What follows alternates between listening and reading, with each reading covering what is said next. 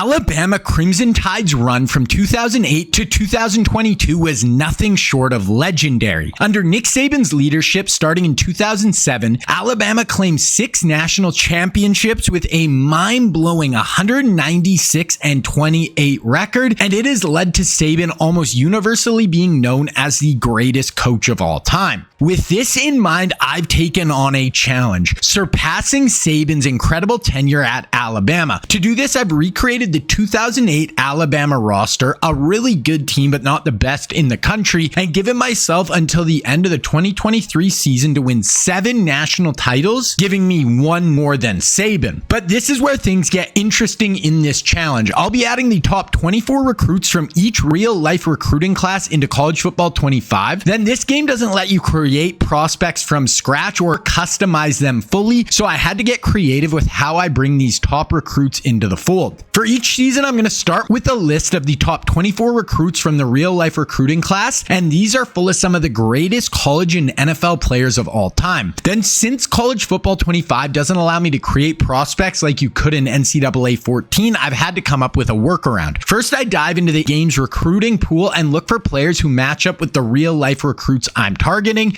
Now, it's not just about their position. I'm also looking for their play style, physical attributes, and overall fit. For example, if I'm trying to bring in a dual threat quarterback, I'm searching for someone in the game who fits that mold while targeting a player from that state or at least their area of the country. Then once I find the closest match, I assign that in-game recruit to represent their real-life player. By using this approach, I'm able to inject real-life talent into the game, creating a more dynamic and immersive rebuild. Then the guys I don't sign will sign with other schools across the country, and as we progress through the sim, real-life players will be spread all throughout the rest of the college football world. So during the course of these 16 seasons, I will be hopping in and watching some of the biggest games live, like the SEC Championship, and we're going to follow along with the brand new college football playoff system that is new to this game. Now, if you've got any suggestions for other historic teams I should take on in future rebuilds, drop a comment down below. Alrighty, boys, so here we go, my 2008 Alabama reset, and we are about to get going. Now, this is obviously on College Football 25, so I did do a lot of these kind of rebuilds in NCAA 14. I do these a little bit different than any other rebuild you will see on YouTube. I actually try to make the classic team,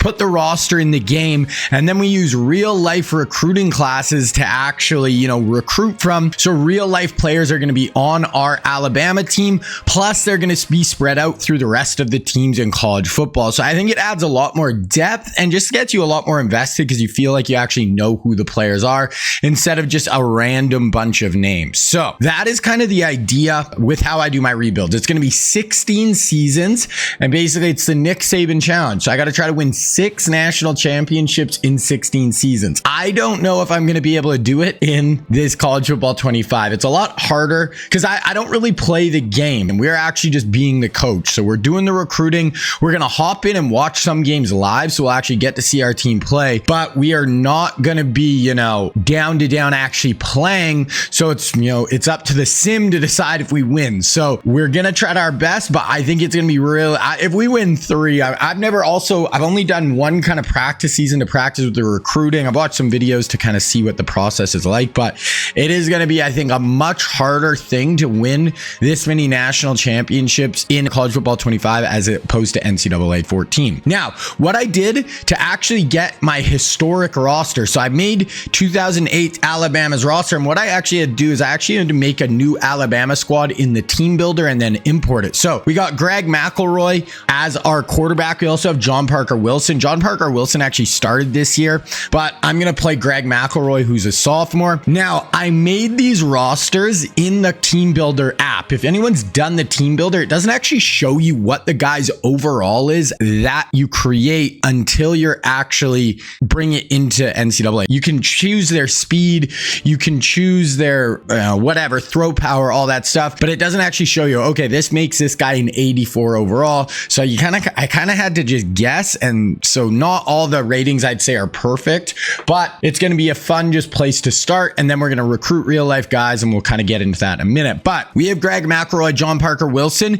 anybody with the little apostrophe beside their name is a real life player. That's just how I like to signify it. So there are going to be some guys, because they basically give you a just random roster in the NCAA team builder. So I tried to go through and like drop guys overall that were too high, but it was hard. There are some guys I kind of missed. So we do have some players who aren't real life who are pretty good. We got Glenn Coffey and Mark Ingram as a true freshman coming in. He's going to be an 80 overall.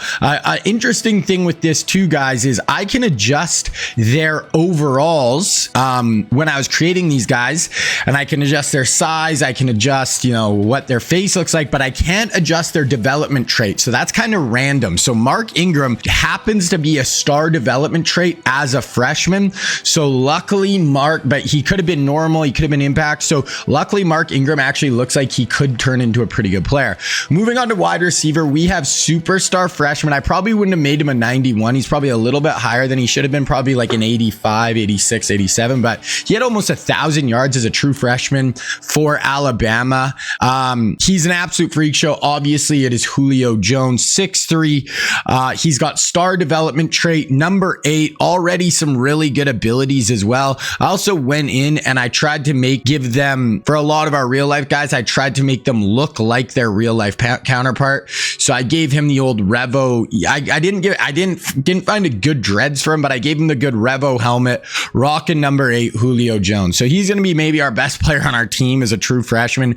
Absolute freak. We also got Mike McCoy at wide receiver, and there's supposed to be another one. I don't know where he went. There should be Mays. Moving into tight end, I actually made this Nick Walker guy. He was their starting tight end. I actually made him a 95 overall. He's not actually that good. I think I just made his run blocking a little too good and it made him really high. He's a senior though, so we're only going to have him for 1 year. We got Andre Smith at left tackle, who ended up being a really good college player, first round pick in the NFL draft. We got James Carpenter as one of our younger offensive linemen, who was a first round pick by the Seahawks in the NFL draft. Then we just have some good interior offensive linemen, guards, and center. Right tackle, we have Drew Davis, who's a junior, pretty good, 86 overall. We got Brandon Diedrich, 83 overall at D end. Wolf Ferk at the other one. Then on the inside, I kind of made Terrence. So Terrence Cody was their big run stuffer, 6'4", 366 pounds, junior. Then they had Josh Chapman. I made this guy probably a little higher than I meant to. I meant to make him like an 84, and I meant to make Cody like an 88. But that's where they kind of ended up. But yeah, Chapman and Cody are our 2 D tackles. Left outside, we got this Bolden guy who's actually like an auto gem player who I kind of missed, who's actually really good on outside linebacker. Then we got Corey Reamer, who is a real life player. Inside backers is really cool. We have Rolando McClain, sophomore, and then we got Dante Hightower coming in as a freshman. So here are 2 of our absolute just stud middle linebackers who are going to be locking it down in our 3-4 defense. Other outside linebackers, we got Eric Anders. We got a young Courtney Upshaw on the way. Unlucky kind of. He came in with a normal development trait, so that's all just going to be kind of random. I couldn't actually assign that. Whereas if we look at Rolando has a star development and Donta has impact. So both them have higher than normal. Moving on to corners, we got this Jaleel West, who's just an auto gen. Then we got Kareem Jackson, who was really good at Bama, ended up having a really long NFL career. Javier Arenas, who was a really good nickel corner for them. Free safety, we got Rashad Johnson. I had to put the I beside him. It wouldn't let me put the apostrophe. It was saying it was like a dirty word or something. I guess Johnson's dirty. So I'd put the little I beside him just to signify. But Rashad Johnson, real safety, who was good for them. We have this Malik Prather, who's a auto gen guy who's pretty good. And then we got freshman Mark Barron as well, who's really good at Bama. Ended up having a good NFL career too. So this is what our overall roster looks like. So it's good. It's definitely not OP. We have a decent, okay quarterback. I mean, Julio Jones is our big time weapon. He's got star development trait, 5-star, gonna be an absolute freak show for us. But that is basically the roster we are starting with. Then we get into recruiting. So we are going to go through the quarterbacks right now. We'll go through each position group. We'll look at the real life guys first. Then we'll look at the we'll look at the players in that position group that I'm interested in going after here. We have 35 guys we can target at the start of each year. So we'll try to fill up our board, obviously. So for quarterback, we have 4 real life quarterbacks. The next one we have here is Andrew Luck. And Andrew Luck obviously played at at Stanford. Here he's going to be a big 5-star recruit, number 12 player in the country. He's not actually interested in us. He's looking at Washington, Oregon, Texas, USC, and Ohio State. 12th player in the country. So him and RG3 are the two big quarterbacks. Next quarterback we have is going to be Derek Carr. Now, Derek Carr is from California, played at Fresno State, obviously drafted by the Raiders in the NFL draft, plays with New Orleans right now. He's going to be a field general archetype, 4-star recruit looking at Washington, Colorado, USC, Cal, Minnesota. And then our last real life quarterback is going to be AJ McCarron. Now, McCarron is from Bama, actually played for the Crimson Tide, was their starting quarterback for a few years. Here he's going to be a 4-star recruit, 127th player in the country. We'll add him to our board. So the two real life guys we're going after are RG3 and McCarron. Then we'll look at the rest of these QBs and just see if there's anybody else I want to go after. Not really. Maybe this guy. We'll go after him as well. Cam Figueroa. But we do have Greg McElroy, who's only a sophomore, so we don't desperately need a quarterback. But if we could get RG3, I'd be very excited. Okay, moving on to running back, and we have two real running backs. So the number one running back in this class is going to be Trent Richardson. He obviously played at Alabama. Here he's going to be a 5-star recruit. Here you see also he's only 6 feet, 190 pounds. When we put him on a team, whoever he gets recruited by, obviously I can up hit. So he'll be 6 feet, 239 pounds. So he'll be way heavier. So we can always adjust that as well. He's looking at Tennessee, Georgia, Clemson, Alabama, and Ohio State. We're definitely going to add him. He's the 6th player in the whole country. Definitely would be a cool running back to have. Okay, next up we have Eddie Lacy. Eddie Lacy actually also played at Alabama. He's going to be a power back archetype, 4-star recruit. He's going to be looking at Nebraska, Texas, Florida, Alabama, Ohio State. I will also add him. We do also have Mark Ingram, so we probably don't have to go crazy here. I'm going to add this other 4-star and we'll call it good for running backs for now. Okay, moving to wide receivers, and we got 3 in this class. The first one is going to be Josh Gordon. Now, Gordon is from Texas. Here he's going to be a 5-star recruit, 18th player in the country, played at Baylor, played with the Browns in real life, had a really good career. So he's looking at A&M, TCU, Baylor, Texas, Houston, looking like he's going to stay in Florida. Next real life receiver is going to be Alshon Jeffrey. Now, Jeffrey played at South Carolina. Really good college career, drafted by the Bears. Here he's going to be a 4-star recruit. He's looking at Georgia, Auburn, Tennessee, Texas, and Florida. We're actually 7th on his board, but I probably won't go after him. Then our last real life guy is going to be Tavon Austin. Now, Tavon here is going to be a 4-star recruit. Obviously, Tavon was sick in college at West Virginia. He's going to be a 4-star route runner archetype, 5'8", 173. So pretty similar to his size, even though we can adjust that. He's looking at Clemson, Penn State, UNC, Bama, and Ohio State. We will add Tavon to our list. Then we'll kind of go through and we'll look at the non-auto gen guys. So here, 5-star, we're 3rd on his board. Here's another 5-star, we're 3rd. We'll add him. We do have Julio Jones, so we don't have to go too crazy here. And then here's another 50th player in the country. We're 2nd. We'll add him. Okay, moving to tight end. We have no real life tight end, so we'll just kind of go through this board. Now, this guy, he's a 5-star number 2 player in the country at tight end, and we have basically no tight end next year. Eli Spruce, he's going to be one of my number 1 players I'm going after really hard. He looks like us in Georgia are the favorites. He's from Georgia, so definitely going after him. Same with this dude from Texas, another 5-star. You don't see a lot of 5-star tight ends in this game always, so we have 3 right now, and 2 of them, this guy's from Texas. We're number 2 behind Texas. These 2 are going to be 2 of my number 1 targets for the whole recruiting class. Here's another 4-star. He's from Bama, who we'll add, and that is probably where we'll cut that off. Okay, now we move on to offensive line, and we have 2 offensive tackles, real life ones. The first one here is going to be DJ Fluker. Now, Fluker actually played at Alabama, absolutely massive human being, kind of a guard tackle, played tackle in college though. Here he's going to be a 4-star, 35th player in the country. We're actually 6th on his board. I might just add him just because he is really good, and we'll see what we can do with them. The other guy is going to be Taylor Lewan. Lewan played at Michigan, drafted by the Titans in the 1st round. Here he's going to be a 4-star recruit looking at Ohio State, Kentucky, Florida, Clemson, and Tennessee. We're not really high on him at all. Here, 4-star who we're 2nd, we'll add him. It's really the offensive tackles we are not super high with. Maybe we'll go after this guy who we're 2nd as well. Okay, moving on to offensive guards. The first one here is going to be Chance Warmack. Now, Warmack played at Alabama as well. You're going to see in these few years, there's a lot of Alabama guys in these recruiting lists because Alabama was so good and they were just recruiting so well. Here he's going to be a power archetype. In real life, he was a top 10 pick in the NFL draft. He's going to be looking at us, Ohio State, Florida, and Georgia. So we're second on his board. Definitely add him. Okay, then our other one is going to be Zach Martin here. Now, Zach Martin played at Notre Dame, plays for the Cowboys in the NFL draft, or in the NFL. Going to be a 4-star recruit. We're actually second on his board as well, us in Texas. So we are going to add him as well. Looking through the rest of the guards, maybe this guy, he's from Alabama. We'll add him as well. So that is where we are sitting with our guards. Moving on to centers, all auto gens here. So we'll just kind of look here. We have a 4-star who we're third. That is really the only like pretty high recruit that we are anywhere near the top. So we'll just add him. Moving on to defensive ends, and we're going to have 2 here. The first one is going to be Olivier Vernon. Now, Vernon played at Miami. Here he's going to be a big 5-star recruit, speed rusher archetype.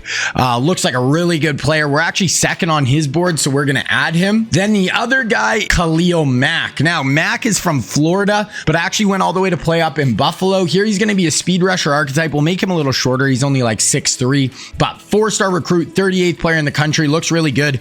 We're second on his board as well. So it's us, Georgia, Ohio State, Tennessee, and Clemson. Then we'll just kind of look through the rest here. Zion Graf looks pretty good. We're number 2 on his board. We have a 4-star here who are first. So we'll add those 2, but our board is starting to fill up. So we got to be careful here. Okay, moving on to defensive tackles. And we do have 2 here as well. The first one is going to be Sheldon Richardson. Richardson's going to be a 5-star recruit. He played at Mizzou in real life, was a 1st or 2nd round pick by the Jets in the NFL. Really good in college. That's who he's looking at. We're not on his board really. The other one is going to be Fletcher Cox. Fletcher Cox played forever for the Eagles in the NFL. I'm still playing for them right now. Here he's going to be a 5-star recruit. He played at Mississippi State in real life. Going to be a power rusher on the inside. We're sitting at 4. There's the rest of his schools. We will add him to our board. It doesn't really look like there's a ton else, so we'll just let it rock there. And the first outside linebacker we have is going to be Jarvis Jones. He's going to be a power rusher. He played at Georgia and USC in real life. Here he's going to be a big 5-star recruit, kind of outside pass rusher. We're 5th on his board. We will add him, but our board is starting to fill up pretty quick. Then we have 3 interior middle linebackers. So the first one is going to be Luke Kuechly. Now, Kuechly is from Ohio, but played at Boston College. 1st round pick by the Panthers in the NFL draft. Won a defensive player of the year in the NFL. He's going to be looking at Michigan, Michigan State, Penn State, Wisconsin. The other one here is going to be Bobby Wagner. Now, Wagner here is going to be a 4-star recruit. He's from California, played at Utah State, 2nd round pick in the NFL draft by the Seattle Seahawks. Here he's going to be a 4-star. There are the schools. We're not really in on him. We won't really go after him too hard. Through the middle linebackers though, here we do have a 5-star who we're 3rd on his list. Looks like a really good player. We are going to add him, not a ton else. And we do have Rolando McClain. We have some really good young guys there. Moving on to DBs. So starting with corners, the first one is going to be Mo Claiborne. Now, Claiborne played at LSU, got drafted by the Dallas Cowboys in the top 10. Here he's going to be a man-to-man corner, 4-star recruit, and those are the 5 schools he's looking at. Then the other guy is going to be Stephon Gilmore. Gilmore played at South Carolina, drafted by the Bills, won a defensive player of the year with the New England Patriots. Here he's going to be a man-to-man corner looking at Florida, us, Georgia, Florida State, Nebraska. We will add him to our board. We also have a 5-star here who we will add. We're second on his board behind Florida as well. Yeah, we only have 5 targets left and we got safeties still. So we have no free safeties. We'll just kind of look. Yeah, nothing really at all there. Going to strong safeties. This is our last real life player. It is going to be Dre Kirkpatrick. He's from Alabama, played at Bama. He was actually a corner, but I didn't really have any good corners that fit him. So I moved him to safety here. He's going to be a 5-star recruit, 22nd player in the country. Us, Florida State, Auburn, Florida, and Georgia. We'll definitely add him to the board, and there's really not much else there. Then we got athletes here. We'll go through if there's any we missed. This guy's a good power rusher, 3rd in the country. We'll add him. Here's another good D tackle, another outside backer. Yeah, that'll be it. So that is going to be our draft board. Now I'm going to scout all these players right now and offer them all scholarships. But starting in week 1, we'll take a look at our board and I'll show you guys how we're kind of sitting with each one of these guys. I started out with a recruiter archetype with my head coach. So, we're going to go hard on recruiting to start. start, and then we'll start branching out into other skill sets. But I want to start just really just locking down as many big time recruits as we can. Okay, now before we just get into the season here, we'll look at kind of the preseason top 25. So we're going to be sitting at number 6. Obviously, the rest of the roster right now is just what real life college football is. So like Georgia has all their real life guys from the game. Ohio State has Judkins and all their boys. So, you know, the rest of college football is the same. But as we start getting 3, 4, 5 years down the sim, you know, all the guys that we don't sign at Bama are going to be spread throughout the rest of college football, and it's going to be real life guys kind of all over the place. So then it gets really interesting as well. Preseason All-Americans, we are not really going to have... we got Julio and Nick Walker. So we got 2 preseason All-Americans on first team. Jarius Bolden at outside linebacker on second team. Then just before we get kind of into the season, we are going to go over our red shirts here. We'll just go through this really quick. So we'll do this Perry guy, running back. Yeah, none of these guys are going to be like auto gem players. So none of them are going to be, none of them are ever going to be red shirted. So we can probably redshirt a decent amount. We desperately need one of those tight ends next year. We have nothing at tight end. We'll do James Carpenter. Do this junior, sit him for a year. We'll play this Davis, and then we can flip him. We have a lot of young linebackers. Oh, this guy actually could be pretty good. He's an 82 freshman. Didn't even notice him. Oh, do we have 2?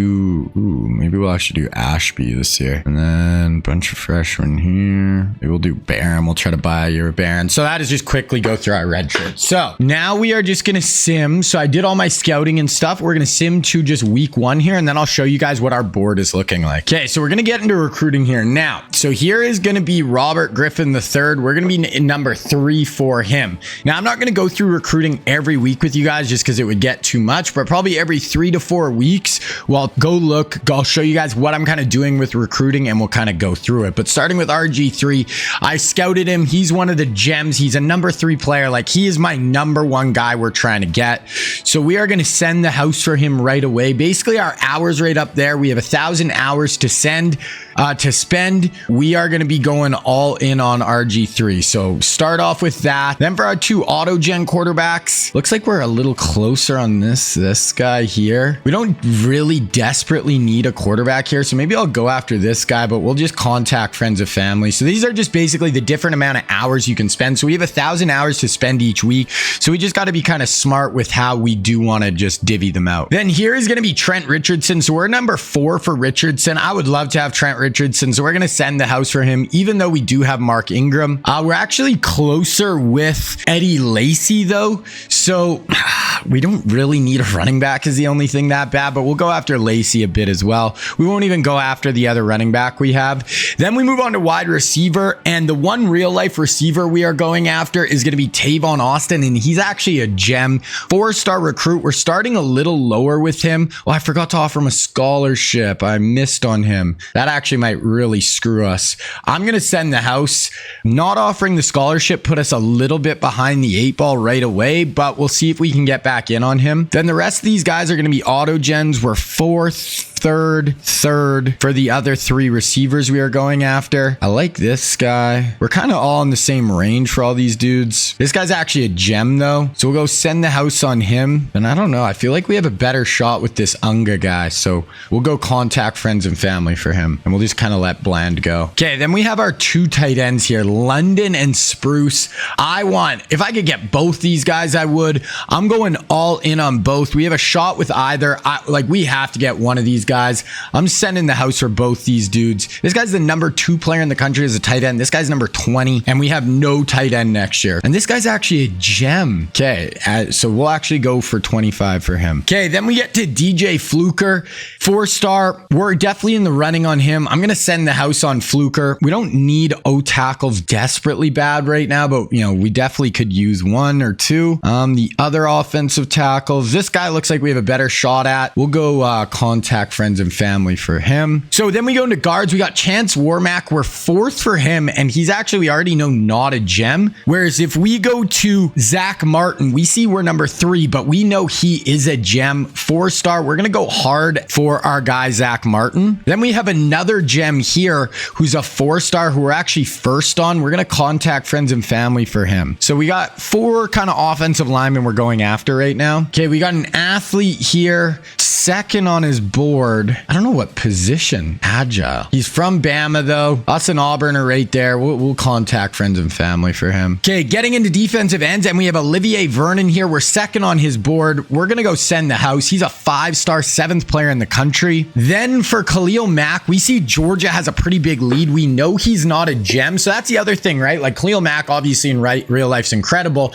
We don't necessarily know if Khalil's gonna end up being a superstar or not. So I'm actually not gonna go after Khalil hard here. Goff, I actually like the look of him. We'll go contact friends and family. Earl, we're actually doing really good with Earl. He's the only one that's even, we're the only ones he's even offered him. So I actually might go him over this guy. We might rescind friends and family because I think we might need the points here. Then for Fletcher Cox, we're starting out in 4th here, but we're kind of like right in it on him. 17th player. We know he's not a gem, but I do think at least going after him a bit and feeling it out is going to be worth it. Then we got Jarvis Jones, 5-star recruit. Us in Georgia right there. We'll go after him. We'll contact friends and family at least. This middle linebacker, 5-star. We're in 1st. We have a ton of middle linebackers right now, but this guy just looks like a stud. We'll contact friends and family. Moving on to corners, and we have Stephon Gilmore right here. We know he's not a gem. I haven't done a ton of the recruiting, so I don't know when they say he's not a gem. Does that just mean the development trait we know isn't really good? I think that's what it means. Someone in the comments let me know if I'm kind of off base there. He still is going to be a pretty good player, I think. We'll go friends and family. Ricci, we're 2nd. We'll go friends and family. We're starting to get somewhat low on points, but we still have a decent amount. Bolden, so this guy we know is a bit more of a stud. It's us in Ohio State. He's from Texas, so it's not like Ohio State really close to home, so I think we'll do him. Then Dre Kirkpatrick, definitely want him. We're going to send the house for Dre. That's going to put us right there with Florida State. This athlete, power rusher, we're going to contact friends and family. That's going to give us 3 more friends and family, so we could kind of go with friends and family to all 3 of these dudes, just kind of end it out. Okay, so I'm going to look again at that. I'm going to have to look at it every week, but we'll look again at the start of the year. We'll look a little more, so maybe in 2 weeks we'll look at that again,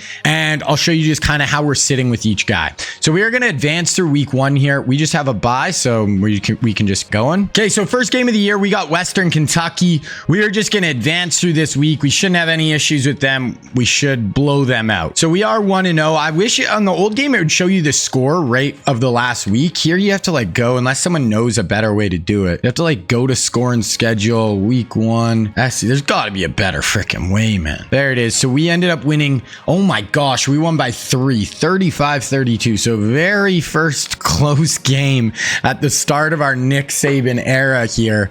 But we do get it done. Okay, so we're in week 2. I said I'd just kind of look at recruiting again in week 2 with us here. Okay, so sitting here with RG3, it looks like it's us and Texas. We do look like we're pulling ahead a little bit of Texas here. That is what I like to see. So we are looking good there. I'm going to kind of just remove some guys who I don't want here as we go through. This other quarterback, we are 1st as well. Trent Richardson, we're 1st over Georgia Tech. So we're looking good for Richardson. Eddie Lacy, it's looking like it's us and Nebraska, but honestly, we really don't need him. I'm actually going to remove him, save us 25 points. We really don't need to go after him like that. Tavon Austin, and we are actually going to be 1st. Looks like we're going to get Tavon Austin for sure. He's a 4-star gem, so really like that pickup if we're able to lock him down. We have 2 other receivers we're going after here. Looks like we have a nice lead with this guy. Unga, we're a little bit closer here, and he is the 15th player in the country, so we'll actually remove friends and family, and we're going to add, we're going to go send the house with him. We do have some more hours there, so we're going to do that. We're going to get rid of Bland here. With the 2 tight ends, it looks like we might end up with both of these guys. So London and Spruce, we are doing great with both of them, and this guy as well, who's a gem. So we could end up with all 3 of these tight ends and just be absolutely set there. Then at DJ Fluker, we're 1st as well. Us and Kansas State are kind of in the running for him. Then this other guard, we're doing well with this Beach guy. Then Zach Martin, looks like us in Texas. We are going 50 at him, so I can't really add any more. The other guard, he's a gem. We're doing good with him. him. This athlete, it's us in Florida State. I'm going to let it rock a little bit more because I want to see if we need to spend more on defense. Olivier Vernon, we are in first. We're beating out Georgia right there. Then we look at, we got another D-end here who we're in first. It's us in Nebraska, but Nebraska's just starting to get in the race now. Fletcher Cox, we're only going 25 to him. If we want to get Fletcher, I think we're going to have to up him. So we're going to remove friends and family, and we're actually going to go send the house here. Then with Jarvis Jones, we are in first. Us, Georgia Tech, Louisville in on him. Middle linebacker, we're in first. Stephon Gilmore, we are in first. Us in Nebraska are going after him. This other corner, we're in first. We're only going 25. This guy, we're in first. This 4-star corner looks like he's going to be really good. Then we have Dre Kirkpatrick, who we're also first with. So we're just killing it with recruiting here. First on a lot of dudes. This athlete first.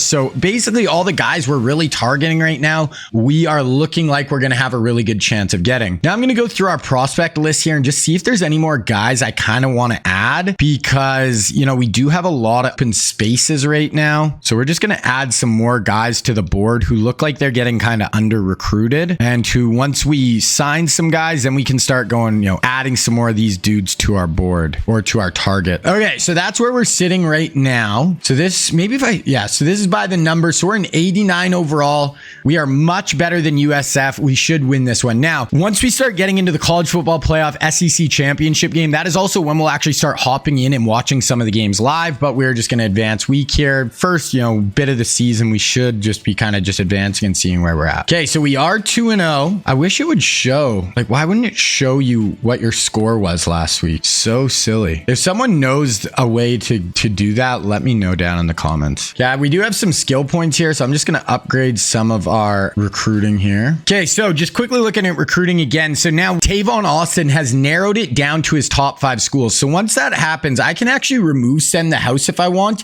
and I can look at his motivations, and we can remove Send the House, and we can go with a hard sell. And if we know his motivations, so right here, athletics facility, coach stability, but proximity to home, we're not super high. So we'll see if there's another one that hits athletic and coach. No. Yeah, proximity home is somewhat needed for him, but that I think should get us more. This team player should get us some pretty good, you know, bonuses next week is him. So here I'm just going to go through, and any guy who is in his top 5 now, and if I see that we might be able to do this hard sell on him, then I'm going to actually switch him over to that. Okay, now we have Wisconsin here. So they're an 86 overall. They are the 25th team in the country. So this is definitely our first kind of tough game of the year. And we are 3-0. So we did beat Wisconsin. So we ended up winning 44-6. So we kind of blew them out. Okay, we have a bye week here. So we're just going to advance. Okay, so we get our first commit, and this is going to be Zach Martin. So we got our first, we had one other commit, but this is going to be our first real big time commit. 4-star Zach Martin. Oh my God, we played Georgia this week. 1 versus 5, the Georgia Bulldogs. Oh my goodness. So right now, looking at RG3, and it's basically us and Texas just neck and neck for him.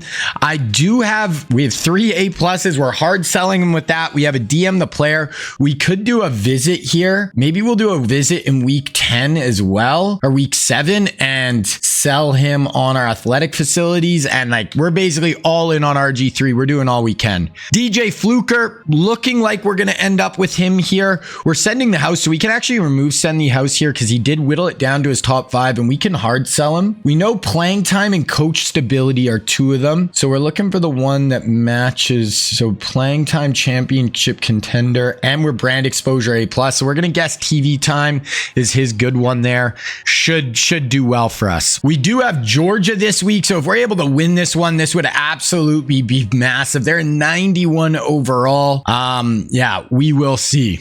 And we get our guy, Tavon Austin commits. So big 4-star there. And we get another 5-star receiver. So a pair of really nice receiver prospects right there. Greg McElroy, who has 5 touchdowns, wins player of the week in the SEC. We had to win that game then. We are 4-0. Wow. So we won 41-14 over Georgia. McElroy had a wicked day. Mark Ingram, 31 yards. Julio Julio had 44 yards. So there we go. McElroy absolutely kills it though. That's one thing I actually didn't look at, I think, is the chart. I want to make sure Julio should be our number 1 receiver. Coffee's actually, I'm going to start Mark Ingram over Coffee. I should have done this earlier. Julio is starting. So I just wanted to make sure of that because Julio is our number 1 because we want to get Julio the football. So at about the weeks, through about 7 games, we'll go look at a deep dive at all the stats and see how the boys are doing. But we're up to the number 2 team in the country. Just looking at top classes right now, we have 1 5-star, 2 4-stars signed so far. So we're off to a really good start with recruiting. I'm definitely happy. Okay, so we got Vandy here. This is one of those games where you could just lose. I feel like you beat Georgia, then you just lose to not a great Vandy team. It's definitely possible. Okay, so our receiver gets player of the week, not Julio, but he gets 119 yards, 4 touchdowns. Okay, we're 5-0, so we're still rocking. RG3, it's down to us in Texas. We do, like, there's literally nothing else I can really do for him right now. You know, we have our cells on. We do have a visit with him in week 7, but it looks like Texas has the inside shot, but we'll see. Unga, looks like we have a good shot. Spruce, Georgia and Ohio State are starting to push for this guy a little bit. We're kind of going pretty hard on him. There's not a ton more we can do. We'll DM the player also, but I would love to have this guy. London, looks like Texas is starting to get in on him right now, but I mean, we should still be in a good spot here. We can actually hard sell him here. So he's going to be TV time, should do a really good job. This guy, who I really want as well, looks like we're going to have a good shot. Olivier Vernon, it's us, Georgia, right there. They got a visit coming up. We're doing all weekend. We're DMing, we're workhorse. Oh, we are actually using the wrong one here, so we can actually change that because we unlocked what the other one actually is. So I guess wrong. So brand exposure is actually his other one. So it's actually going to be starter that he needs. So that actually might get us back in the race with him. Earl, we're right there. This linebacker, we actually fell behind with Georgia. Oh, playing time isn't the right one. So starter's not right with him. So it must be workhorse. So maybe that'll get us back in on him. Corner, okay. All of a sudden, people are really going after this Ricci. Not much else we can do, so we'll let it rock. Bolden. Oh, Ohio State jumped way out ahead of us. But we have all these right. So yeah, we'll just have to see. Not much else we can do. Just we'll see on him. So yeah, that's basically where we're sitting with our recruiting right now. So lots of guys still in the air, but I think we're going to have a good shot at them. Okay, we're going to advance week here. So this is going to be Bama, South Carolina. I do have a visit with RG3 this week. So this would be a huge game to win. Keep undefeated as well. Okay, so we get Eli Spruce, that huge 5-star tight end, number 2 player in the country. We lock down. That is massive. And we end up beating South Carolina. So we are just keep rolling here. We just feel unbeatable a little bit here. So we ended up winning 44-14. So we'll go one more week and then we're going to look at the stats here. So we got Tennessee this week, rivalry week. Oh, so we ended up losing RG3. He ends up going to Texas. We had a visit with him last week too, and we didn't lock him down. Oh, so we actually didn't end up with Olivier Vernon as well. He's going to end up at Georgia. And that really good 5-star ends up at Georgia, the linebacker. Same with that one corner I liked, who was the gem. So we did lose a few guys this past week. Okay, so we got Tennessee this week. This definitely feels like a game we could lose. I don't think we're going undefeated this year, but we'll see. DJ Fluker commits to Alabama. I like it. But yeah, there's a lot less pressure to go undefeated as opposed to NCAA 14 because now there's the playoff. We are still undefeated, but as long as you stay in the hunt and don't lose like 3-4 games, you're going to make the playoffs. Okay, we got Mizzou here. We're going to advance. And we get Trent Richardson. So big 5-star running back. We get a 5-star wide receiver. We get another 5-star tight end. We get the 4-star tight end we were after. We get Jarvis Jones, 5-star outside linebacker. So we just had a huge influx of talent right there. So right now we have the third class. We've only signed 11 guys, but we signed 6 5-stars, which is huge. So we got some really elite talent. We'll probably end up signing another, 7, 8, 9 guys. And then we still have the off season with the transfer portal as well, where we can sign more guys. Okay, I simmed through our bye. We get another 4-star right tackle there. I did miss when I was looking at who he signed. We did end up losing a game. So we are 7-1 right now. And we do have LSU this week, which is a absolutely massive game. Oh, we did lose Stephon Gilmore. So we're not going to get Gilmore. We lost this guard. So yeah, we are basically, recruiting is almost done here. Oh, sorry, we lost Drake Kirkpatrick. That's who we lost. Stephon Gilmore is still up for grabs. Okay, LSU, huge freaking game. You know what? We should look and see. So we're 7-1. Let's look at kind of just how college football is looking right now. So Ohio State's 8-1 or 8-0. Bunch of 7-1, 6-2 kind of teams at the top of the leaderboard here. Conference. So I don't know if it's just top two. I think they got rid of conferences in the SEC maybe. So it might be just top two make the conference championship game. So this game is absolutely huge if we want to try to win the SEC. Heisman watch. We're not anywhere on there. That's all good though. We'll just go look at some stats here. So McElroy, 2,600 yards, 330. Wow, we are passing the ball all over. Do you guys know how to adjust your pass versus your run rate? If anyone knows how to do that, because I would like to run the ball a little more here because we are, trying to play like the old school Alabama. I use the Georgia playbook, so it's going to be a lot more under center stuff. But if you know how to actually adjust that, someone should let me know. Mark Ingram, we're rushing for 49 yards a game with Ingram, playing decent. Receiving, Julio's got 668 as a true freshman. We have 3 guys averaging over 80 yards, plus our tight end, and then we basically throw to no one else. So all of these dudes are, doing well, but yeah, it's kind of crazy. Defensively, Hightower and McLean are our 2 big tackle guys. TFLs, nothing crazy. Sacks, Wolfert, Bolden, Reamer, McLean, and Javier Arenas has 2 picks. So that's where we're sitting. So we're going to play LSU here and we'll see. Definitely want to win this one. So we end up getting Stephon Gilmore, 4-star recruit. Okay, but we ended up losing to LSU. So that drops us down to 7-2. We're the 7th ranked team in the country. Let's see what the score was. We ended up losing 30-25. So super close game. I think we were on the road at LSU. So that's tough. Okay, we got FCS Southeast right here. We're just going to advance. Should be a win. We get another 4-star D-end. We really don't have anything really left. Big time guys left in recruiting. 8-2. We play Oklahoma this week. Man, you just play such a tough schedule in the SEC. So we're the number 3 recruiting class in the country. We do have the most 4-stars with 6. These guys just have 5 stars. They have a lot more 4-stars. We do have some more guys we might get. I'm kind of hoping with the transfer portal, we could get some good guys too in the offseason, and that will really jump us up. Because right now we have, we lost Rossi. We basically just have like a punter athlete here at a position we don't really need. But yeah, so we'll see. We should have a top 5 class basically, I think, no matter what. Okay, we got Oklahoma. Definitely need to win this week. We do win. We jump all the way up to number 4 in the country. And we got our last game of the year right now with the Iron Bowl. We ended up winning 38-19 over Oklahoma. So we win this, we should be in the SEC championship game as well. We're going to sim through the Iron Bowl. And if we make the SEC championship game, we'll definitely watch some of that. We end up getting a 4-star wide out there. Another 4-star ad. Definitely don't need more wide receivers, but okay, we are in the SEC championship game and we are the number 2 team in the country. So we beat Auburn. This is a massive game. So we are definitely going to watch this. Try to win the SEC right here. We could come into the SEC as the number 1 seed. You can see we don't really have much left. We have a punter and free safety fullback. That is it for recruiting. So we're kind of, now it's go time. We're going to advance next week and get into the SEC. Okay, we end up getting another 4-star D-end, a 3-star safety. So I actually just want to look at our recruiting. That might put us right near number 1. Oh, we can actually see recruiting now. Okay, so we're 10-2. We're going to be playing the Gators. Let's hop into this one. We're 89 there and 87. SEC championship. So we're just going to sim through this. We'll sim through the first quarter. Then in the second quarter, we'll start watching some of it. So first quarter here, we're down 3-0, 7-3, 10-7. Florida has a lead on us. We're 1st and 10, 2nd and 7, 3rd and 7. So this is our first big 3rd down here. Let's see what we can do. McElroy in shotgun here. Drops back. There's a guy on a drag. You got to get rid of it. Up over the top. Go to Julio. This better be Julio. Julio Jones.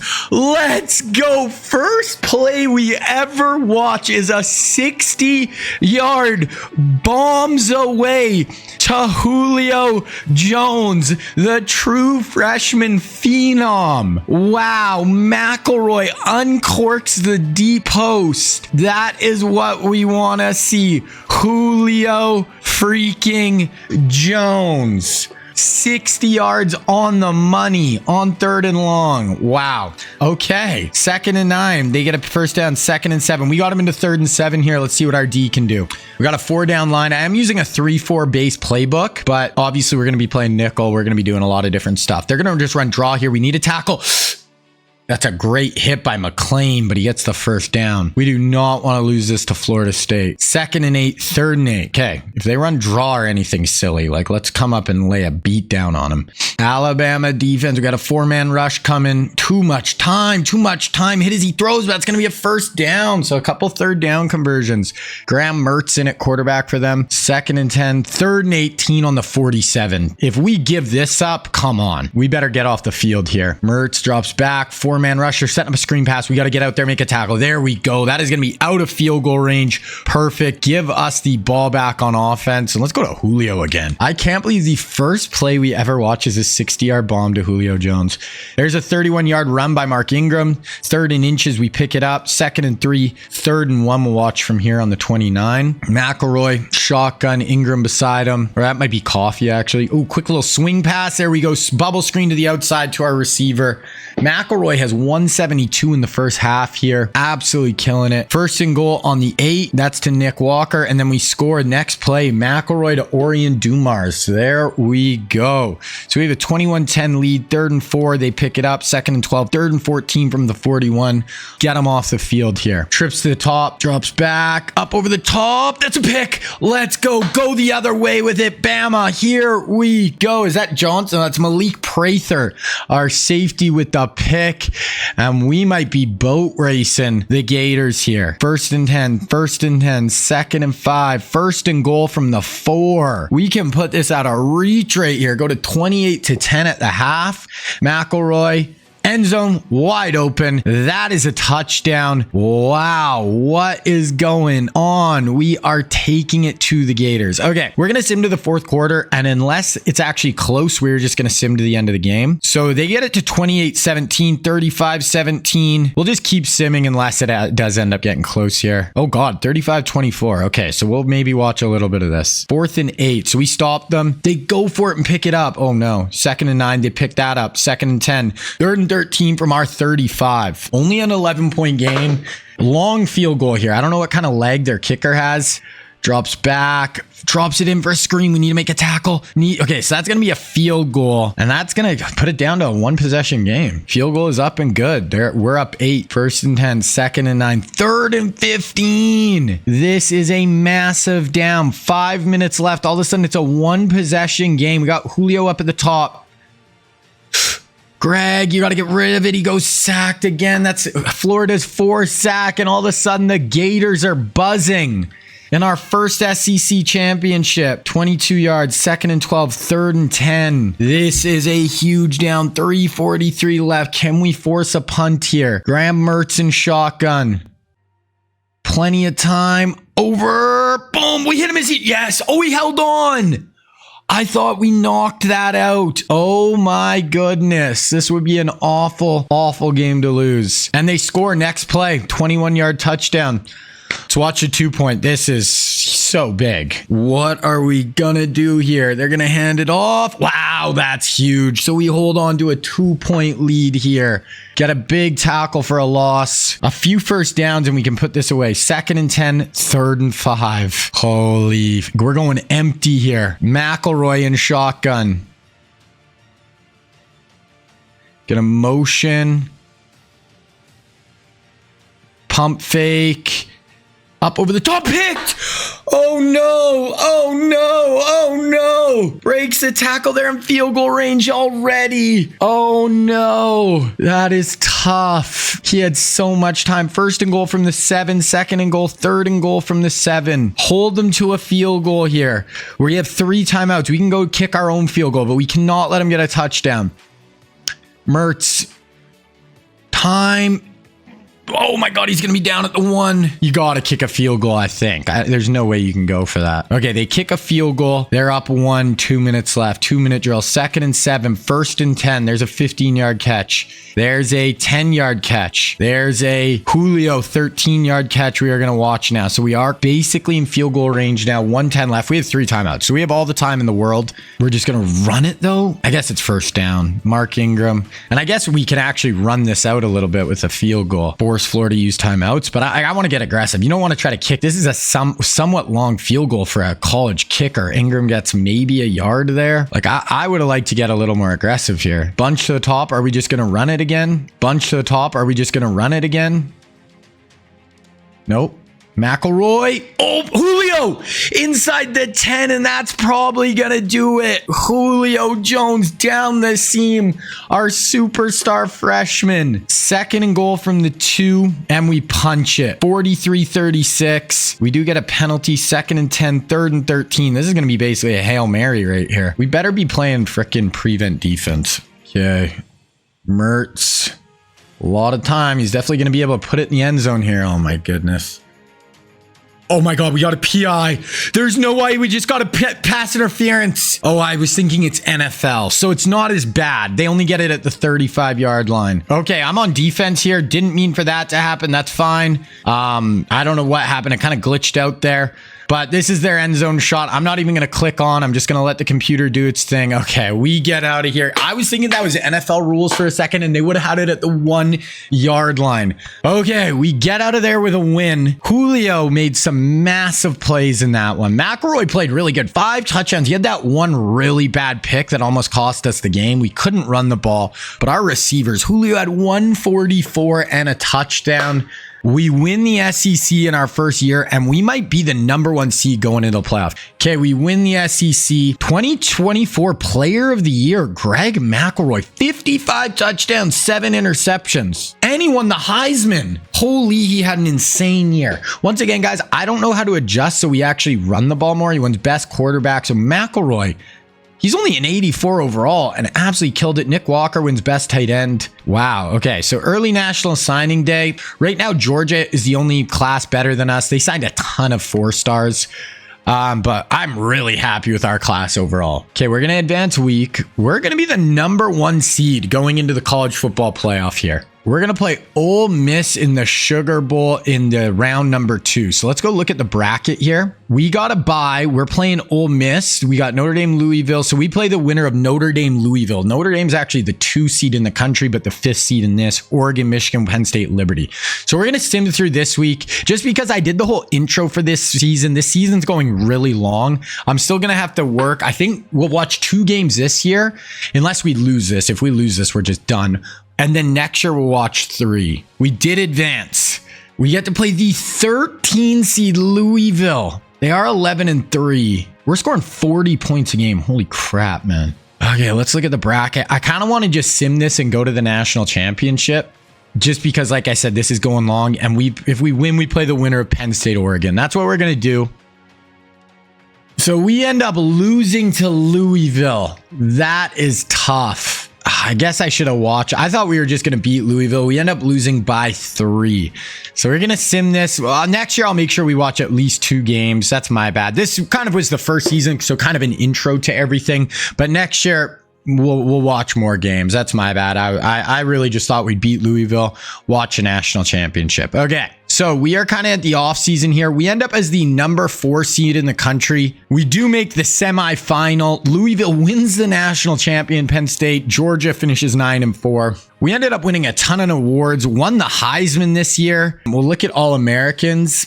Greg McElroy, first team. That is kind of it for us. No second. I thought one of our receivers, Jarius Bolden, our outside linebacker. Freshman, Julio definitely needs to be on the freshman. Dante Hightower, freshman All-American as well. Okay, we'll also look at team stats. We were averaging 40 points per game. I think we finished just under that. So one of the best in the whole country. Yeah, we are the #1 offense in the country, 40 points a game. Defensively, We're way more middle of the road here. So not great defensively, very good offensively this year. Season stats. So McElroy, 5,100 yards, 340 a game, 63 touchdowns on the year. Mark Ingram, 711 yards, 47 a game. Receiving, Julio at 1,300. We had 3 guys. All of our receivers get over 1,200 yards, plus our tight end got 834. Julio was incredible as a freshman. He's just going to be so freaking good for us. Defensively, tackle leaders, Hightower and McLean. Tackles for a loss, Chapman. Sacks, it was Bolden, Ince, McLean, Hightower, Prather, and Arenas. I want to actually look where we had kind of stacked up against the rest of the country as well. So nationally, McElroy is just straight up the best quarterback, best player, 340 yards a game, 63 touchdowns. Rushing, Ollie Gordon had a big year. Receiving, this guy had 1,600 yards, but our Orion Dumars got third in the country, or second in the country in receiving. Julio got third. Evan Stewart right there for Oregon as well. But yeah, so we had some dudes absolutely freaking go off. So that is going to kind of wrap up this first season. Now we're going to get into our off season here. We'll look at players leaving. Bolden only one, so that, as far as guys we could actually bring back. So we have no one trying. He's extremely low. We'll see.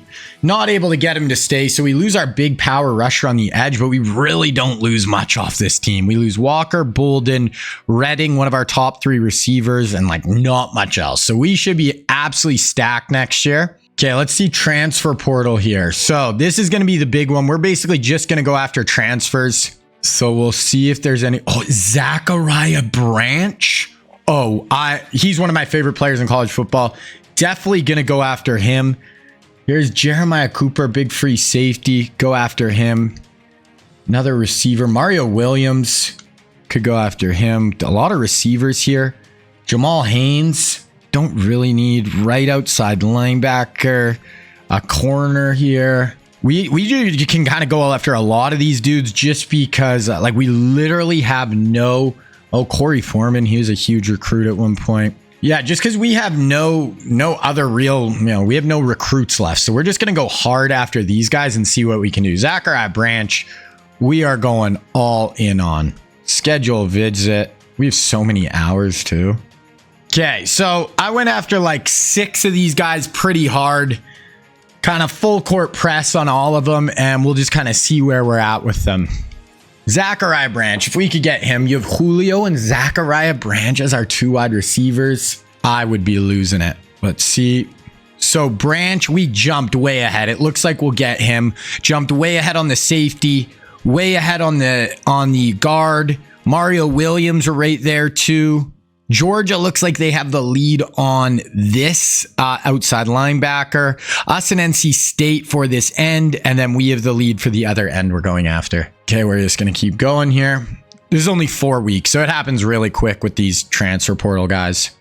We do get Zachariah Branch. Oh my goodness. We get another safety. We get another guard. We get Mario. We brought in so many receivers this year. We brought in an end. So yeah, we should, us or Georgia should have, I don't know how many transfer portal the guys Georgia's going to get, but we're just going after Daly here and Martin. I actually would like this Martin. You can actually offer more here. You can actually offer a bit more. So we'll see if we can get him. Daly, I'm not quite as worried about. We will see what we can do, but I just can't believe we're going to be having Zachariah Branch and Georgia's still ahead of us. So we're probably going to end up with the number 2 class, but that's fine. Oh, we do get that D end, but the outside linebacker goes to Georgia. We end up with the number 2 class, just barely behind Georgia. We get 6 5-stars. We get a ton of really good players. We really killed it. But what I want to do now is I want to go through all the real life guys and we'll see where they all ended up, like the guys we didn't sign, obviously. So Oregon gets Andrew Luck. So all these guys I will be adding to these teams and we'll see them spread throughout college football. Colorado gets Derek Carr. And then TCU is going to have AJ McCarron. Eddie Lacy goes to Nebraska. TCU gets Josh Gordon. Alshon Jeffrey goes to Tennessee. Taylor Lewan ends up at Louisville. Warmack goes to Florida. Georgia gets Olivier Vernon. And they get Khalil Mack. Sheldon Richardson's going to go to Texas A&M. Notre Dame gets Luke Kuechly. Oregon gets Bobby Wagner. Mo Claiborne goes to Oregon. And then Dre Kirkpatrick ends up at Georgia. So that is where all the real life guys ended up in this class. Now we can look at position changes. We can move one of the guards inside the center here. Maybe we'll move this Hill inside. Yeah, I think we should be good with all our other positions for position changes. Okay, so this is the start of the next season. I'm going to put all our real life recruits on our team, and then we'll go through the roster and we'll get into the next season. All right, boys, so we are at the start of year number 2 right now. So this is going to be the 2009 season. This is going to be the 2010 recruiting class. Now, we're going to go through our depth chart now, just kind of look at our roster, see how it's improved. So starting off with QB, we have Greg McElroy, who's coming into his junior season, won the Heisman last year, was absolutely incredible. We do have some freshmen here who are like decent players, not like blue chippers. So I definitely want a QB in the next year or two that can take over for McElroy. Our backup's a senior. Then running back, we got Mark Ingram, who's a sophomore. He went up to an 88 overall. He's got star development. He's going to be here at least this year and next. So, we're pretty set there. And then we got Trent Richardson coming along, who's going to be an impact development trait. One thing I can't change is their numbers. So for all the incoming freshmen, I just got to leave them with their stock number that they give them. But Trent Richardson, 5'10", 235, going to be taking over for Mark Ingram probably one day. We got Julio Jones. We got this Quentin Dumars from last year who had like 1,300 yards. Plus we brought Zachariah Branch and Mario Williams in. So our receiving court is absolutely stacked right now. We ended up bringing Tavon Austin in. He is only a 68 overall right now, but he does have star development trait. So we'll see with Tavon. It might be a bit slower of a process to get him to come along, but we did bring Unga, who's an 80 overall with 98 speed, true freshman, elite development trait. So this guy is an absolute stud. Elite development, 98 speed.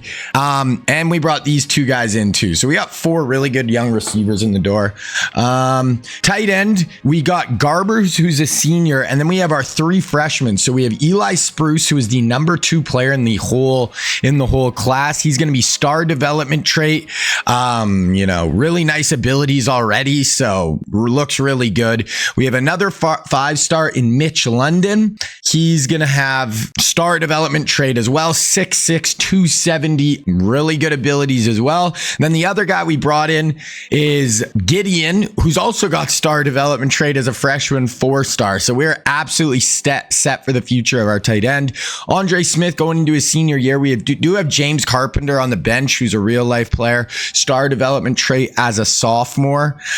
So probably he'll be taking over next year. Guard, we're looking pretty good. We did bring Zach Martin in. I think we'll have to look at him. I think he's like impact. So impact development trait for him. Center, senior, we do have a freshman. Right guard, junior, sophomore. Right tackle, we got Davis, who's a senior. Then we brought in DJ Fluker. I think he's just a normal development. He is just normal, but good freshman, should be still a solid player. Left end, Diedrich Goff coming along. This was one of our 4-stars we brought in. Right end, this is what we're looking like. Getting a little older. Definitely got to target another end. D tackle is definitely a position I want to target this year. All 3 of our best players are either juniors or seniors. Josh Chapman is an absolute stud, but we do need some D tackle help. We got Reamer with 2 redshirt freshmen behind him. Middle linebacker, we're pretty solid. Rolando, Dante, this Locklear, and then Wilson. Definitely going to be targeting the middle here coming up. Really good at right outside linebacker. We got Courtney Upshaw. We brought in Jarvis Jones as well, one of our real freshmen. Corner, Jaleel West, then Javier Arenas, Kareem Jackson. We did bring Stephon Gilmore in. He's only normal development trait. So then we got Cooper, got a couple of seniors here, and then a junior. So we do need a free safety for sure. And then we have a freshman and junior. But next year we could always play Barron at strong safety, move Prather over to free. So that is what the roster is looking like. We're definitely going to be one of the favorites this year for sure. If we look at just kind of some of the preseason stuff, so we are coming in as the number 1 team in the country. Then Georgia, we're a 93 overall. Georgia 91, Ohio State, Oregon, Florida, Texas A&M, Texas, Oklahoma. So that's kind of the top teams in the country. Preseason All-Americans. Somehow our boy McElroy isn't, even though he won the Heisman last year. Julio Jones is. One of our guards, Josh Chapman, Rolando McClain, and Jaleel West. So we do have 4 or 5 preseason All-Americans. First teams, Andre, Drew Davis, Will Wolford, Corey Reamer. So somehow our quarterback is not first or second team All-American, even though we won the Heisman. He was by far the best quarterback last year, but that is all good. So that's kind of how we're sitting going into next year. But now we got to look at the recruiting. So let's go take a look, see this year's recruiting class. So starting off with quarterbacks, there is only one real life quarterback, and it is going to be Blake Bortles. We are actually going to be 5th on his board, so not super high. He's going to be a field general archetype, 4-star recruit. He did go to UCF, was a top 5 pick by the Jaguars in the NFL draft. We'll add Blake. We'll see if we can get Blake. Looking at the other QBs, Faulkner, he's from Texas. We're number 1 on his board, 69th player in the draft. And maybe we'll go after this Nicholas Gash, 6'6" field general. I kind of like that. Third, he's a 4-star. We're 3rd on his board. So those are the 3 QBs we're going to target. Now, moving on to running back, we only have 1 as well, and it is going to be Marcus Lattimore. Now, Lattimore played at South Carolina, really good in college. It blew out his knee, but he was supposed to be a super stud. Ended up going like kind of later to the Niners, but really big prospect coming out of high school and had a really good start to his college career. Here he's going to be a 5-star recruit, 15th player in the country. We are 3rd on his board.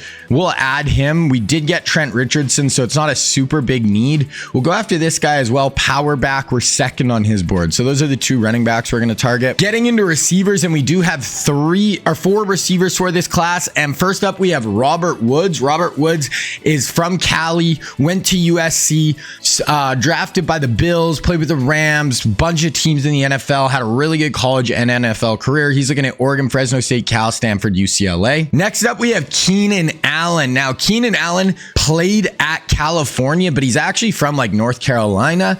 Here, he's going to be a 5-star physical archetype. He's going to be looking at Oklahoma, OSU, Oregon, Georgia, and Ohio State. So teams all around kind of the country for him. Next up, we have DeAndre Hopkins. Hopkins from South Carolina, played at Clemson. Here, he's going to be a 5-star recruit route runner. He's only 5'7", but we'll up him to like 6'1". His number 1 team is Clemson, his real life alma mater, obviously drafted by the Texans in the NFL. One of the best receivers of his generation. And then the last one is going to be Justin Hunter, who played at Tennessee.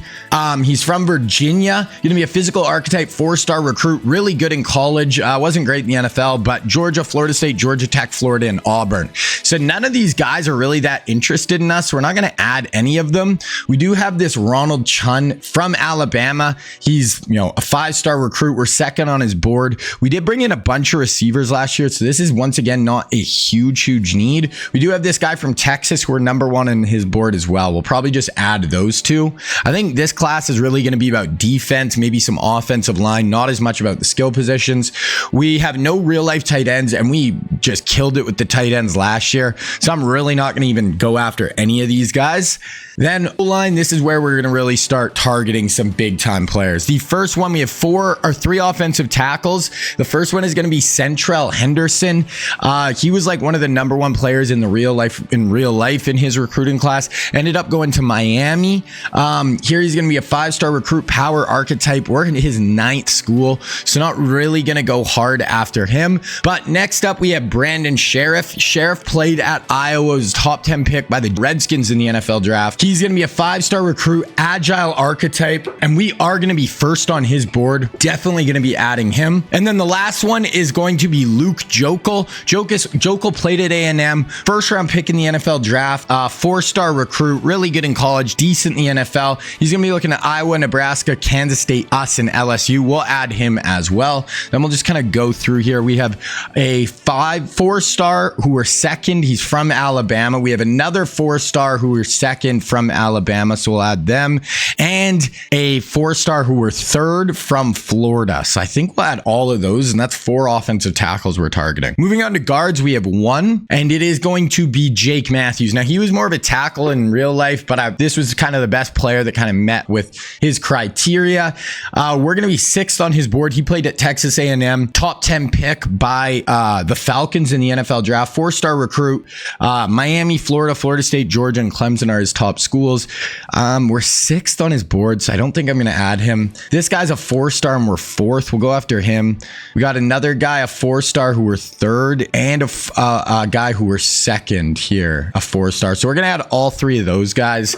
It's a good start there. Then we have no real life center, so it's going to be all auto gens. This guy, 4-star, we're 4th on his board. We'll add him. And this guy, we're 3rd. We'll add him. I think we'll call it there because we're at 17. So our board's about half full right now. And we got defense still to do. Okay, moving on to defensive ends, and we got 2 real life ends. The first one is going to be Vic Beasley. Vic Beasley is going to be a 5-star recruit, speed rusher archetype. Now, Beasley played at Clemson in real life. Here he's looking at Florida, Georgia, Florida State, Clemson, and Miami. We're 8th on his board, so I don't think we're going to add him. Then our other recruit is going to be William Golston. Golston, absolutely massive player, played at Michigan State.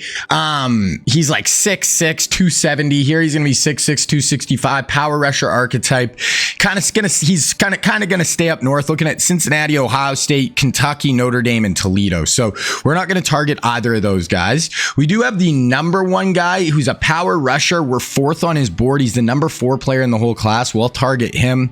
Also, this guy from Maryland, 4-star recruit. We'll go after him. This guy, we're 2nd on his board, speed rusher from Alabama. We'll go after him as well. Okay, then we're moving into D tackles, and we do have 3 D tackles in this class. The number 1 D tackle is going to be Sharif Floyd. Sharif played at Florida, got drafted, I think, in the 1st or 2nd round by Minnesota. Here he's going to be a power rusher archetype, 5-star recruit, 20th player in the class. We're definitely going to be targeting him. Then next up, we have Aaron Donald. Now, Aaron Donald is from Pennsylvania and went to Pittsburgh. So University of Pittsburgh. Here he's going to be a 5-star recruit, speed rusher. He's not 6'5". We'll lower his height a little bit, but he's going to be looking at Ohio State, Notre Dame, Rutgers, from Penn State, Michigan. So not looking at us at all. And then the last one is going to be Dominic Easley. Easley played at Florida, was a 2nd round pick by New England in the NFL draft. He's a speed rusher archetype. He's a really good inside pass rusher type,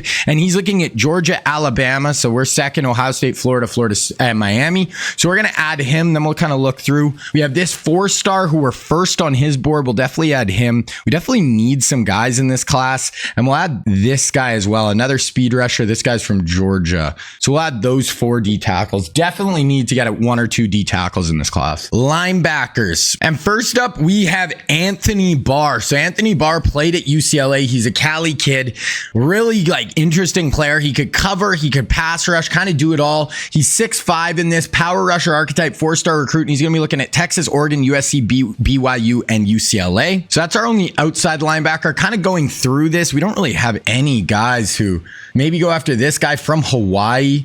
Definitely not a pipeline for us, but we're 5th on his board. We can try it. Then we have this guy from Alabama, run stopper. We're 2nd on his board. So outside linebacker, just not really looking like it's hitting for us, but that's fine. Moving to middle linebacker, we have 2. First up, we have CJ Mosley. Now, Mosley is played at Alabama, got drafted in 1st or 2nd, I think 1st round, but in the NFL.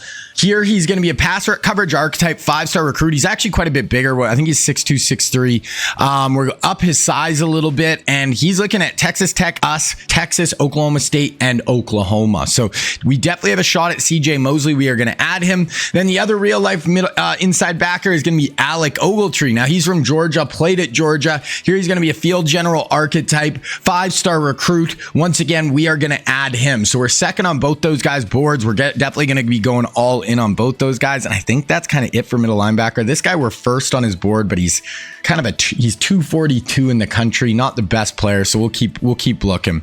Okay, we're gonna move to corner here. 4 corners in this class, and the first one is gonna be LaMarcus Joyner. Now, Joyner's from Florida, played at Florida State, a really good college career. He's gonna be a slot archetype, 5-star recruit, 8th player in the country, and we're 5th on his board, so we will add him. Next up, we have D. Milner. Now, Milner's from Alabama, played at Alabama.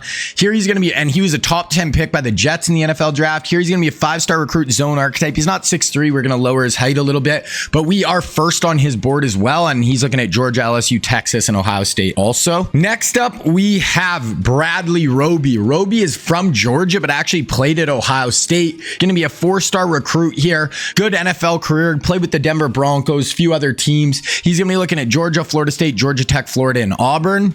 And then the last one is a guy who played safety, corner, kind of both spots. There wasn't a great safety spot that fit him, so it's going to be Tyrann Mathieu. Now, he's from Louisiana. Played at LSU, obviously, the Honey Badger, one of the most fun college football players of all time. Going to be a zone archetype player. We're going to lower his speed a little bit, but he's looking at Memphis, TCU, UAB as his top schools. Now going through the rest here, we have this Beach guy. We're number 1 on his board. Definitely will add him. Plus we have this Greg O'Gallaghan from Louisiana. We're second on his board, so we'll add him as well. And we only have 3 spots left. Definitely could use some safeties here. And we have no free safeties. So just looking through the board, it is not a great safety class. This guy's from Florida. We're first on his board. We'll add him. That only gives us 2 spots left looking at strong safeties. The only strong safety we have is going to be Eric Reed. Eric Reed's from Louisiana, played at LSU. Here he's going to be a run support player, 4-star recruit, 101st player in the country, looking at Florida, Georgia, Alabama, Florida State, Miami. We will add him, and we have 1 more spot left. We'll add this strong safety as well, because I think if we look at athletes, we'll already have looked through all the athletes. So yeah, we've already added the ones that really, other than maybe this guy, but he's a power back. We don't really need it. So that is the real life recruiting class. That is our board. I'm going to do all the scouting and stuff right now, and then we'll kind of get into the start of the season. Okay, we actually just got a first verbal commit. So I'm not going to kind of show you guys this whole thing as we go through, but we got a 4-star wide receiver who just committed right away. So, all right, so there's the top 5 for the Heisman. Somehow our guy isn't on it, even though he's defending Heisman Trophy winner. That is fine. Okay, so we're going to advance to the start of the season now. I did all my scouting, and yeah, we're going to get into it. So we start with a bye week, so we can look at recruiting here, and we'll kind of go through the recruiting a little bit at the start here, and we'll kind of get our targets and kind of look at our guys. So we have 3 quarterbacks we are looking at, and the first one is going to be Blake Bortles, and we actually shot up to first on his board right here. So we'll go after Bortles. I mean, he's only the 81st player, so it's not like guaranteed that we know he's like a really good player or anything, but we'll start with send the house. We'll go after Blake Bortles. We'll see. We do kind of need a quarterback. The other 3 quarterbacks, I kind of don't really care about this Faulkner. I like this Nicholas Gash a little better. 4-star, 36 in the country, 6'6", is a huge guy.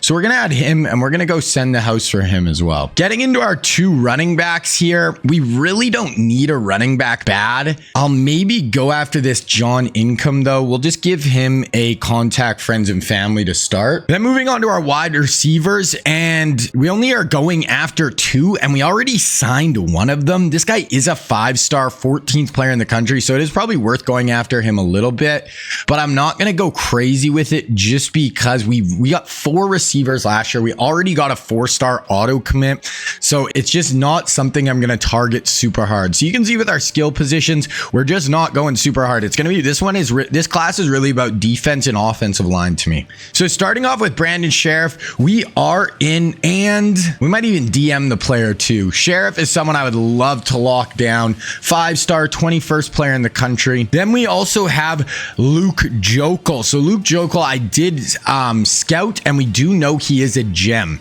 So this is someone I definitely want to go after hard as well. So we're going to send the house, and we're going to DM the player once again. So we're going to try to really lock down the O-line here. Then Atwood, another guy we scouted, 4-star. We know he's a gem. We are him first. We're going to send the house. We're going to DM the player. You can see we are really going hard at the O-line.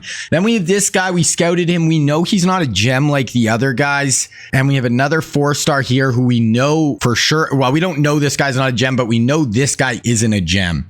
So I'm not going to go after Fala. We'll wait on driver. I want to see my other O-line. So we still have 5 other offensive offensive lineman we're targeting. So it's going to be we're going to have to kind of judge who we actually want. This guy's our highest rated guard. So we're going to go send the house for him. He's 73rd in the country. This center, we're going to go after hard too. So we'll send the house. And then like this driver, he's not been offered by anyone else. So I think we're going to send the house again. So that's the offensive line we're going after to start. So we're not really going to go after Fala, Nielsen, Fowler, or Roos right now. But maybe that'll change as we get further along. Okay, going on to defense, we got Kafka, who is a 4-star recruit, power rusher archetype, our 5-star recruit. He's the 4th player in the country. So we're definitely going to go after hard after this guy. We're going to send the house and I'm going to DM the player. This is just a really good player that I would love to lock down. 6'5", 275, fits our system well. This guy we scouted. We know he's not a gem. We're 6th on his board. We're going to let him probably just go.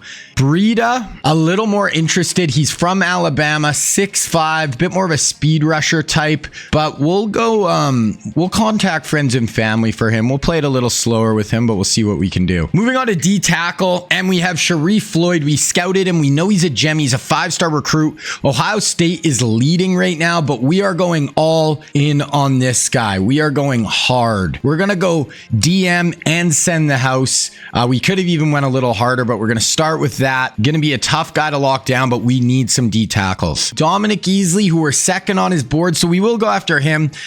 Rusher from the inside. We'll send the house. We're starting to lose points here, but then we have Fusco and Ham as well. We're going to go after Fusco here, 4-star, and we'll go contact friends and family. We're going to have to go a little lower on him. Then this outside linebacker, 5-star recruit. It's basically us and Utah are the only teams going after him right now. We're going to send the house for him, 5-star, outside pass rusher type, going to fit our defense well. Zenter, we're going to have to just let it kind of rock net right now because we have our 2 middle linebackers with CJ Mosley first, who we're 1st on his board. We actually passed Texas Tech. We're going to send the house for CJ. Then we got Alec Ogletree, and we are 1st on him as well. I don't think we have enough to send. We're going to have to just contact friends and family for him, but we're going to go after both Mosley and Ogletree. Then we're getting into our defensive backs here. First up, we have LaMarcus Joyner, 5-star, 8th player in the country. We're 3rd on his board right now. We are going to send the house after him. Then we got D. Milner, real life Bama guy, 5-star recruit, 12th player in the country. We're sending the house 100%. We're only down to 75 points now for our last guys.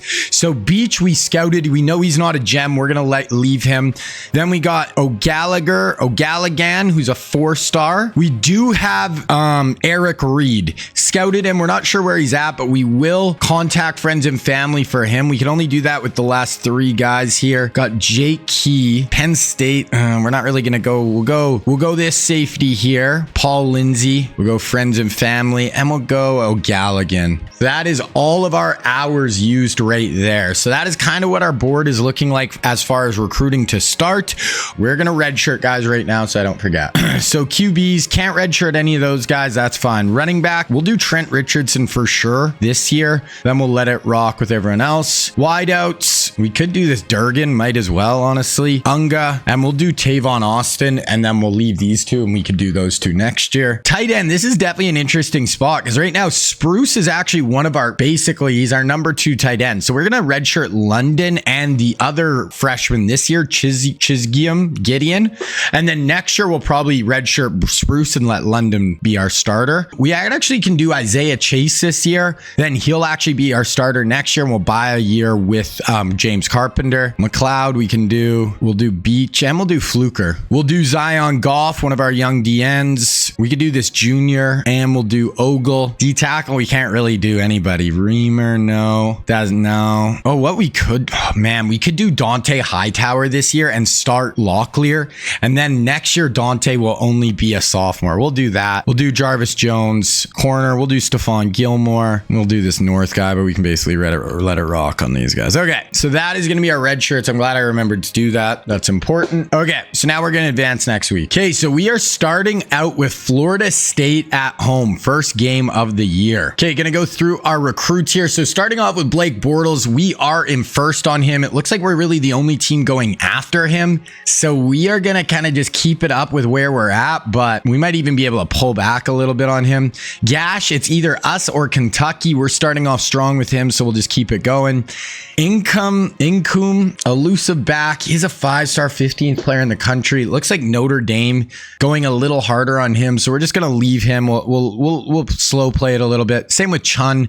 We're only offering him 25 hours a week, and we're in first, so we'll just kind of let it rock. Okay, O-line, this is where it's gonna be interesting. So Brandon Sheriff, we're going 60 a week. It looks like us, Oregon, are the teams that in Vaw Tech are the teams that going after him the hardest. Then Luke Jokel, us and Iowa State. You'd think we would win a battle against Iowa State. We're doing really good here, so I like it. Sharif Floyd, we are in first right now. It's basically us and Texas that are going all in on him, so hopefully we can lock him down. Dominic Easley, we are first, but Florida is going really hard at him too. So us and Florida are both just really kind of all in. CJ Mosley, us and TCU, we're kind of looks like we're going to be in the lead though. Ogletree, us and Ole Miss, but we are in the lead. Lamarcus Joyner, us and UCF. We should win a battle against UCF, you'd think. D. Milner, us and LSU are the teams that are going the hardest. Also Georgia, Texas, so a lot of big schools in on him. Eric Reed, who are also offering the most, we're out in front. So I won't show you guys the recruiting again for a few weeks just because, it's going to be too much to show you every week. So we'll wait 2 or 3 more weeks and then I'll kind of show you where we're sitting. But Florida State, game of the week. We're at 93 overall. This is a game we should win, but obviously we will see. So Brandon Diedrich, player of the week, 3 sacks, 2 TFLs, and we start 1-0. So we ended up winning 42-21. So big win over Florida State to start the year. Definitely not an easy game, so we get it done. Okay, so next up this week, we have Louisiana Monroe. Should obviously be a pretty easy win. So we are just going to sim through it. Maybe I'll check my schedule. That's maybe something we should have looked at the start of the year. So if we look at our schedule, we got Monroe, we got Wisconsin. So that's not an easy game at the start of the year. Then we got Georgia Tech. So this is when we get kind of into our more SEC schedule-ish in here with Vandy, Tennessee, Oklahoma, LSU, South Carolina, Georgia, Mizzou. Honestly, it's a tough-ish schedule, but for the SEC, I actually don't think it's that bad. That Georgia game, maybe we'll watch that Georgia game because that is going to be absolutely massive later in the year. And we're going to definitely watch at least 2 or 3 games this year for sure. We only watched 1 last year, but we're going to sim through Louisiana Monroe. If we lose this one, come on. So we ended up beating Louisiana Monroe. Okay, so we end up winning 40-0 over Louisiana Monroe. We play 1-1 Wisconsin right now. Okay, so we're going to advance through Wisconsin here, 2-0. Keep the good times rolling. Let's see what we get. We end up losing. Oh no. So we lose to Wisconsin. We drop down to 2-1 and the 14th team in the country now. We lose 34-24 at home. That is not a good loss. Not a good loss at all. Okay, so we can look at recruiting a little bit now here. So this guy locked us out, but we weren't really going after him anyway. Then we have our other QB. It's us or Kentucky are the really ones going after him. We do have send the house on. Oh, we do have our things unlocked. So I'm going to do a hard sell on this guy now. Yeah, so we should get both these QBs and we'll just see whichever one is better and rock with them. Inkum, we're doing okay with him. He hasn't even narrowed down his top 5 yet. Chun, we're really the only one offering him much, and I'm not too worried about him. Driver, we do have his hard sell unlocked now. We can see what to offer. So it is going to be prestigious, proximity to home, conference prestige, coach prestige. So that should put us in a good spot with him. I might even add DM the player for this guy. So I'll just keep going, send the house and DM. Us and Florida really are the tops right now. We did lose one of the centers, but I don't think we were going after that guy. We were going after this Wheat, and we're the only one offering him. We don't have his main thing unlocked, but really, like, 50 points, we should get him no problem. Kafka, so this is a big DN, 5-star recruit, 4th player in the country. Us and LSU look like we're by far the top 2. We do have TV time unlocked. We are DMing the player. I might even add a little bit more. We might just even go search social media, just give them all we can right there. Burita, we're actually falling behind Clemson here, and this is not someone I actually really care about. about that much. I actually might remove him and just free up some points. Dominic Easley, we actually fell down to third with him. We do know his motivations now, so I'm going to go a hard sell on him. So it's going to be starter for him, brand exposure, playing time, pro potential. That should get us back into the top 3, like back into the mix there. Usco, our D tackle, we still don't know his motivations. We'll just keep going. This outside linebacker, really us and Utah are the only ones going after him still. We do know his motivations now, so we will switch over to a hard sell. It's going to be football influencer is going to be for him. We're freeing up some points here too if we want to kind of go up some guys. Then we got CJ Mosley. We know his as well now, so his motivation. It is going to be the clutch, pro potential, playing style, proximity to home. Proximity to home we're actually not super good on, so I'm going to add, we might even contact friends and family. We're going to go pretty hard on him. Then Alec Ogletree, we've only been going 25 points and we're actually in a pretty good spot, but I might add a DM the player, just give him a little more juice. Lamarcus Joyner, we're at 50. We're going to send the house. Do we know? We do know his motivations now though, so we can go a hard sell, and it is going to be hometown hero. I might even add DM the player as well. Then we got D Milner. Do we know his motivations? We know 2. Okay, no, we know them all. So this is kind of a little tip. So if you know their deal breaker, plus you have 2 of them, and the championship contender isn't one of the ones we know that one is going to be a green. So we can get rid of send the house, and we just got to make sure championship contender for our hard sell is one of them. So it is going to be football influencer for him. And then we could probably go DM as well. Then for the 2 safeties, we're going after Lindsay. Don't really know more of his motivations. We'll add a DM the player. And Eric Reed, do we know his oh no, he's in his top 8 still. So maybe we'll add a DM the player to him as well though. Go a little more, and then we're going to have 50 hours. Okay, so that's kind of where we're sitting with recruiting. I'm going to sim through our bye week here. Okay, all of a sudden, Mark Ingram's a risk to transfer. Why? Playing style. Okay, fair, I guess. You're starting back. Is it just because we pass the ball so much? So I'm using the Georgia playbook, which has a lot of runs in it. Like, is it offensive aggressiveness? Does that just mean pass rate? I'll go down to 50. We'll see if that puts us a little more run heavy. Okay, so we missed it, but we did get a commit. I don't know why it didn't show us, but Blake Bortles commits to us. So we do get Blake Bortles. Oh, we got a couple more. Okay, so Luke Jokel and Atwood. So we got a couple of good offensive linemen already. Oh, we lost Dominic Easley. That's kind of tough. So we have these guys who we did offer some scholarships to last week. This McConnell actually looks like we might get. We could offer, we'll just go search social media on this other corner. But so that is where we're sitting. So we do have a few guys already signed. We have 4 stars signed. So we're in a good spot. We're kind of right there with Miami, Georgia, Ohio State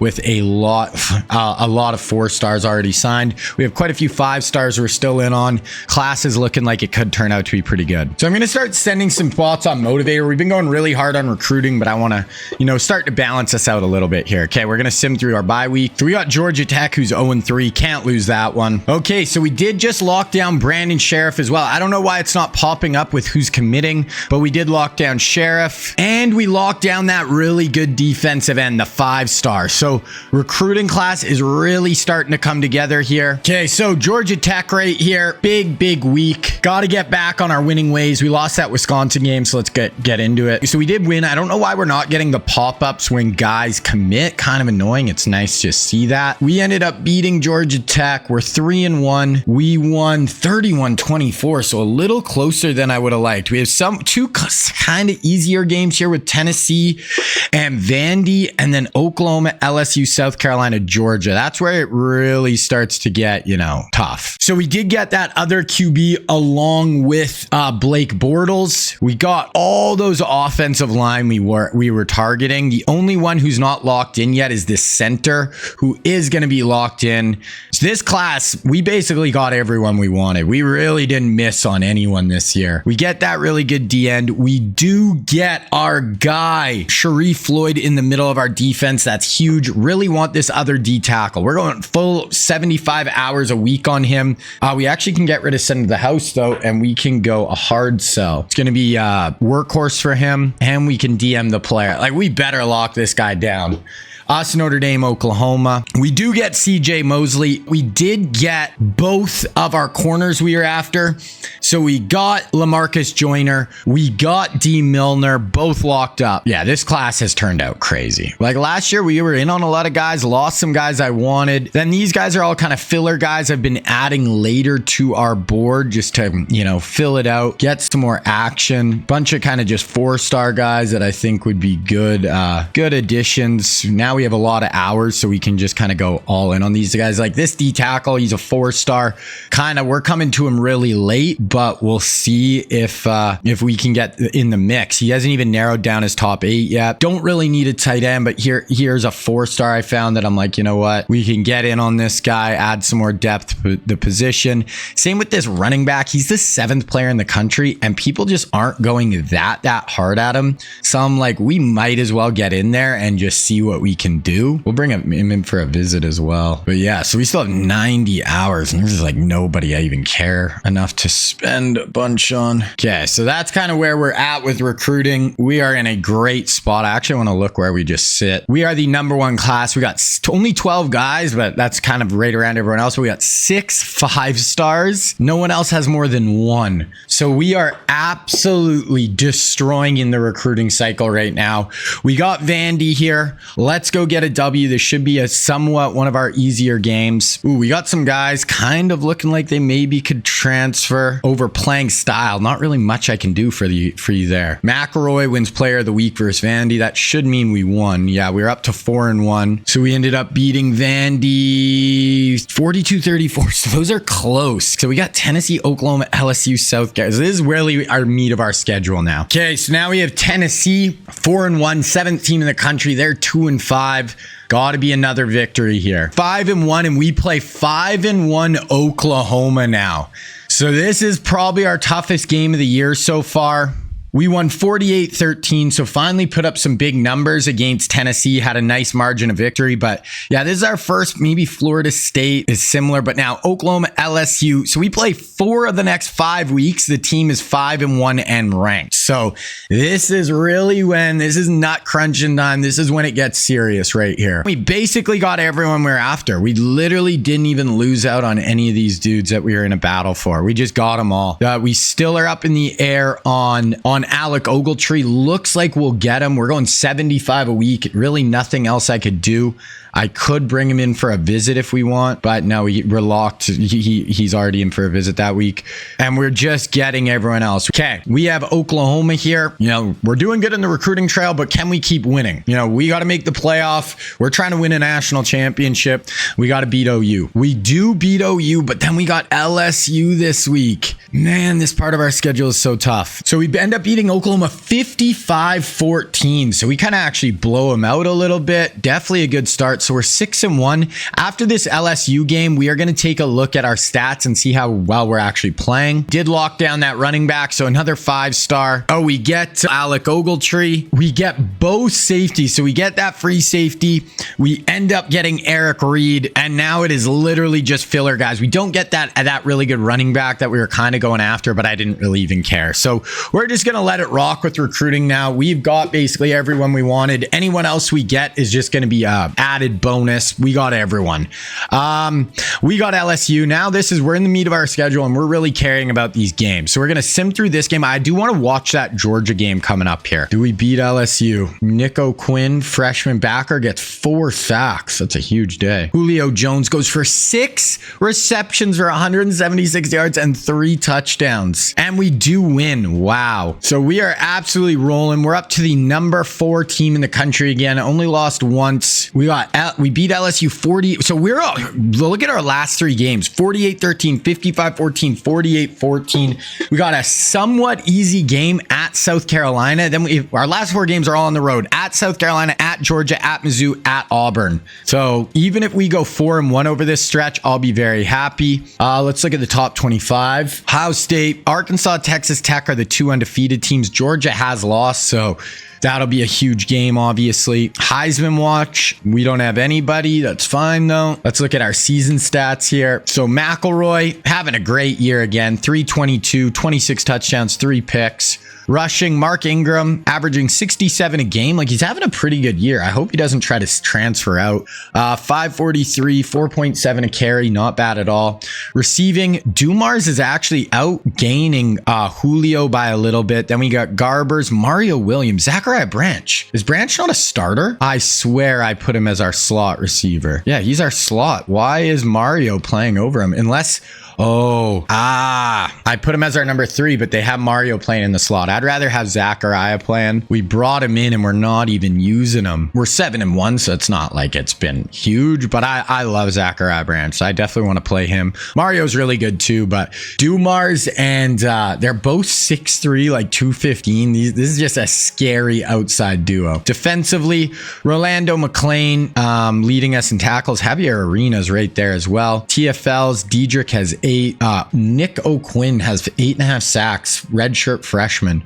Diedrich Reamer. Interceptions, Javier, Rolando, Keith Jackson. Kick return, Mario's our big kick returner. Okay, so that is where we're sitting. That is our stats. So let's look at team stats. Are we the number 1 offense again right now? Bama, we are the number 1 offense in the country. 2nd year in a row so far if we finish there. And our defense is much better. So we were kind of a middle of the road defense. Now we're like 2nd in the country. And we're number 1 for Power 5 schools. So we're doing really well defensively. Okay, so we're going to sim through this South Carolina game. Then we're going to watch some of that Georgia game. We'll go through it kind of quick because, you know, we still, if we make the SEC championship game, we kind of want to watch some of that. We're going to want to watch some of the playoff. But okay, 3 versus 2. We do end up beating South Carolina. This is a massive game right here with the Bulldogs. So we end up beating South Carolina 42-21. So the last about 4 or 5 weeks, we have really started to catch our stride, playing great, but we are on the road against the Dogs. Okay, so we got Georgia. They're 91, we're 93. Let's get into it. Okay, so we got the Dogs on the road, both 1 loss, 2nd and 3 in the country.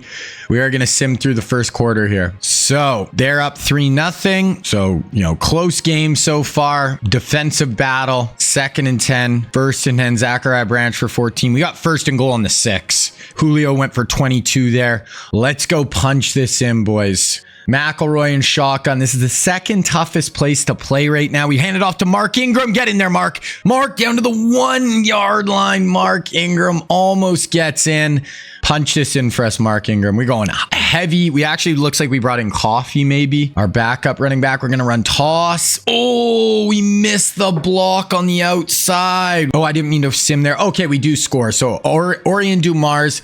I meant to watch that, but we do score. So we go up 7-3 out on defense now. They pick up the 1st, 2nd and 9, 3rd and 9 here. So let's get off the field. We got 4 down lineman look, or maybe that outside backer. We'll see if he's rushing or not. Yep. Oh, we're bringing a blitz. They block it up. Oh, wide open over the middle. He might be gone. We take a horrible angle, and that's going to be a down at the 1 yard line. That was a horrible angle. So defensively, they're 3rd and 9, and they go for 52, and they score the very next play. That is tough. Our ball, 3rd and 3. We convert. 2nd and 4. 3rd and 3. We convert with a 22-yard reception to Julio. 2nd and 9. 3rd and 6 on the 24. Probably going to run here. Stadium pulse is going off, so this Georgia stadium is rocking. McElroy in shotgun.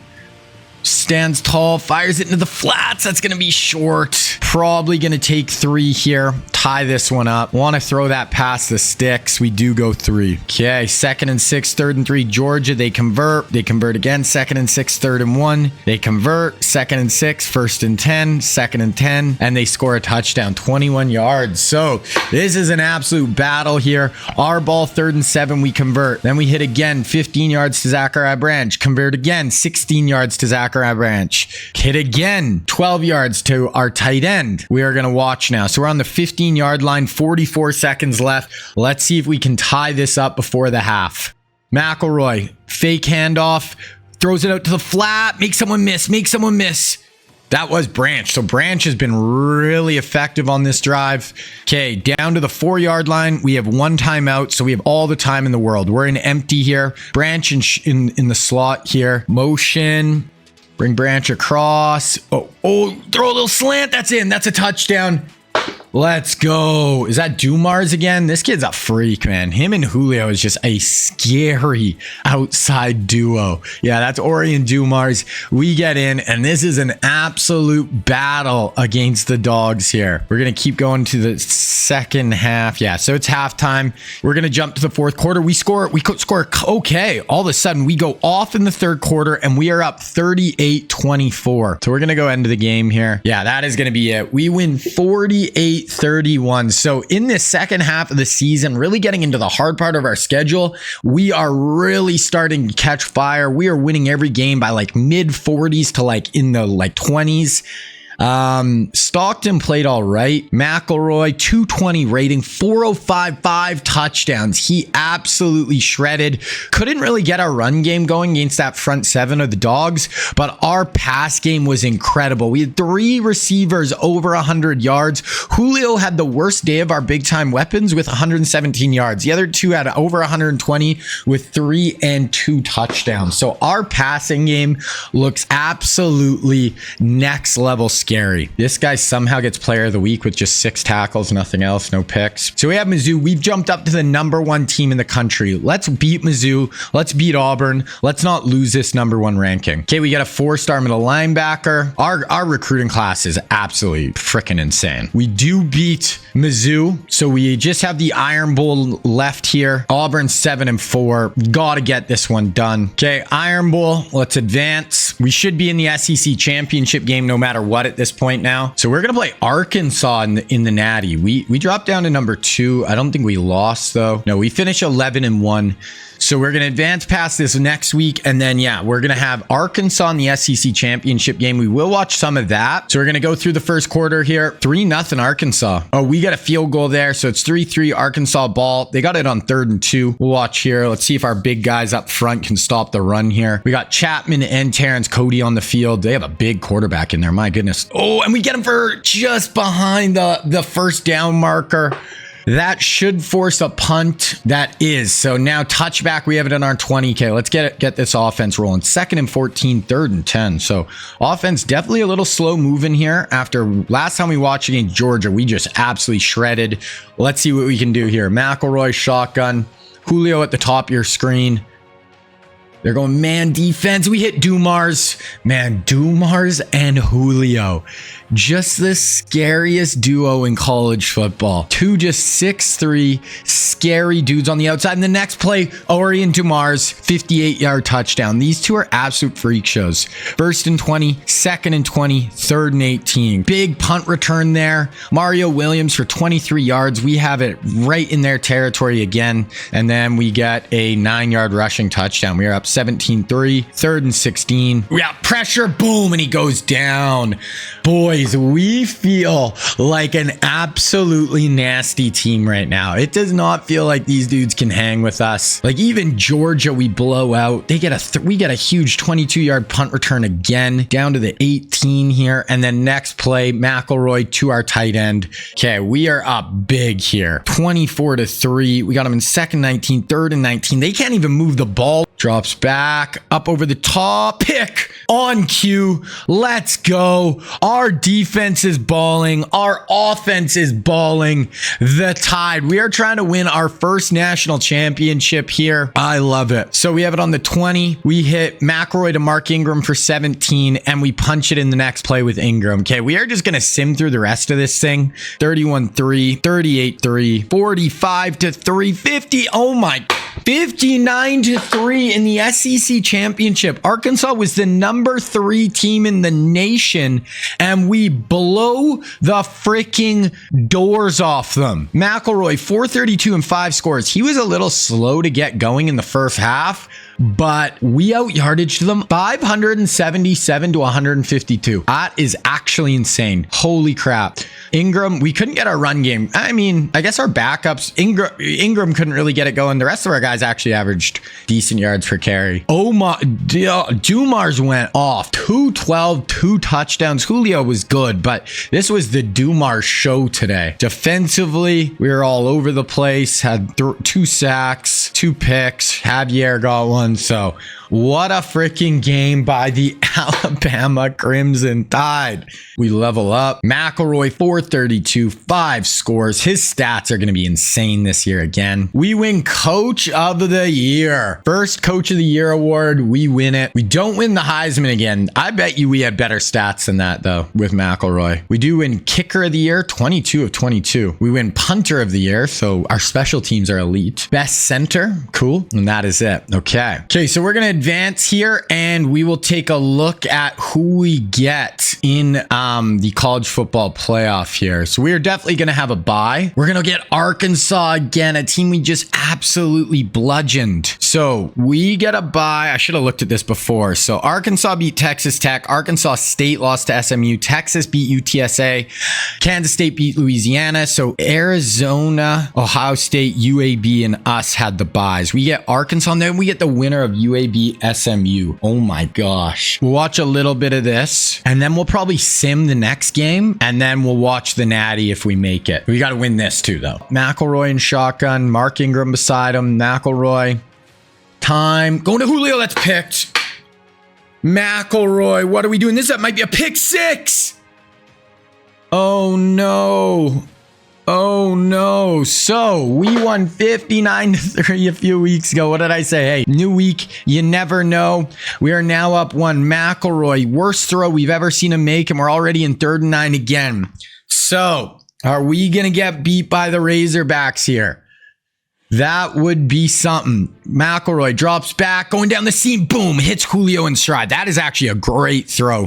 Throw with great anticipation, hits Julio in stride in front of that safety, goes for 25. Next play, incomplete. 3rd and 6, we convert. 8 yards to Ingram. 2nd and 7, 3rd and 5 from the 35. No sacks, no picks here. Fake the handoff to Coffee. You know that's pressure. You can't take that sack. That's going to put us out of field goal range. Yeah, their ball. 2nd and 9, 3rd and 6. We get off the field. Okay, offense. We have a chance here to go get some points. 2nd and 8, 1st and 10 after 18-yard reception. 2nd and 8, 1st and 10. Julio for 10, and then boom, touchdown. Julio Jones, 21 yards. We're back up 8. Okay, that's a fumble. Return for 60 yards. Wow, we returned it down to the 10-yard line. So our defense made a play, and then next play, 11-yard touchdown. So Arkansas had a chance, and now they just gave up 2 touchdowns to end this first half. Okay, I'm going to go to the 4th quarter here. 2018, still 35-13. We're going to sim to the end of the game unless, Arkansas starts doing something crazy in the last 8 minutes here. 45-13, 45-20. They do get it to 45-27. We win this one. We get it done. That's what I like to see. 374. So our offense did not play as good. We did throw that pick 6. McElroy did have 4 touchdowns. 62 for Ingram. Julio had 56. No one even hit over 100. So our offense was not as explosive, but we advance. So now we are going to sim through the 2nd playoff game. We'll see if we win. And if we do, then we'll watch the national championship. Last year,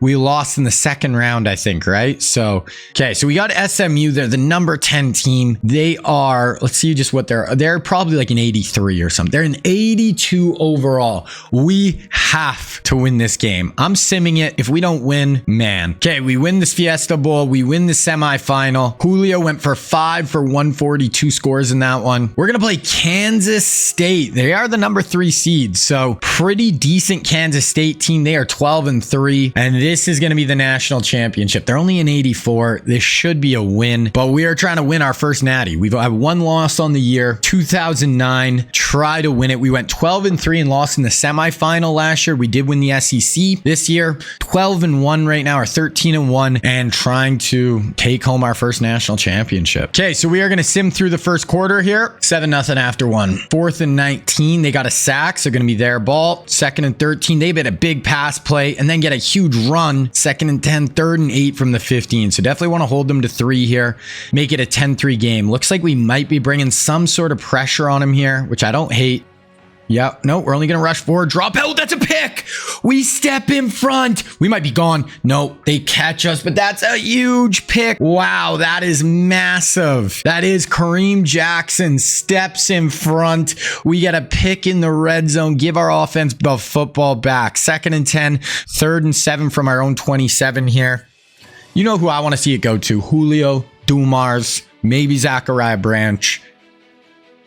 McElroy drops back. Plenty of time. You got to get rid of it. He's going up over the top. Up over the top. Jump ball. That's picked. Okay. That was like a punt, I guess. Kind of an arm punt. Oh, okay. So, didn't love that.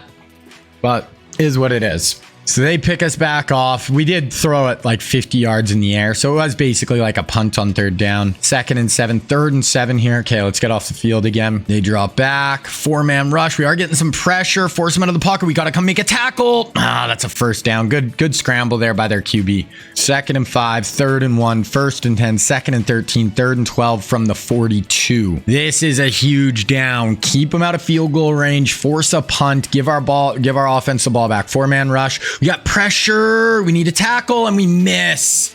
We miss the tackle. They go for 19. Looks like they're going to get some points here now unless we can get a turnover. 2nd and 10, 3rd and 6. They convert. 1st and goal, 2nd and goal, 3rd and goal from the 6. Can we get another pick? Can we get a fumble? They got pistol, double tight end look. Gonna drop back. Gonna escape. Try to get it. We need a tackle. Boom, and he's in. This guy's been making plays with his legs. Really nice drive there by Kansas State. Converted multiple 3rd downs, cut it to a 10-7 lead. We start with a 14-yard rush, 2nd and 12, then down to 3rd and 1, 1st and 10, 2nd and 12. Interception. McElroy throws his second pick. They got it 1st and 10 on our 25, 1st and 10 on our 15, 2nd and 10, 1st and goal from the 1. They have a chance to take the lead at the half. Okay, we need a tackle for loss rate here. We need a sack if they're passing, or if it's a run, we need a TFL, and they're in. Kansas State storms back. They were down 10-0. They look like they're going to have a halftime lead unless our offense can get wild here. 45 seconds. We start with a 9-yard pass. Boom. 66 yards to Zachariah Branch. That is why I wanted him in the transfer portal. Absolutely just explosive playmaker. Puts us back out in front going into half. That is so big. 66 yards. We're going to go through the next quarter here. 17-14 lead, and we are still not knotted up, but we still are 17-14. We have the ball. We hit for 12 there. 2nd and 7, 3rd and 5 from the 35. McElroy drops back, deep drop, fires it right over the middle. Omar Dumars fires it in. That's going to put us at 221. Orion Dumars, not Omar Dumars. Huge play. 2nd and 4, 3rd and 3 from the 7. Gonna at least get 3 here, but we want to punch this thing. We got trips to the top. Coffee in the backfield at running back. Gonna motion Coffee out of the backfield. Solo Dumars, touchdown, back corner. Orion Dumars, one of our stud weapons. Put the baby to sleep, Orion. That's what we like to see. Dumars with a couple of huge receptions on that drive. There we go. So that's going to put us up to 10-point lead here. Their ball, 3rd and 11 from their own 1. Can we get a safety? Can we get a pick? Can we get a, do something here? What do we got? They got to run. Not that, not a first down. Okay, we're fine. I would have liked obviously a safety there, but now we are going to have incredible field position here. Oh, they go for it on 4th down and we get a pick 6. We're just going to jump to the end of this one. 15-1, dub in Natty, dub SEC. There it is. So we win our first national championship in our 2nd year of the sim. We get it done. That is what I like to see. There it is. Nick Saban lifts his first trophy. There we go. So stats, they actually had more yards than us, which is crazy. McElroy, 257, 2 touchdowns, did throw 2 picks. Dumars, Julio, Zachariah. Zachariah only had 3 receptions, but he had that huge like 66-yarder. Coffee, I don't know if Mark Ingram might have been hurt because he didn't even play. It was all Glenn Coffee today. There it is. So we win in 09. We get our first natty. We need 5 more. Okay. So this is just kind of year-end wrap-up. So final top 25. Obviously, we get first. Ohio State, Texas, Nebraska, Arkansas. Georgia didn't even make the playoff. They ended up 9-4. When we played them, they were 8-1. That is crazy. So we legitimately just ended their season. Heisman watch. So McElroy was so close to winning back back-to-back Heisman trophies, ends up losing to the Texas Tech quarterback. All-Americans, we should have a lot. What? We don't have one first-team All-American? That's stupid. Come on. Second team, we get McElroy, we get a guard, 3 guys on our front 7. No freshmen. Damn. Oh, we get our kicker. No Julio or Orion. That seems a little surprising to me. Let's look at the stats. 322 a game, 53 touchdowns, 6 picks for McElroy. Rushing, Mark Ingram had 855, 61 a game. Receiving, Orion had 1,400. He is going to be gone now. Julio had 1,300, 13 touchdowns, 17. Like, they were just incredible. Then Mario and Zachariah were our other 2 big weapons throwing the ball. Defensively, Klein, 93 tackles, by far the most on the team. TFLs, sacks, 11.5 and 11 were our tops. 4 picks for Javier Arenas. I want to look at some national stats too, just more on offense. So where did McElroy finish? Pass yards per game, Miller Moss, the Morton guy who won the Heisman. But look at the touchdowns. We did play more games because we made it all the way to the Natty, but I guess Morton was really good too. I probably would have gave it to McElroy. Rushing, that was our top rushers. Receiving, Dumars gets 3rd in the country. Julio gets like 6th. So we had a great year. Orion, one of those 2 should have been an All-American. Stats, team stats, we had the #1 offense in the country. Defensively, didn't finish quite as high as we were at the mid-season point, but still a good defense overall. That's also, we played more games. I wish they would sort it by points allowed per game. So that is going to wrap up this in season number 2. Now we're just going to get into the off-season stuff here. So players leaving, this is obviously going to be massive. Chapman, Rolando, Zachariah, looks like we'll get him back. I definitely want Chapman and Rolando. Not persuaded. Not persuaded. It looks like these other guys decided to stay. Zachariah, you're going to be our number 2. No, we lose Branch. He would have been our number 2 receiver. Okay, so we lose Branch, Rolando, and Chapman. So definitely if we could get a linebacker, some D tackles, receiver in the transfer portal, some guys who are ready to play right now. We also lose West, Arenas, O-line. We lost a lot of talent this year compared to last year. Like, we lost some dudes. So I'm really glad we won last year because we lost a lot of guys.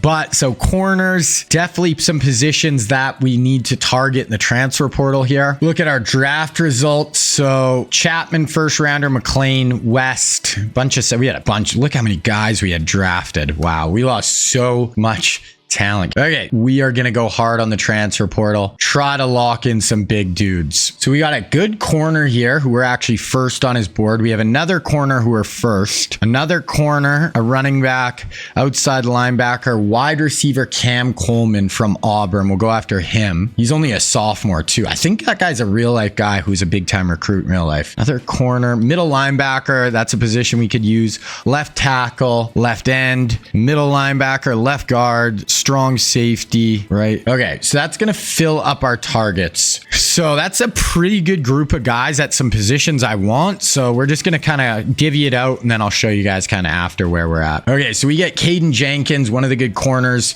We get the other corner. We get Cam Coleman. That's someone I really wanted. I'm pretty sure, I got to look that guy up. I'm pretty sure he's a real life, really high recruit who picked Auburn. Yeah, he's a 5-star, 4th player in the country in this upcoming recruiting class in real life. So he's an absolute stud and he picked Auburn, but we get him. Left end. So yeah, we're going to add a bunch of depth, which is good because we did lose a lot of guys. We lost the middle linebacker. That was the other one I actually did kind of want. So who else do we have? So we got left outside, running back, cornerback. We already got a bunch of corners. The only one I really wanted was this Taggart. Really wanted him. We didn't get him. So I'm just going to let it run with the other guys. If we get them, sweet. If not, it's all good. We do get the running back. We do get the left outside and we get the left guard. So, and we get the strong safety. Our recruiting class, when you include our transfers, is going to be absolutely insane. I don't think it's quite National Signing Day yet. I'm going to go one more week and then we'll look at our class. National Signing Day. We finish with the #1 class, 9 5-stars, 21 4-stars, not even a 3-star ever signed.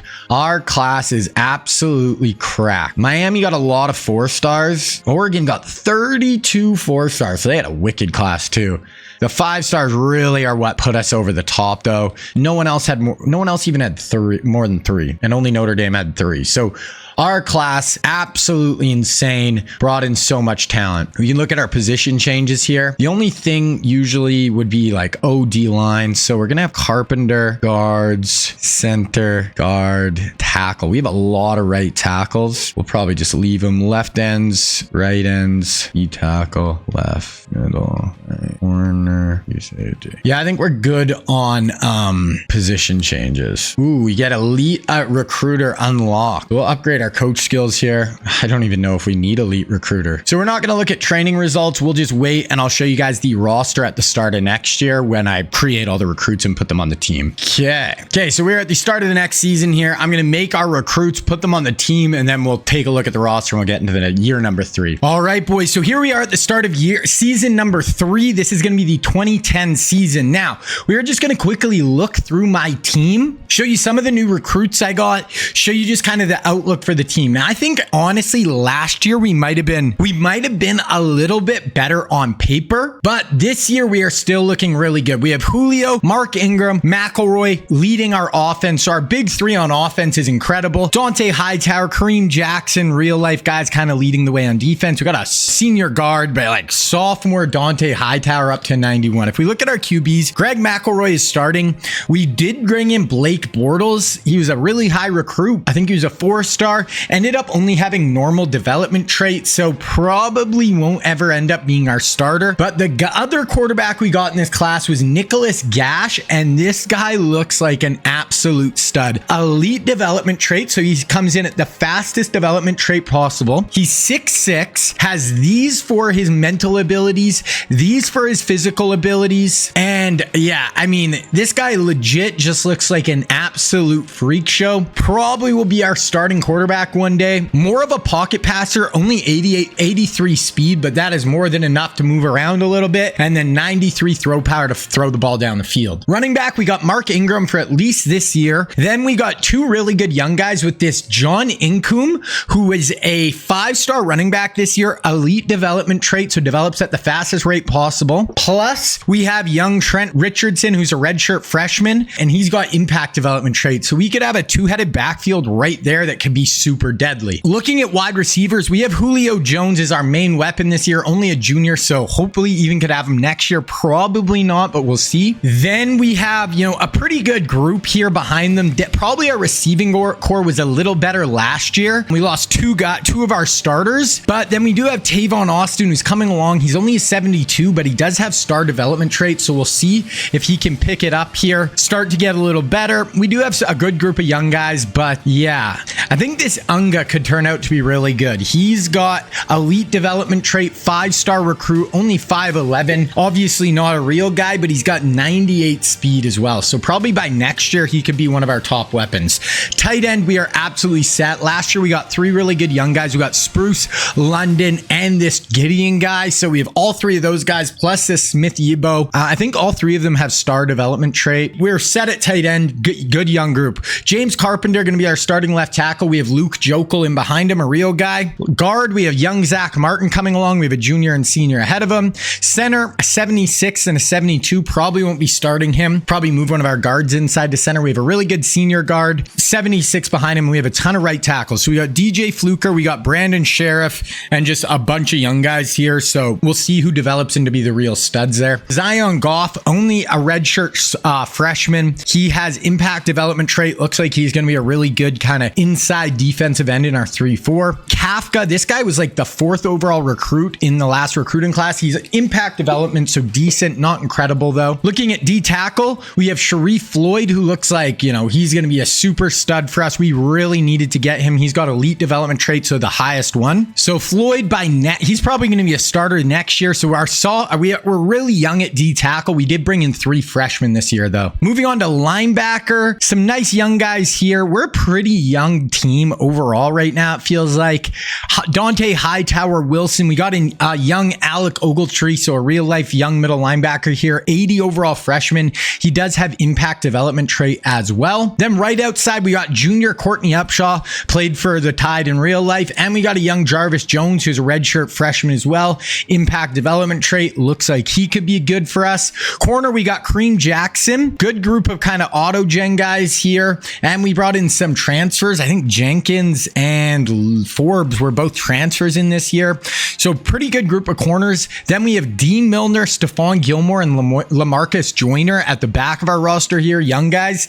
Dean Milner, elite potential, develops at the fastest rate possible. 5-star recruit, played for the Tide in real life. Gilmore looks like he maybe could be a starter one day, but he does only have normal development trait. And then LaMarcus Joyner, he was a big 4 or 5-star. Yeah, 5-star. He's got impact development trait. Then wrapping up with safeties, we got those three at free. Strong safety, we got Prather and Barron. I'll probably play one of these two at starting free safety this year. And then we did bring in a young freshman, Eric Reed, who played for LSU in real life, but he's only got normal development traits. So that's the kind of interesting thing with these recruits, guys, is we don't know when we're targeting these guys if they're actually going to turn out to be really good or if they'll just kind of turn out to be okay. Now we're going to do our red shirts really quick. So I'm going to do Gash and Bortles. We'll have Perry and Powers as the backups. Running back, we'll do Incoom. Wideouts, I mean, we could do Coleman, even though we brought him in as a transfer, and then the 2 freshmen. Tight end, we'll do Carter. Left tackle, we'll do Jokel. Guards, leave them all. Centers, we can do the freshmen. And then right tackle, we'll do Sheriff and Atwood. Ends, only Kafka. D tackle, maybe we'll do Fusco. Do this freshman left outside. We'll do Ogletree this year. Nothing here. Corners, we'll do Milner and Joyner this year. Do Lindsay, and we'll do Eric Reed. So that is our red shirts. Quickly look at our depth chart. I want to look at our center position. So center, would it make more sense? Play McLeod. What would McLeod be? He'd be an 83. So we're going to play McLeod in at center, and then we'll play Kirk as the backup. Yeah, we'll start Prather. We'll play Barron at strong safety, and then we're going to play Prather at free. Wide receiver, Julio, Durgan, Meredith. So those are our top 3 right now. Honestly, I kind of want to get Unga on the field. We're going to play Unga as our 4th receiver, as a redshirt freshman, 98 speed. And, you know, he could develop into maybe being our number 1 receiver one day. Okay, now we'll look at preseason top 25 really quick. So we are coming in as the number 2 team. Here's the rest of the top 25, what they are looking like. Is Georgia high? Like, obviously, them in the ACC or in the SEC, Arkansas, SEC. SEC is not really dominating the top 25 that much, though, honestly. And then preseason All-Americans, definitely Julio should be one. We have the quarterback, running back, and wide receiver, all first-team All-Americans. Also, our right guard, plus our strong safety. If we look at second-team, Arch Manning, only a junior for Texas. And we got Kareem Jackson. So, got like five All-Americans right now, preseason. Okay, now we're going to look at the recruiting here. And first, we're going to we'll kind of make our board, and we'll look at the real life recruits we have this year. So for QBs, we have 4 real life recruits. And the first one is going to be Braxton Miller. Miller's going to be a 5-star recruit. He played at Ohio State in real life, was a kind of a receiver quarterback hybrid, played in the NFL for a while, 5-star recruit, scrambler archetype. And he's looking at Ohio State, Michigan, Penn State, Notre Dame, Cincinnati. We are 9th on his board, so we're not going to go after him. Next up, we have Johnny Football. So we all know who Johnny Manziel is. Here he's going to be a 4-star recruit, scrambler archetype. Johnny Football played at A&M in real life. Here he's looking at Kentucky, Ohio State, Alabama are his top 3. So we are in his top 3. I'm going to add him to our board. Next up, we have Teddy Bridgewater. Teddy,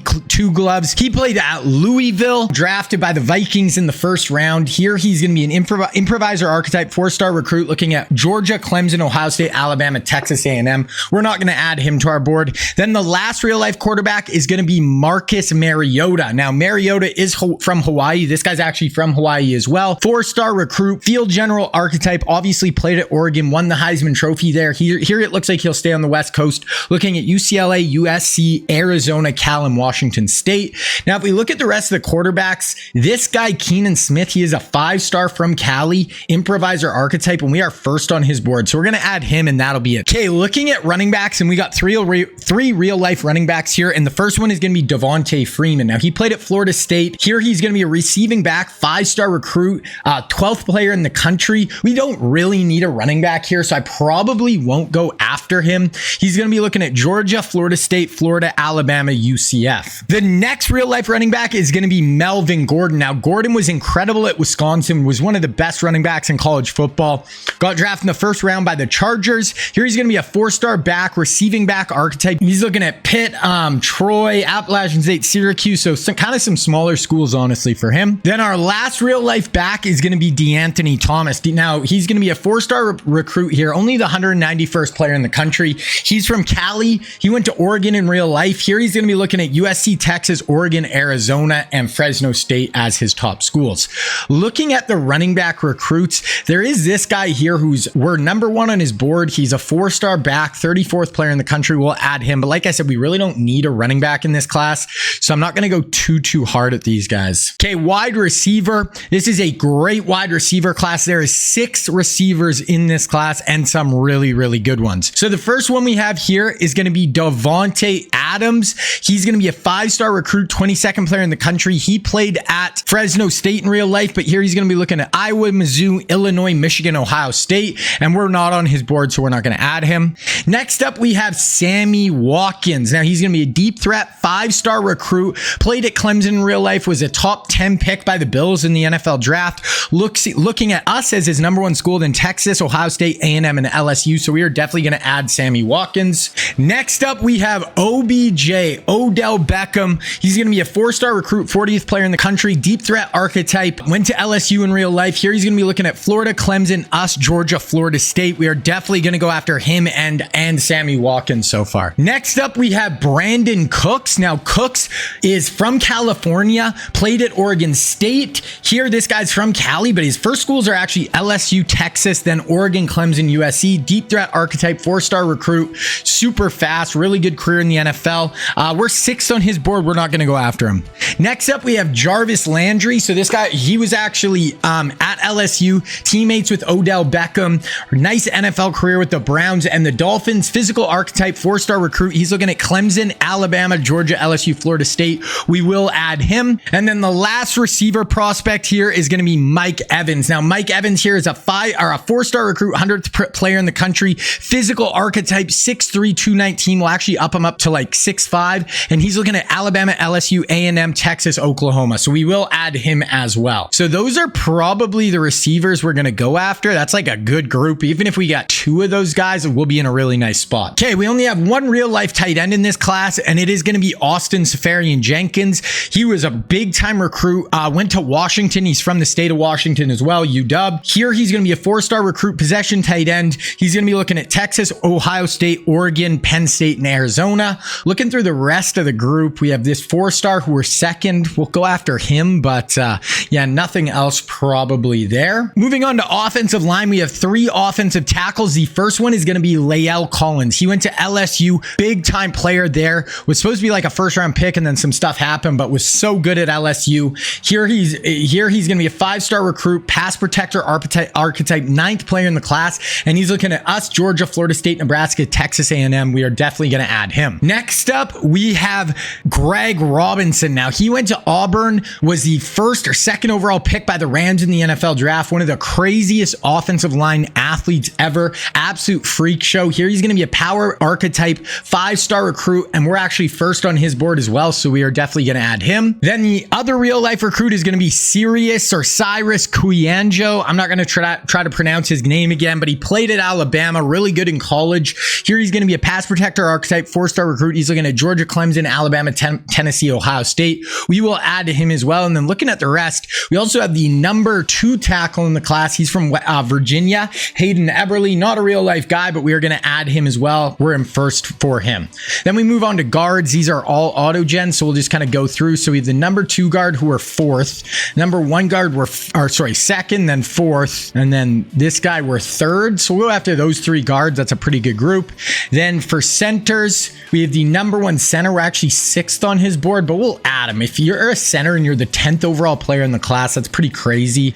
We also have the 3rd. We're 3rd on this guy who's a 4-star as well. So that is where we're going to cut that off. Now moving on to defensive ends, and we have 2 real life DNs in this class. The first one is going to be right here with Stephon Tuitt. Now, Tuitt played at he's from Georgia, but played at Notre Dame in real life. Long NFL career, played with the Steelers.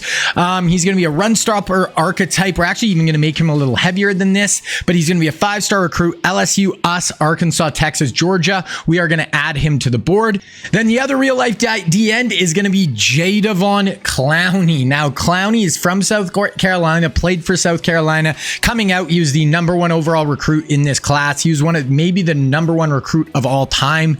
Crazy amount of hype. Was good in the NFL. Not actually maybe lived up to the hype, but was still really good. And we're actually second on his board as well. So we're going to add both of them.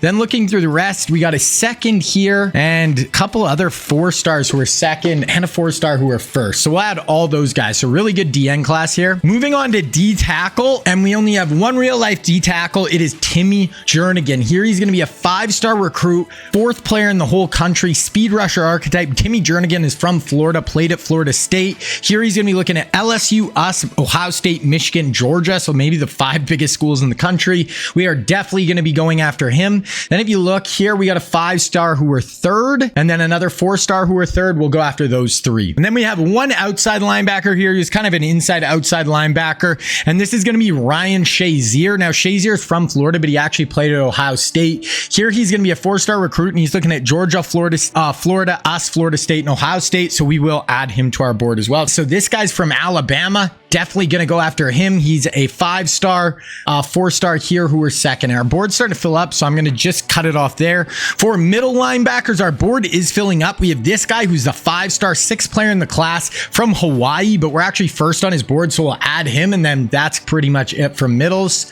We only have 5 targets left. Moving on to corners, and we have one real life corner in this class, and it is going to be the #2 corner, Quandre Diggs. Now, he was kind of a corner safety in college, played safety in the NFL. Here he's a 5-star recruit, 7th player in the country. We're 5th on his board, but I will add him. Then at the other corners, we got a 5-star, #2 player in the country, and we're 2nd on his board, and another 4-star here who we're 2nd on his board as well. We're going to add those, and then we only have room for 2 safeties. So free safeties, we have none. These are all auto gens. We have a 4-star who are #1 on his board. We'll add him.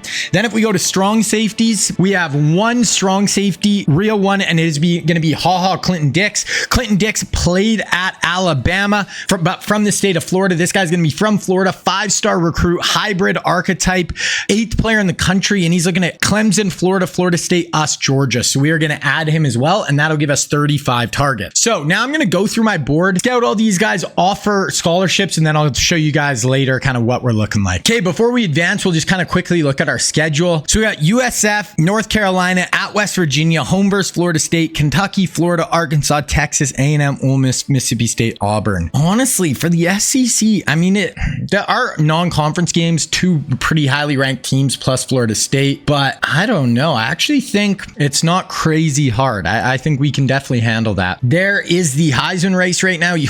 Julio is starting in the 3rd spot right now. Caleb Downs is on there for Ohio State. That is insane. Okay, we're going to get into the 3rd season here. Okay, so we do have a game week 1. We'll take a quick look at recruiting here, and we'll just kind of go through our board. So starting off first with Johnny Football, and we are in 2nd on his board right now.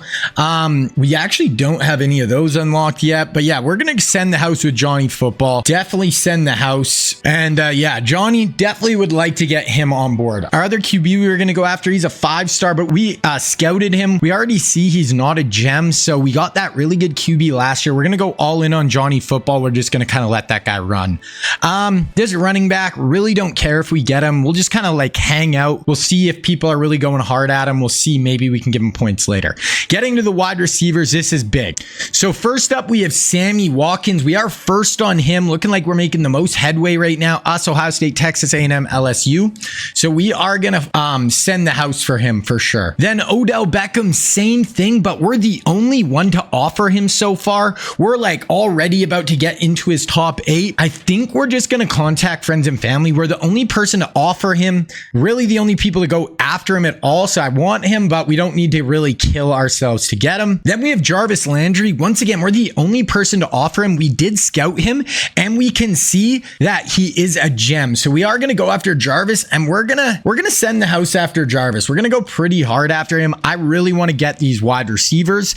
Then lastly, we have Mike Evans, and same thing. He is getting offered by more people, but we scouted him and we've seen he is a gem as well. So we're going to send the house for him. So we're going to go really hard after those 4 wide receivers, hopefully even end up with 3 of them. Moving on to our tight end here. We're actually making decent headway with this guy. Not a position we super need. So I'll contact friends and family for now, but if I don't get him, I'm not going to lose sleep. Okay, moving on to offensive line. And first we have Lael Collins. Really want him right now. Michigan looks like they're doing a little better than us. So we are going to send the house 100. We're going to send the house for all 3 of these big offensive tackles. So we got first Lael Collins. Then we got Greg Robinson. It's us, Arkansas, LSU, Georgia. We are going to send the house for him as well. Then we got Cyrus, and we scouted him, and we actually see he's a gem. Really, it's us in Georgia that's going after him. We're sending the house. Even if we got all 3 of these guys, we can move some inside to guard. We can move them all around. So definitely going to go after him. Now, auto gen guy, this Eberle, he's a gem as well, but I don't really have the points, I don't know, to really just go all in on offensive line like this. We do have to spend some on defense. So we're going to go after 25 for him. Then we have a guard here who is also a gem. So we're going to go 25 for him. Like I said, we got to save some points for defense here. We have a left guard, right guard, and that is it. And I don't even think we're going to do anything with these 2 right now. Then moving on to our centers here, the one who's a 5-star who I was kind of excited about ends up not being a gem. So we're actually not going to go after him. We do have this other center here, 4-star. We will go 25 points to him. And that is where we're going to end it right here with offense. We're going to start getting into defense here. So moving on to defensive end, and we have Stephon Tuitt. Now Tuitt, we looked, he's not a gem. We already fully scouted him. He is a 5-star. We're going to not rescind the offer, but we're just going to not really go hard after him right now. But we have Jadeveon Clowney, and we did scout Clowney, and he is a gem. So we already know that. We are going to send the house for Clowney right here. We're going to try to get in there. Bunch of offers already, but us, Ohio State, Georgia look like his top. Moving on to some auto gen guys. We're first on this guy. We'll go contact friends and family for him. Another D end here. We're first, us in Kansas State. We'll go friends and family. Another D end who we're first, 4-star. We'll go friends and family. Another D end here. We're first, but we've already got kind of going after a lot. So we're going to hold off on this guy for now. Then we get to D tackle and Timmy Jernigan. It is us and LSU are battling for him. He's a 5-star recruit, 4th player in the country. We are going to go super hard at him. We're sending the house. We could have him and Sharif Floyd locking down the interior of our defense. Then we have a couple of auto gens here. This guy we're fighting with Michigan. He's a 5-star as well. So we're going to send the house for him. Then the other guy, 4-star, we're just going to go friends and family for him. So only 25 hours. Moving on to outside linebacker. And first up, we have Ryan Shazier. 4 schools going after him. Us, Florida, Miami are the big ones. We are going to send the house for Shazier 100%. The other outside linebacker, we got 2 here. I think both these guys, we're just going to go friends and family, I think. This guy's from Bama. We should have a good shot. But this guy's from Alabama as well. So we're going to go friends and family for both them. Then we have the big 5-star middle linebacker. He's from Hawaii. We're going to send the house for him. We're going hard after this guy. Big 5-star. It's us in Georgia. He really wants to come across the world to play at, in the SEC, which I like to see. Okay, we only have 125 hours left for DBs. Here we have Quandre Diggs. We are second along with Auburn right now for him. We're going to send the house for him. He's a 5-star 7th player in the country. Then we have a couple other corners. I'm just going to go 25 at this 4-star corner. Then we got this safety. He's only got 1 offer. And then we have Clinton Dix, who we know is a gem, and he's a 5-star. So we're actually going to go 50 to him just because, we really want So that is kind of what our board is looking like right now. Now looking at week 1, we have USF. They're only an 80 overall. This should be an absolute bludgeoning. We got to win this by like 40 points. Let's start off strong. We got McElroy, Ingram, Julio Jones as our big 3 this year. Let's light them up. So Quinn gets player of the week in the SEC defensively. Mark Ingram, 3 touchdowns, player of the week on offense. We do start 1-0, and we want won 49-3. So that is what we like to see. McElroy, 279, 3 scores. We saw Ingram had 3 touchdowns. Julio, 72. So not a huge day, week 1 for Julio, but we'll take it. Okay, now we got week 2, North Carolina. They're coming in as the number 7 team in the country. So they're an 85 overall. This is honestly not like a super easy game. So this is definitely one we got to come to play and beat UNC. Luckily, it is at home. So we do get it done. We jump to 2-0. Good start, obviously. So we beat UNC 29-21. So a lot closer here. And now we have our first road game of the year with West Virginia. Okay, looking in recruiting now. I didn't really show you guys after week 1. So Johnny Manziel, we are first on his board and he has narrowed it down to his top 5. So now we can look at starting to do some sells here. But we only know 2 of his right now. I'm going to let it go for just one more week. And then when we find out the third one, we can do some sells. But we are in his top 5. We're his number 1 school. Then looking at Sammy Watkins, it's us and Ohio State. He's still in his top 8, but really looks like us and Ohio State are the big ones. Then Odell Beckham, and we are still the only one offering. We're only going 25 hours. Looks like we're going to get Odell for sure.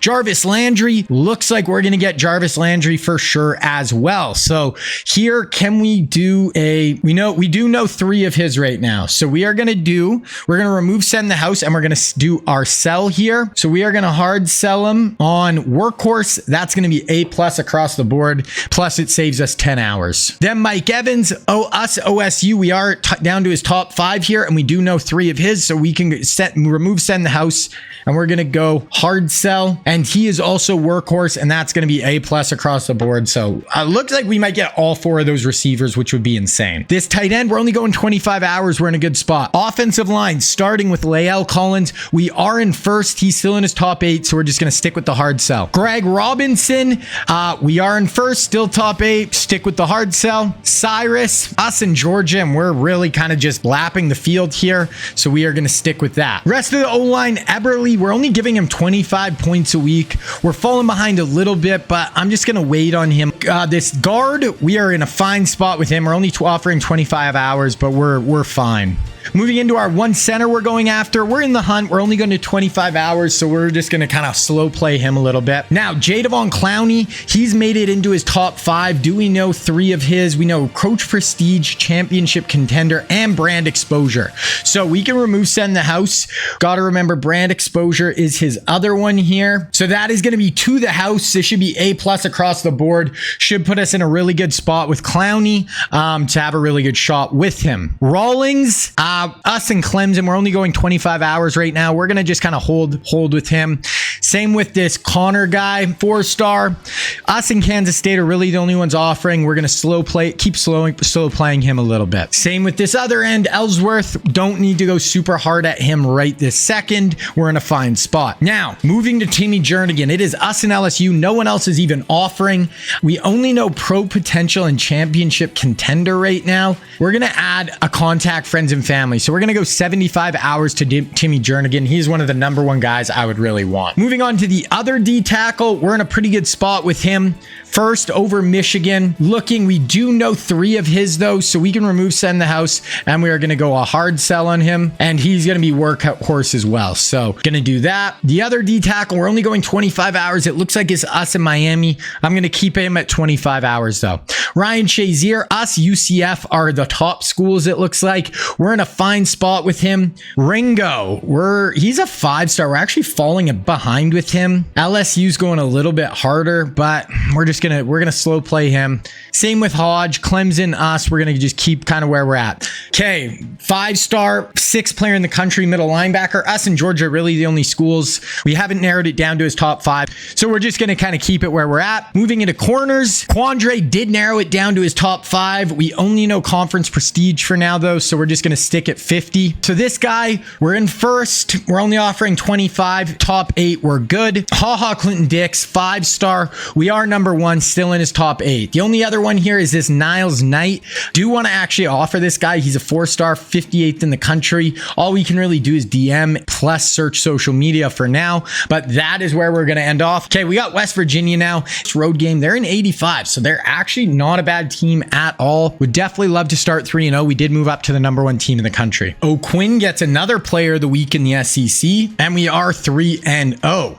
Ended up winning that one 45-22. McElroy 304, 4 touchdowns. Ingram 119 on 11 carries. That is crazy. Durgan, Julio both had nice days. Durgan pretty good. So Durgan looks like he's probably our other number 2 wideout after Julio. We do have Florida State this week. This is going to be at home though. Okay, so with Florida State, they are ranked. They're in 87. So this is the best team we have played on paper. Try to keep the winning ways going at home, which is nice. Let's go. So 4-0. So we made it through our first 4 weeks, get into our bye. It was 24-17. So a close-ish game against Florida State for sure, but we get it done. They actually had more yards than us in this one. Probably being at home might have saved us.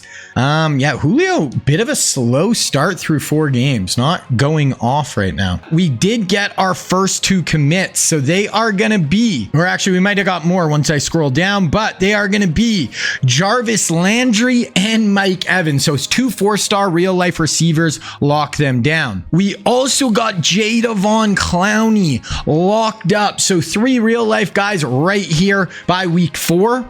And that is it. But right now, Johnny Manziel, we are doing pretty good with him. We did unlock the 3 things. So we can do hard sell here and know which ones we need. Going to be aspirational for Johnny football. We could probably even add some DM as well. Okay, we're going to sim through the bye, and we have another bye here, but I kind of want to look at our schedule. Is there a regular season game we really want to watch? We don't have Georgia. Texas could be good, except they're 1-3. Maybe Texas A&M. So we'll kind of keep an eye on Texas A&M. If we're super, if they're undefeated or 1 loss, and same with us around them, we could go on the road, watch that, and then we'll watch the SEC championship game and the playoff as well. Okay, we might have signed another recruit here. We got the D tackle, not Timmy Jernigan, but a good D tackle. And we got Ryan Shazier.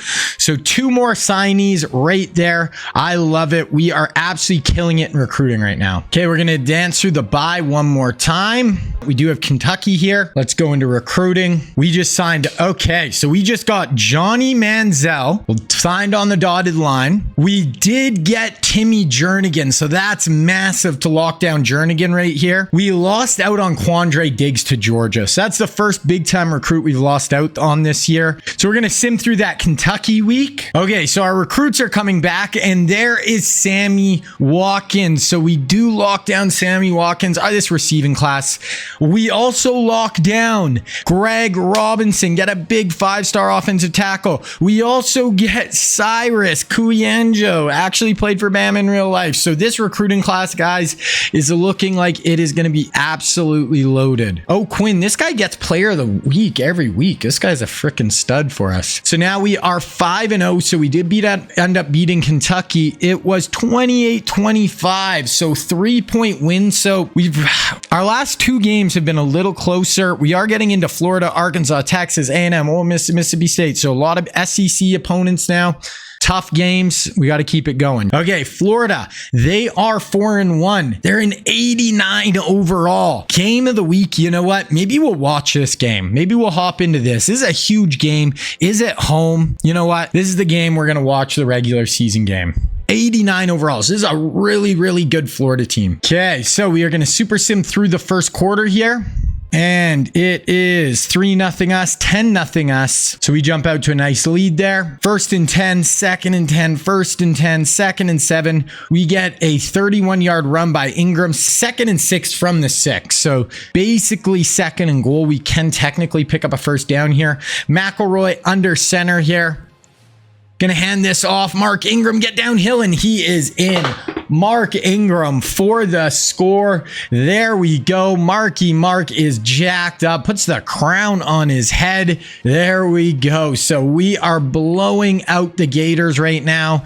That is what we like to see. Okay, let's see what our defense can do here. We got them to 3rd and 7 already. They're going 2-by-2, kind of a spread look here. Okay, drops back. They got a lefty, and we get a sack right there. He is going down. Is that Sharif Floyd? Is that our freshman? I don't remember what number for Sharif was. No, that is Dion Coleman with the sack. So, man, we look like an absolute just unit right now. We get a big return, 5-yard run, penalty on the defense, 2nd and 5, 3rd and 2 from the 9. This can be a run. This can be a pass. Can do it all right here. McElroy and shotgun, kind of a bunch look to the bottom, motion across. I don't know if we have Julio out there. Is Julio injured?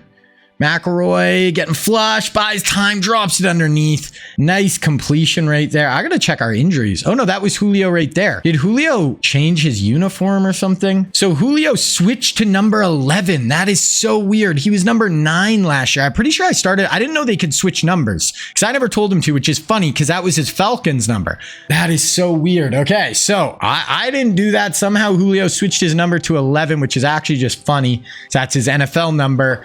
And okay, so Julio, not injured, picks up the reception. 1st and goal from the 2, and we punch it in, and it is 24-0, 3rd and 6. They're punting again, 2nd and 10. Here's a 3rd and long for us. We got trips to the bottom here. Oh no, actually, sorry, it's a 2x2 set. McElroy drops back. We block Ingram over the middle, fires it into Julio Jones. Julio goes for about 30 there. 162 yards right now for McElroy in the first half.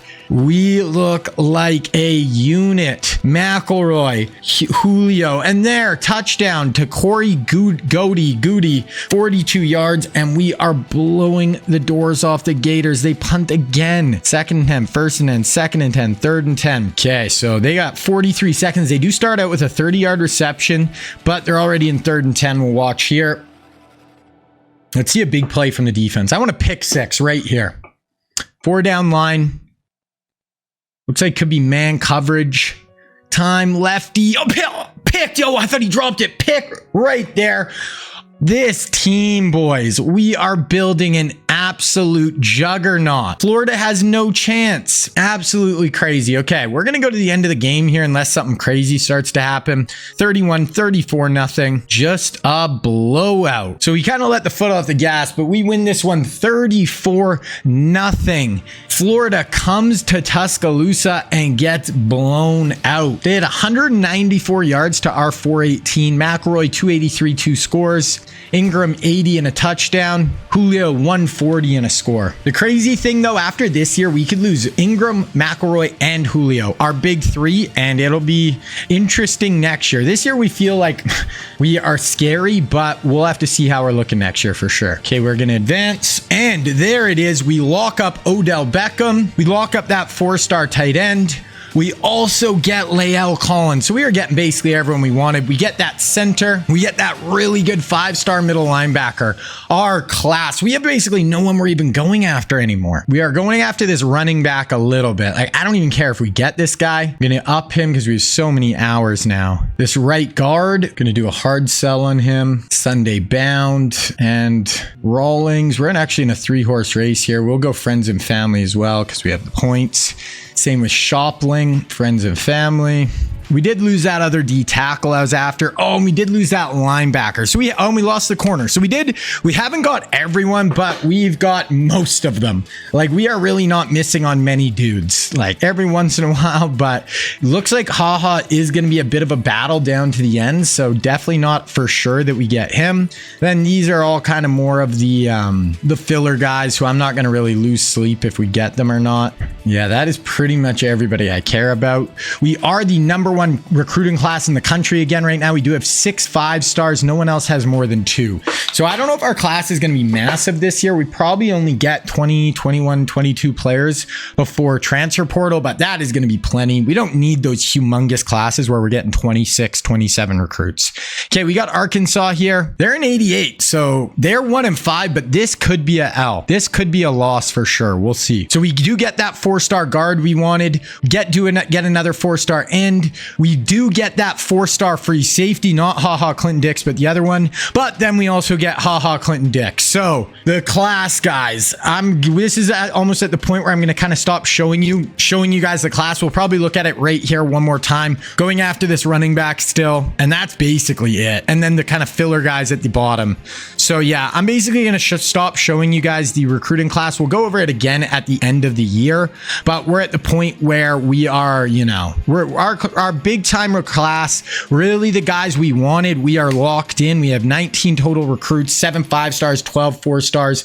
Get a few more guys here, and then we will really be looking at the transfer portal. Now we're really going to dive more into the season. So we're 7-0. We have this Texas team who's a 91 overall. So they're 3-5, but we are on the road in Texas. This could easily be our first loss of the year. Let's see. It isn't. We are 8-0, but we are playing Texas A&M this week.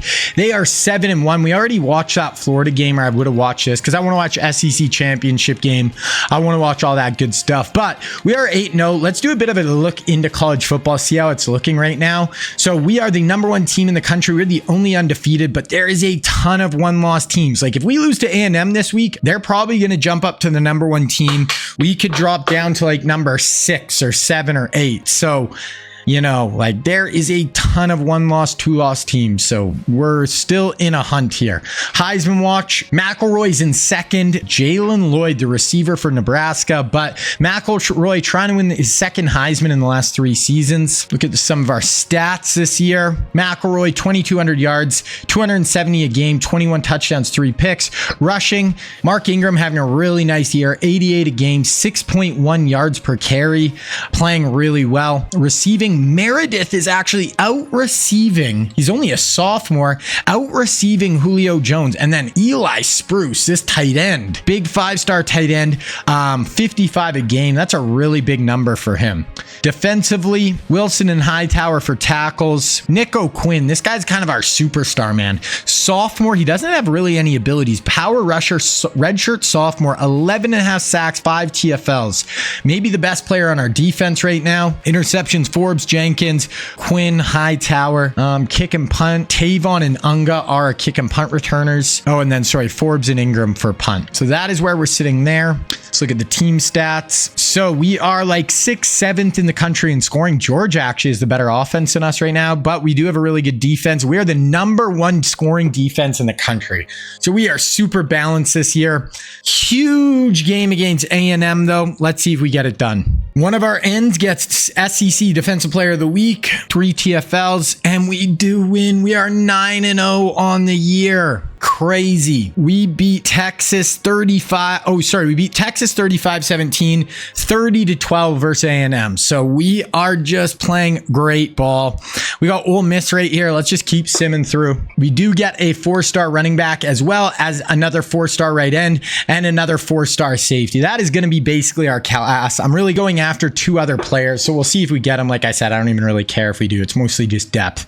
Okay, we got Mississippi State on the road. They're 5-5. They're only an 82 overall. This needs to be a big win. Like we gotta, and then I think we have Auburn, and then we're done the regular season, I believe, or maybe we have one more game mixed in as well. Okay, we get that other 4-star back. We have 1 right guard we are still going after. We'll see if we get him. Prather, our safety, pick 6, 2 interceptions, and 4 tackles. We are 11-0. We're actually the #2 team somehow, and we have the Iron Bowl at home versus Auburn here. They're an 88, so they're not a bad team, but we got to get this done. So we are going to play Oklahoma in the SEC championship game.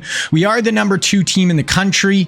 We ended up beating Auburn by 24-21. So honestly, a close game. We whooped Mississippi State, beat Ole Miss pretty good to end the year. So close game. Iron Bowl is always tough. Who's the team ahead of us? Because I think we're the only undefeated. Somehow Nebraska is ahead of us, even though they have a loss, and we're the defending national champs. Doesn't make a ton of sense.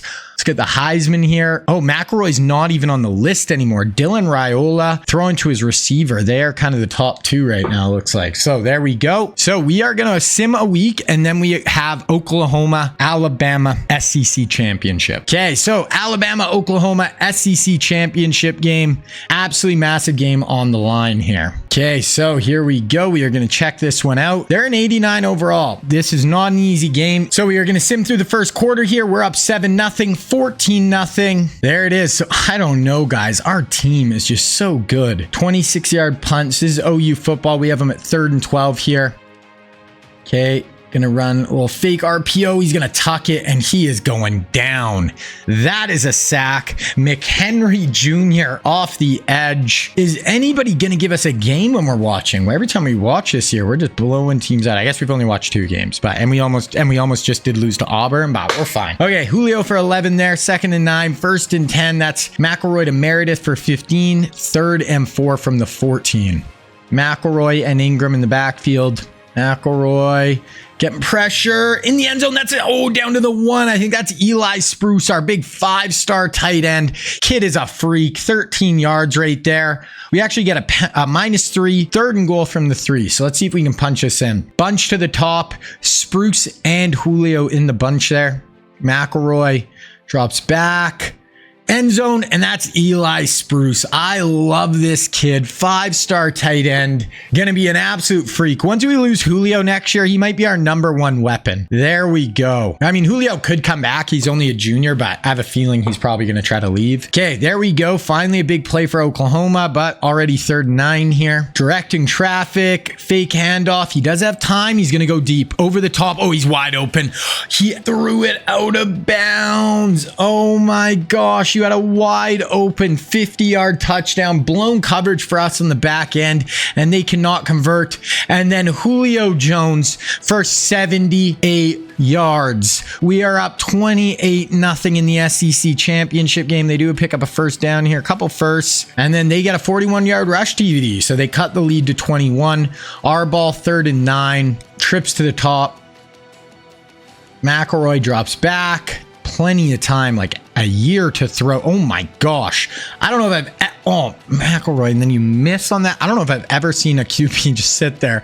No pressure, standing tall, waiting there. We do have to punt though. I mean, if they can go score here, they got a shot, but they're in 3rd and 14 after the sack. I mean, you get a touchdown on this drive. You go down 14 at the half, you do have a shot, but we'll see. No, they're just going to run the ball. So yeah, you're really just giving up there. Dante Hightower meets him in the hole. They have 11 carries for 49 yards. Not horrible, but we'll take it. Going to be our ball now, and we have a chance to go down and score. So it's going to be 3rd and 9 here. We're up 21. Let's go put another touchdown on the board and just put this one to bed. McElroy. Oh, that's really good interior pressure there. Just dropped our guard back into our QB's lap. Got the sack. Big play there for OU. They get the ball back. I mean, I keep saying if Oklahoma can score before the half here, you never know. And they do. They get a 64-yard touchdown. They're only down 14 now. 2nd and 10. 1st and 10. 2nd and 10. Okay, that's just going to put us at the half. So all of a sudden, OU has a little life. We're going to go to the 4th quarter and we'll see where we're at. We do score again. Okay, we scored 2 touchdowns. So yeah, it's 42-14. We're just going to go to the end of the game here unless something wild happens. 21-42, 49-21. We are a unit. We are trying to recreate Nick Saban's run at Bama, and so far we are on our way. We are the defending national champs in year 3, and we have to be the odds-on favorite. McElroy's pass for 448 and 7 touchdowns. Oh my God, this guy is an absolute freak. Fires it into Eli Spruce there. Greg McElroy. 448, 7 touchdowns. Ingram, we could not get the run game going at all. Durgan had 251 and 2 scores. Julio, I don't know. Julio had 111, 37 yards a catch for Julio. So we win the SEC, and we are going to advance here. So McHenry gets player of the week this week, 3 sacks. We did see one of them live as well. I don't know how McElroy better be getting offensive player of the week. So we are going to look at the bracket here for the college football playoff. USF, Nebraska, A&M, Oregon, Colorado, USC, Clemson, Oklahoma. Florida State, Arizona, Michigan get the bye. We are going to play the winner of A&M, Oregon. So we already played A&M once. They're one of the better SEC teams. Oregon always has a good roster. So that is going to be a really good, really tough first round game for us. McElroy wins player of the year. Does he win the Heisman though? He wins the Heisman Trophy. McElroy, the SEC championship game, put him over the top. So McElroy wins 2 Heismans in his 3 years as a starter. So only the second player in NCAA history, along with Archie Griffin, to win 2 Heismans. Wins the Johnny Unitas. To have him and Julio. Wow. Best defensive player in the SEC. No, this is of the year in the country. Nick O'Quinn, 7 17 sacks. Humongous year at outside backer for him. McElroy wins best quarterback. Mike Johnson, best interior lineman. We got the best center. Nick O'Quinn, best linebacker. And there we go. So that is what we are working with. We cleaned up at award season. McElroy, if we win another national championship, McElroy has like a chance to go down as one of the best college football players of all time. We have a rematch with A&M in the Cotton Bowl. We are going to check this one out, but he's going to win 2 natties. If we win the natty this year, he'll have 2 Heisman trophies and 2 natties in 3 years as a starter. That is pretty tough to beat. Nobody's done that. So, okay, here we go. So this is to go to the semi. We did beat A&M once, but they're a really good team. Okay, we're going to go through the first quarter here, and we are up 7-3. So close, not super high scoring. 4th and 9, they're going to punt to us. We start out 2nd and 9, 3rd and 6 from the 39-yard line. So McElroy shotgun, Ingram beside him. Julio's at the top of your screen. That might be Eli Spruce in the slot there. We're trying to set up a screen to Ingram. Use your block. Use your block. There you go, Ingram. Pick up the first down. Okay, keep going. Pick up 16 yards to Spruce, 12 yards to Meredith, and we punch it in. Julio for 22. We go up 14-3. A&M football, pressure on here. They do get a 25-yard reception, then another big catch, then 1st and goal from the 6. So we will watch from here. A&M trying to cut this down to a 14-10 lead. Us on the Bama side, we want to try to cause a turnover. We want to make a big play on defense, get them off the field. They're doing a jet touch pass. That's our guy, Kyle O'Quinn, I think, right there with the big tackle. We're going to watch this whole drive right here. Looks like a press man look for us. Could be a 0 blitz. They're going to hand it off. Linebacker meeting the hole. Dante Hightower. Great tackle. Now it's going to be 3rd and goal. Holding to a field goal would be really nice right here. 3rd and goal from the 5. Bunch to the top of the screen for A&M. Drops back. Too much time. They're going to take off. Hightower drops him at the 2-yard line. Are they going to go for this? I have a feeling they're just going to kick it, so we're not going to watch it, but we'll see. They go for it on 4th down, and they punch it in, cut it down to a 4-point game, and then we fumble. They have it on our 18, on our 20. Okay, holy. So they can actually take a lead here. 3rd and 12 from our 20, definitely in field goal range, though, so they can cut it down to a 1-point lead, even if they don't convert here. We're going to bring it up. Boom! Dante Hightower fires through the A gap. That is massive. It's only down to the 28, so still within field goal range, but going to make it a way harder kick. They do make it, though, from 45 yards. Okay, our offense has got to get going. Okay, 2nd and 7 for us. We pick up a 1st down, 13 yards, 2nd and 10. 1st and 10 after a Durgan 13-yard gain. 2nd and 6, 1st and 10, 2nd and 6, 1st and 10. So we were just slowly working our way down the field, and then boom, 21-yard touchdown to Julio. We go back up 21-13, but this game, then they just hit for 29 yards. They're down to our 21. 1st and goal from the 6 again. So A&M is giving us all we can handle in the first half here. They score. They can go for 2 and make this a tie game going into the half. 6-yard line, 1st and goal. Gonna take off back of the end zone. Wow, that is a great throw. A&M, they are a play away from tying this. Are they going to go for 2? They're just going for 1. Why not go to tie it right there? I don't really get that. So it looks like we're still going to hold on to a 1-point lead going into the half, but A&M is playing toe-to-toe with us. Crazy. So we are going to go to the 4th quarter now. So we're going to sim through the whole 3rd and we'll see where we're at. So we go up 24-20, 23-24, 1-point game here. Okay. 3rd and 3 for us. Okay, here we go. 3rd down, 26-yard line. In field goal range, could go up 4, but we want to go up 8 right here. Hand it off to Mark Ingram. There we go, Mark. Big hole. Make a guy miss. That's fine. We will take that. Big hole there for Ingram. Doesn't look like our run game has got going at all, but there we go. We go for 11, 2nd and 10, 3rd and 9. We're going to watch from here. Trips the top. Julio at the front of the stack there, or the bunch there. Julio beat him off the line. Going to Julio.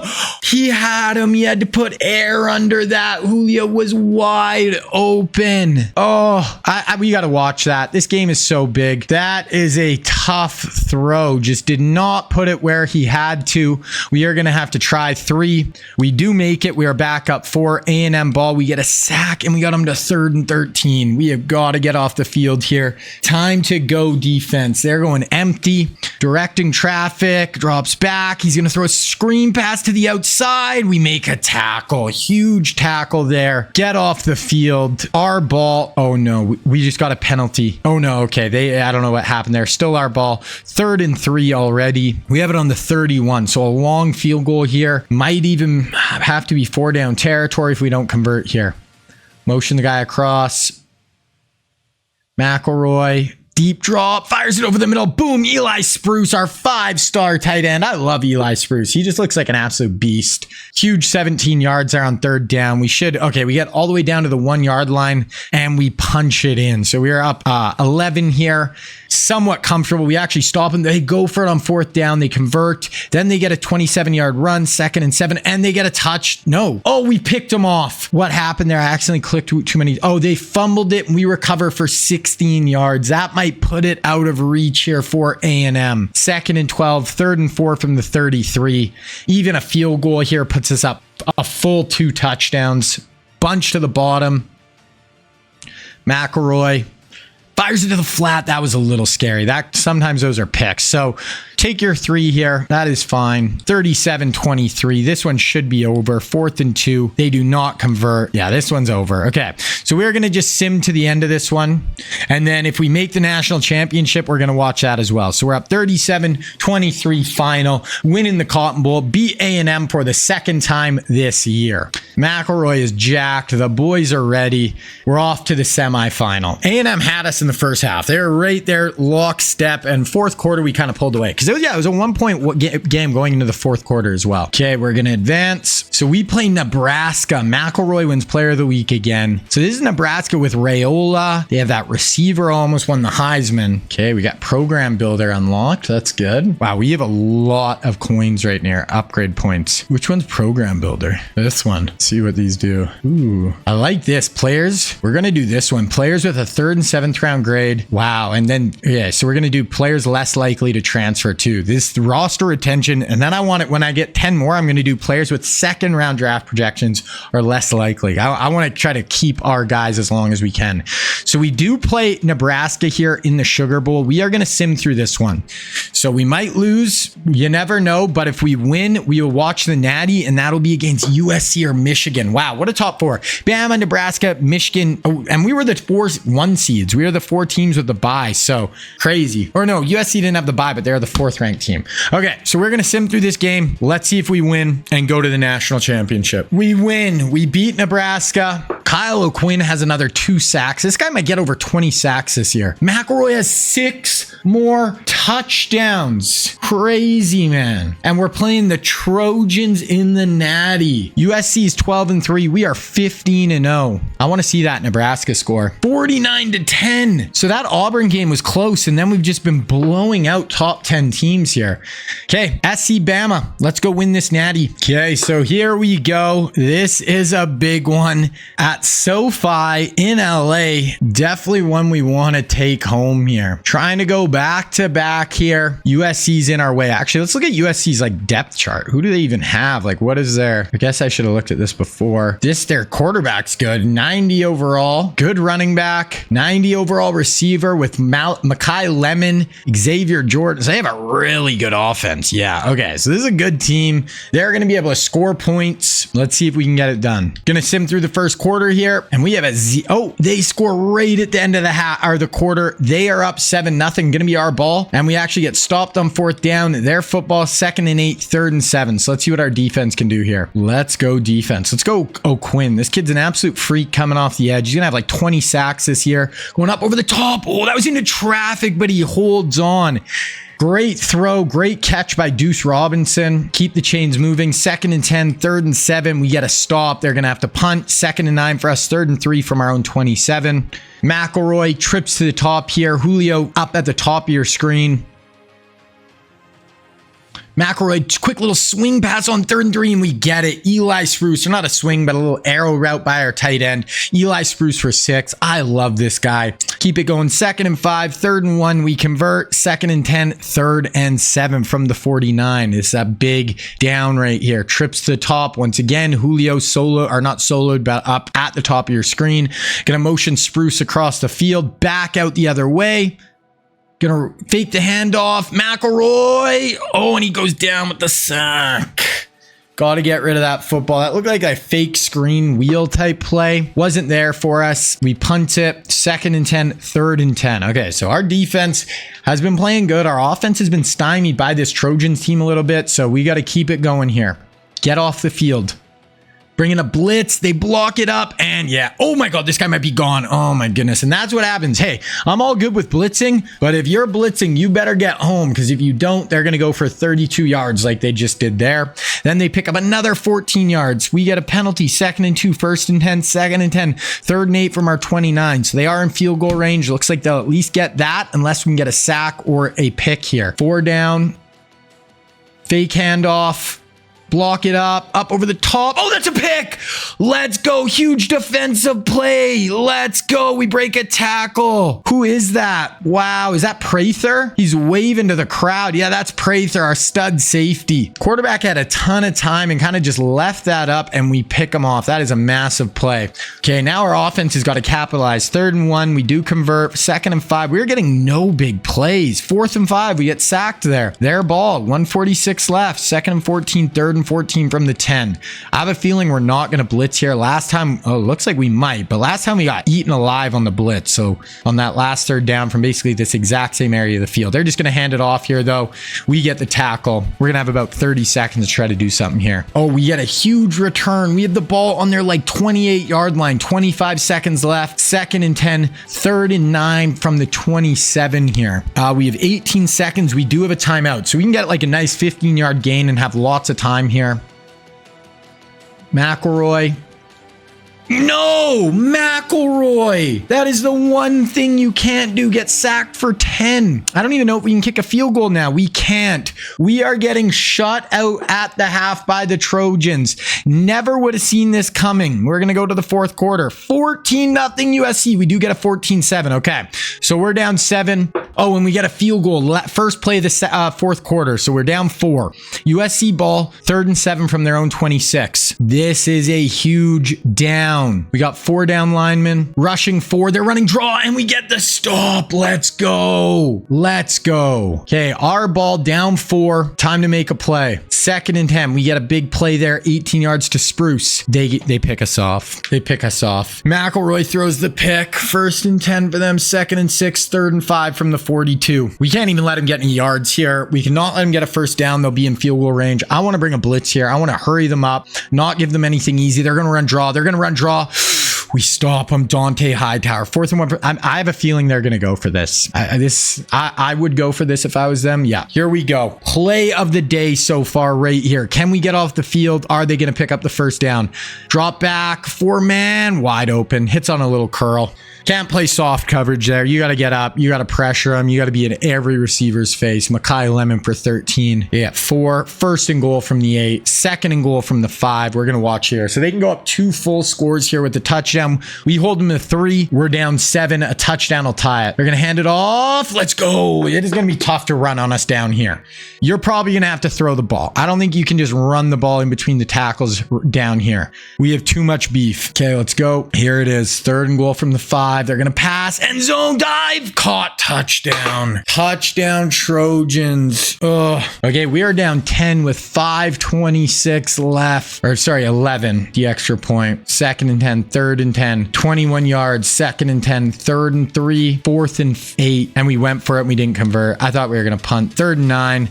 We need to stop here if we want any shot. Not looking good for us no matter what, but if we get a stop, we have an outside shot here. 3:44 left. A 1st down basically ends it for USC. Too much time. Wide open. He dropped it.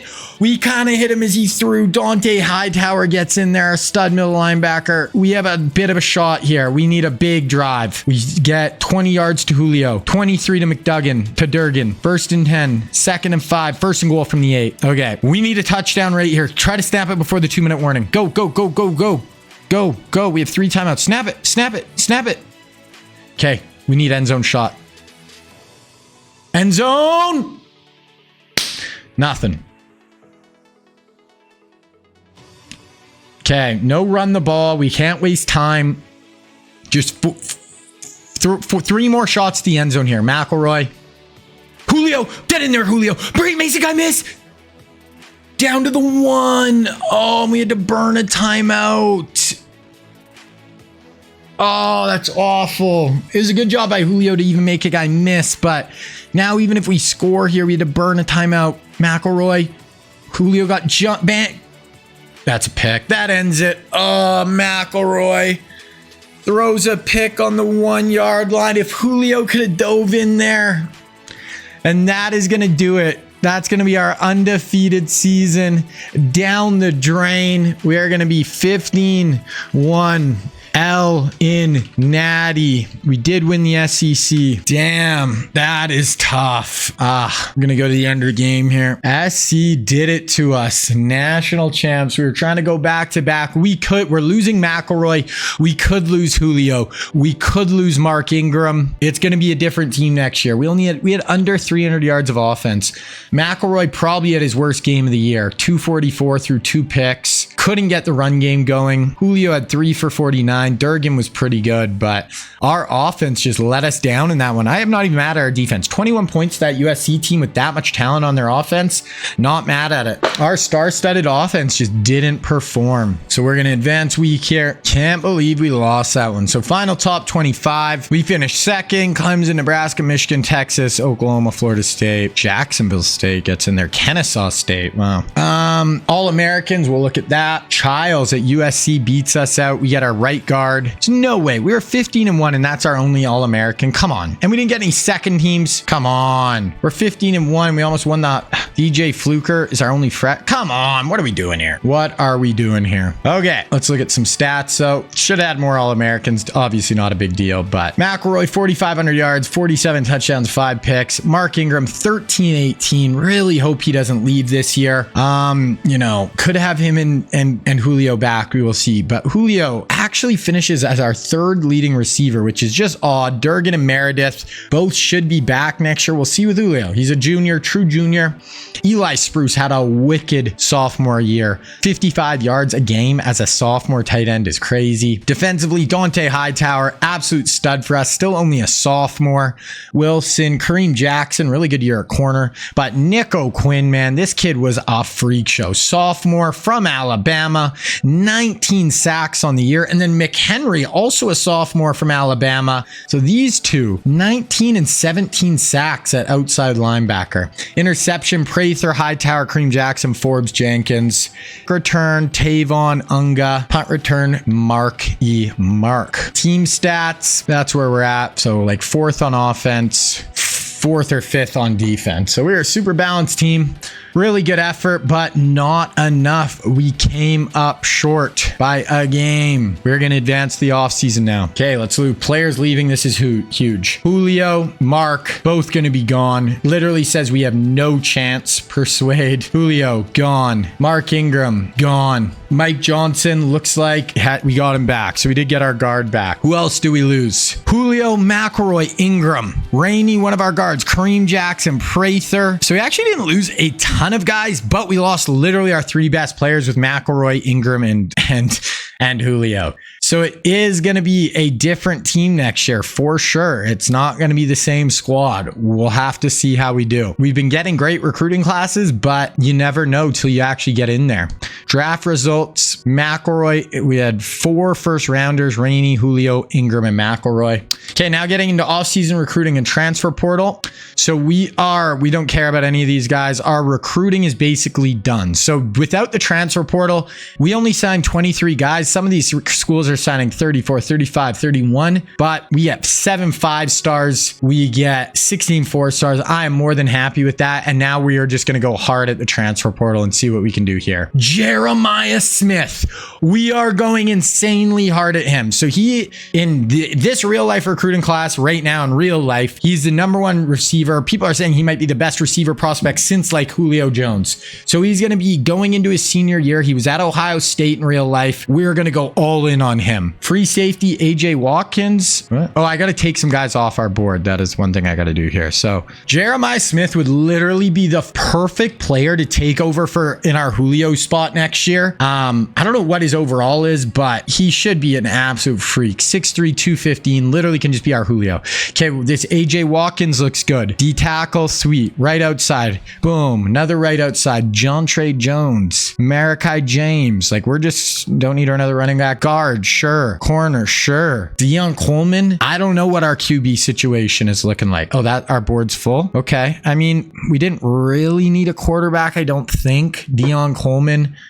Where was he? Was at Florida. He might be worth adding. I think we'll knock one more guy off of here and add him. Okay, so we add him. Now I'm just going to go through, offer these dudes scholarships, everything, and then we'll see where we're at. Okay, so we got hours, everything divvied up to these guys. We got them all in for visits, so we're just going to kind of start simming through the weeks, and we'll see what we get. Jeremiah Smith, come on. Come be our Julio. So we don't get... Oh, that's just an O-line. Okay, we do have this program builder. We did get another 12 points, so I'm going to go players with second-round projections are less likely to go pro. So hopefully we can just keep as many of these guys as we can.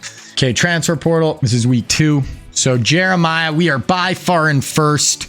Looks like we're going to have a really good shot. Us in Georgia. Watkins looks like we have a good shot. Burley at D tackle, right outside. All these dudes looking like we have a good shot at them. We'll keep rocking here. We do get Jeremiah Smith.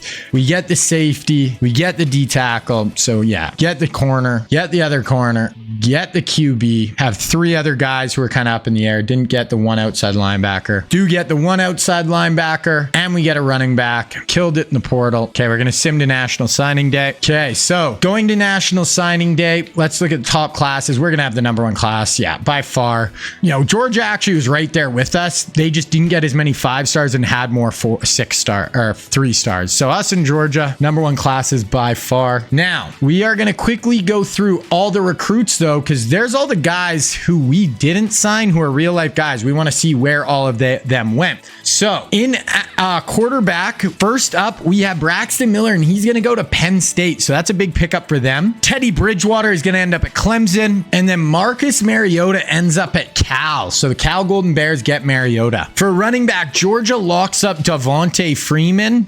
Pitt Panthers get Melvin Gordon. And then DeAnthony Thomas goes to Oregon, just like in real life.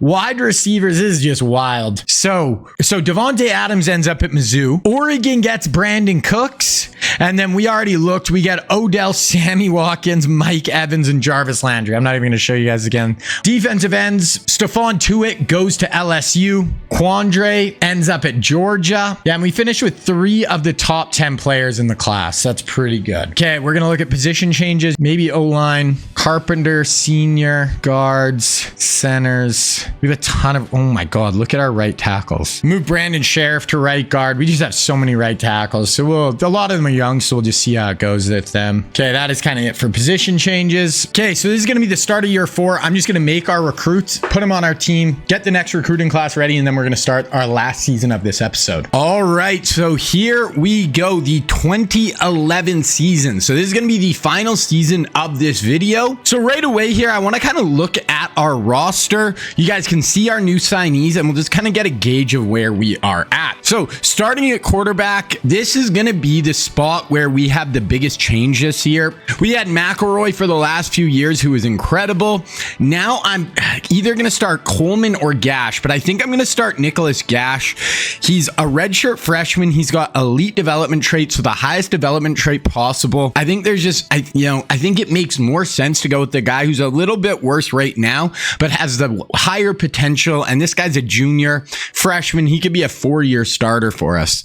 Moving on to running back, we got Jonzel Smith, who looks really good. And then we got Incoom behind him, who looks like an absolute stud. Elite development trait, develops at the fastest rate possible. So he looks like he's going to be really, really good. We do have young Trent Richardson in our stable of backs as well. Moving on to wide receivers, we got Unga, Jeremiah Smith, who we're bringing in as a senior, 98 speed, 97 speed. And then I think I'm going to play Tavon Austin in our number 3 role. So that is going to be our top 3. And then Durgan and Smith and Coleman will be fighting for our 4th receiver spot. Then if you go down, we brought in the big 4 young guys with Sammy Watkins, Odell Beckham, Mike Evans, and Jarvis Landry.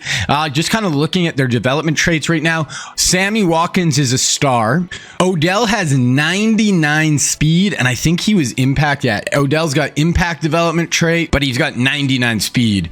Mike Evans, 75 overall. He's got impact. And then I think Jarvis Landry might actually have the best. He's only a 69 to start, but he has elite development. So all 4 have above average development. Like, they're going to be just our 4 weapons that we're really building our future around. At tight end, we got Spruce, London, and Gideon, our kind of big 3 we got in 2 recruiting classes ago. Spruce has been really good for us, and yeah, we're really set there. Have a couple other young guys in behind them. Left tackle, Carpenter, Greg Robinson, Lael Collins, Luke Jokel. Greg Robinson, 79 overall. He's got star development trait. Looks like he could just be an absolute beast for us. Lael Collins, 79 overall, elite development trait, so develops at the fastest rate. So we got some really good young O-line. We got Zach Martin. That's our center group. Right guard, we got Brandon Sheriff at waiting in the wings. And then we got DJ Fluker and Cyrus on this side, on the right side too. So we've been killing it on the O-line. Zion Goff, one of the best young, he's only a redshirt sophomore, up to an 89 overall. We got young Jadavon Clowney waiting in the wings here at defensive end. Impact development trait, 5-star recruit, 6'5", should develop into a pretty good player. D tackle, we got Sharif Floyd, and then we just brought in Timmy Jernigan. So these are kind of 2 young D tackles we're building around. Timmy's coming in with star development trait as well. I actually might redshirt him for a year because he's going to be our 3rd D tackle. So we might do that. Left outside, this is what we're working with. McHenry and Quim, both really good players. Hightower and Ogletree are going to be our starting middle linebackers. We brought in this Nate Moala. He was like the 5th player in the whole class. Star development trait, going to be our next line of really good linebackers we're bringing along. Courtney Upshaw, Jarvis Jones, and then we got Ryan Shazier as well. So we brought in a ton of real life recruits this year. Star development trait for Shazier. So, he can play inside outside for us. Cornerback, Milner, Joyner. I actually had to cut Stephon Gilmore. Milner has elite development trait. He's got 99 speed, and he's a 83 overall already as a freshman. So yeah, he looks like he is just going to be an absolute freak show. Here's our free safeties, and then strong safety. We got Mark Barron, HaHa Clinton Dix, and Eric Reed. HaHa looks like he's going to be the best of the group. Elite development trait, true freshman, already an 81 overall. So looks really good. So I don't know if we're going to be as good as last year. We're 15-1 both of the last 2 seasons. So we have a worse quarterback this year. We lost Julio Jones, who is our best player. So I don't think we're going to be quite as good, but I do think we are still going to be very good. Okay, going to go through our red shirts here. I'm doing all 4 of these young guys. None of them are going to touch a field this year. So all those wide receivers, I'm not going to show you guys every red shirt I do, but yeah, definitely those for wide receiver. On the O-line, I'm going to do basically all of our freshmen. The 3 really good freshmen we brought in this year. Going to do Clowney. I am going to do Jernigan. Buy a year with him. Same with Moala and Shazier. So yeah, we're just very deep this year. Honestly, if we had a better quarterback, we would be in basically the same spot we were in, but I just don't know with our quarterback position how that's going to play out. I am going to start Nicholas Gash. though, so he will be our starter. And we are going to be playing Tavon Austin in the slot. And you know what? I really want to get D. Milner on the field. He's a little bit worse than this Wilson guy, but I'm going to play Milner as our slot corner. We can't redshirt him or anything anyway, so we might as well try to get him on the field, I think, and just let him improve. Okay, now we're going to go through the recruiting. We'll set up our board, and I'll show you guys the real life recruits we have this season. Okay, starting with quarterbacks, and we have 2 real life recruits in this class. First one, Jameis Winston. Now, Winston's actually from Alabama, but played at Florida State. You know, unreal college career, ended up being the first overall pick. We are 4th on his board. We just got Johnny Manziel last year, so I'm actually going to let it rock here. I'm not going to go after him. Then the other real life recruit is going to be Paxton Lynch. Now, Paxton's from Florida, going to be a field general archetype, 4th player in the class. We are 2nd on his board, but we just really don't need a quarterback in this class. And I'd rather these guys go somewhere where they could actually start and we can maybe play against them. So maybe I'll go after this Tyler Trout. We're 1st on his board. He's a top 100 player, but that's about it. He could always be a back for us or something. Moving on to running backs, we have 2 in this class, and the first one is going to be Kenyon Drake. Drake played at Alabama. Here, he's going to be a 5-star recruit, 4th player in the whole class. And yeah, he looks really good. Elusive back archetype, Georgia, Oklahoma, Auburn, Florida, Penn State, Ohio State as his top schools. Next up, we have Todd Gurley. Now, Gurley played at Georgia. He's from North Carolina. Here, he's going to be a 5-star recruit, elusive back archetype. We're going to make him bigger. He's like 220, 225 size-wise, but we're actually 2nd on his board, so we will add him as well. We got another running back there who are 2nd in pride. Hayes will add as well. Running back isn't a super big need either. Really, skill positions aren't a huge need. Moving on to wide receivers, and the first one is going to be Amari Cooper. Once again, played at Alabama, from the state of Florida, 1st round pick by the Raiders in the NFL draft.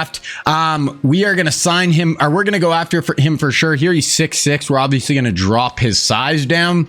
He's like 6'1", but he's going to be looking at Alabama, Michigan, USC, Oklahoma, and Nebraska. Definitely going after him. Next up, we have Sterling Shepard. Now, Sterling Shepard played at Oklahoma. He's from the state of Oklahoma. Got drafted by the Giants in the 2nd round. Here he's going to be looking at Raging Cajuns, Tulane, Rice, so some small schools for him. Then we have Steph Diggs. Now, Diggs, route runner archetype, 4-star recruit, looking at Michigan, Bowling Green, Michigan State, Penn State, and Mizzou. And the last one is going to be Dorial Green Beckham. Now, Dorial was like the #1 high school recruit in this whole class. He's like a 6'6" wide receiver, ended up going to Missouri. Here he's a physical archetype, Bama. We are 1st on his board, so we'll add him. Florida State, LSU, Texas, A&M. But once again, we have so many receivers right now. We just brought in those 4 guys last year, so we'll just go after those 2, no one else. Tight end, all auto gens here. We have this one guy who we're 1st. We'll add him, but maybe we'll go after the guy we're 3rd as well. Moving on to offensive line, I'm always going to go hard at O-line no matter what. Our first real life recruit is going to be Ronnie Stanley. Now, Stanley played at Notre Dame, but he's actually from Nevada.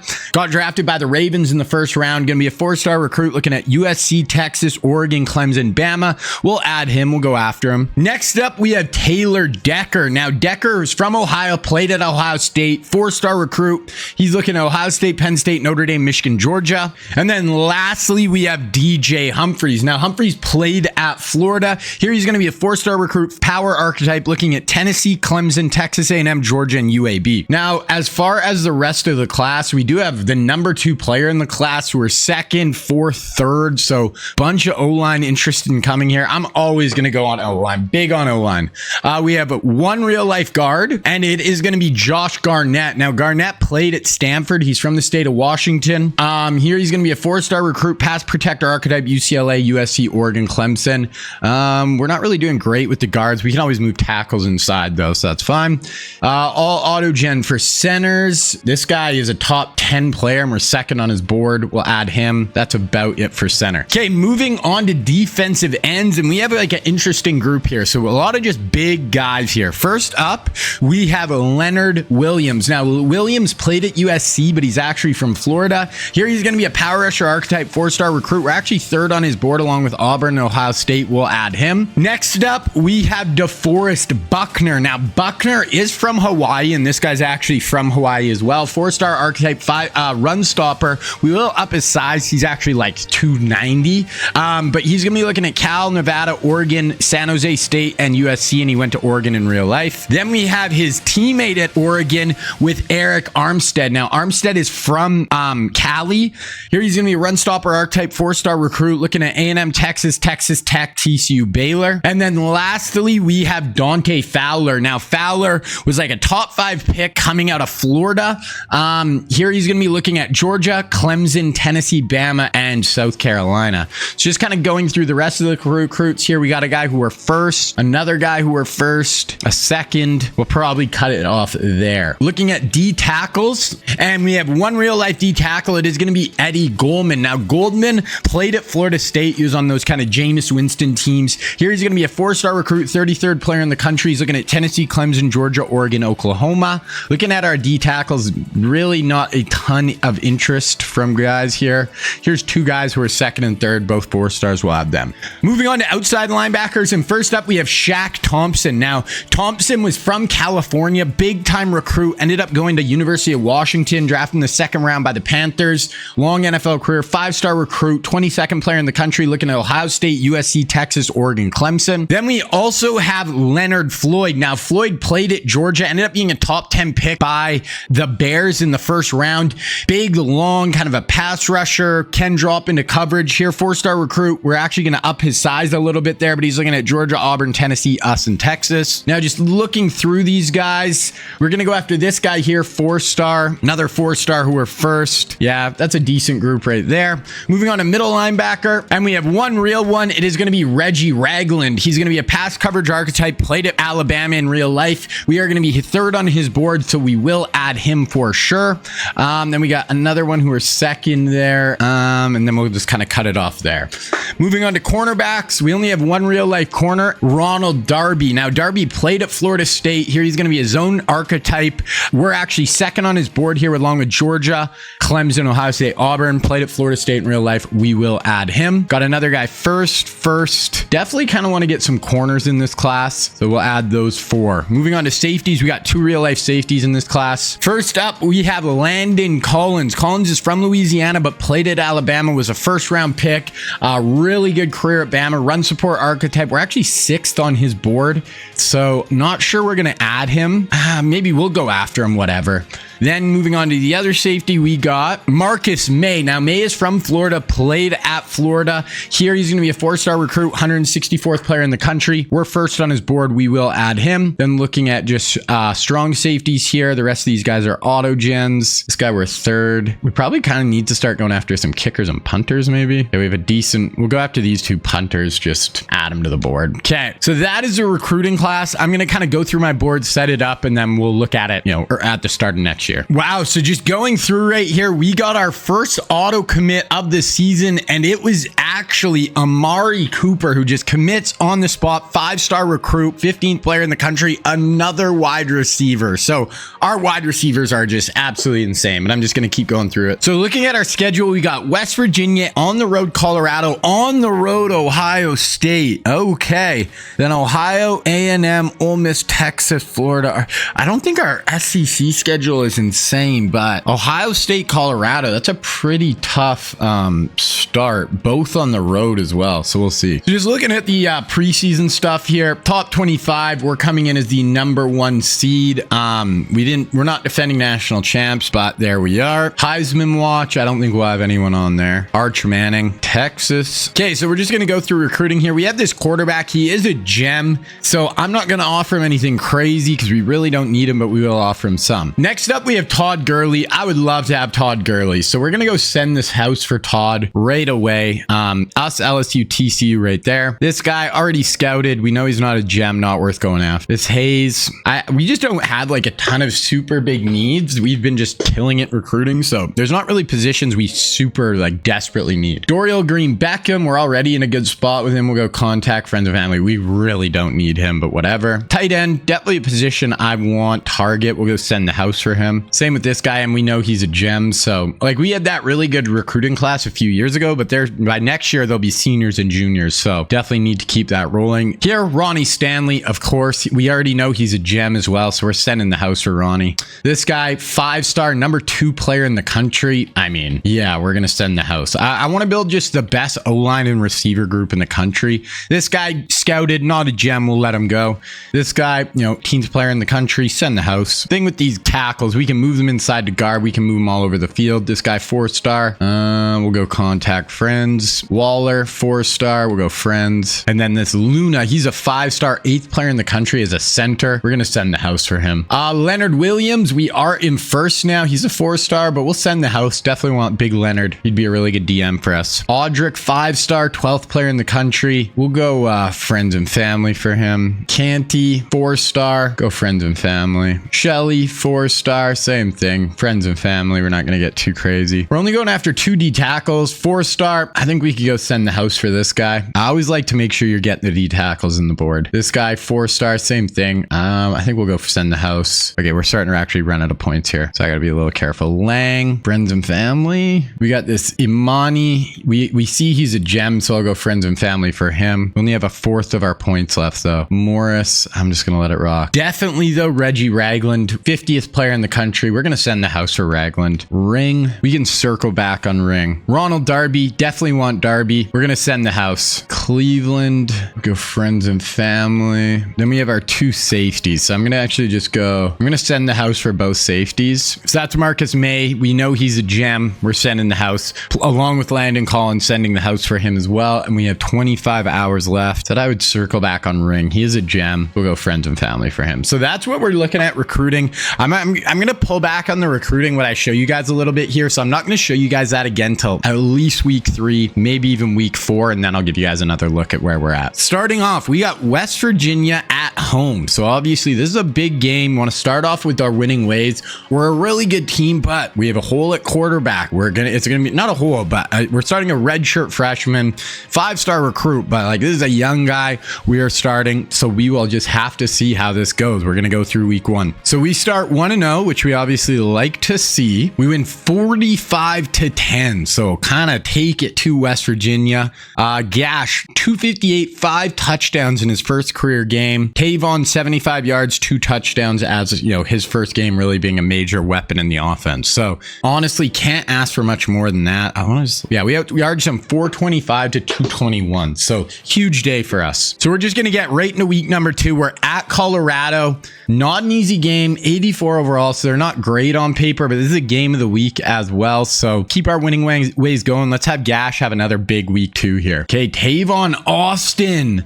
Wow. 10 receptions, 215 yards, and 3 touchdowns. So Tavon looks like he could be a superstar in this offense. I'm assuming we won if Tavon put up those numbers. 47-41. We do get the W, but that is a very high scoring game. Total offense 426 to 451. So very close.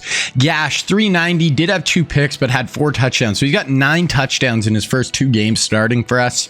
Didn't really run the ball. It was Tavon Austin through the air. 21 yards per reception. Tavon went completely off. Okay, just simming through our bye week here. Okay, so this is obviously a massive game right here. There it is. Ohio State gets it done. That is going to drop us pretty decently down in the polls, though. So that is going to be Ronald Darby signs with us. Landon Collins. So a couple really good DBs just commit right here. Okay, we're actually going to go through the recruiting now. So we're about week 4 here. I'm going to take you guys through, show you guys what we're looking like. It looks like it's going to be a really another really good class once again. So this quarterback, he's a gem. We're right kind of in the lead with him. If we want him, we actually probably could go, because we just got 140 more hours here. We could probably send the house for him. We don't really have any cells unlocked. Todd Gurley, it's a bit of a battle for Gurley right now. I'm going to just add a bit more to him as well, because we're going to take social media off. We don't really have any of his cells unlocked, but we're going to go contact friends and family on top. I definitely want Gurley. Hayes, another running back, not too worried about him. We're just going to let it rock. Green Beckham, us and LSU. Once again, I don't really care if I get him.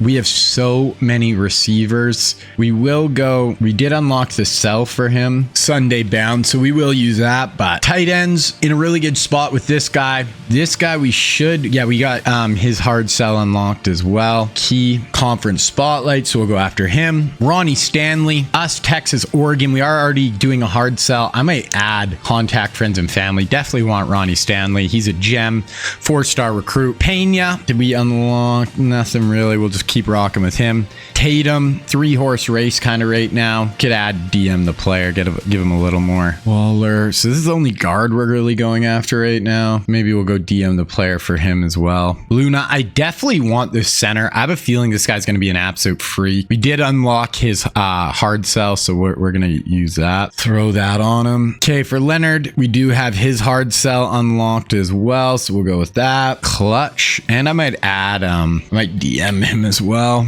This guy, we're going to go 50 hours. We're going to send the house for him. He's a 5-star, 12th player in the country. I haven't really been going hard at him either. Canty, we're fine. Okay, we lost one of the D tackles. So that means this is the only D tackle we're going after in the class. I'm actually going to make sure. Yeah, we have his hard sell unlocked. So we're going to make sure we're really going hard after him. So we're going to go 40 plus another DM. Leaves us at 20 hours. Lang, really not worried about him. We'll just let it rock. Definitely, this guy looks like he could be good, but I want to make sure we can lock down our guy Reggie Ragland here. I think we had his hard sell, yeah. So we're going to football influencer plus we'll DM the player. Still going to have 20 hours. Ring, we're falling behind on him, so we'll add a DM. He is a gem, so. And yeah, that is basically where we are sitting with this class. So pretty good class. It looks like we'll get a decent amount of real life guys, and just overall, we're in a really good spot to have a really good class. So I'll show you that again in probably 3-ish weeks, and that'll be pretty close to the whole class will be wrapped by then. Okay, so we're going to advance here. Okay, and we get another wide receiver in Dorial Green Beckham. So we've got 6 real-life wide receivers over the last 2 classes. We had a 4-star tight end. We do lock down Ronnie Stanley, so big right tackle, lock him down. We also lock down Reggie Ragland, so another real-life middle linebacker. And we lock down Marcus May. So absolute just a ton of guys right there locked in. Once again, we're probably going to have the #1 class here. Okay, so Ohio's going to be visiting us. This should be a big win, get us back on our winning ways. We did just lose to Ohio State, so let's just go beat Ohio, get a little tiny bit of revenge here. Okay, lock down another 4-star tight end here, so get a good group of tight ends. 4-star tackle, that really good 5-star center I wanted. So I really wanted this guy. He was one of my main targets. We do get Leonard Williams as well, that D tackle I wanted, and that is it. So already this class really kind of rounding into shape here. We do end up beating Ohio. We're still the #3 team in the country. So I actually thought we would have fallen a little bit more after that Ohio State loss, but and Ohio State ended up losing later. So they dropped down to #12. We have A&M, #1 team in the country. I missed that. This week we saw Texas 2's at #8. How we won by 1 point. Oh my God. We won by 1 point. And this looked like Gash's worst game. 2 picks, 247 yards. Wow. So Gash had a big kind of fall from grace there. He's definitely thrown a few picks so far. A&M here, 89 overall. They're the #1 team. Luckily, this is a home game, so that should help. But so A&M, absolutely massive game. Do not want to be 3-2 right now. So this is a game we definitely want. We'll see if Gash can bounce back. Had a great first 3 games. Last game was not as good. Okay, we get that 4-star QB in. We get that really good 5-star offensive lineman. Get the 4-star guard. So class is really rounded into shape here. We end up losing. Somehow we're 3-2 and still the 5th team in the country. I know we've lost to some really good teams, but we lost to Ohio State and A&M to start. So we've lost as many games in our first 5 here as we did in the last 2 seasons. 21-14. So offense was really good the first 3 games. Last 2 games, really struggling. Gash, he's thrown a lot of picks so far. Tavon still absolutely murdering, but yeah, Gash, gotta reel that in. Okay, we got Ole Miss here. We have got to win this one. 85 overall at home. This has got to be a W. Okay, Ole Miss, let's get it done. Can't lose this one. We can't really lose another game. I don't even know if we got 3 losses. I don't know if we're guaranteed. Okay, so there, huge recruit there. Todd Gurley, big 5-star running back, absolute free commits, 4-star outside linebacker, 4-star corner. Really don't have a ton. We'll go look at recruiting right here. We don't really have a ton left. So we do end up beating Ole Miss, but we have the number 2 team in the country, the Texas Longhorns now. So there is no rest for the wicked right now. We are just going through it. A&M, Ohio State, Texas, 3 top 5 opponents. Ohio State, when we played them, was top 5, but Texas A&M and Texas, they're the top 2 teams in the country right now. Ole Miss 21-10. So really the offense was just absolutely cooking the first few weeks, and now it's kind of struggling. Okay, well, this is probably the last time we'll look at recruiting. So get the QB. We still have this running back. Don't really care if I get him, but he's a 5-star. We'll see. And then 3 defensive ends here. We're going 75 hours on all of them, so we'll just see who we get. Right outside linebacker here, a 4-star, 75 hours. And then another defensive end here, a 5-star, number 3 player in the country. Another guy, we're going 75 hours. So we'll just kind of see where we land there. Us and Miami have the top 2 classes. We've been getting better on the 5-stars. They've been doing good with the 4-stars. Oregon actually has a really good class as well. 3 5-stars, 12 4-stars, 0 3-stars, which is good for them. So that is where we are sitting. Okay, Texas at home. Luckily, that might save us in this one. They're in 90 overall. So I don't even know if we're going to make the SEC championship at this rate. We got to win this game if we want a chance to win the SEC for the 4th year in a row. But let's see. I'm not feeling great here. I think Gash just might be a little young. I think next year we're going to be back. So we got a 5-star D end, 4-star D end, 4-star D end. Our class is pretty good. We basically are going after one more 5-star D end. That is it. We do beat Alabama or Texas.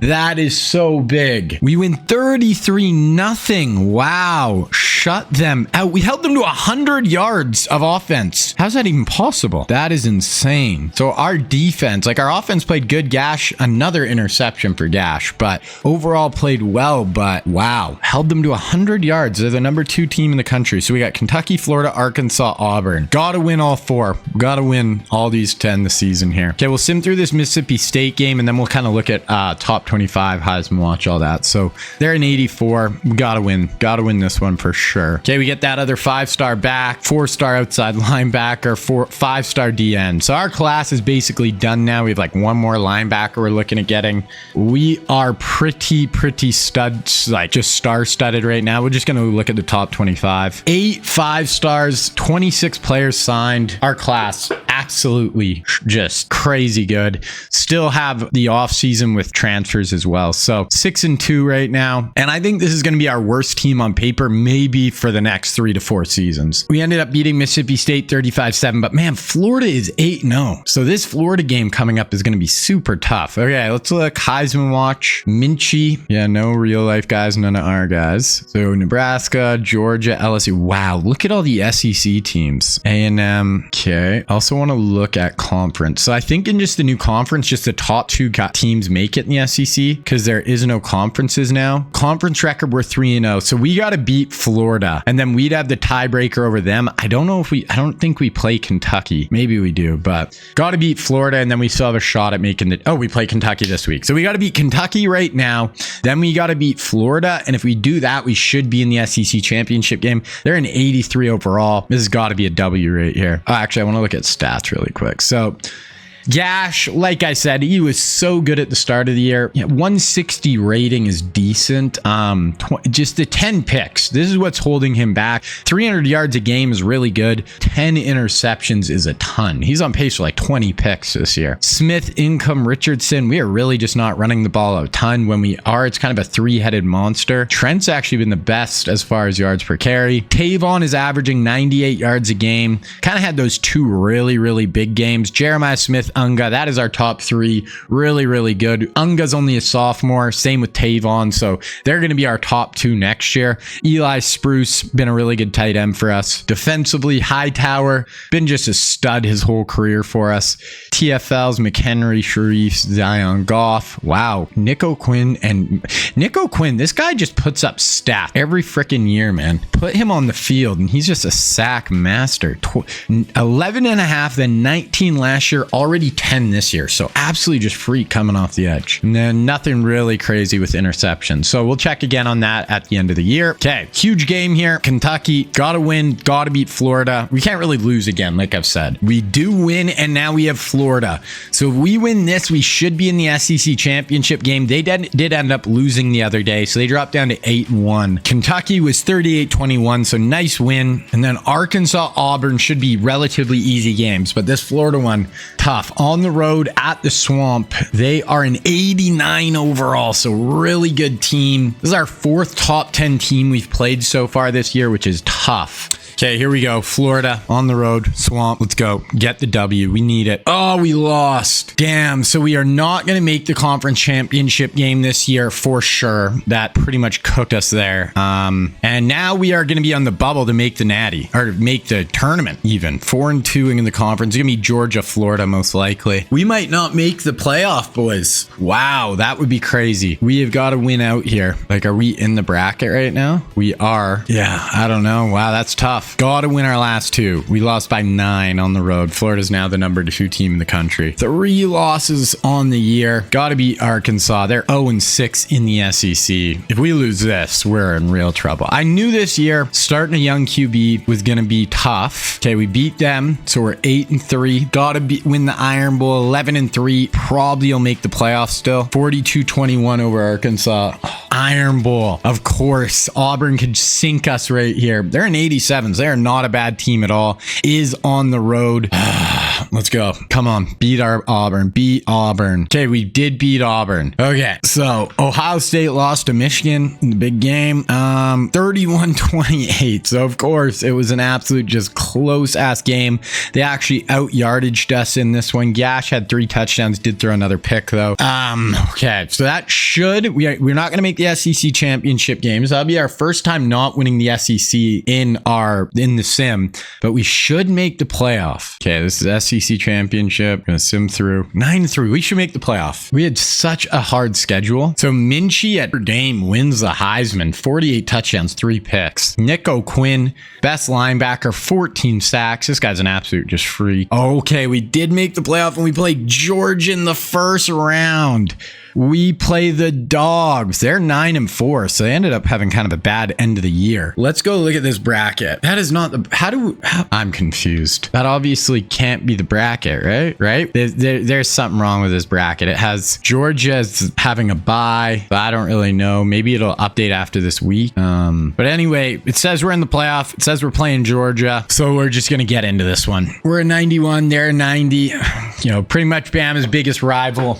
Well, let's get it. So this is in Georgia too. So they get the home game. It's raining. We have a freshman quarterback. We get out here with a W. I will be very happy. Yeah, we're going to go through the first quarter. They start out with a quick touchdown.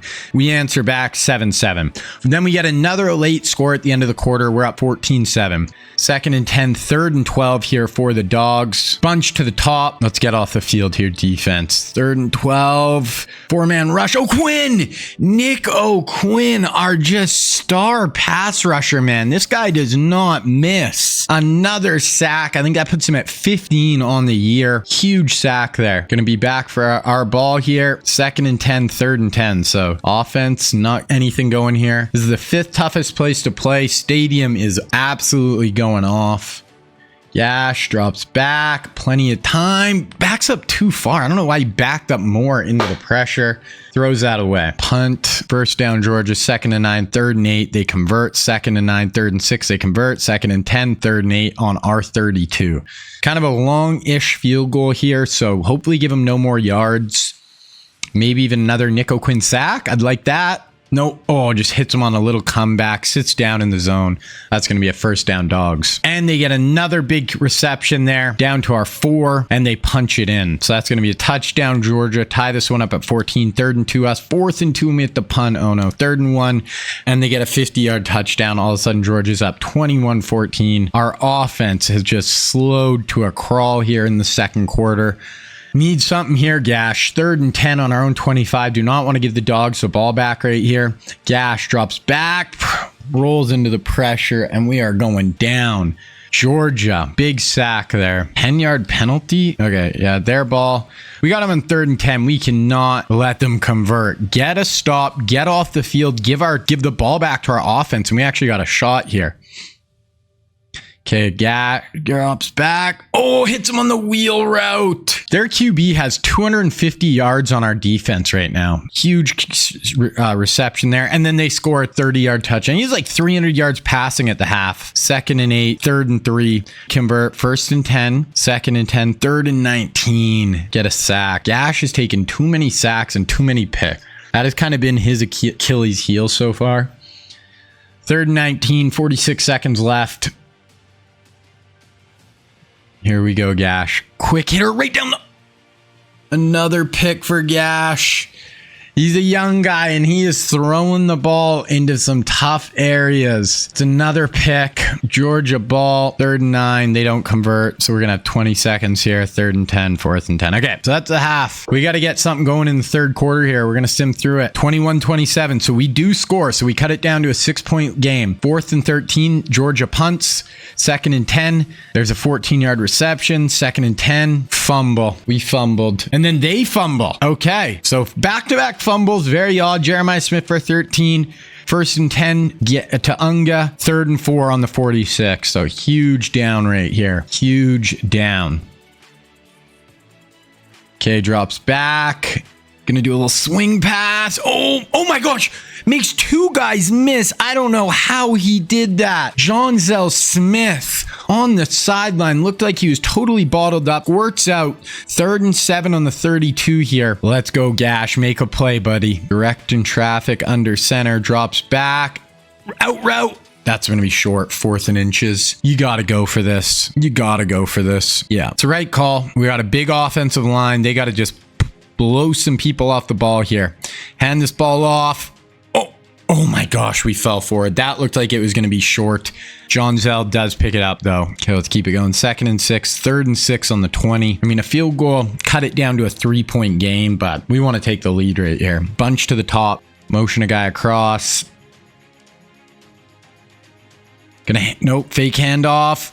Right there, Unga, down inside the 5. Oh, actually, that was Tavon. I don't know why there's 2 ends on Tavon. Didn't mean to do that. 2nd and goal. And there it is. Gash punches it in, and we take a 1-point lead with 5:45 left. 2nd and 15. We got him on 3rd and 15. Wow, this is huge. Get off the field here, defense. 4 down line. Drops back. Oh, Quinn trying to come. Oh, my God, wide open. Absolutely busted coverage on the back end. What happened there? Oh no. I don't know what happened on our defense. They're able to go up over the top, and I have a feeling they're going to go for 2 here. They do not convert though, so we are going to be down 5. So a touchdown puts us up 2. Incomplete completion there. Tavon. 3rd and 3. We convert. 14-yard reception. 2nd and 10. 3rd and 10 on the 41. Crowd is rocking. Trips to the top. Tavon working in the slot here. Gash. Oh, setting up a screen. Got to use your blocks. You got room. Oh my God, he's going to be 4th and inches again. And once again, we got to go for this. 100% you have to go for this one. Last time we ran the ball, this is like 2 inches we need. Motion spruce. They're going to pass it. They're bringing a blitz. You got to get rid of it. On the run. Oh! In and out of Unga's hands. Oh, 2nd and 10, 3rd and 8. Play, huge play right here. Can we get him off the field? Oh, in our hands on 4th and inches. Down 5. Can't let him score any more points. Got to get off the field. 2-1. Oh my gosh, that was almost. Drops it. Okay, they're going to have to punt. That is what we needed. Now we have 1 shot here to go win it. Okay, 3 yards, 3 yards. We convert there. 13 yards, Jeremiah. 8-yard reception. 15. Okay, down to the 26. 35. Oh, wow. There's only 35 seconds. We're going to watch from here. The clock is winding. We do have 2 timeouts, so we don't really have to worry about the clock too much here. Gash. No, can't take a sack. That is basically the worst thing you could do there. To have to burn a timeout. Okay, let's go. We need a big reception here. Something down the field. Diving stab. 3rd and 18. Okay, 28 seconds. Let's go, Gash. Motion. 4 down. No sack! Man, this guy, he has some bad awareness sometimes. I don't know. This is it. We need an absolute miracle. 4th and 32 on the 48. Drops back, up over the top, picked off. It's like 6 sacks, 2 picks for Gash. We're going to have to see how he improves this offseason, because if Manziel or Bortles comes in next year and has a better overall, I don't know. We might have to switch it up. That is going to do it, though. We are going to take the L here. So that is it. That ends our season. So we had back-to-back appearances in the national championship, and we end up losing here. Now, I did always kind of think this might be, kind of a low point season a little bit, just because really young quarterback, lose Julio Jones. Gash started out hot. He honestly, he throws too many picks and takes too many sacks right now. So he is a freshman, put up some big numbers, but that is where we are going to have to see some real improvement next year, because the rest of our team is going to be so loaded next year that we really got to see it. So there's the national championship. It's going to be A&M versus Notre Dame. So we finished 9-4. Now, we did make the playoffs every year of this video, this first episode. So we lost in the semis, won in the natty, lost in the natty, lost in the first round. Gonna advance again. Okay, so look at the final top 25. We are gonna finish as the 9 seed. Notre Dame ends up winning the national championship by 1 point over A&M, Texas, Georgia, Michigan, Mizzou. 82 overall finished ahead of us. Heisman, we saw that the QB Minchie won it, and he won the national championship, so he probably put up some absolutely insane stats this year. All-Americans, Minchie, I don't know if we're gonna have any. No All-American first teams or second teams. Wow. Freshman, Incoom, Ogletree. I didn't even look in the preseason. We had Unga and John Zell. We had a lot in the preseason. Wow. We had an absolute ton in the preseason. Okay, let's just look at some stats here. So we'll look team stats first. So our offense, top 15-ish offense. Defensively, it's tough to look at the defense too, because guys all play different amount of games. I wish they would just show you points per game allowed. Like, I don't really get it why they wouldn't do that. Gash, 4,000 yards, 300 a game, but 14 picks. And does it show sack? 34 sacks. I don't really know where that sits compared to the rest of the country, but that just feels like a lot. Income, we just really didn't try to run the ball a ton. We were really throwing the ball. Tavon, 1,200 yards, 17 touchdowns his first year. Unga, gonna have a really nice year next year as well. He has like 99 speed, so him and Tavon are gonna be a pretty dynamic duo. Jeremiah was good this year. Eli has another nice year for us at tight end. Ogletree, wow, he led the team in tackles over Hightower as a freshman. O'Quinn, 17 sacks on the year. This kid just absolute freak. Only a junior as well. Led us in TFLs. 4 sacks for Rondell Forbes. McHenry had 2 as well.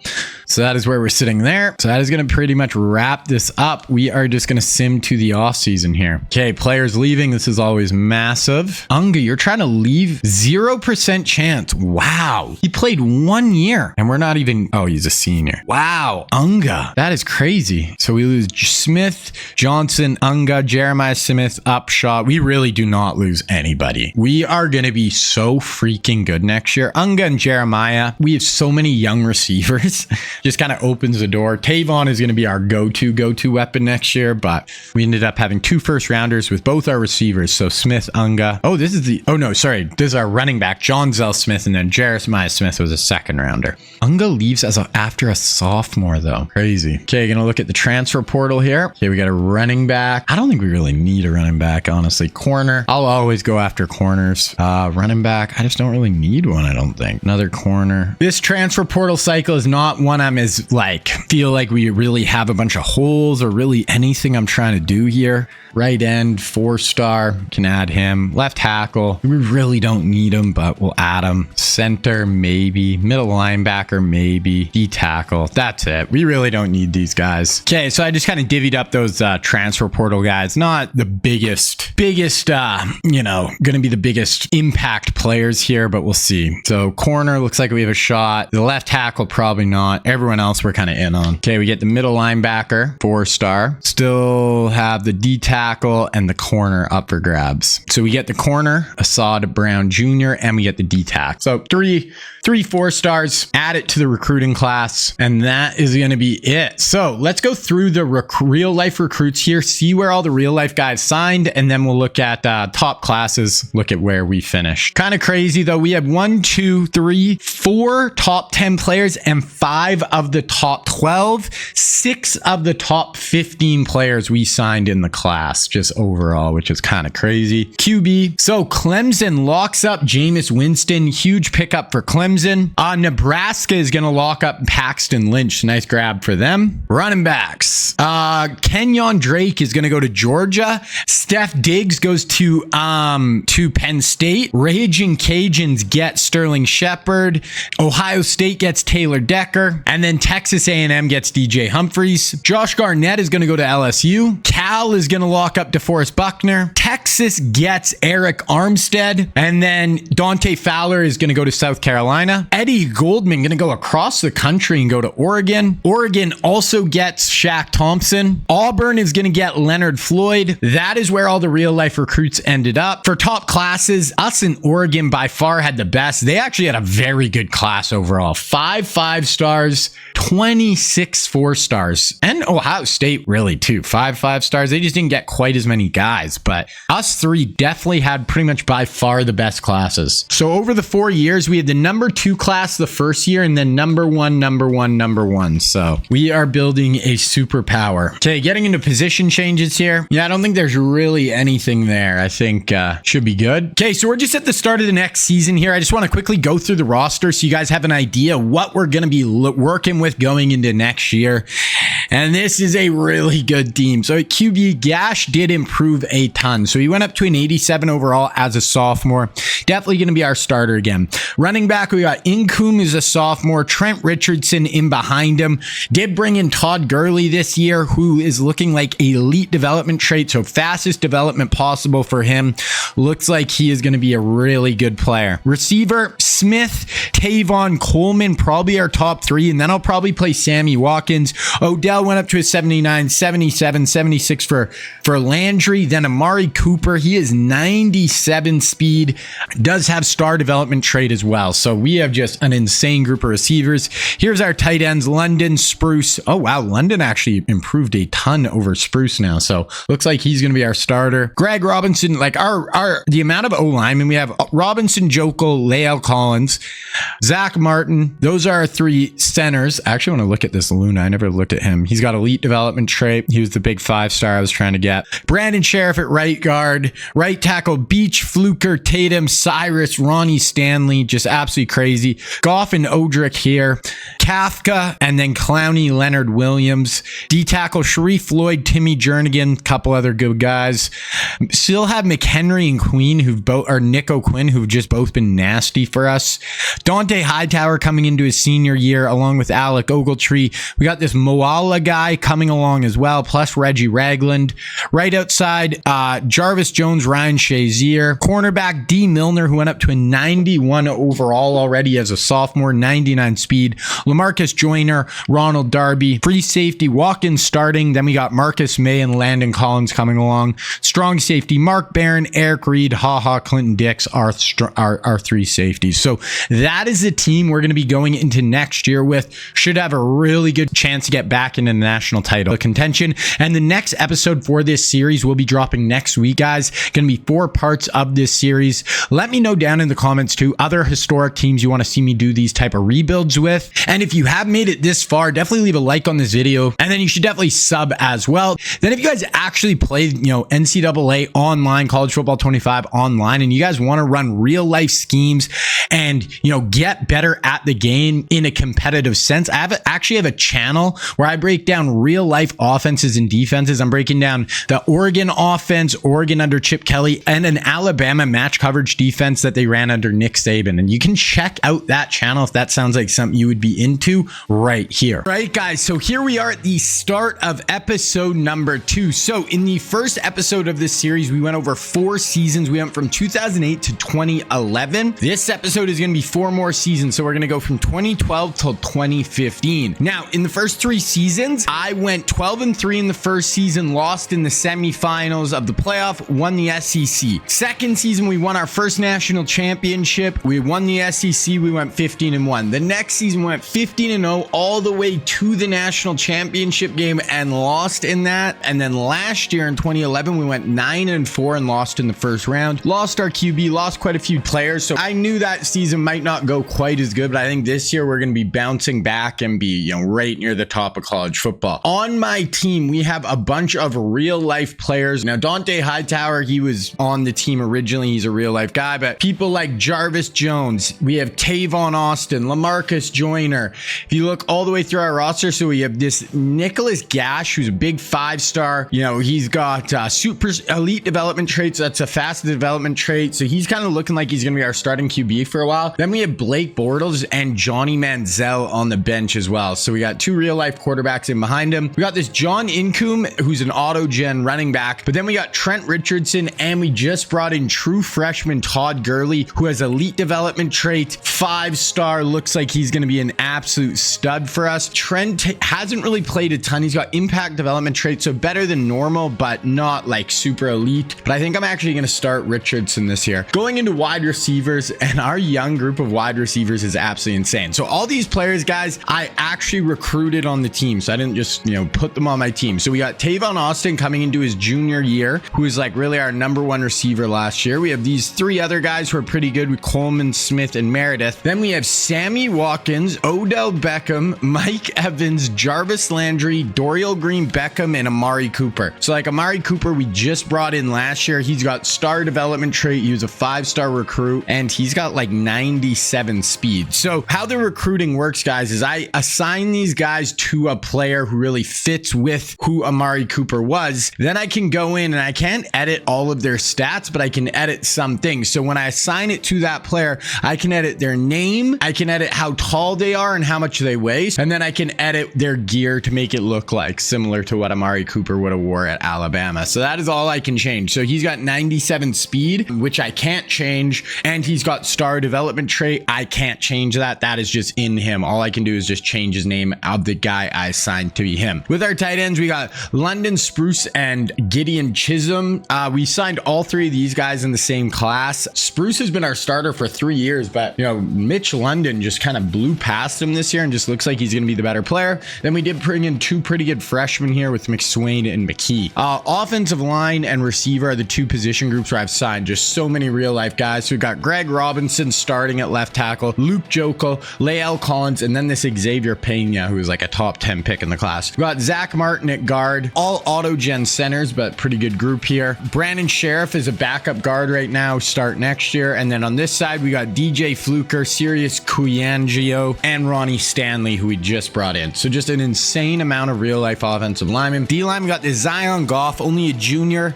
90 overall, really good kind of interior player for us. We got Kafka, who is a really high recruit. Then we got Jadavon Clowney and Leonard Williams. So like Clowney, he's a redshirt freshman right now. He's got impact development traits. So like I can't affect, like I said, his development trait, it's kind of random with, how these guys turn out. So it does, just because I signed Jadavon Clowney, he was a 4 or 5-star recruit, but it doesn't necessarily mean that he's going to turn out to be, the best pass rusher in the class. Just like in real life, when you sign a 5-star recruit, it doesn't necessarily guarantee that guy's actually going to turn out to be the best player in the class just because he was the number 1 linebacker or whatever. Moving on to D tackle, we got Sharif Floyd, stud junior for us. We got Timmy Jernigan coming along. We have a nice group of D tackles here. Left outside, we got McHenry and Nick O'Quinn. This guy has probably been, I had Julio Jones for the first 2 years of the sim and he was crazy good, but this guy probably been our best player over the first 4 seasons. Over his 3-year starters, he's as a starter, he's got 11.5, 19, and 17 sacks, which is absolutely crazy. Not a real life guy. He's an auto gem, but he has just been absolutely insane coming off the edge. Linebacker, we got Dante Hightower in his senior year. We got Alec Ogletree, who's a real life guy. And if you notice, all the real life players have apostrophes by their name. That just makes it really easy when I'm cycling through to be like, oh, that's a real life guy, especially when I'm looking at like stats for the whole country and who's all Americans and stuff. We also brought in Reggie Ragland, who's a true freshman this year, normal development trait. So he's a big 4-star linebacker. Doesn't look like he might turn out to be the best, though, just not development wise. We also have Jarvis Jones. We got Ryan Shazier out outside linebacker. Cornerback, we got D Milner, who looks like he's going to be just absolutely insane. Already, he's only a sophomore. He's up to a 91 overall. He's got 99 speed, elite development trait. Now, one other thing, dude, guys, because I can't change, I can't change if they have a beard. I can't change how they look. I can't change their skin tone at all either. So I try to match it up.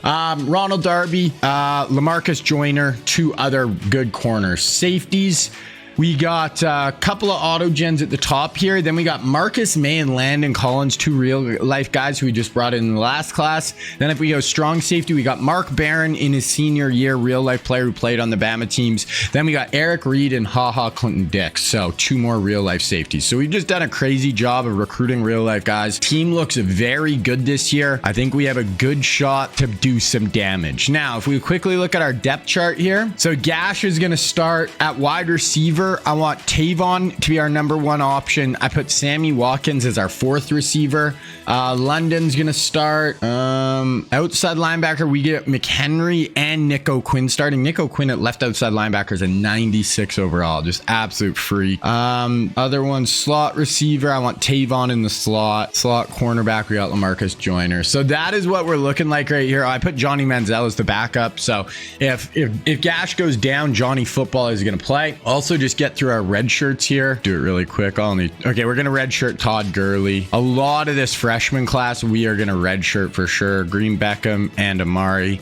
Not really any of them are in positions where we like need them to play this year, so might as well sit them all down. And I haven't in last year in NCAA 14, I did notice a little bit sometimes if you signed a freshman and you redshirted them, I did notice sometimes that it seemed like they would transfer more often. I haven't noticed that in this game, so I haven't really seen a need to not redshirt guys if I can. Okay, now we're gonna get into our recruiting class. So this is once again kind of how I do the recruiting. So when I get in here, I'm gonna look at our group of positions. So right now we have 3 quarterbacks in this class. So the number 1 quarterback that we have here is going to be Baker Mayfield. So I look for a player from the same area of the country as Baker. Baker's from Texas, so I try to find one from Texas, or if not Texas, someone from that general area who also matches his archetype. So he's a scrambler. Baker Mayfield definitely could move.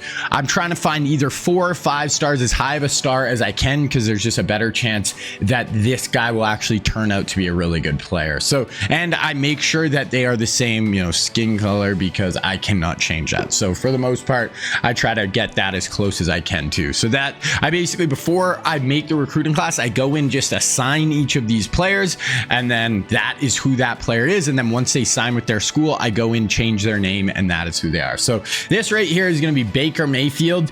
He's a 4-star recruit, 50th player in the country, scrambler archetype. And remember, I can change their height and weight. So that is the one thing on there that I can move around.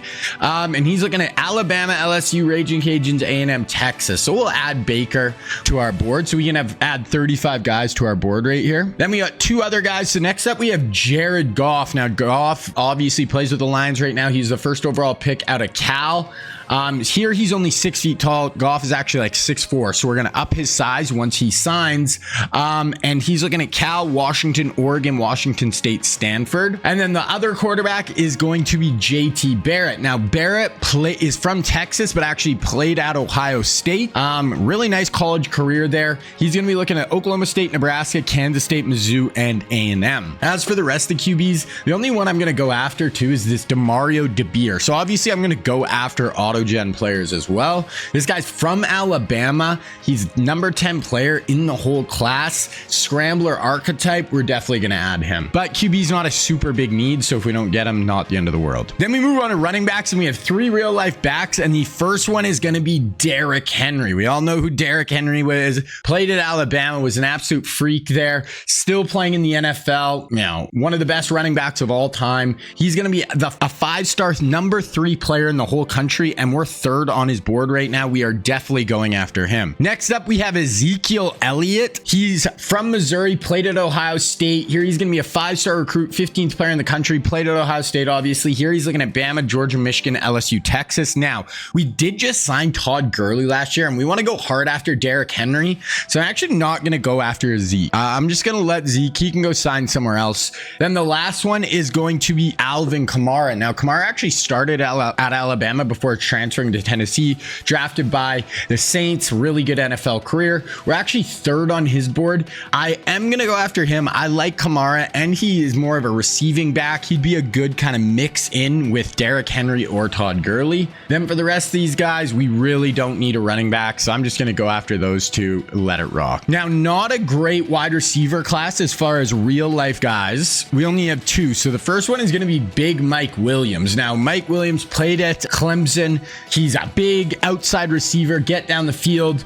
He's going to be a 5-star recruit looking at LSU, Alabama, A&M, Georgia, Florida State. We will add him, but we really don't need receivers. If we don't get him, I'm not going to lose sleep. And then the other one is going to be Laquan Treadwell. Now, Laquan played at Ole Miss, but he's actually from Illinois. Here he's going to be a 4-star recruit looking at Notre Dame, Tennessee, us, and Georgia, Penn State. I'm actually not even going to go after him. We're going to go after Mike Williams, and we'll go after this other guy, 5-star, number 1 receiver in the class. We'll just go after those 2, and that is it. We have 1 real-life tight end in this class, and it is going to be OJ Howard. Now, OJ played at Alabama, was a 1st-round pick in the NFL draft, blocking archetype, 4-star recruit, 33rd player in the country. We're 3rd on his board. We will add him. Then the number 1 player in the whole class is a tight end, which you don't see very often. Stefan Petrowski, possession 6'7", number 1 player in the whole class, and we are 1st on his board. We are definitely going to add him. Tight end is a position we could use, so I'm going to go after this guy as well, Chavis. So those are the 3 we're going to go after. Moving on to offensive line, and we only have 1 real life offensive lineman in the whole class, and it is going to be right here with Laramie Tunsil. Now, Tunsil's from Florida, but played at Ole Miss. Here he's going to be a 5-star recruit, 13th player in the country. We are 3rd on his board. We're going to add him. We're going to go after big O linemen every single year. Have this Rossi, who we're 1st on his board. He's a 4-star. We'll add him. We really don't need even that many offensive lines, so we're really going to go after the elite guys. Guard, nobody really that interested. We got a 4-star who are 2nd, a 4-star who are 3rd. We'll go after them. Then lastly, center. We got an athletic center, 5-star who are 2nd. We'll add him. So that is going to wrap up all our offensive targets. Now we're getting into defense. Defensively, at D end, we have 3 real life recruits, and this one right here is going to be Carl Lawson, going to be a speed rusher archetype. Lawson played at Auburn, 5-star recruit. We are not on his board. It's Oklahoma, OSU, Arkansas, SMU, Kansas State. Next up, we got Jonathan Allen. Now, Jonathan Allen did play at Alabama. Really good career at Bama. Kind of an inside-outside pass rusher. Here he's going to be a power rusher archetype, 5-star recruit. We're 4th on his board. We will add him up. And then last but not least, we got Joey Bosa. Now, Bosa is from the state of Florida, but actually went up and played at Ohio State. Was a top 5 pick by the Chargers in the NFL draft. Here he's going to be a power rusher archetype. Here we see he's 290 pounds. We're going to drop him down to like 260, 270.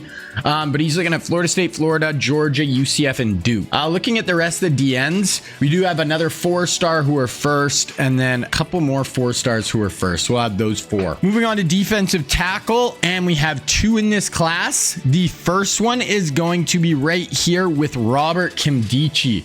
Kimdichie, number 1 real life recruit in this whole class. He went to Ole Miss, but he's actually from Georgia. Here he's going to be a speed rusher, 5-star rusher on the inside, and we're actually going to be 1st on his board, so we will add him. Then the other one is going to be Chris Jones. Chris Jones, one of the best players in the NFL right now, playing for the Kansas City Chiefs. interior rusher, played at Mississippi State, from the state of Mississippi. Here he's going to be a run stopper, 4-star, and we are first on his board as well. And then LSU, Memphis, Raging Cajun, North Texas. So we're going to add both them, and those are really the only two we're actually high on. So we'll just add those two, and then we'll keep rocking. Sorry, we do actually have one more defensive end. On my list, he's listed as a linebacker, but positionally, it just made more sense for him to play D end here, and that is going to be TJ Watt. So Watt, power rusher archetype, played at Wisconsin, and he's from Wisconsin as well. He's looking at Penn State, Wisconsin, Ohio State, Rutgers, and Michigan. So that's that. Moving on to other linebackers, and first up we have Reuben Foster. Now Foster played at Alabama, was a late first round pick by the Niners in the NFL draft, was really good in college. Here he's going to be a 5-star recruit, 6th player in the whole country as an outside linebacker, run stopper archetype. We're 4th on his board. Definitely add him up. Looking through the rest of the list, we got a guy who are 3rd, guy who are 2nd. We'll add those guys. Then moving on to middle linebacker, we have the number 1 middle linebacker in the class, and this is going to be Jalen Smith. Now Jalen Smith played at Notre Dame, unbelievable there, was supposed to be like a top 5, top 10 pick, and then blew out his knee very badly in his last ever college game, got drafted in the 2nd round. Kind of a bust in the NFL after that, but in college he was incredible, and here we are 2nd on his board, so we're definitely going to add him. Then we have another guy here, 2nd, another guy 2nd, so we'll add those guys, and we got 8 spots left. Moving on to cornerback, this is a very good corner class, and the first one here is going to be Jalen Ramsey. We all know who Ramsey is, played at Florida State, Jacksonville, Rams, now with Miami, one of the best college corners ever, one of the best NFL corners ever. Here he's going to be a 5-star recruit, and we are 2nd on his board, so we're definitely going to add him up. Then we have Tre'Davious White. Now, White is from Louisiana, but played at LSU. Really good NFL career. Here he's 6'3". We're definitely going to drop him down. He's like 5'11", but we're 1st on his board, and we're 2nd with Ramsey, so we're going to go after both those guys. Next up, we have someone we're not on his board, and that is going to be Kendall Fuller. Now Fuller is kind of a safety corner hybrid, played at Virginia Tech, man-to-man archetype here. He's going to be looking at Michigan State, Penn State, Northwestern, Notre Dame. And then our other one is going to be Vernon Hargraves. Now Hargraves played at Florida, really good college career, got drafted I think 2nd round by the Bucks in the NFL draft. Here he's going to be a slot corner. He's 6'2". We're going to drop him down to more like 5'10", looking at Clemson, Tennessee, Bama, South Carolina, UNC. We'll add him, we might as well. Looking at the rest of the list, we'll kind of add those. We only have one real life safety, and it is going to be right here with Von Bell. Von Bell is from Tennessee, but played at Ohio State.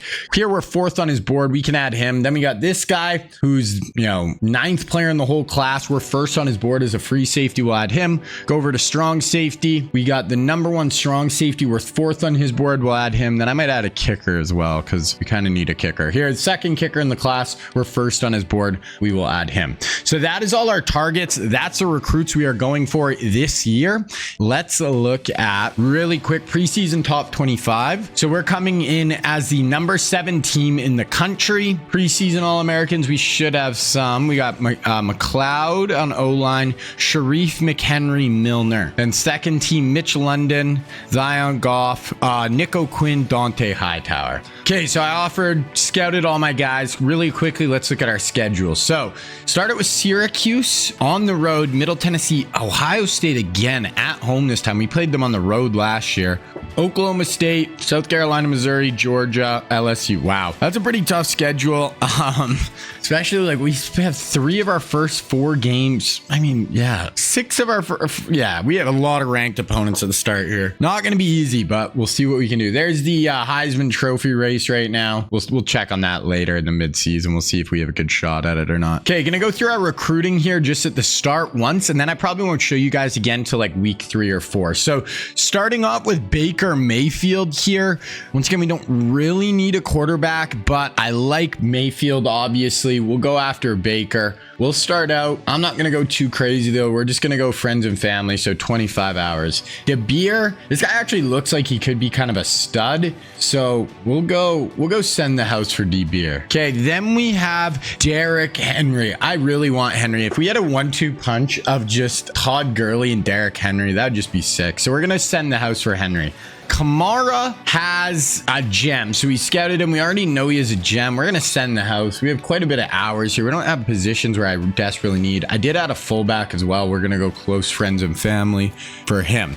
Now the wide receivers, I scouted both of our guys. So first we have Big Mike Williams. He is not a gem, and we have so many wide receivers, I'm not going to go after him. The other guy who's a 5-star, 5th player in the country, we know he's not a gem, not going to go after him. We're just going to leave receiver this year. We really don't need one. Tight end, we're going to go hard after all 3 of these guys. So first up, we have here OJ Howard. We're going to send the house for OJ. Then we got this guy who's the #1 player in the whole class. We are going to send the house after him as well. Then we got this guy who's another 4-star. We're first. Let's send the house. We're going to get a big, good group of tight ends in the door this year and just see who's the best. Then with our one real life offensive lineman, we have Laramie Tunsil. We're starting out a little bit behind here. We're going to send the house at him. I want offensive lineman every year. Then we have another 4-star here. It looks like a big battle for him. So we're just going to contact friends and family. We're almost through a half of our points here and we're not on defense yet, so we can't get too crazy. Same with, oh no, we looked at this guy. We already know he's not a gem. We're going to let it fly, let it rock with him. Alani Wing, we'll go friends and family. And then we have our center. This is our last offensive player. We are going to friends and family, and that puts us almost halfway through our hours. Scouting Jonathan Allen, we can see he is not a gem, so we can already see that. Probably just going to let it rock on him then. We'll go after this guy, so we'll kind of go after the other guys. We'll just go friends and family. This guy, 82nd player in the country. Friends and family, we don't need to go crazy. This guy, 87th player. We'll go friends and family. Wow, and then we scout Robert Kimdichie, and we see 5-star, 12th player in the country, and we know he's not a gem. I'm still going to go after him just because D-tackle, sometimes it can be hard to get them. He is a 5-star, even if maybe his potential isn't as good with his development. He could still, you know, start out as a really good overall and still be like a rotation player for us. Then because we already know he's not a gem with Kimdichie, we're going to send the house for the other D-tackle we're going after. Then getting into linebackers, and first up we have Reuben Foster. We see 5-star, 6th player in the country, and we know he's a gem already. We are going to, oh, I didn't mean to go friends and family. We are going to send the house for him. Then Boyce, we'll go friends and family for you. Jalen Smith, and we scout him. He's not a gem. So a lot of these good guys that I was really interested in, we scout. We already know that they're not elite. I'm still going to go hard after him just because, once again, similar to Kimdichie, I still think he could be a good player to mix in, but yeah, that kind of sucks. Okay, getting into our cornerbacks. Oh no, this is one more linebacker. We scout him. We know he's a gem. We'll go friends and family for him. One more middle linebacker here. We'll go friends and family. Okay, can't let this fill up too much. I might rescind one of these middle linebackers if we run out of points. Okay, getting into Jalen Ramsey, we are going 50 for Ramsey, 100%. Same with Tre'Davious White, definitely send the house here. So we're down to 75 points. Actually, I might need to remove some from some guys. Then we have Vernon Hargraves. There we go, just 25. Carney, I'm just going to let it go. Then we have Von Bell. We're running out of points, so I got to go friends and family for him. This safety, then our 2 kind of 5-star safeties here. We scouted this one. We already can see he is not, he's not a gem, so we'll just go friends and family for this guy here. And then we do have this kicker, but we're the only one to offer him so far, so we don't really need to offer him points. So that is where we are sitting with recruiting, guys. I'll show you guys that again at around week 4 and show you guys kind of where we're at with that. But bye week this week, so we can just sim through. And then if you never watched one of these videos as well, guys, we are going to hop in and watch some of these games live. So maybe even we did watch that Ohio State game last year. Maybe we'll watch that again this year. At home versus Ohio State. That's a cool game. So maybe we'll do that again. But we got Syracuse here. They are the 15th ranked team in the country. We are on the road. They're an 85 overall. So we are better on paper for sure. But on the road, first game of the year, you never know. So let's see if we get it done. Oh my gosh, we lost to Syracuse week 1. That is not good. I was not expecting that. We scored 13 points. just look at our schedule. We can lose like one more game this year. Holy crap. That is not good. I'm just shocked with that. That is tough. That is a tough way to start this year. So we got Middle Tennessee State. This has got to be a blowout. We got to get back in our winning ways here. And then we have Ohio State. Let's get into it here. We are 1-1 and Ohio State's 1-1. So this is an absolutely massive game.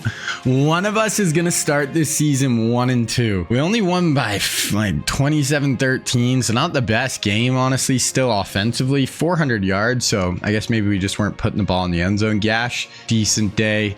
Income and Richardson. Tavon had a nice day, 127, 2 touchdowns. But okay, we're gonna watch this Ohio State Bama game just because the loser of this is in such a tough spot. They're coming to our house. They're an 89 overall, good team. The loser of this is going to be 1-2, which is just horrible start to the year.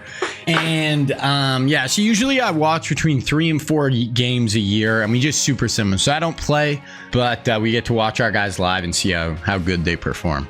So we're going to go through the first quarter here, and we go up 7-0, 10-0. Okay, so good start for us. We have got to win this game. 2nd and 8. Oh, that was 3rd and 8. 1st and 10. Penalty on the defense. 2nd and 15. And there it is, a touchdown. 26-yard pass to Mitch London, our tight end. Okay, so we have a 17-0 lead here. We got him on 3rd and 8. So let's get off the field. I really don't like... I had to make a custom like team builder for this... Here they're going to hand it off and we get to the tackle. I had to make a custom team builder to make like the 2008 roster for Alabama. And I accidentally made the color of the field this weird green color that I do not love, but nothing I can do now. It's like just like very weird green. 2nd and 9. Okay, here's a 3rd and 7 for our offense. So we're going to check this out. So Gash, sophomore quarterback in, drops back, plenty of time. Misses on... Okay, I don't know. That was to Tavon. Don't really know how he missed that. That was just a straight miss. So their ball. They have it at midfield here, 3rd and 7. So defense has been great so far. Let's keep that up. Got to get off the field here. I want a Nico Quinn sack. Oh, Quinn was coming, and there we get him. Quinn came from the other side, flushed him out of the pocket, and then McHenry brought him down. Our just 2 outside pass rushers. Okay, they punt, 2nd and 6, 3rd and 15. So our offense now is struggling a little bit. Okay, what do we got here?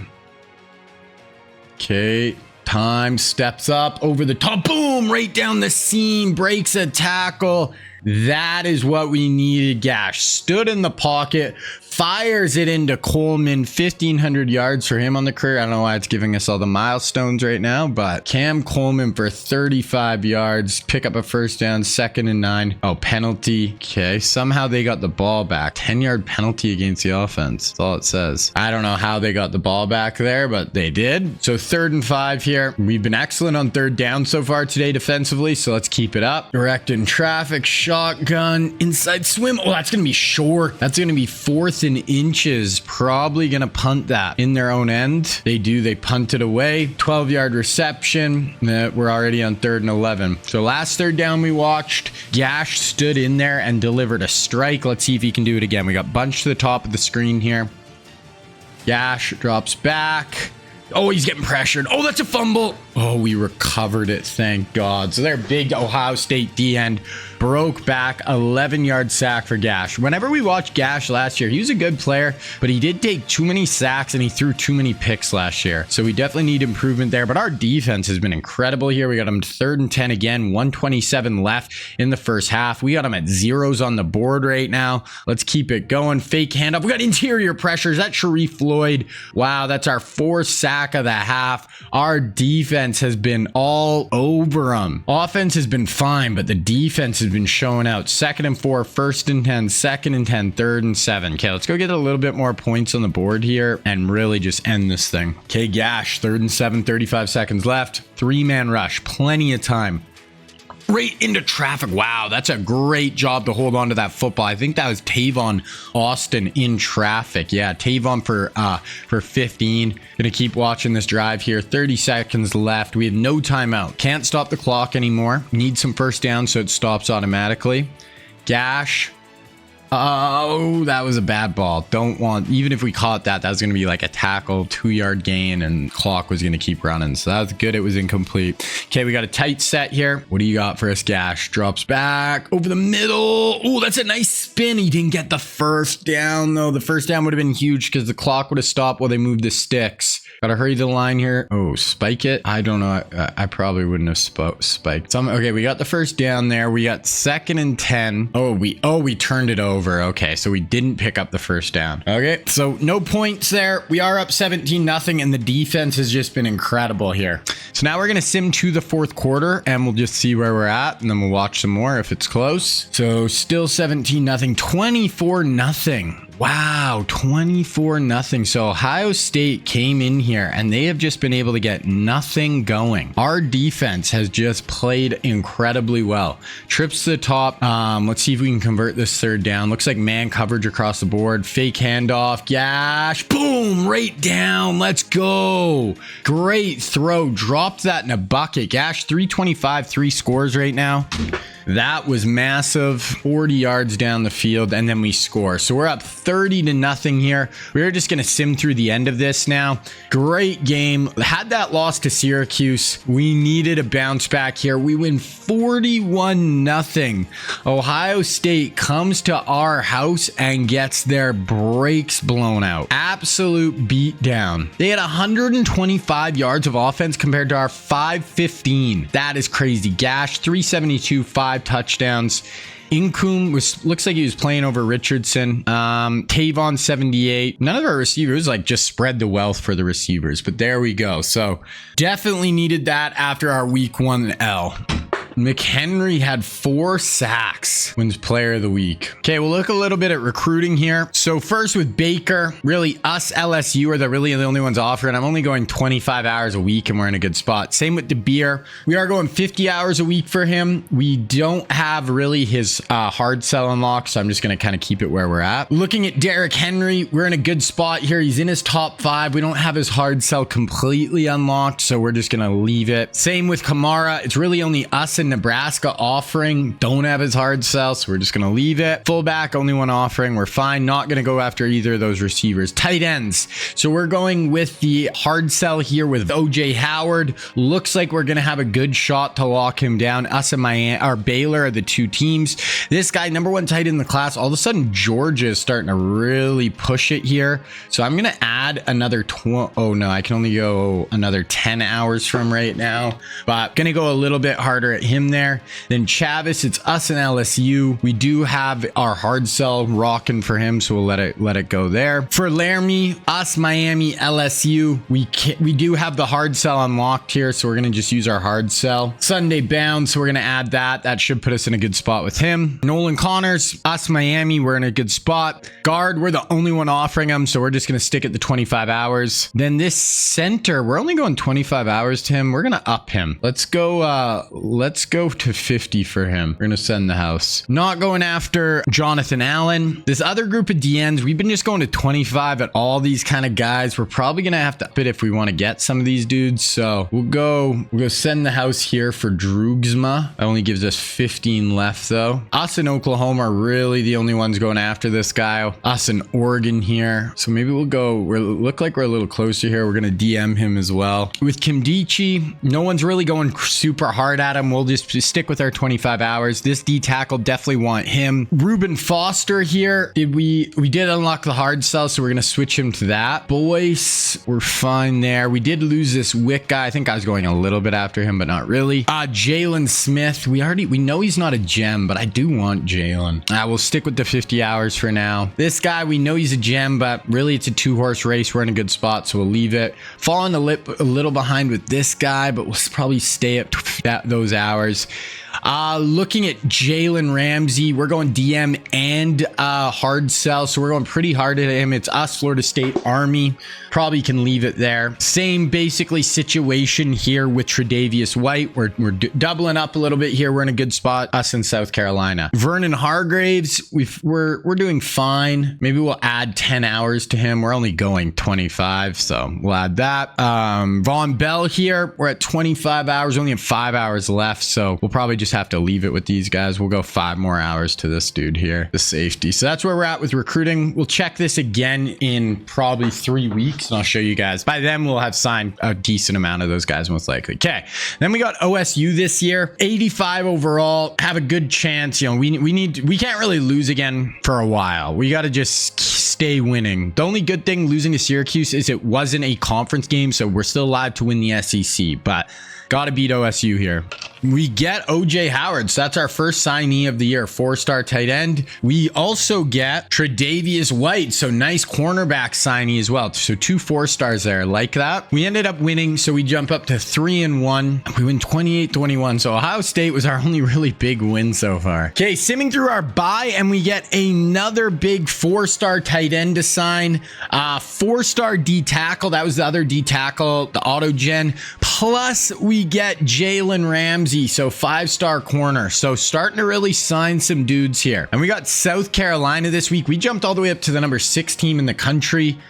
They're an 88 overall. So definitely a good team, but should be a win for us. Okay, home South Carolina. Let's advance, see how we do here. So we get that 5-star, really big tight end we wanted. Lock him down. That's what we like to see. Oh, we lost. Oh my gosh. 2 losses. We lost by 2 points. No, we lost by 8 points. Sorry, I thought that was 30. Yeah. Wow. At home. What is going on? The first 3 seasons of this sim seemed like it was going to be kind of a breeze. And now these last 2, we are losing games. Looking through recruiting here. So Baker, we're in first. Looks like we have a good shot at getting him. DeBeer, I mean, Georgia's kind of making a run at him. We're going to up him a little bit here. 25 more hours. I want to lock him down.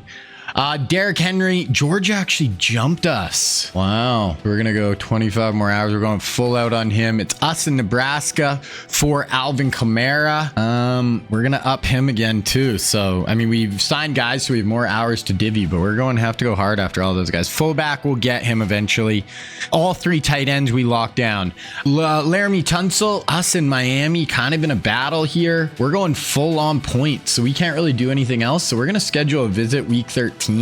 He's probably going to be signed by then, so we're not even going to waste our hours there. Wing, we're going to get him eventually. The center, LSU just made a huge jump there. I mean, we can go 5 more hours. That's kind of all we can do with him. Started going after Jonathan Allen just because nobody was. He's a 5-star. We might as well. Oh, we got locked out with this other D end we were going after. We're really kind of the only ones going hard after Kimdichie. Now LSU is starting to a little bit, but we probably will have a good shot at getting him. We'll just why not? 5-star, bring him in. We're going very, very hard at Reuben Foster. You know, we're maxed out 75 hours. Boys, we actually fell behind Notre Dame here. So we're going to get rid of social media and we're going to DM friends and family. Big, good 4-star backer. We actually ended up losing Jalen Smith, so don't get him. So other athlete, North Carolina starting to make some noise for him. So we'll just go send the house for him. We get the 2 corners we really wanted. Then we still have Vernon Hargraves up in the air. We have a nice lead on him. It looks like we will lock him down, so I'm not even going to add more. Carney, we don't really care about.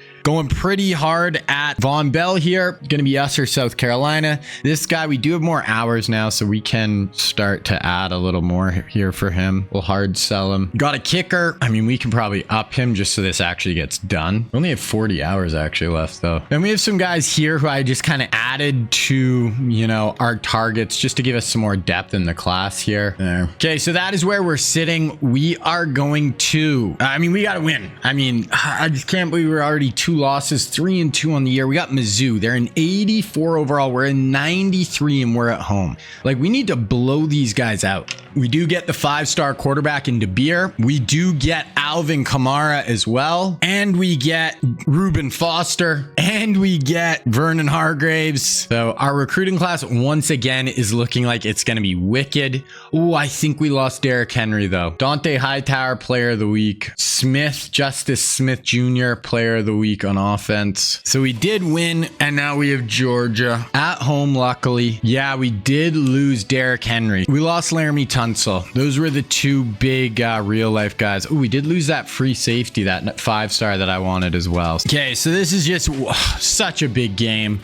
We cannot go down to 4-3. That would just, and they are so good, this Georgia team. They're basically just as good as us. This is just such a big game. We got to win. My God. Come on. Beat the dogs. Okay, so we get Baker. We get Robert Kimdichie. We get the 4-star middle linebacker. We get Von Bell. So class keep getting better, but did we beat the dogs? We didn't. We're 4-3.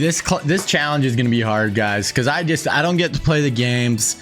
I just got to try to build the best team possible, and we lose 31-24 to Georgia. We went back-to-back 15-1 seasons, and I just thought we were going to cruise through this, and that is just not how it is going right now for your guy. Okay, we got Vanderbilt. I mean, we lost this. I don't even know what to say, but man, yeah, I don't even know if we're going to make the playoff at this point. This has been tough this season. I thought this was going to be our bounce-back year.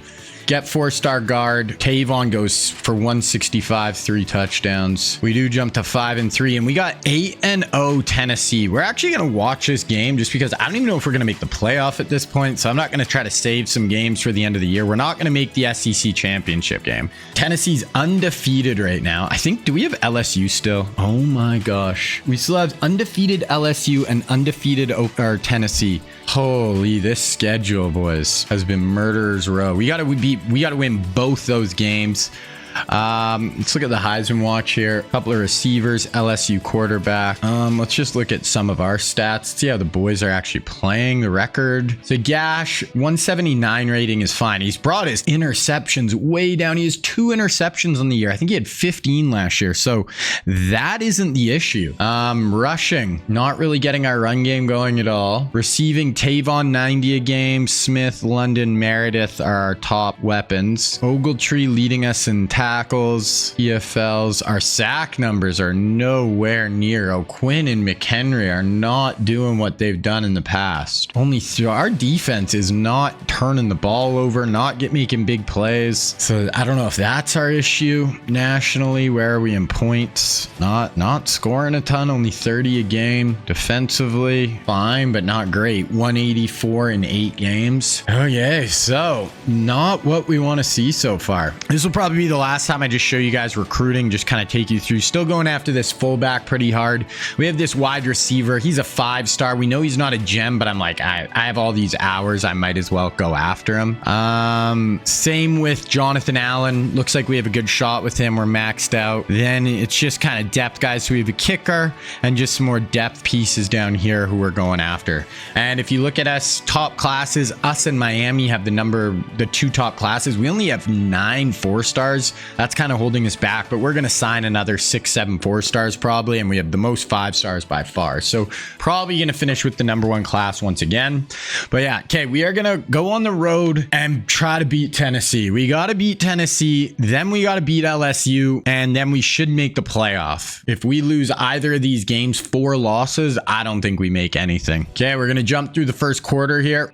So 0-0, 3-0 Tennessee. I think we have the ball here. Yeah, 1st and 10 on the 10, 2nd and goal on the 7. We're going to watch from here. So we need to punch this in. Got trips to the bottom here. Gash in at quarterback. Hand this off. Is this Richardson? Tries to get downhill. Not much there for him. Okay, we got to go end zone here. 3rd and goal from the 7. We need to pass the ball into the end zone. Trips to the top bunch. Gash. Time. Bow. Picked off. No points. No freaking points. Man, 3rd and 6 here for Tennessee. This is just not how I thought this season would go. They're an empty here. Drops back. We're going to blitz right in his face. Dante Hightower comes in, lays the boom. We needed that. Okay, our ball, 2nd and 10. We get picked again. They have it in our red zone. 3rd and 2 from the 14. Can we hold them to 3? Yash, what is going on, my guy? Can't be making these mistakes. Looks like we got press man across the board here. Gonna do a little pop pass. Can't get him. Oh, looks like they're going to take a 10-point lead here. And 4th and goal from the 1. They go for it on 4th down and get it. Okay, so 10-0. Gash, can you please? 3rd and 15.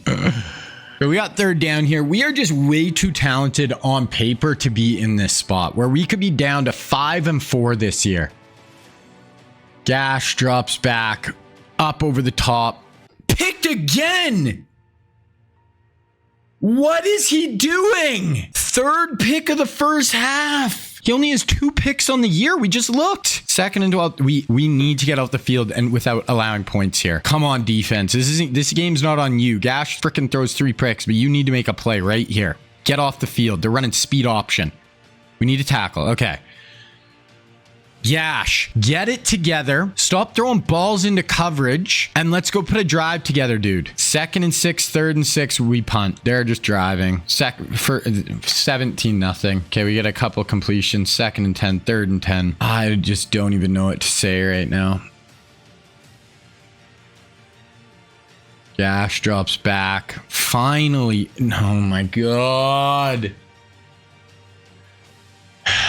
I'm at a loss right now, guys. The punt, they're about going to get more points here. But no, they get no points. Okay, we're going to sim to the 4th quarter. Let's see if we do something here. 20-7. Who's ball? 3rd and 4th. Okay, we go for it on 4th down. We pick it up. 3rd and 5 on the 42. I mean, you score a touchdown here. You cut it to 20-14. You're in it.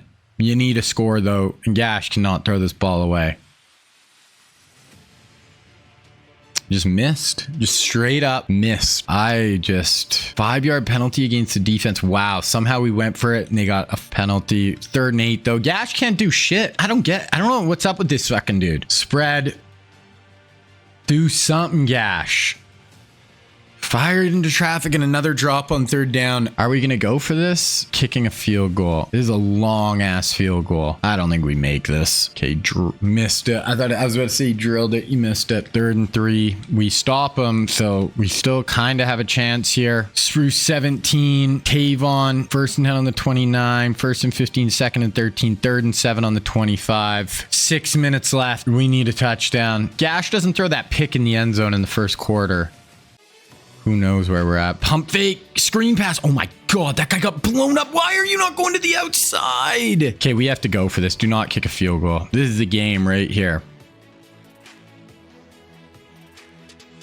Boom, got it. There we go. 1st down. If we could somehow get this done. 17-yard touchdown to Income next play. So we are down 6. We need to stop here. 2nd and 10, 3rd and 7. Holy, this is a giant play. If we can get off the field here and give our shitty offense the ball back. Oh, come on, D. We need something from you guys. They're going to run the ball. Read option. No! Oh my gosh, how do you let the QB run for 25 there? I didn't mean to watch this play. Oh. This is painful, boys. Bunch. They're passing. Can we get a pressure?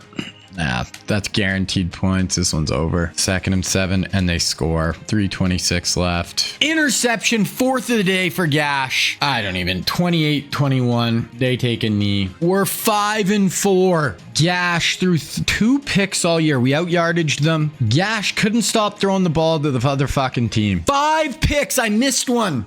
I don't know, man. This guy's supposed to be the truth. 5-star, superstar development, 2nd-year starter. I was fine last year. He threw some picks, and this year he threw 2 picks before this game, so it's not like he's turning the ball over, but I just don't know what to say here, guys. So we are officially out of the playoff. We have no shot. Yeah, this honestly might make us lose some recruits too. Some of these verbal commits might leave because of this. Who knows? Okay, we got to beat Oklahoma. They're 4-5. We get our fullback. We get our kicker. So a couple of 3-stars. Get a 4-star middle linebacker. 4-star wideout. 4-star middle linebacker. So we do get nice, some more just pieces there. Okay, so this is going to be the last game we watch this year. We're not going to make the playoff, but we could play spoiler, go on the road, beat LSU. We're the better team on paper. We just haven't played good this year. I don't know. We got to bounce back next year. We are so young. We are really young. Next year we should be absolutely incredible on paper, but are we going to play that way? Who knows? We're going to Death Valley. We killed Ohio State at the start of the year. Other than that, we lost to Georgia, lost to Tennessee, got to beat LSU in the rain, but we got to go to Death Valley and get this shit done. Let's go be spoilers here of the Tigers. Gonna sim through the first quarter. We can take a quick 7-0 lead. So LSU driving here. We got them on 3rd and 10, backed up in their own end. Let's get them off the field. 4 down linemen. Let's get a pass rush. Oh, get a knockdown at the line. Let's go. Okay, now offense. Let's go make a play. They punt. We get a sick return and then a 27-yard reception. 3rd and 10 on the 16. As long as we don't turn it over, we'll at least get a field goal here. Gash. Do not do anything dumb here, brother. Motion Meredith. Gash drops back. Deep drop. He's just throwing that away. Whatever. At least you don't throw a pick, so I'll take it. Okay, we're up 10-0. 2nd and 12, 2nd and 17, 3rd and 14. So defense looking really good so far. Let's get off the field again. I'm looking at Nick O'Quinn at the bottom here. Let's see him just blow off the line. Nope, they're setting up a screen pass. Oh, they got blocker. Get him down. There we go. Okay, gonna be our ball. It is really raining there down in Baton Rouge. Okay, our football. 2nd and 7, 3rd and 10. Let's see if Gash can make a play. You're supposed to be our stud quarterback, Gash. Do something for us. Third down. He's going down. Okay. I don't know, man. This guy is just not doing it for me. 3rd and 4. They don't convert. So our defense has been incredible. 2nd and 10. 15-yard penalty on the defense. 3rd and 4. We convert. We have it on the 19. 3rd and 4 on the 13. We could take a 17-0 lead here. Bunch to the top. Gash, no picks, no interceptions. Get it. There we go. Over the middle, holds on. That was Tavon. Gash does have another pick today. I've seen there. So he's got 1 interception, 1 touchdown, 2nd and goal on the 2, and we punch it in. 17-0 lead on the road here. 4th and 2. Our defense has been so good. 1st and 10, 2nd and 6, 3rd and 10 on the 35. We can at least get another field goal here. Maybe a touchdown, but no interceptions. Gash. Tight set here. Gash. 5-step drop. Out route to our tight end. That's fine. Gonna make it an easier field goal. That is totally fine. We can go up 20-0 at the half. 20-0 field goal is good. They just can't get. Oh, they finally get a big play. Okay, they kick a field goal. So we're gonna be up 20-3 at the half. We're gonna go to the 4th quarter here and we'll see what the score is. 27-3, 30-3. Wow. So we go into Death Valley. They took some recruits from us this year, and we kind of blow them out at home unless obviously something insane happens here. Empty set. That's gonna put us at 7-4. Drop back. Pressure. Let's go. Huge sack there. Gonna be our football again. Oh, they actually go for it on 4th down and convert and then get a touchdown. Of course. 3rd and 9. We don't convert. Okay. 3rd and 16. Nothing crazy is gonna happen, right? We're fine. We're not gonna throw a 27-point lead in the 4th quarter. That would be insane. Okay, Nick O'Quinn, bottom of your screen, number 36. He's getting a sack right here. Nope. He gets pile drived into the ground. We suplex him though. 4th and 6. This is probably this is the last play we'll watch right here. Oh, I wanted to watch that play. We get a sack, so they're done, and we score a 20-yard touchdown. So that is it. We are gonna end this game. Finally, we win a big game over an SEC opponent. We go to Death Valley, beat them by 20. They're a top 10 team. They had 1 loss on the year. That was a big one. We had 3-6. They actually out yardaged us. Feels like, I think they had some just kind of garbage yards in the second half. I think we controlled that whole game. So we get it done. If we beat Auburn, we could still finish 9-4, win our bowl game. We had 10 wins, and at least the season doesn't feel as bad, but we're not going to make the playoff. I don't think. I'd be shocked. 4 losses. Come on. Star safety as well. Another depth piece. We only have 1 guy we're still going after at the end. So we got 21 Auburn. Honestly, we win this game, we might sneak into the playoff, which would be insane. I doubt it, but you never know. So yeah, we have this receiver we're going after, 5-star receiver, and this guard. Right now, I think we're number 2. We're the number 1 class. We just have signed a lot of 5 stars. Not as many 4 stars, but that's fine. We want the superstar talent. Okay, let's win the Iron Bowl. We win the Iron Bowl. Who freaking knows? Who knows at this point? Okay, we get that 5-star wideout and we get the 4-star end. So that is going to be our class before transfers. Ooh, we drop down in championship contender. We lost the Iron Bowl. Come on. 7-5. We lost by 2. 53-51. What a freaking game. Gash had 6 touchdowns, no picks. Our defense was an absolute sieve, though. We might lose some guys now, though, because if you drop down in championship contender and that was one of their, what is it called? Their hard sell things, their deal breaker, we could lose a guy, but we do have the #1 class again. This is our 4th straight year. We have 7 5-stars, plus we have the transfer portal coming up. Next year, we cannot have another year like this at all. It literally can't happen. We need to get back on our winning ways. We went back-to-back 15-1 seasons, and now we've had back-to-back. Are we going to make a bowl game? Like, I don't even know. I don't know if we made a bowl game. Garland, somehow, they always give the Heisman to weird-ass people. Okay, we do. We get a bowl game, so we can go 8-5. Which is insane. 6-6 Virginia. They're an 80 overall. If we don't win this game by 40 points, what is going on? Wow, Gator Bowl winner. Look at us. Put a freaking, give me a statue. Gash has a couple good games to end the year stat-wise, so hopefully that can kind of set him up for next year. We finish 8-5. Obviously not what we want, but... And obviously how I do these challenges can be a little different because I'm not playing the game. So it's up to the team I put together and how they play on the field to see, you know, how we're going to do. So we're just going to sim to the end of the year recap. Nothing here for us. We'll see who wins the natty and we'll like look at the end of the year here. Conference prestige goes up, but yeah, I think championship contender did go down. Oh my God, Liberty won the national championship. Liberty beats Miami. Liberty went 15-1, beat Miami, wins it all. Crazy. Final top 25. We're not even going to be in the final top 25 here. Crazy. All-Americans, we're not going to have any. I'd be shocked. Second team, we got our guard. Oh, and McHenry and D. Milner. Freshman. We didn't really play any freshmen this year. Oh, haha. He's a redshirt freshman. Okay, we'll look at the final stats here. So Gash, 49 touchdowns. He had a really good year. The one game we watched where he played horrible is too bad because otherwise he actually had a really good year. So I don't know.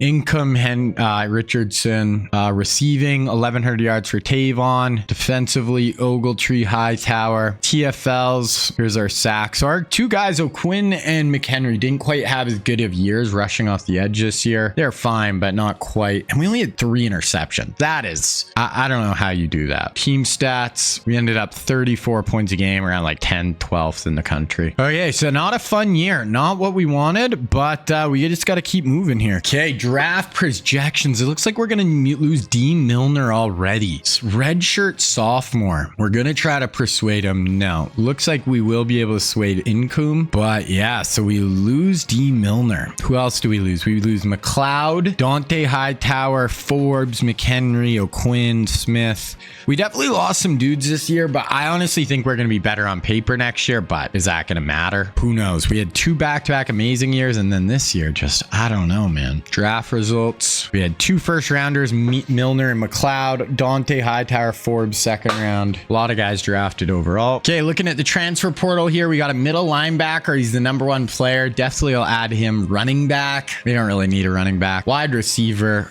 We don't really need receiver. Corner. We did just lose our guy, D. Milner, so I'll definitely go for corner. Right tackle, left outside, free safety, left tackle. We only have 2 spots. I want to see if there's any real life guys in the portal. Braxton Miller. So quarterback Braxton Miller's in the portal. Looks like that might be it for real life guys. So we're just going to add those guys.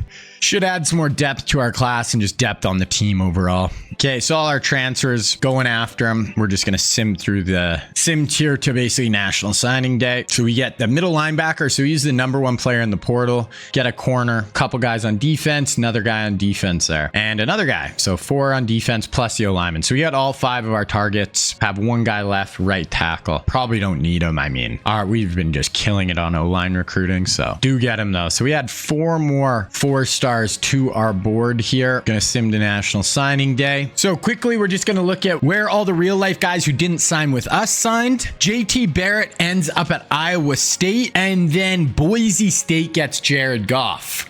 For running backs, Derrick Henry ends up at Georgia. Ezekiel Elliott ends up at Iowa State. So him and JT Barrett are going there. Wide receivers, LSU gets Big Mike Williams. Notre Dame gets Laquan Treadwell. Laramie Tunsil ends up at Miami. For defensive ends, Jonathan Allen ends up at LSU. Carl Lawson ends up at SMU. And then Georgia Tech gets Joey Bosa. For D tackles, TJ Watt goes to Army. So TJ going to Army. Middle linebacker, Jalen Smith goes to Florida. Cornerbacks, Kendall Fuller, who goes to Michigan. So that is the class. Now, just for top players, how many top? We got 4 top 5 guys, 5 top 12 players in the class, and we did sign the number 1 player overall, tight end. Actually, I just want to go look at top classes really quick. So we end up with the top class once again. So 7 5 stars, 24 stars, Notre Dame, Miami, LSU rounded out. So we went 8 and 5, number 1 class. So man, we need a bounce back year this year. We've had wicked recruiting classes. That's our 4th straight number 1 class in our first year. We had the number 2 class, so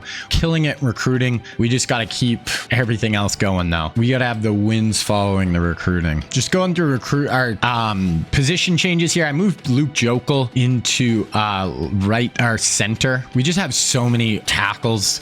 It's kind of tough.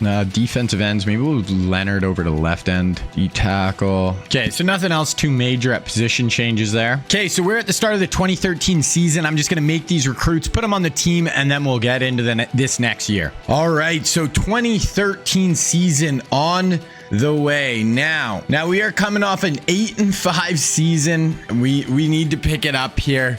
We should have a very good team coming into the year. So we're just going to look at the team right now. I think we're better on paper than last year. We're 94 overall. Gash is coming in as a 91 overall quarterback. Johnny Manziel coming in as a sophomore. That DeBeer guy we recruited, he was a top 10 player, comes in with star development trait, 82 overall. Plus, we have Baker Mayfield on the bench. Running back, we got Incoom. Then we got Trent Richardson, Todd Gurley, and Alvin Kamara. Todd Gurley looks like he's going to be an absolute super stud. Elite development trait, so fastest development trait. Redshirt freshman, already an 88 overall.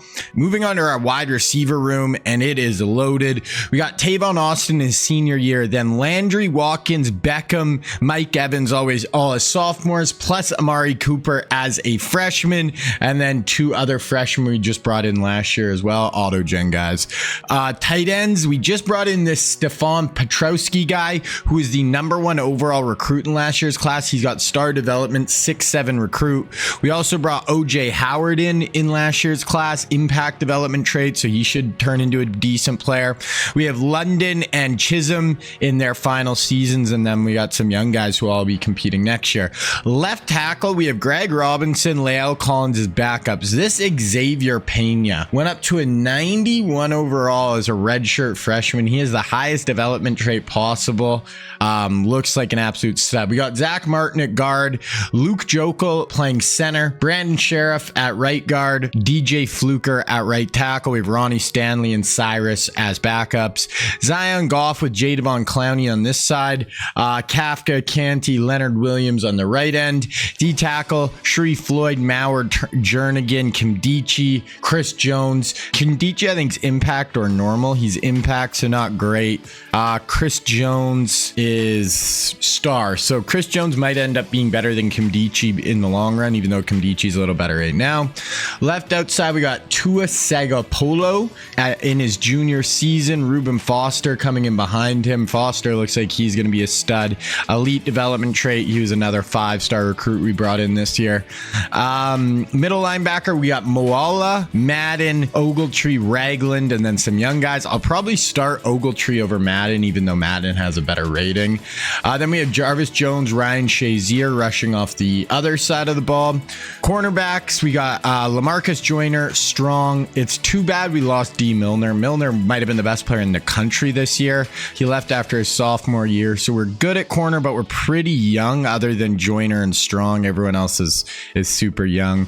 Ramsey's coming in at star development trait, so second best. Tre'Davious has elite. So Tre'Davious and Jalen both have a chance to be really good. I think Vernon is just impact.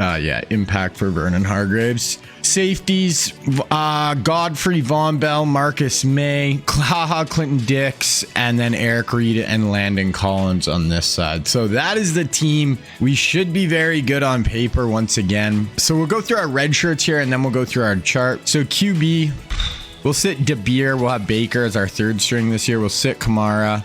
Once again, we're basically going to be able to redshirt every freshman because we're never really going to have freshmen that are going to have play for the most part.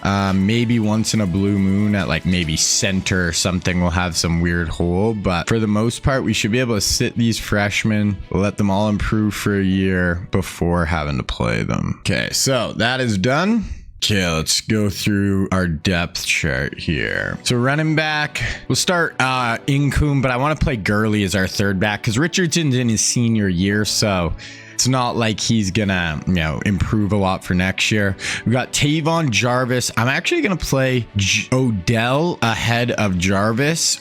So we'll go Tavon, Odell, Sammy is our top three. Then Landry, Amari Cooper, London, left tackle Pena, Sheriff, Jokel, Zach Martin, Greg Robinson is our five on the O line. Zion Goff, Kafka, that's fine. Corners. Play Darby over Kalintra, Godfrey, and Clinton Dix. That should be good there. Okay, so that's kind of our preseason look. Our roster look. We'll look at the preseason top 25 here. USC. Are we even in the top 25? We are starting unranked. That is insane. So we've got to just have a better year this year. Preseason, I doubt we'll have any preseason All-Americans. Okay, Sharif, Tua, our outside rusher, Mitch London. So we're unranked, but we have 3 All-Americans. And really quick, I want to just look at some of the other best players in the country so you guys can see some of our recruits are getting spread, to other teams, even though I'm doing a good job of recruiting them.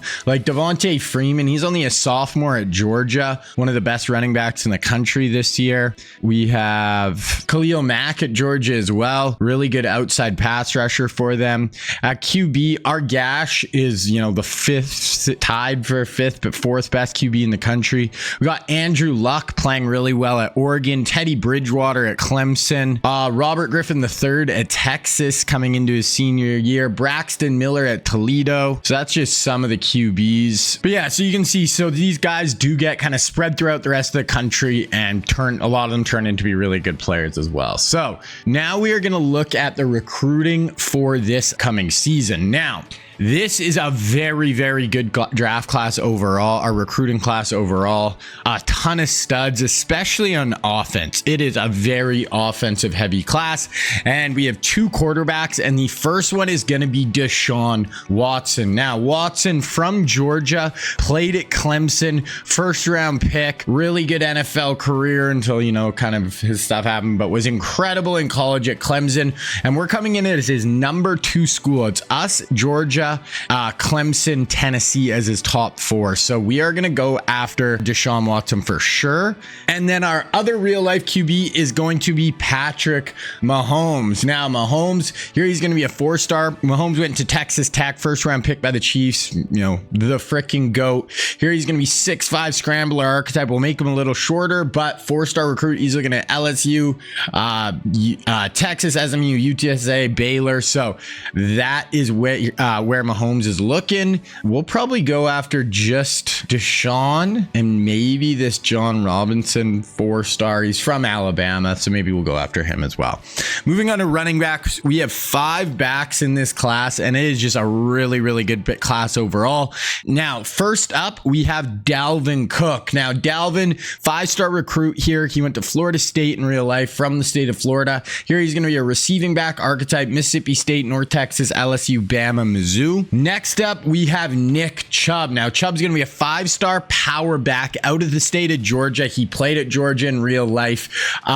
He's going to be looking at Georgia, Tennessee, Bama, Clemson, and Florida. And one thing, we don't really need a running back in this class, but we'll probably add at least one or two of them. I mean, we are third, so we'll add Chubb right there. Next up, we have Christian McCaffrey. Now, here he's going to be a 5-star recruit. McCaffrey is from the state of Colorado, played at Stanford. Here, this guy's going to be a West Coast kid, elusive back archetype. His first school is actually Auburn, which is kind of weird. Then Washington, Utah, Rutgers, West Virginia. So could kind of end up anywhere. Next up, we have Joe Mixon. Now, Mixon's an elusive back, 5-star recruit, ton of 5-stars in this class. He went to Oklahoma, but he's actually from California. So he's looking like he might stay on the West Coast here with UCLA, USC, Utah, Stanford, Arizona.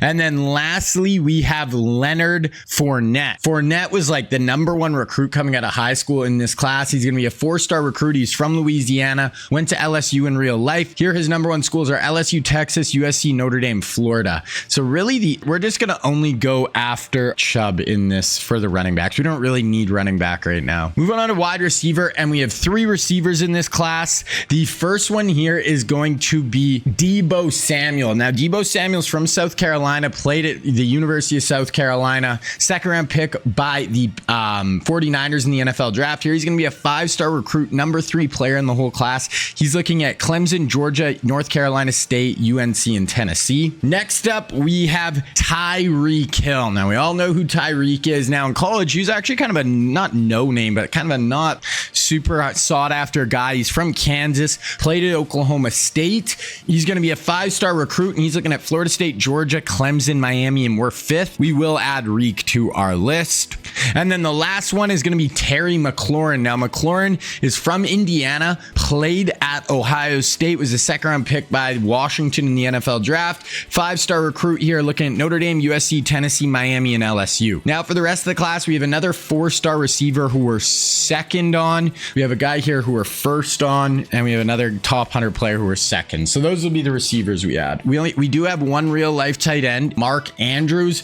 Andrews is going to be a 4-star recruit here in real life. He's from Arizona, played at Oklahoma. Yeah, we don't really need a tight end. We are 3rd on his board. So we'll add Mark Andrews, but if we don't get him, not the end of the world. Okay, we have 4 offensive line in this class. The first one is going to be Orlando Brown. Now, Brown is from Georgia, played at Oklahoma.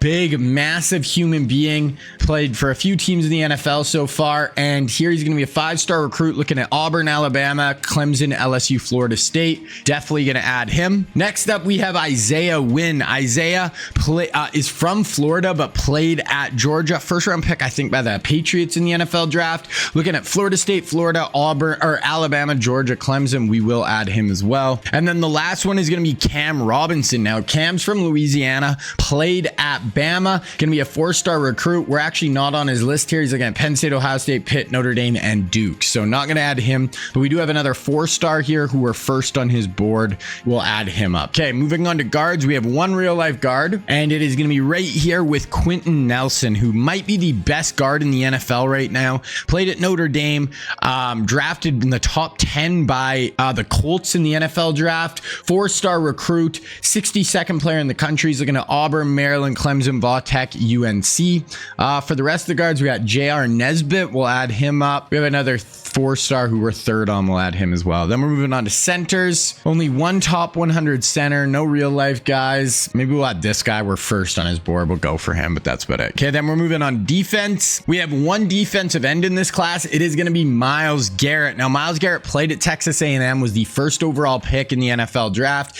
Here's going to be a 5-star speed rusher archetype, and he's looking at Miami, Florida, Florida State, Georgia, and Alabama. We're 5th on his board, but we will add him. Not really high on many of these DNs, so I might even just add this guy to see. He's the number 4 player in the whole country. We'll add him, just see if we can get in on him. Moving on to D tackles, these are all auto gens, so we'll just kind of go through. This guy we're 5th, we'll add. This guy we're 2nd, 1st. We'll add those 3, maybe this guy as well. 131. We'll add him. Okay, moving to outside linebackers, and we only have one. He's a middle outside linebacker player, off-ball linebacker, and Fred Warner, one of the best, if not the best linebacker in the NFL right now. Here he's going to be a 4-star recruit out of California. USC, Oregon, UCLA, Stanford, Washington State are his top schools. Now, for the rest of outside linebackers, we got this guy from Georgia. We're second on his board. This guy from Texas, we are first on his board, so we'll add both of them. Then we move on to middle linebackers. This guy from Mississippi, we're first, 60th play, or fifth, sorry, we're 60th in the country, second. We'll add him. Move on to corners. Okay, so we have 3 real-life corners in this class. The first one is going to be Marlon Humphrey. Now, Humphrey's from Alabama, played it for the Tide, was a first-round pick by Baltimore in the NFL draft.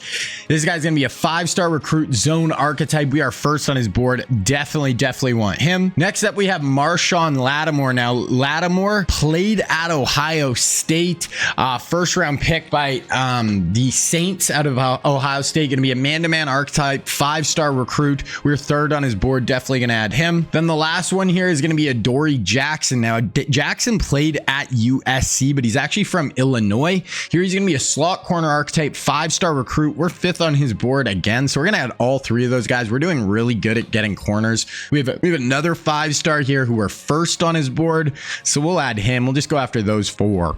Moving on to safeties, we do have 3 safeties in this class, and the first one here is going to be Jamal Adams. Now, Adams was incredible at LSU, was a top 5 or 6, or maybe it was 6 or 7, but by the overall pick by the Jets in the NFL draft. Has had some injury problems, but was incredible in college.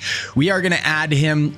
We're second on his board, so definitely going to go pretty hard after him. Next up, we have Jabril Peppers, and we are also going to add him. Now, he was one of the top prospects in his recruiting class, ended up going to Michigan. He's from the state of New Jersey. He's looking at Auburn, Alabama, Clemson, LSU, Notre Dame, so we'll add him as well. Then the last real-life player in this class is going to be Budda Baker. Baker played at University of Washington. He's from Washington, got drafted the 2nd round by the Cardinals in the NFL draft. Going to be a 4-star recruit here. We're not on his list, not going to add him. Do have a couple other safeties there we'll add though, and we got 2 spots left. Okay, so our class is made there. Now I'm just going to go through our scouting and then we'll get into the first season. Okay, so just going through our recruits here, we got our first auto commit, so it's going to be a right tackle, 4-star, just signs right away. So just show you guys that. All right, so went through all of that. So there's the Heisman race. Devontae Freeman starting out in the 3 spot. Gonna look at our schedule here. So we start with Notre Dame at home, FCS, Oklahoma State, Boise State. So Notre Dame's a tough game, but we not as hard of an early schedule as some past years. But then we have 3 top 5 teams in 4 weeks, plus Georgia, who's somehow unranked right now. We both went 8-5 last year. Wow. Yeah. So we got to play better this year. We have early schedule isn't as quite as tough, but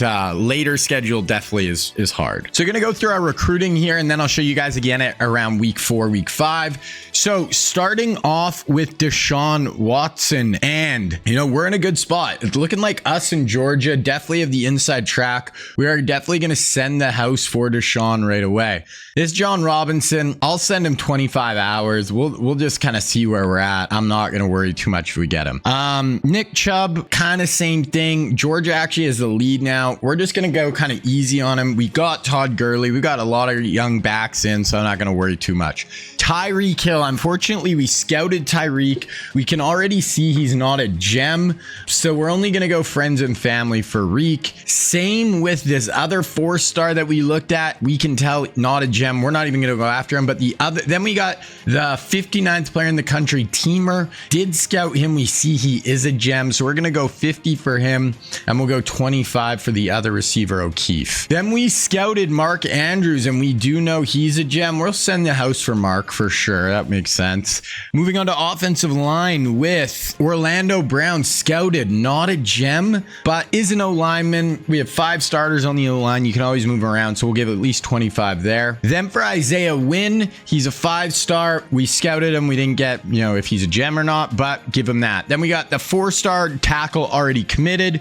We have another guard here who we're in a good spot with. We'll go friends and family though. Then we have another guard here. We'll just let it rock with him for now. And then this athlete we scouted, not looking looking great. We're just going to let it rock. Okay, moving on to defense. So Myles Garrett, we are in third. Definitely want Garrett. 5-star, really good defensive end. We're going to go really hard after him. Then we have this Max Slate, 4-star. We looked at him. He is a gem. We're going to give him 25 hours.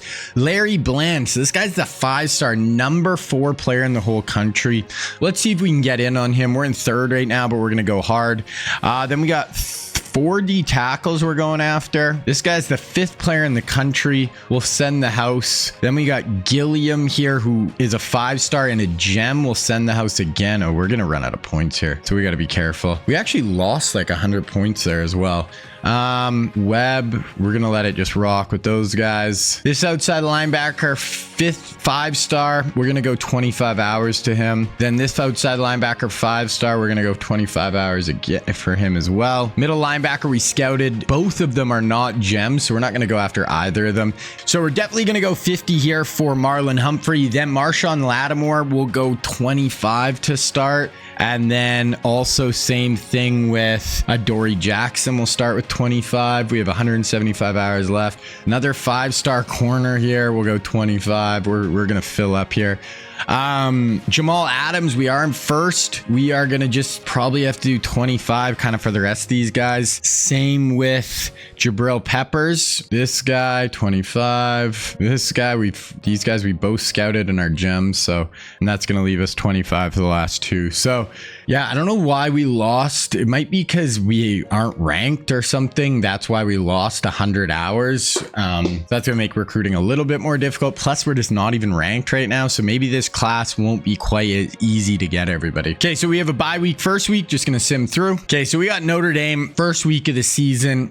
They're 91. So this is not a bad team at all. Luckily, it's at home, but we started 0-1 last year. I really don't want to start 0-1 this year. Let's see. Come on. We're 0-1. Man, this is tough just simming these games. We build such a good team.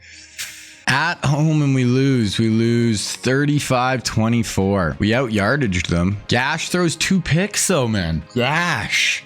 We gotta win. We basically gotta win every game until LSU now, and then we're gonna have, you know, LSU, South Carolina, Mizzou, Georgia, Auburn. You gotta win like 3 of those 5 at least, and that would put us at 3 losses. Okay, so we just gotta blow the doors off this FCS school here, though. That has just gotta happen right now. So we do get that done.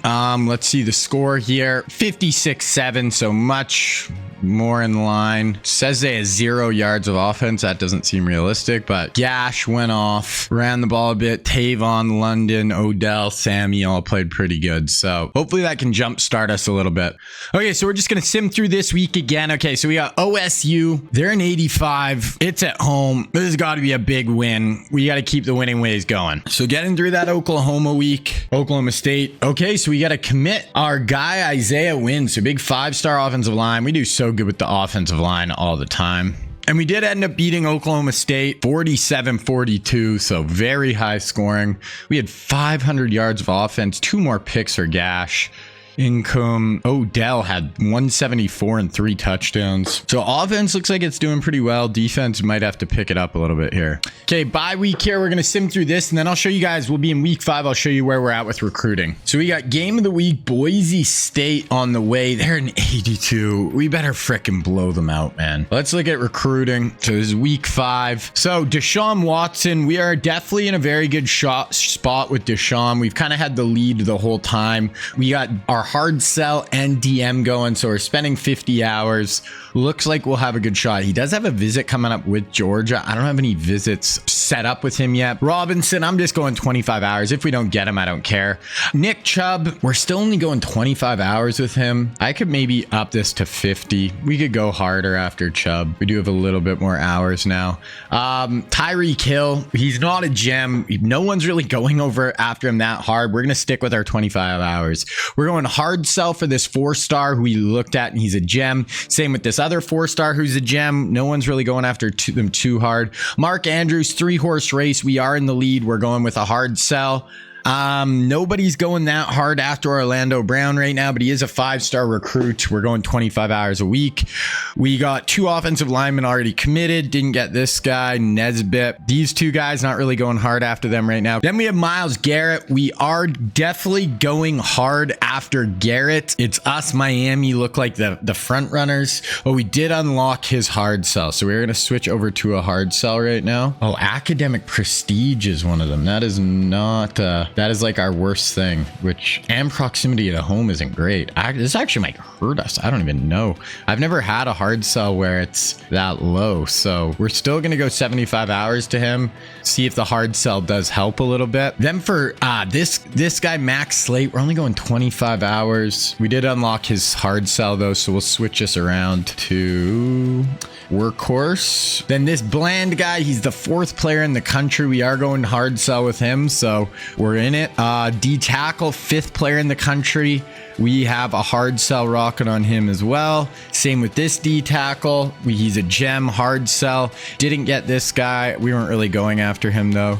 Neither of the middle linebackers are we going after very hard. They don't look like they're going to be that good. This 5-star outside linebacker, it's us in Georgia. We did unlock his hard sell, so we can switch over to a hard sell here. Right there. That should help us. This middle linebacker, no one's really going after him hard. At the end of the year, if we get him, like if we unlock, when we sign more guys and have more hours, maybe we'll add some to him. But as of right now, we're fine. Marlon Humphrey, number 2 player in the class. I just really want him. We're gonna DM him as well. We're gonna go up to 50 hours. Nobody is going after Marshawn Lattimore that hard. It's basically us and UCF are the only ones even recruiting him, so we're only going 35 hours. We'll stick with that for now. Same with Adoree Jackson. People just aren't going after him that hard. We're only going 25 hours. We'll stick with it for now. This other 5-star, we're going a little bit more. Jamal Adams, we're hard selling him, so we'll stick with that. We are the only one going after Jabril Peppers, so we're going to stick there. 25 hours, 25 hours. Ooh, but we actually might get locked out on this guy, so we actually got to up him. And we did unlock the hard sell. Oh, we're 5 hours short. Okay, I can steal 5 hours from this guy. So we're going to do this corner, even though this is just going to be an insane cornerback class, but might as well try to lock him down. Okay, so that's where we're at with recruiting. We'll look again in maybe 2-3 weeks, and we'll start getting a lot more signees over the next few weeks. Okay, Boise, gotta get this done. Just gotta win. Gotta win. Oh my gosh, like we're 10 overall higher. Okay, so wow, we locked down Deshaun Watson. We locked down Mark Andrews. We locked down a good 4-star D tackle, another 5-star D tackle. We locked down a 5-star outside linebacker in Granger. We locked down Marlon Humphrey, 5-star corner. So we just got a ton of guys to commit there. I'm sure we lost out on some guys as well, but and we did beat Boise. So good week for us. We ended up beating Boise. So our defense is really struggling. 49-35. They actually out-yarded us. Gash 377. Ran the ball. London. Tavon Hat was our big time receiver. So we did jump up to ranked finally now. Oh, just going through. So we did lose out on Myles Garrett. Myles Garrett signed with Miami. We have so many. We have 465 hours now. We lost out on that corner that I was trying to get back in on as well. So I'm going to go put the hours in. Like we basically have half our hours. So we're going to get a ton of guys now. Okay, big week right here with Vanderbilt. They're an 81 though. Like, I don't know. We just got to start winning some of these games, man. By more. Like our defense is playing bad. I know it just... Okay, so we got another 4-star wideout, another 4-star wideout, 5-star corner, and we get Jamal Adams, and we get Jabril Peppers. So...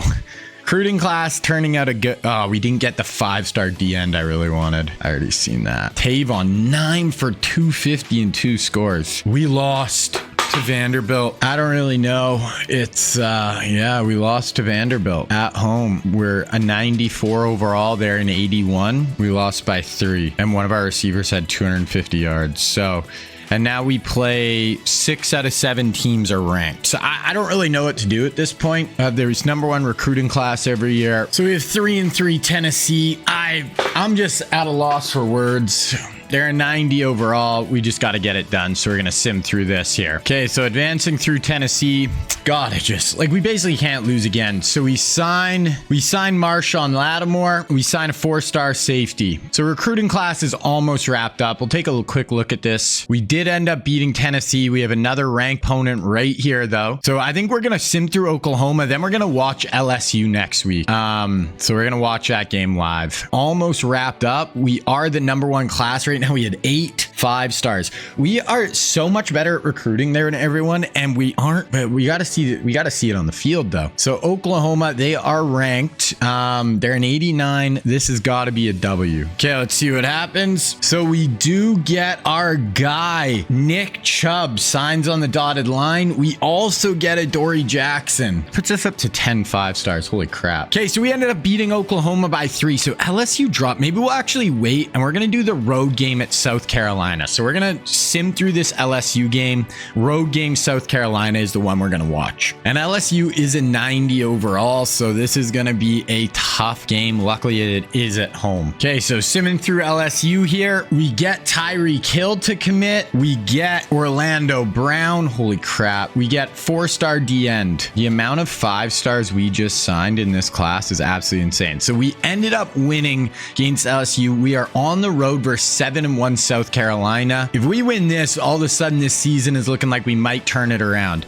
Looking at recruiting, we are basically wrapped up here. Got a guard, a couple filler guys at the bottom of the roster here. So our class is almost wrapped up. We got 12 5-stars. That's insane. That is actually insane. I don't even know how we did that. So our recruiting is on a completely different planet than everyone else's, but it's got to show up on the field. So beat LSU. We're just going to hop in. We are going to watch this one. South Carolina is an 87 overall. We're a 94. We win this. We're probably going to be jumping into the top 7 of the country. We have only lost 1 SEC game as well. So if we go undefeated the rest of the way in the SEC, we can make the SEC championship game still. So, the start of the season was a little rough, but we're still in it. We can still kind of come back from the brink here. So we're going to jump through the first quarter here. We're up 3-0, 6-0. Oh, they have it. Okay, they score first play of the half. So they're up, or the quarter, 7-6. 2nd and 10, 1st and 10, 2nd and 9, 1st and 10, 2nd and 6, 1st and goal from the 2. So we're driving right down here. Let's see if we can punch this in. We got the stadium very quiet right now. South Carolina's got to be jacked, though. They're #2 in the country, and we're in. There we go. Touchdown, Bama. Let's go. Is that Richardson or yeah, that was Trent. We're up 12-7. Their ball, 3rd and 11 here. Let's get off the field. We got 4 down linemen. Okay, drops back, 4-man rush. There we go. Great coverage on the back end.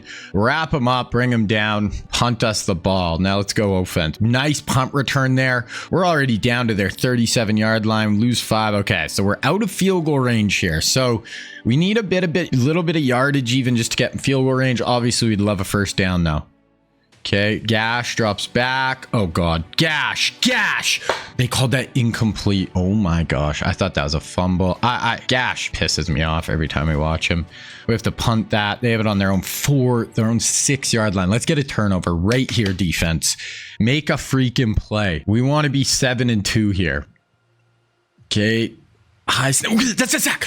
Safety. Let's go. There we go, defense. Let's go. 14-7. That is huge. 2 guys come free there. Our football. We have it at midfield already. 3rd and 10, though. Okay, Gash. No stupid plays here. Stadium is excited. Stadium pulse is rocking. Gash drops back.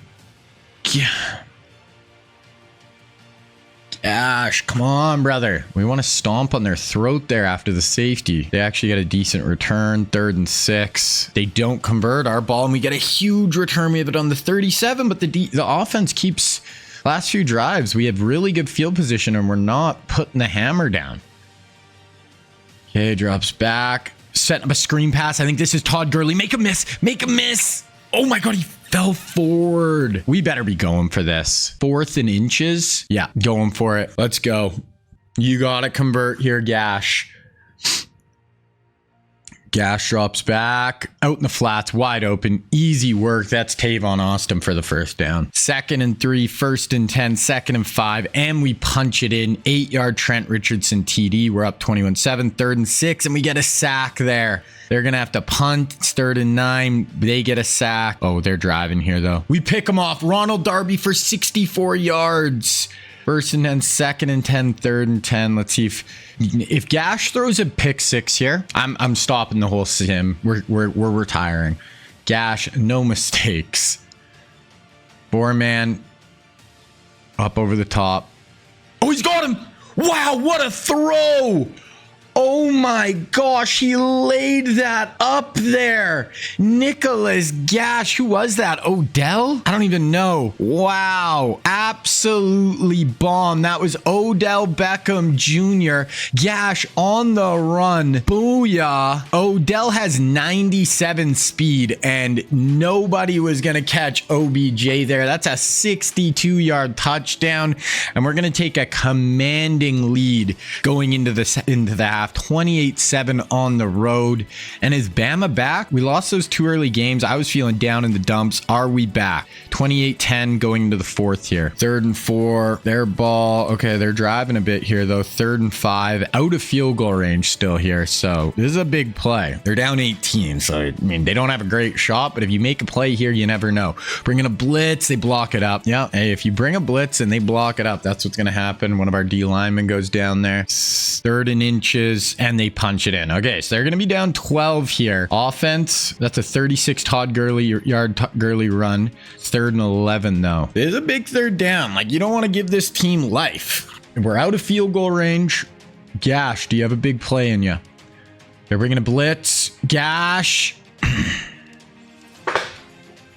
I don't know why he's moving his feet there. Stay in there or run. Dude, why are you like doing a half roll? 2nd and 9, pick it up. 2nd and 7, they pick it up. 2nd and 10, they've got it down to the 3-yard line. So, I mean, they can cut this to a 1-possession game right here with plenty of time. Everybody has all their timeouts. They're going to hand this off. Nice. Wow, that's huge. That might even been a slight loss there. Not only are we now running the clock a little bit there, but now you put a little pressure on them. They can't just punch this in. Gonna hand it off. Come down, meet him. There we go. Great form tackle in the hole by our linebacker. This has got to be 4-down territory for them. I'm guessing they're gonna pass here now. Looks like we got press man coverage across the board. They're running power read. Let's go. Great TFL. Wow, what a goal line stand. And they're going for it on 4th down. This is definitely man coverage across the board. Wow, this is massive. In the end zone. Boom, diving stop. Let's go. What a goal line stand by our defense. 1st and goal from the 3, and they get nothing. 2nd and 5, 3rd and 2. We don't convert, though. They have it at midfield, 3rd and 6, 4th and 8. This has got to be 4 downs, no? Yeah, they're going for this. Is basically the game right here. We got to stop. This one's over. We're going to beat the number 2 team on the road here. Bringing pressure. Oh, wow. Great throw into traffic. 2nd and 10, 3rd and 9, 2:30 left. We're in a good spot. That goal line stand was just so big. 28-16. Even if they score now, there's going to be such little time that we should be fine. He's going to have to tuck and run, hit from behind. We'll take that, keep that clock moving. And this is going to be 4th and 5. Here's the game. We got to stop on 4th down here. Game over. 4th and 5. We're bringing a blitz. 10 end zone. Oh, looks like our D end was in coverage there. We brought a bit of a fire zone blitz. So we're up 5. They're probably going to kick this off. Yeah. Did we get a crazy return? We had a 36-yard kick return, but we had a holding. 1st and 20, 2nd and 8. Holy crap. 3rd and 17. We're up 5. It's going to run the ball. Oh, go. I want to go for this. And there's no way for me to tell. I haven't done this in this game yet. There's no way for me to tell my team to go for this here. So I'm actually going to take over here. I would do this in the other game, like on NCAA 14, only when I want to go for it on 4th down. And I do not want to give them the ball back here. So we are just going to run stick We're going to run that right there. Boom. Get him on the out route and just try to end this right here. That is going to put him out of timeouts. I only do that. Like, I can't tell my team I want to go for it on 4th down there. I did not want to give them the ball back. So that is the only time I ever will take over sometimes. I wanted to go for it on 4th down and just end this game, not punt the ball back to them and have them a chance to go win it. So now we can just take some knees and end this thing. That is going to do it. We take the W. I mean, our second quarter is what won us that game, and then our offense totally just kind of fell apart on us a little bit. Gash had 239. Todd Gurley had 110. Gurley was really good. Odell had 100. It was that long bomb, that long touchdown right before the half completely saved us in that game. So we're going to advance weeks here. Okay, so beat South Carolina. We got Mizzou, all 3 of these games are on the road. Mizzou and Auburn aren't great. Georgia's a really good team, 9th in the country right now. We basically got to win all 3 of these games. At most, we could lose 1, but Mizzou on the road, 86 overall. Can we just get a W, please? Let's see. Got a 4-star guard, 4-star tackle. Zion Goff, player of the week.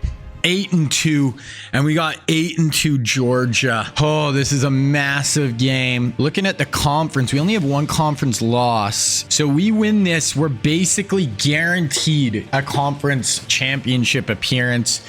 So we just got to beat the Dogs. On the road, we got to beat the Dogs. They're a 91. We're a 94. We'll see what happens. Okay, so we're going to advance through this Georgia week. Let's see what happens. Winning this would just set us up so good. LaMarcus Joyner, player of the week in the SEC on defense, gets a pick.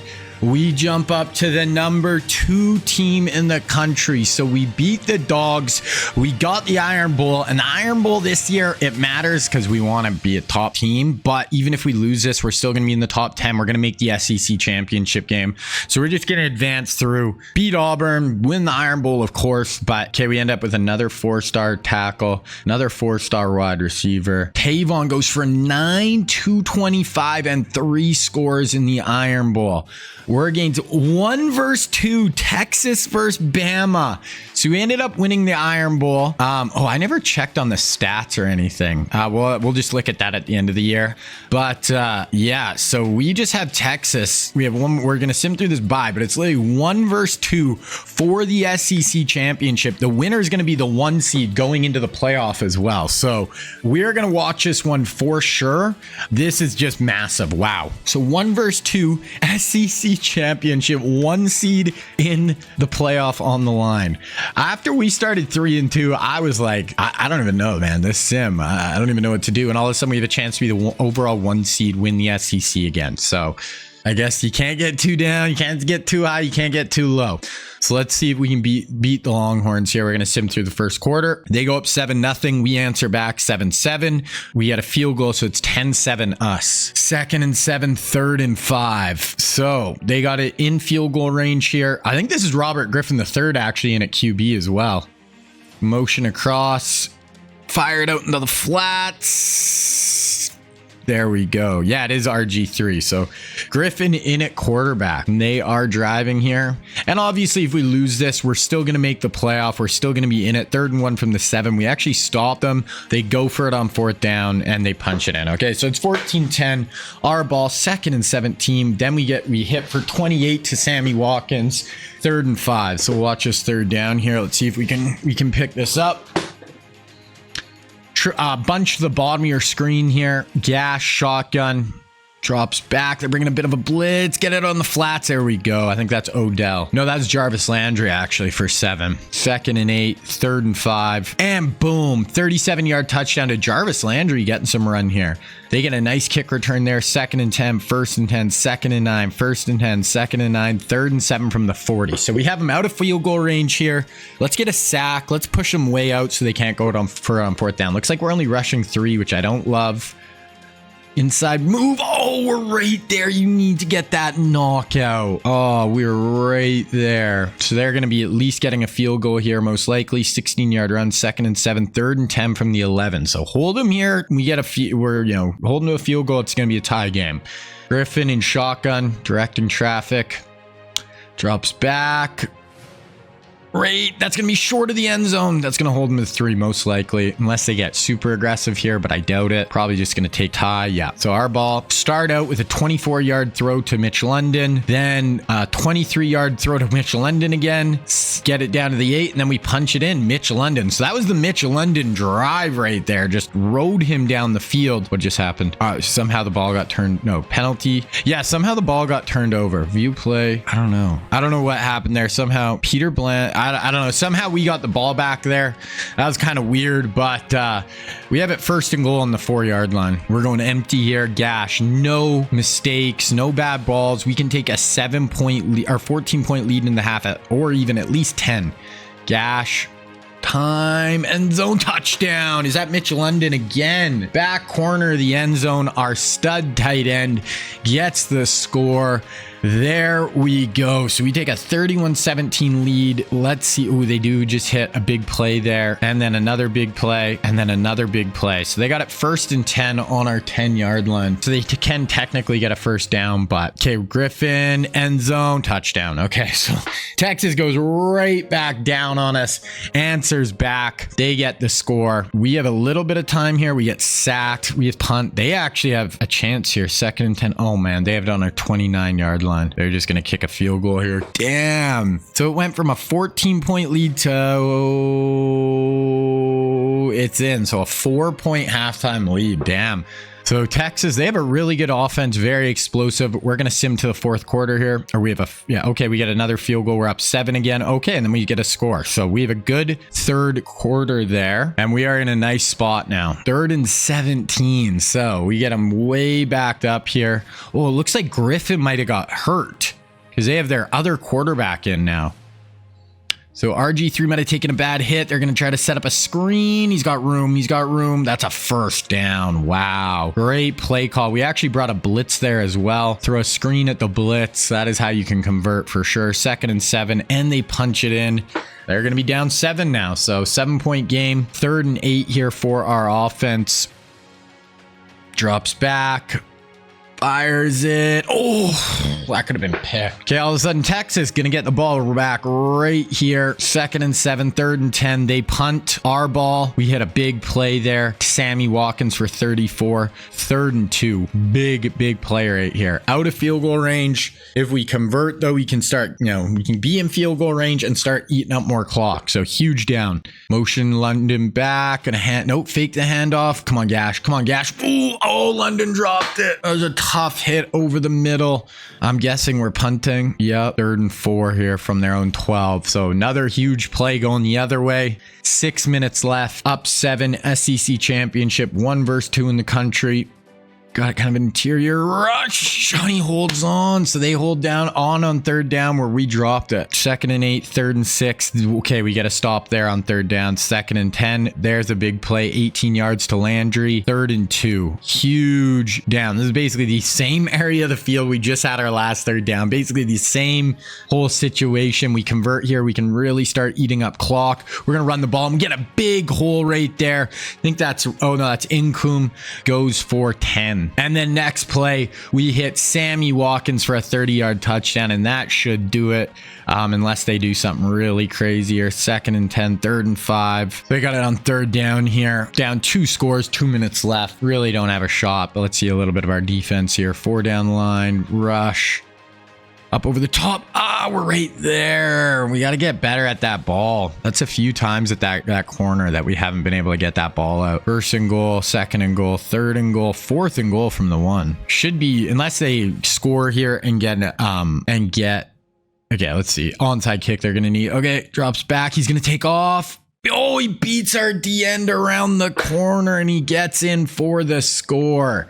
So now they are a onside kick away here. Yeah, they're down 6. They go for 2. Okay. Is it going to be an onside kick? No, they're going to kick this deep, it looks like. So they're just going to rely on their timeouts. Oh, no, it is an onside kick. Okay, we get it. We pick it up with one hand. That's a little risky. They do have 3 timeouts, so it's not technically over. 2nd and 8, 3rd and 5. I'm probably running this ball.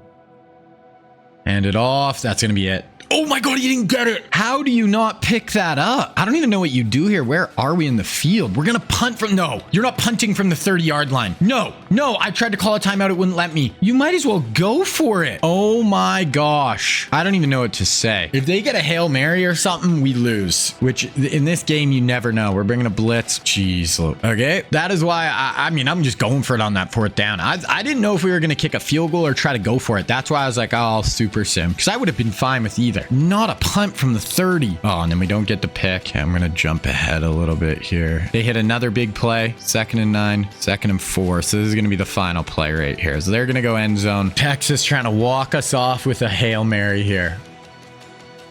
Up over the top. He actually caught it.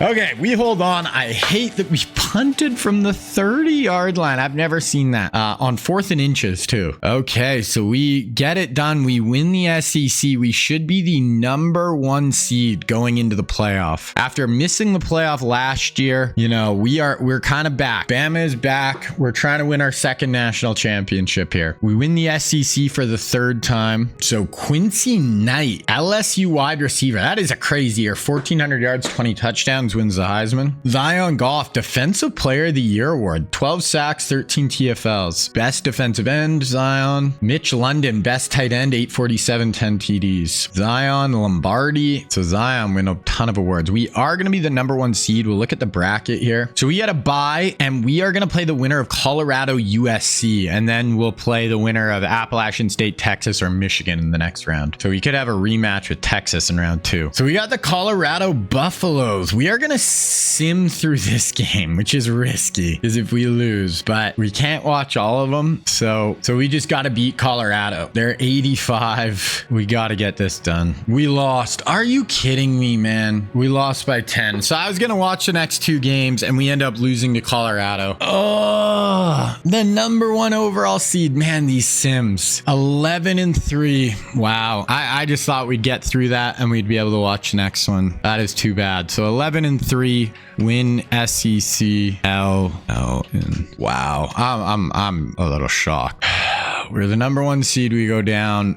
We would have been playing Michigan, and then the winner of UTSA and TCU. TCU is 13 and 1, but okay. So we end up losing. We're stuck at 1 national championship right now. We've made 2 national championship games. So far we've made it to the SEC. We made it to the semifinal. Natty lost in the 1st round, didn't make it, and lost in the 2nd round so far. Michigan ends up beating TCU and winning the national championship. We are gonna finish probably as like the 7 or 8, 6th seed in the country. Too bad. Yeah, it's tough L to take. Heisman winner. We saw it was that LSU guy. It's kind of weird because so Tavon almost won it. Tavon must have had a huge year. All-Americans, we got Mitch London, Sharif, Tua, and that is it. Freshmen, we didn't really, Xavier Pena and Waller, Hurley. So we had 3 freshmen as well. Looking at some stats here. Gash, 4,500 yards, 324 a game. 12 picks is just too many though for a guy in his junior year. Rushing, Incoom, Richardson, Gurley, all kind of like split time. Gurley averaged 7.4 yards a carry, so he's definitely going to be our starter next year.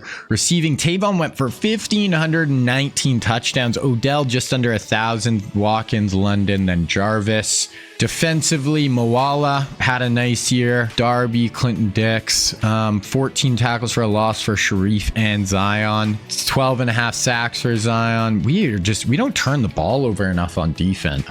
Kick return, Odell averaged 30. Tavon, Odell as our kick and punt returners as well. Team stats. We had the number 4 offense in the country in points per game. So we were right there offensively. Defensively, nowhere. Oh my God. We had one of the worst defenses in the country. So I think I'm going to switch up some stuff scheme wise next year. I think I'm going to switch to a 4-3 base defense. Yeah, we're playing 3-4 right now. I think I'm going to switch to we're going to actually go to a 4-2-5 base. I think this should maybe help us with more of those spread offenses. And yeah, I think that might be better for us. So we are going to switch to that for next year. Hopefully that'll help our defense. We're getting really good in the secondary. I've been recruiting more like 4-3 type defensive ends and stuff too. So maybe that will really help our D for next year. But okay, we are going to get into the off season now.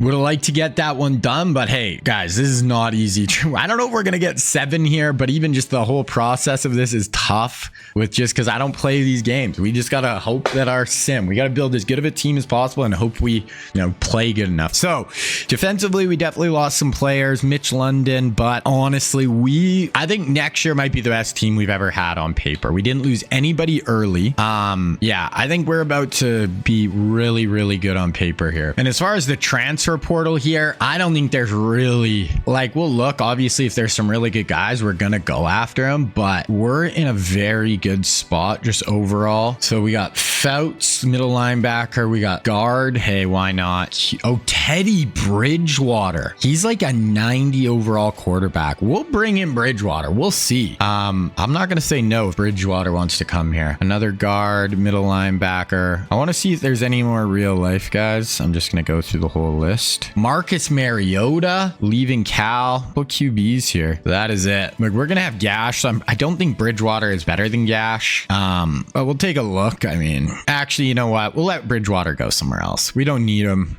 So yeah, that is it. We're not going to go as hard on transfer portal here. 3 guys, a couple of offensive linemen and a linebacker. Assuming through that first week, none of the guys signed. We lost the linebacker. That was actually the guy I probably wanted more. We have so many offensive linemen, but do get the one guard. Okay, we get both guards. So add 2 more 4 stars. We're going to go to National Signing Day. So top class, we have by far the best class.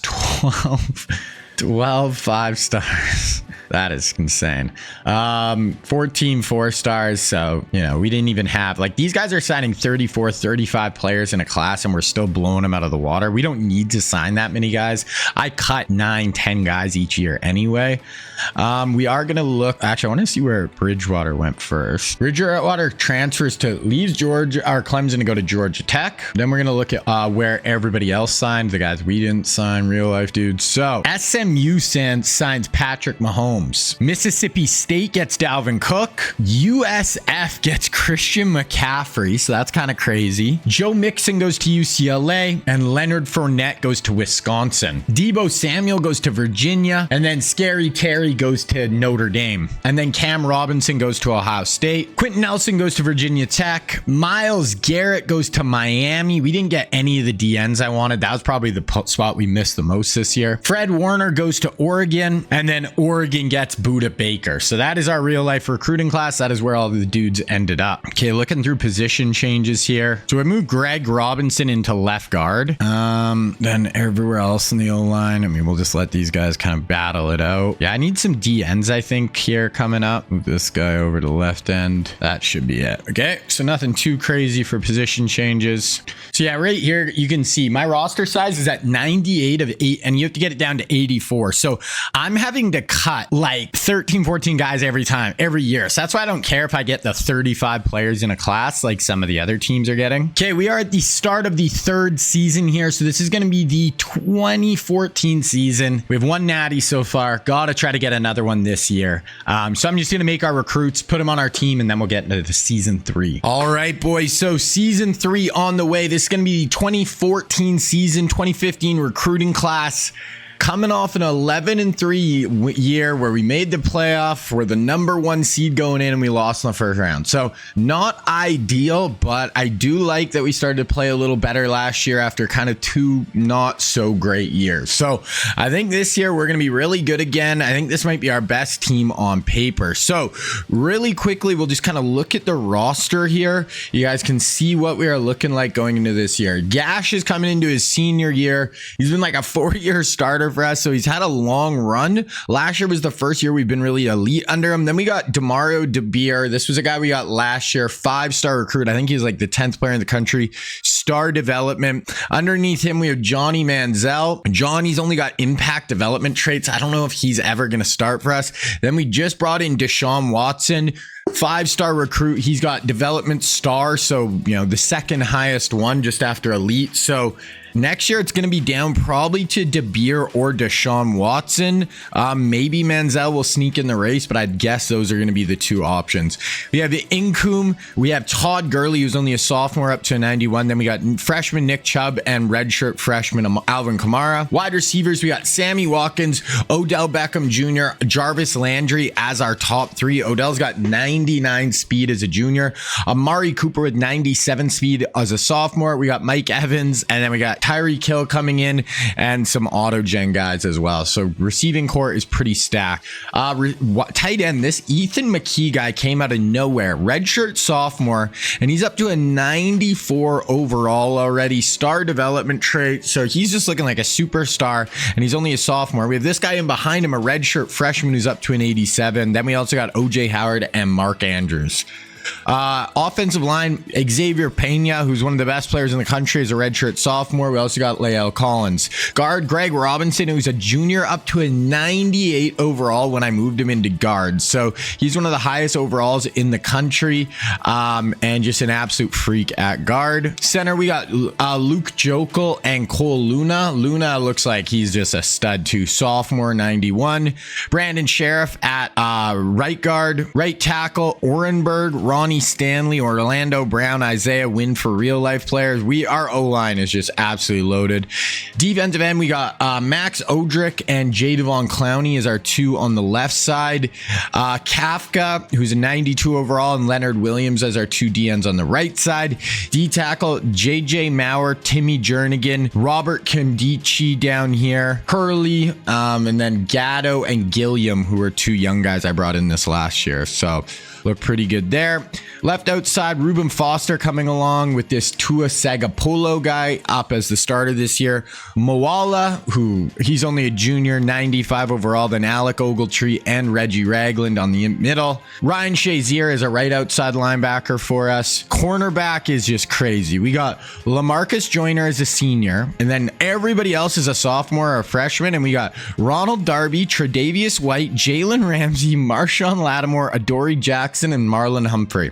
So we are absolutely loaded. That's probably the greatest cornerback class ever assembled. And yeah, our safeties aren't that far off either. Nathan Godfrey, then we got Marcus May, Von Bell, Jamal Adams, Jabril Peppers, Clinton Dix, Eric Reed, Landon Collins. So yeah, we have a lot of studs. We have just a great team overall. Just maybe we'll look at some other teams even in the SEC, so you can kind of just see, like, on paper, this is what Florida looks like. Good, but like Georgia, they have quite a bit of 90s too. Nowhere really near what we bring to the table though. What about someone like Texas? 91's like good team, but on paper we are just gonna be, you know, the best team in the country with a bullet. Ohio State 95's, like I said, a good team. Taylor Decker on O-line, but nobody is going to be able to touch us on paper, but it's, you know, are we going to be able to put it together on the field? Clemson, kind of similar boat. So that is where we are sitting. Team is absolutely loaded. Go through our red shirts really quick here. So we'll do Deshaun, we'll do Nick Chubb, we'll do all these wideouts. And like I always kind of say with the red shirts, we can pretty much get away with red shirting everyone because none of our freshmen are ever really going to have to be contributors year one for the most part, maybe every once in a blue moon, but we can basically just buy a year with all these dudes. Give them a year to develop. Corner, we might have to, I guess we won't do Lattimore just because we only have 4. So we want at least 5 there. Yeah, we could do both Jabril and Jamal, and we'll do this guy. So that is the red shirts. Go in the depth chart here. So Gash, I do think at running back, I actually want to start Todd Gurley over Incoom because Gurley's only a sophomore. I'd rather get him on the field. Wide receiver, I like that. Who's that right tackle? Is it? Yeah, Orenberg is gonna start. Sheriff, Luna, Greg Robinson. Yeah, our O-line is disgusting. I'm gonna actually play Jalen Ramsey and Tre'Davious White over Ronald Darby. Okay, so that's where we're at with depth chart. Now we're gonna get into this recruiting class. This is a very good recruiting class overall, and especially at quarterback. This is probably the best quarterback class we will have over the whole whole time. Five pretty studly QBs right here. So we are going to go through them. The first one is going to be Lamar Jackson. We all know who Lamar is. Two-time NFL MVP, won the Heisman playing at Louisville. Here he's going to be a 5-star scrambler, 10th player in the country. We are definitely going to add him. We're first on his board. We could have a Deshaun Watson, Lamar Jackson battle to be our starter. Next up, we have Josh Allen. Now, Josh Allen played at Wyoming, top 10 pick by the Bills, one of the best quarterbacks in the NFL right now. He is from California, so kind of a West Coast kid. Here he's going to be a field general archetype, 4-star recruit, looking at Texas, Oklahoma, USC, UCLA, Oregon, so kind of West Coast teams. Then we also have Kyler Murray. Now, Murray from Texas, from the state of Texas, played at Texas A&M, transferred to Oklahoma, baseball player, first overall pick by the Cardinals. Here he's going to be a scrambler archetype, 5-star recruit, number 4 player in the country, and he's looking at Nebraska, Colorado, Oklahoma State, Texas Tech, Arkansas. So kind of a weird group of schools, but there we go. Then next up, we have Joe Burrow. Now, Joe Burrow is from Ohio, played at Ohio State, transfers to LSU, first overall pick, played on that really good 2019 LSU team, drafted by the Cincinnati Bengals, first overall. Here he's going to be a 4-star recruit, looking at Penn State, Notre Dame, Michigan, Ohio State, and Tennessee. And then lastly, we have Sam Darnold. Now, Darnold is from California, played at USC, was a top 5 pick by the Jets in the NFL draft. He's going to be looking at Texas A&M, Michigan, SMU, Ole Miss, TCU. Now, as far as the rest of the quarterbacks, if there's anybody I want to add, not really. I think we're just maybe this guy, just because we're first on him, 4-star recruit. But really, we are going to be going hard at Lamar Jackson. Okay, running backs. The number one, we have 3 in this class. The number 1 is going to be Saquon Barkley, power back archetype, 5-star recruit, number 3 player in the country. Saquon's from Pennsylvania in real life, played at Penn State. Here's top 5 are going to be Penn State, Ohio State, Michigan, West Virginia, USC. Next up, we have Ronald Jones. Ronald Jones is from Texas, played at USC, was a 2nd-round pick in the NFL draft, going to be a 5-star receiving back archetype, looking at Georgia, Florida State, Florida, Auburn, Georgia Tech. And then our other back is going to be Damian Harris. He's a power back. He played at Alabama. He's actually from the state of Kentucky. 4-star recruit, 47th player in the country, looking at LSU, A&M, Michigan, Baylor, and Troy. So none of those backs are really interested in us. We do have a 5-star, a 4-star here. We're first on his board. We'll add him. We really don't. We've got Nick Chubb and Alvin Kamara in the last 2 recruiting classes, so not really a big need. Okay, wide receivers.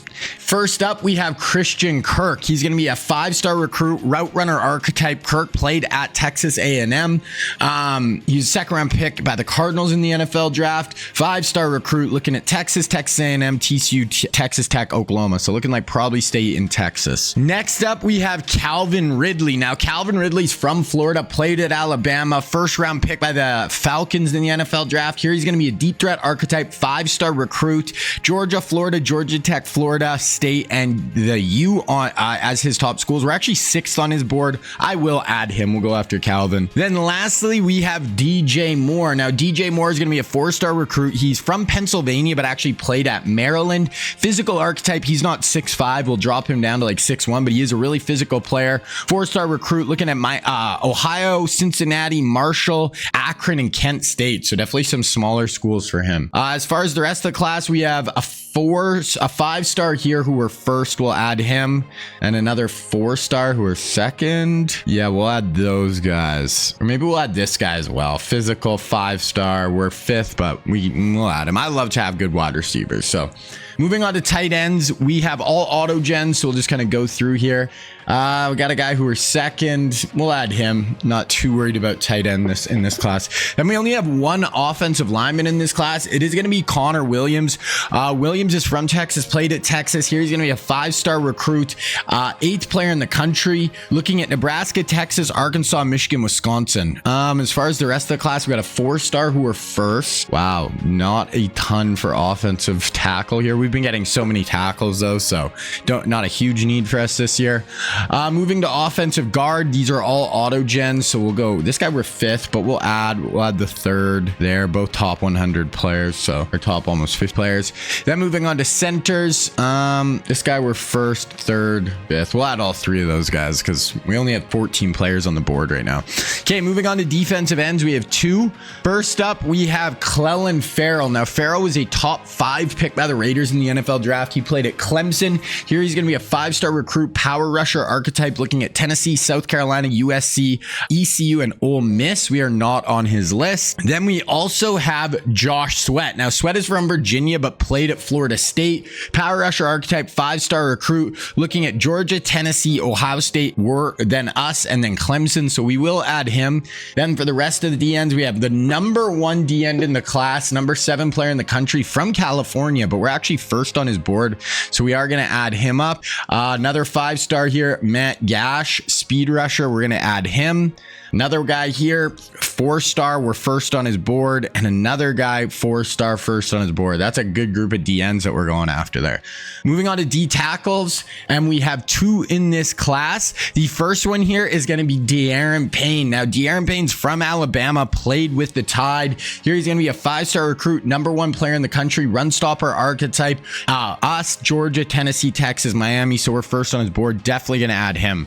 Then the other one is going to be Christian Wilkins. Wilkins is from the Northeast, but played at Clemson. Here he's going to be a run stopper archetype, 4-star recruit, looking at Georgia, Tennessee, Ohio State, A&M, and Notre Dame. For the rest of the class, we have a 4-star here that we're 1st on his board. We'll add maybe this guy we're 4th on his board. We'll add 2, and this guy here we're 1st on his board, 92nd in the country. Moving on to linebackers, we have 1 outside linebacker, and it is going to be Roquan Smith. Roquan played at Georgia, was incredible there. Top 10 pick by the Bears in the NFL draft. Here he's going to be a 4-star recruit, 37th player in the country. For the rest of the outside linebackers, we got this Robbie Yang, who we're 1st. We'll add this guy we're 3rd. This guy we're 1st, power rusher, and this guy we're 3rd, pass coverage. We'll add all those guys. We got 8 left. Then we have Tremaine Edmonds. So Tremaine Edmonds is our middle linebacker here. He's going to be a 5-star recruit, field general archetype. He played at Virginia Tech, drafted by the Bills in the 2nd round. 5-star, 6th player in the country. We are 6th on his board after Georgia, North Carolina State, Tennessee. We will add him. Then we have another linebacker who we're 1st. He's a 5-star recruit out of Louisiana. Another one here who we're 2nd. These guys are all 5-stars. We're kind of running out of space, so I'm just going to add the first 3 there. Moving on to corner, and we have 2 real life corners here. And the first one is going to be Dante Jackson. Now, Jackson's a 4-star recruit. He's from Louisiana, played at LSU. Here he's going to be looking at Miami, FAU, Florida, UCF, and Florida State. Then our other one is going to be Denzel Ward. Now, Ward is from Ohio, played at Ohio State, was a top 5 pick by the Browns in the NFL draft. We're going to be 5th on his board after Michigan, Penn State, Ohio State, Notre Dame. We'll add him. For the rest of the class here, honestly, we have so many corners. I'm just going to kind of punt on the rest of the corners here, I think. Actually, this guy's 5-star. We'll add him. Okay, then moving on to safeties. First up, we have Minka Fitzpatrick. Now, Minka is from, played at Alabama. Really good career there. He's actually from New Jersey, though, so up more kind of north. So here he's going to be a zone archetype looking at Ohio State, Penn State, West Virginia, Cincinnati. We only have 3 spots. We can add this guy from Texas. We're 1st on his board. Then moving to strong safeties. We have 1 strong safety. It is going to be Derwin James. Now, James played at Florida State, was incredible in college. Here he's going to be a 4-star recruit, zone archetype, looking at A&M, Texas, TCU, Texas Tech, and SMU. We do have the number 1 safety here who we're 1st on his board, so we'll add him. Then we have 1 spot left. I think our punter might be getting kind of up there, so we'll add this guy here, one of the best punters in the country. So that is what our board is looking like. That is the real life recruiting class. So I'm going to kind of offer our scholarships, scout our players, and then we're going to get into the season. All right, so everyone's scouted. There's the top 5. So Sammy Watkins is 5th on the Heisman preseason leading board. Oh, we didn't look at actually preseason top 25 here. So we are coming as the number 1 team. Texas, South Carolina, Georgia. Georgia's a 91. They look like the 2nd highest overall team. Look at preseason All-Americans. We should have some this year. Oh, wow. Gash, Incoom, Watkins, Greg Robinson, Tua, LaMarcus Joyner, Godfrey, Gurley, Odell. Oh my gosh. We have the whole freaking team. So guys, We need to absolutely dominate this year. We really do. Let's go look at our schedule. So we're at Georgia Tech to start, then Notre Dame at home, then 2 pretty easy games, you'd think, before Kentucky, Florida, Texas. Honestly, this looks like an easier schedule than we've had in previous years too. Only 2 ranked opponents to start. So this has got to be our year to go, 1 loss going into the playoff. Like, that is what we need to aim for. Okay, so we're going to go through the recruiting here. I'm just going to show you guys this at the start, how I divvy up my points, and then we'll look at this again at the end of the year. Now, I scouted Lamar, and unfortunately, we know he's not a gem, which is kind of shitty. I am going to contact friends and family still, but we'll just have to see on him. This other QB, no one else even offered. We're just going to stick where I don't really care if we get him. For receivers, Calvin Ridley, we're in 2nd right now, so we are going to send the house for him. Might as well. We've got a group of other receivers here. This guy's a 4-star. No one else is even offering. We'll friends and family him though. Corp, he's a 5-star 26 player. We'll friends and family. Barry, 4-star. We do know he's a gem. We'll go friends and family for him as well. Then Tavares, 5-star. We'll go friends and family. So a good group of receivers we're going after. Tight end, friends and family. I'm usually just going to kind of friends and family unless they're guys I really, really want. O-linemen. Yeah, these guys are all kind of just like, I kind of want to just get a bearing of where we're at. So there's not guys I'm like, we need to get this guy here. Eventually, I'm probably going to have to give some guys some 50 hours here. This guy, we know he's not a gem. I'm not even going to go after him. Same thing with this guy. Friends and family. Friends and family. So we only spend on all of offense. We only spend 600. We still have, you spent like 425 hours. So defense is where we're really going to kind of go hard. Fortunately, Josh Sweat, 5-star, but we know he's not a gem, but I'm still going to go send the house. Just big 5-star defensive end. Then this guy, same thing. 5-star defensive end, send the house at him. 5-star defensive end. So we're going to spend a lot on defense here. This is going to be kind of a defensive class for us. 4-star end, we'll go friends and family. This defensive end we scouted, not a gem. We're just going to leave him. We're going to go hard after the other ones. Looking at De'Aaron Payne, he's the #1 player in the class. He's a 5-star recruit from Alabama. Yeah, we are sending the house and we're going friends and family off the rip. We are going all in on De'Aaron Payne. He could just run the middle of our defense. 4-star D tackle, we'll go DM or friends and family, sorry. 5-star D tackle, friends and family. We got to make sure we don't run out of points here. 4-star, but we know he's a gem, but we'll just go friends and family as well. This guy, we are really going to, we kind of have a pretty big lead with him. We'll go friends and family, friends and family. Friends and family. This guy, 5-star scouted.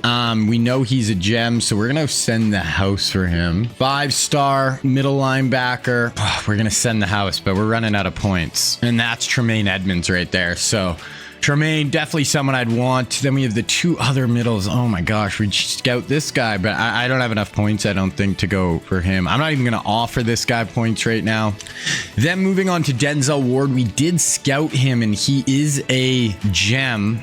We'll go send the house for him. You'll have to be our last send the house here early. This 5-star scouted, not a gem. We're going to leave him. Then we have the 3 safeties. So we'll go contact friends and family. Oh, we have 2 safeties. Contact friends and family, and then the punter, and we might as well contact friends and family. So we have 25 hours. I can somebody to 50 that I want. Maybe we'll go this 5-star receiver, just because we're really not going after many 5-stars on offense. So this is really him and Lamar, we already know isn't a gem, are the only 5-stars we're going after.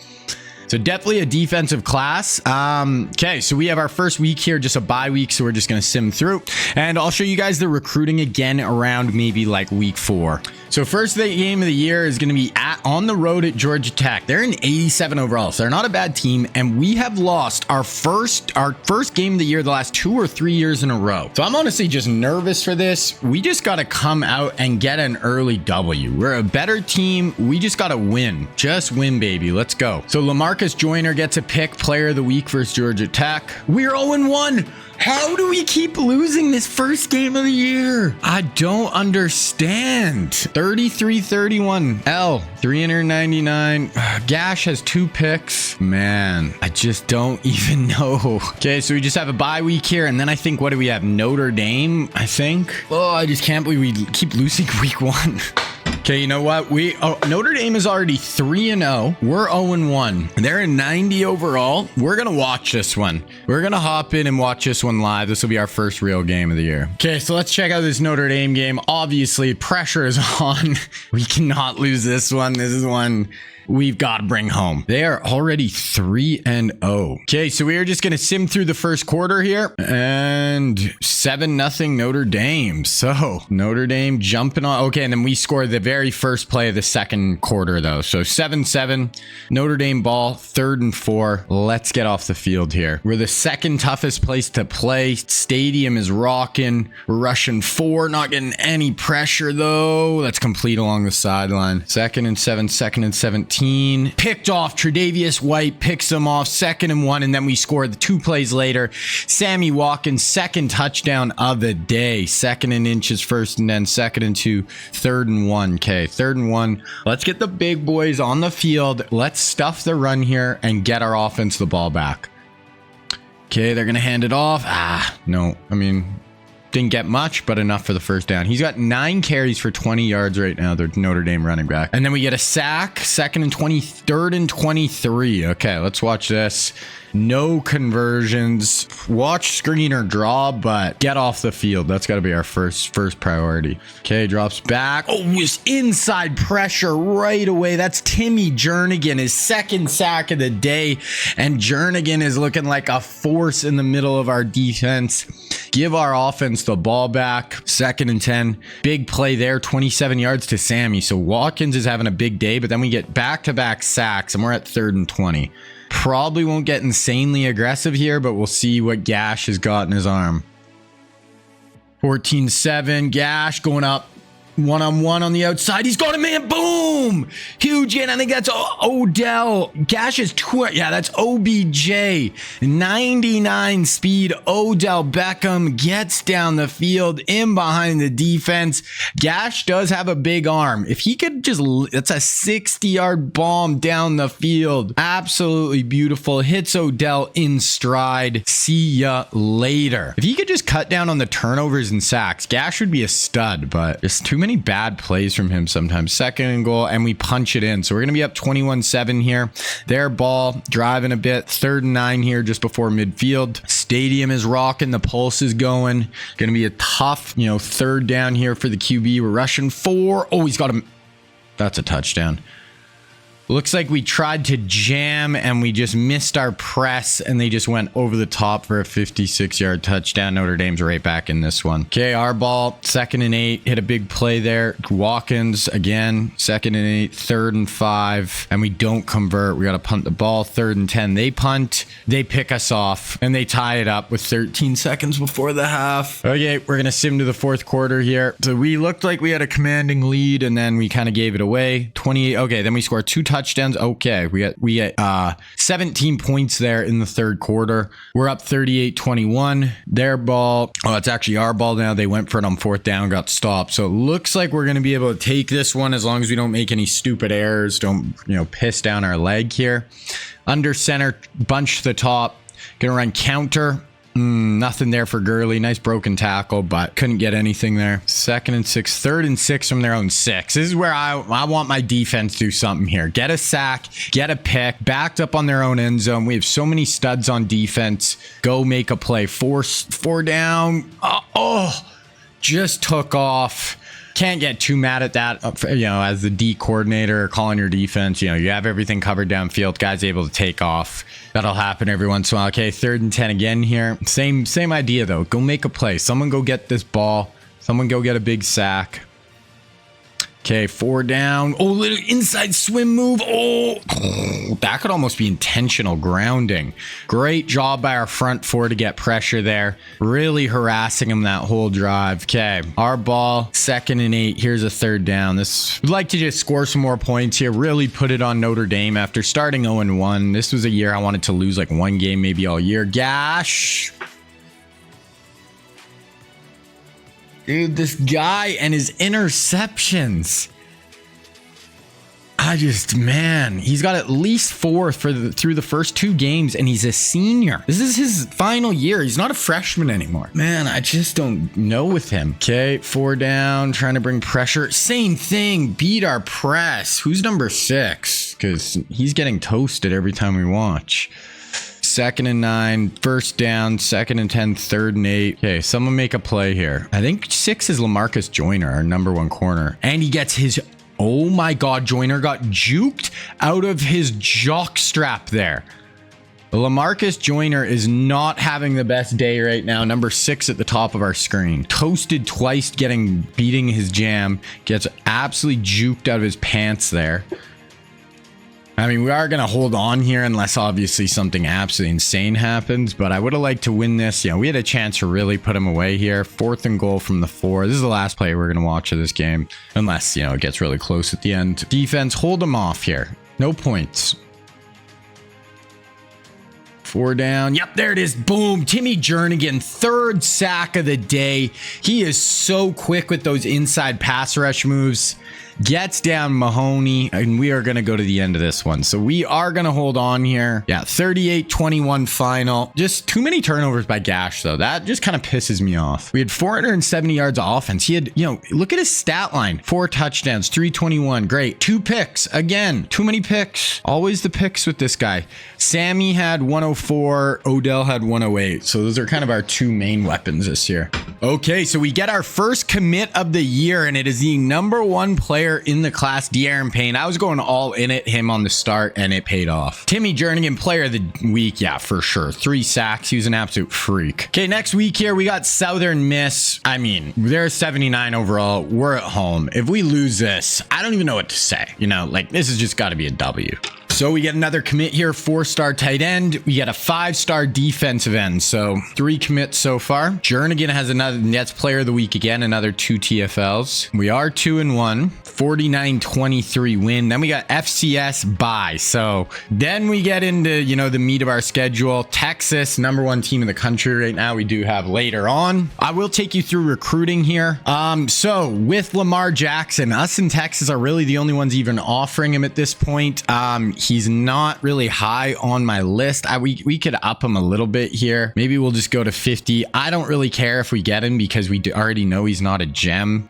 And we do have Deshaun Watson, but Calvin Ridley, we're right there on him. We can actually go a little bit more. I'm already doing a hard sell, but we'll go even more for him. This 4-star, we're the only ones offering. I'm not even going to rush it. We'll get him eventually, it looks like. This guy, 5-star, don't really care if we get him because we got this guy who we know he's a gem, and we got this guy who's a 5-star 11th player in the country.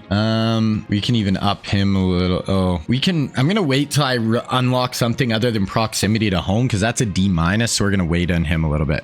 Offensive line, this is probably going to be the worst offensive line group I have over this whole time. Not really just any guys I really want. Like this guy, we're going to up here to hard sell with starter, but maybe we'll even go friends and family for him as well. But yeah, there's just not really a great offensive lineman I'm trying to get here. You see I'm in good spot with a lot of them, but they're not really high on my to-do list.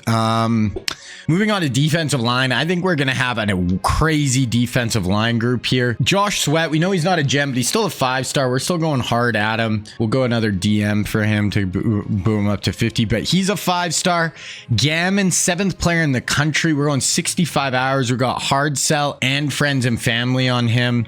So we're going all in on him. We got Gash, who's a 5-star. We already got De'Aaron Payne, who's a 5-star. So we have a chance to just have an absolutely insane recruiting class on the defensive line. Another 5-star D tackle it looks like we're going to get as well. So yeah, just absolutely wild on the D line. Definitely could be, pretty nuts. This guy, he's a 4-star, but we did scout him. We know he's got a gem, so we're going to up him a little bit there. Yang, get up him to a hard sell here with the clutch. Small. Tremaine Edmonds, definitely one of the players I want the most. He's a 5-star, 6th player in the country, middle linebacker. We're already going, 65 hours to him, so we should have a good shot. Same with this guy. We're going 50 hours. We're only sending the house, so we're going to up him to because he's a 5-star.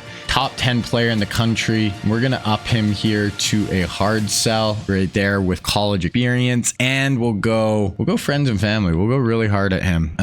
Corners. We're really not going after any corners. This guy, I'm not even, no one's going after him. We scouted him. We know he's not a gem, but whatever. We'll send the house just because he is a 5-star. Get him in the door. Then we got our safety here, who's a 4-star, 100th player. We're really the only one going hard at him. Then the other safety, 4-star, you know, we have no hours left. Punter. And then we got some kind of depth players I might start to go after a little bit at the end once we sign some more guys. So that is where we're at with recruiting in week 5. We'll look at that again in maybe 2 or 3 weeks. So FCS here, I mean, once again, at home, they're 64 overall. We gotta win here by like 50. Okay, so we get Calvin Ridley in the door. So Ridley signs. We get another 4-star wide receiver, 4-star center, 5-star defensive ends. That's our third 5-star on the D line. Another 5-star defensive ends. That's our, yeah, it's just crazy. 4-star outside linebacker. Plus we get Tremaine Edmonds, 5-star middle linebacker, 4-star safety. So we just signed a bunch of dudes there. Ton on defense. We did beat the FCS school 49-21. So similar score to the previous game. Gash, 5 touchdowns, 374. Watkins, Landry kind of went off. Gurley, 92 yards on the ground. So we have a bye week, and then we start getting into our SEC schedule here. Okay, so bye week, we're just going to sim through, see if we get any more signees here. So 4-star D tackle, 5-star middle linebacker. So just more pieces on defense. And you know, SEC schedule, we got Kentucky right here. So Kentucky, this is at home. We're a 95, they're an 84. We just get it done. I'm so nervous every time you sim one of these games because the simming is so just erratic if we're going to win or not. Okay, get a 4-star center, 4-star D end, get 5-star D tackle. It's like our 5th 5-star on the D line. Absolutely crazy. 4-star outside linebacker. Just I knew this was going to be a really heavy defensive class, and it's definitely turning out that way. We ended up beating Kentucky. We're 4-1. We got a good Florida team here though, who's also 4-1. So we have this is our toughest part of the schedule right here. Florida, Arkansas, on the road at Texas. That is a game. So we'll probably watch that game. But we ended up winning 24-16. So a little bit closer against Kentucky than I would have liked. So we'll just kind of go through recruiting. This will be kind of the last time we look at it here. We've got pretty much everyone we wanted. I'm going to kind of let Lamar Jackson go. I'm going to let him go to Texas. We know he's not a gem. We got Deshaun Watson last year. That's fine. Still up in the air. We have this wide receiver. I'm going after him, but not crazy hard. If we get him, sweet. Like, he's never really going to play for us. Tavares, this is a guy I actually do want. 5-star. We haven't unlocked still more of his, so we'll go search social media. But does look like we are going to get him. Maybe I'll bring him in for a visit as well. We'll bring him in for Arkansas. O-line, look at that. Just a bunch of signees there. So we have this corner. We're going 75 for him already. Basically fully aboard. Punter. And then just some depth pieces at the end. So really, there's only like 2 or 3 more guys that are kind of up in the air. As far as where we sit, we do have the #1 class, 17. We have 8 5-stars, 9 4-stars. So we just get so many more 5-stars than anybody else. Like TCU's got 2. We're 256 average points. Our D line alone, I think we had 5 5-stars. So yeah. Okay, so we got Florida. We're gonna keep simming here. I might watch that Texas game. Just that could be a really good game to watch. Well, on the road at Texas is a cool spot. So we do get that 5-star wide receiver and that 5-star corner. That puts us up to 10 5-stars. Lamar does end up going to Texas, so good for Texas. Oh, we lost to Florida. So we lost to Florida. We have Arkansas here. Oh man, these sims are just tough, man. So we lost by 6 to Florida. Now I think we're at home still against Arkansas, which is nice. But yeah, we just got to get through this one and win her. Okay, so simming through Arkansas here, and then we have Texas. So gotta get this one done. Gotta win this one for sure. Okay, so Texas actually at 2 losses. We will watch this game though, I think. So we ended up beating Arkansas 42-30. And yeah, this is our last ranked opponent, but then we still still A&M, Ole Miss, Mississippi State, Auburn. Like, not easy for sure. Arkansas, very close in yards. Gash, 3 touchdowns, 1 pick early. Laundry, Watkins. I don't know. I think Odell might have got injured. So yeah, let's watch Alabama, Texas on the road too. This is a good game. They're 90 overall. We're trying to give them their 3rd loss. We're going to sim through the first quarter. 7-0 us, 7-3, 7-3 us. 26-yard run by Gurley, and then boom, 71 yards to Odell. We're up 14-3. 1st and 10, 1st and 10, 2nd and 9, 3rd and 7. Big 3rd down here. Let's get in the backfield. Motion a guy out. We're bringing a blitz. Yeah, that was a good play call. Threw in behind our blitz. Nice play. We get a big sack. 2nd and 20, 3rd and 17. No conversions. No freaking conversions. They're going empty here. This is when you need your pass rush to come home. Timmy Jernigan on the inside. Bringing a blitz. Oh, that's a pick. That should have been a pick 6. Oh, we will take it though. Wow. He kind of stopped. That would have been a pick 6. There's Joyner. Okay, Joyner's 14. So I don't know who number 6 is actually when I was saying the last game where 6 was having a rough day. LaMarcus Joyner picks him off. Our ball. We're down to 3rd and 16 though. So Texas's job does a good job there on us. But hey, we got a chance to go convert here. We need a big play. Let's go, Gash. No picks, Gash. Ups back, 4-man. You got to get rid of it. This guy, man, loves to get sacked. Loves it. Just loves big men falling on top of him. 2nd and 7, 3rd and 3. They convert. 2nd and 8, 3rd and 4. Let's go D-line. This is where you need your D-line. 3rd and 4. This is where if you win up front, you can get a stop. Gonna motion out. Good throw. This is such a big game. The loser of this is going to have 3 losses. 3rd and 7. We're bringing a very heavy pressure look here. Dropping out, though, only rushing 4. He got it. He got it. Good throw. 2nd and 6, 3rd and 5, 4th and 2. So we hold them and they go for it. And we get a stop. Wow, that's massive. We get -2, 3rd and 5. Pick it up. 1st and 10, 2nd and 5, 3rd and 5 here. Okay, let's get this going. 1:53 left. We could go up 21-3 at the half on the road in Texas. Come on, Gash. Make a play. Oh, they're setting up a screen. Beat him, Gurley. Gurley, you got it. You have 1 man. You just got to make a miss. Give them the ball back. Now they have a chance to go drive. It's a good punt, but they start out with a big play, and then we pick them off. Our middle linebacker, Nate Moala. We have it on the 35. Nothing going on the first 2 downs. 3rd and 10. I don't know how good our kicker is for a field goal here. Need at least 5 yards, I think, to make it a comfortable kick. Gash. Get rid of it. Oh, that was actually a great throw with pressure in his face, but we couldn't hold on over the middle of the field. Is that a field goal attempt? We punted. Oh my God. We punted from the 35-yard line. That's insane. 3rd and 7 from the 6. Someone go get a safety. I cannot believe we punted from the 35-yard line. 4 down. Oh, that's a safety. There it is. Boom. Our front 4 gets to him, goes down. He might be injured. In Texas's own end zone. We're going to have a little bit of time to we should have good field position. Oh, wow. We get a great return. It's a 29-yard return by Alvin Kamara at the 42-yard line. Our offense, though, struggling a little bit, even though we have 16 points, which isn't bad. Gash, go make a play. No, going to hand it off. Go Incoom. From the 37. Or we're just probably going to punt or let it go to the half. Yeah. Okay. So we got a 16-3 lead. Obviously, I will take that. I think if our offense played a little better, we could have even been it. But now we're 31-3, 31-6. Okay. So I think we're just going to sim to the end here unless something wild happens. 38-6. 40. Okay. 45-12. So hopefully this can really be the springboard for the rest of our year. We come into Texas, top 12 team in the country, hand them their 3rd loss in a blowout. We had 476 on offense. They actually had 404. So Boyette threw 2 picks. Gash 4 touchdowns, 1 pick. Incoom had 95. Gurley had 63. Receiving McKee, Odell, Watkins, Landry. So we beat Texas. We got 3 games left. We get our punter to commit. We get a 4-star corner. I think we have like 1 more guy we're even going after at all. Maurer, 3 sacks. JJ Maurer in the middle of our defense. So we go up to the number 3 team in the country, but we're on the road in A&M. So we go to Texas, then we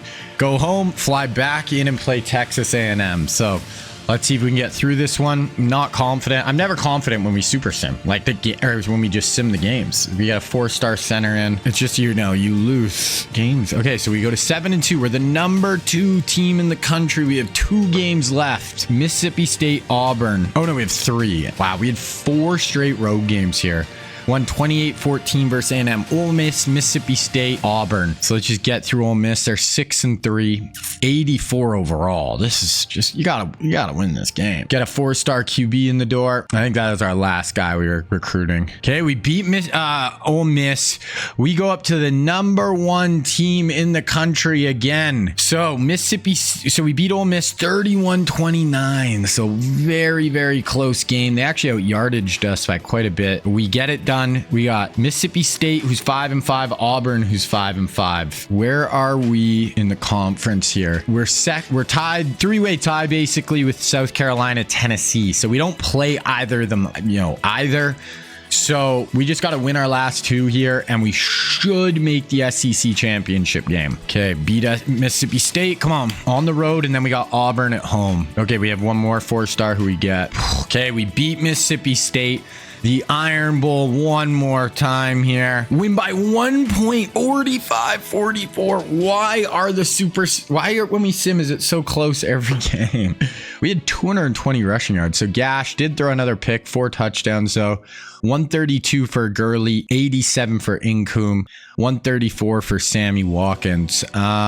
Yeah, I don't know why these games are so close, but you beat Auburn. We're going to finish 10-2 and should be in the Natty. They're in 88 though, so they're actually a pretty good team on paper. Let's see with the Iron Bowl here. So we were playing Tennessee in the SEC championship game. We did drop to number 2. I don't know if that means we lost to Auburn. No, we ended up beating Auburn. So we dropped down, but we did win. So we finished 10-2.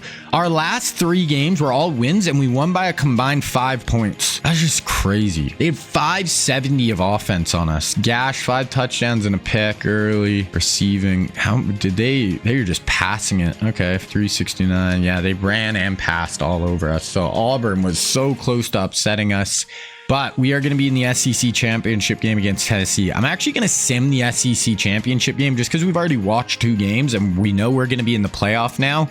So we'll just get into the playoff and see, then we'll start watching more of those. So SEC championship game. Let's see if we get this done. SEC champions. Let's go. Gash, player of the week. Not even a great day, really. 234 and a touchdown, but you get it done. Faulkner at Ohio State wins the Heisman. So we win the SEC. That is our 4th SEC championship. Todd Gurley wins best running back in the country. McKee wins the best tight end. Only 625 yards. Not a huge year, but Robinson, best interior lineman. We get the best punter, which is important. You love to have the best punter, big. Luke Jokel wins best center. So there we go. That was all of our awards. So yeah, that's our 4th SEC championship game, or a win so far. Let's look at the bracket here. So we get a bye along with Central Michigan, Ohio State, Fresno State. We're going to play the winner of Oregon, Georgia. Okay, so that is a huge matchup here right away. So we're going to sim to that. We get Oregon in the Sugar Bowl. So we'll watch this game. 11-2 versus 11-2, 89 overall. They're right there. Really good team. Let's see. We had a bye last year and lost in the first round. So let's hope we don't do that again. So we're going to sim through the first quarter. We go up 7. We go up 14. They get score 4. Okay, 21-7. So a ton of scoring in that first half or first quarter. And we got them on 3rd and 6 right here. Oregon shotgun trips to the bottom. Let's get some pressure with our front. Timmy Jernigan on the inside. I want to see his inside pass rush. No, too much time. Steps. Oh, that's going to be just short of the first down though. So unless they get super aggressive in their own territory, we are going to be getting the ball back. We do start out with 13-yard catch, 9-yard catch, and then boom, 45 yards to Sammy Watkins. We are up 28-7 here. Crazy. -3, 3rd and 11. So we are looking like we might blow these dudes out. 4 down linemen. We're going to hand this all, boom, right in the backfield. Sit down. And we are looking like we are firing on all cylinders against the Ducks right now. 7 yards, boom. Okay, we're just going to watch this drive here. Like, we're not even watching offense because we're moving the ball too easily. So 1st and 10 from the 11. We'll just watch this whole drive. 28-7.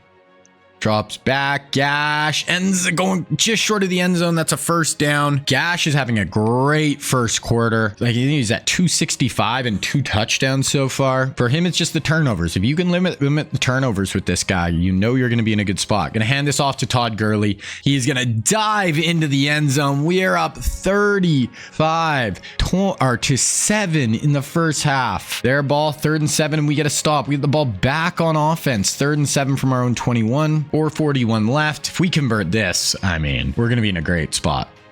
Gash drops back. Oh, great. And yeah, I'm not going to put that one on Gash. That was just a really nice inside pass rush. Got through our interior. Gash couldn't even do much with that, so that's fine. And we start out with a sack, though, and we get him to 3rd and 23 after another sack. Turn Timmy Jernigan on the inside.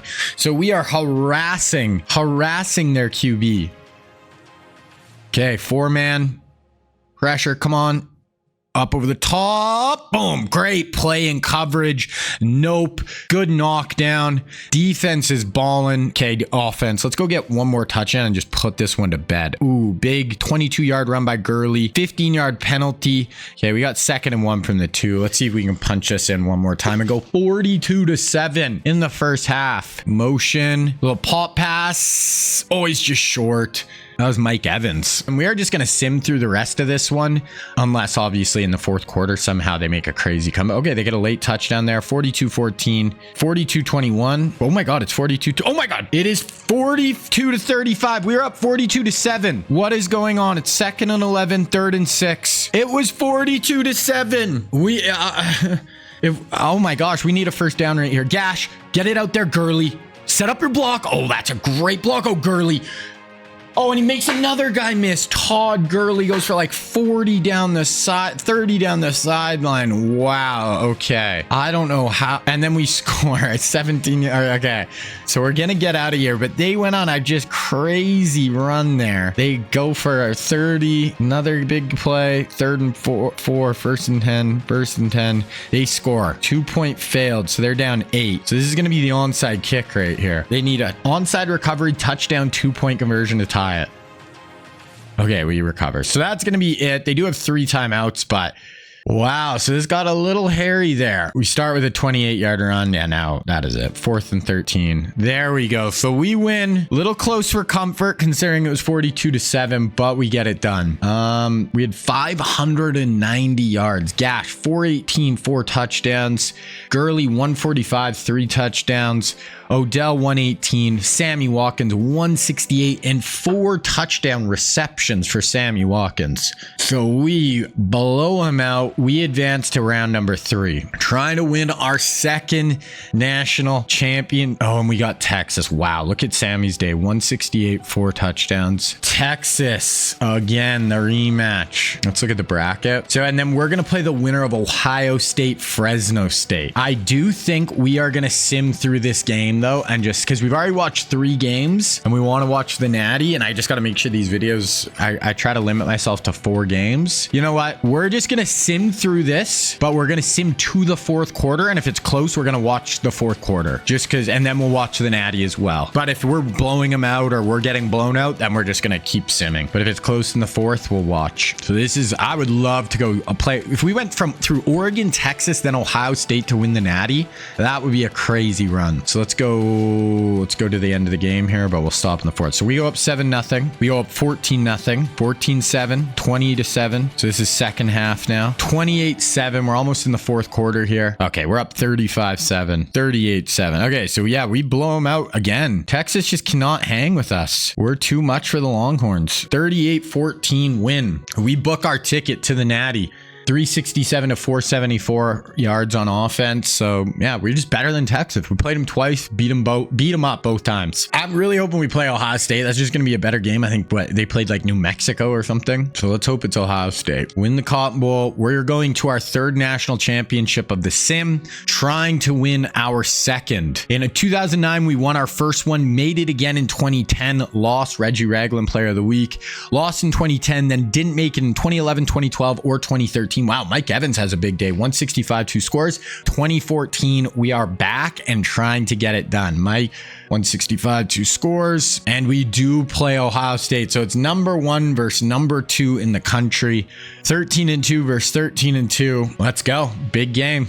Buckeyes, Bama, 92 versus an 89. Let's win our second. Okay, so we're going to sim through the first quarter here. 0-0. So zeros after 1. Okay, they miss a field goal. Our ball, 3rd and 4. So they had a chance to get the first points of the game. Miss a field goal. Gash in at QB. Drops back. Hit as he throws. We're gonna have to punt. So defensive battle here so far. 2nd and 9. We pick them off. Picked off. Jalen Ramsey with the pick. Sets us up with good field position. They do get a sack. We're at 3rd and 16. I think out of field goal range. So we need at least 6-7 yards just for at least a field goal. Get the first points. Gash. They're bringing a blitz. You gotta go. No, he fumbled. They recover. Gash.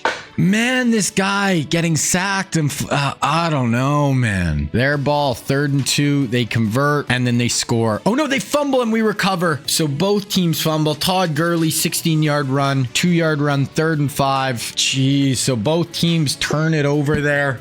We need to convert this 3rd down. 0-0 still. 5:30 left. Let's go, Gash. They're bringing a blitz again. Beat it. There we go. That's Odell.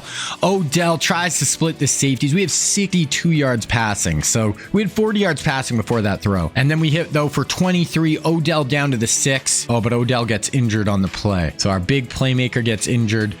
Here we go. We're going to watch this whole drive. 1st and goal on the 6. Running a little... Oh, read option. Gash keeps it. Dives into the end zone. And Bama. Roll Tide. We score the first touchdown in the national championship. Nicholas Gash, our senior quarterback. I have a bit of a love-hate relationship with him, but he makes a big play there. Okay, their ball, 2nd and 6, 1st and 10, 2nd and 8, 3rd and 6 on the 44-yard line. 3:47 left in the half.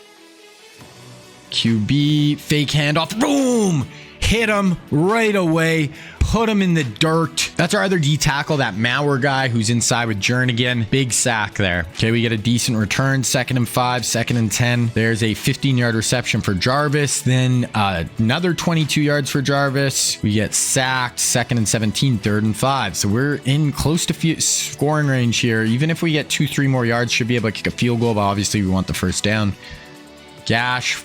They get pressure, stands in there. Oh, had pressure, tried to go to Mike Evans. Is this field goal range? Like, you cannot punt from there. Okay, field goal is good. So we go up 10-0. They start out here with a 13-yard catch, then another 13-yard catch. Then we get a penalty on the offense, 2nd and 18, 2-yard rush for a first down. I don't know how. 19-yard reception down to the 31. 3rd and 18, we get a sack by Kafka. So 3rd and 18, out of field goal range. Like, let's get another sack, totally push him out, give him no chance to go for it, anything. Little pressure, no, just throws it away. So Ohio State gets nothing going here. Our defense has just been so good, and we have a 10-0 lead. We are going to sim through the 2nd quarter, or the 3rd quarter here. They do score. Oh, they score 2 touchdowns, and we get a field goal. 17-14. This is going to be a nail biter down to the end. They kick a field goal and they miss it. So their 2nd missed field goal, and then we score. We get a 63-yard rush by Todd Gurley down to the 3-yard line. Wow. So we have a chance to go up 10 here. Gash, bunch to the bottom. Gonna hand it off to Gurley. Todd Gurley's in for the touchdown.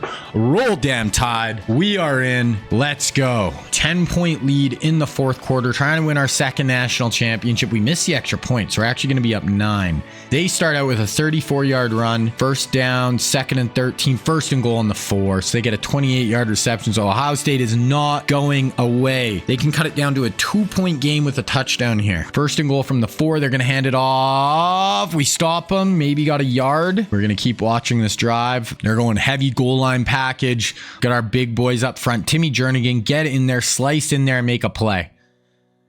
Yeah, no, dives in. That is going to be an Ohio State touchdown. This is going to be a great finish down to the end. We are up 2 here. 2nd and 10, 3rd and 8. This is a huge down. Can we do something here? It looks like they're bringing a blitz look. We're directing traffic back there. Drops back.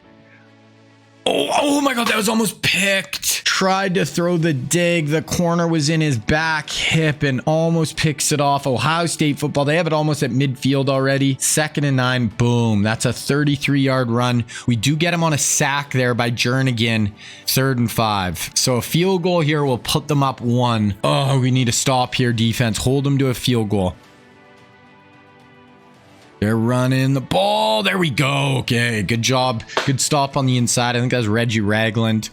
They have to kick a field goal here. They do make it. We are down 1. So that missed extra point. Come back to haunt us. 2nd and 9. 3rd and 9. Gash, we need you here, buddy. Senior quarterback. It is go time. Go make a freaking play here, dude.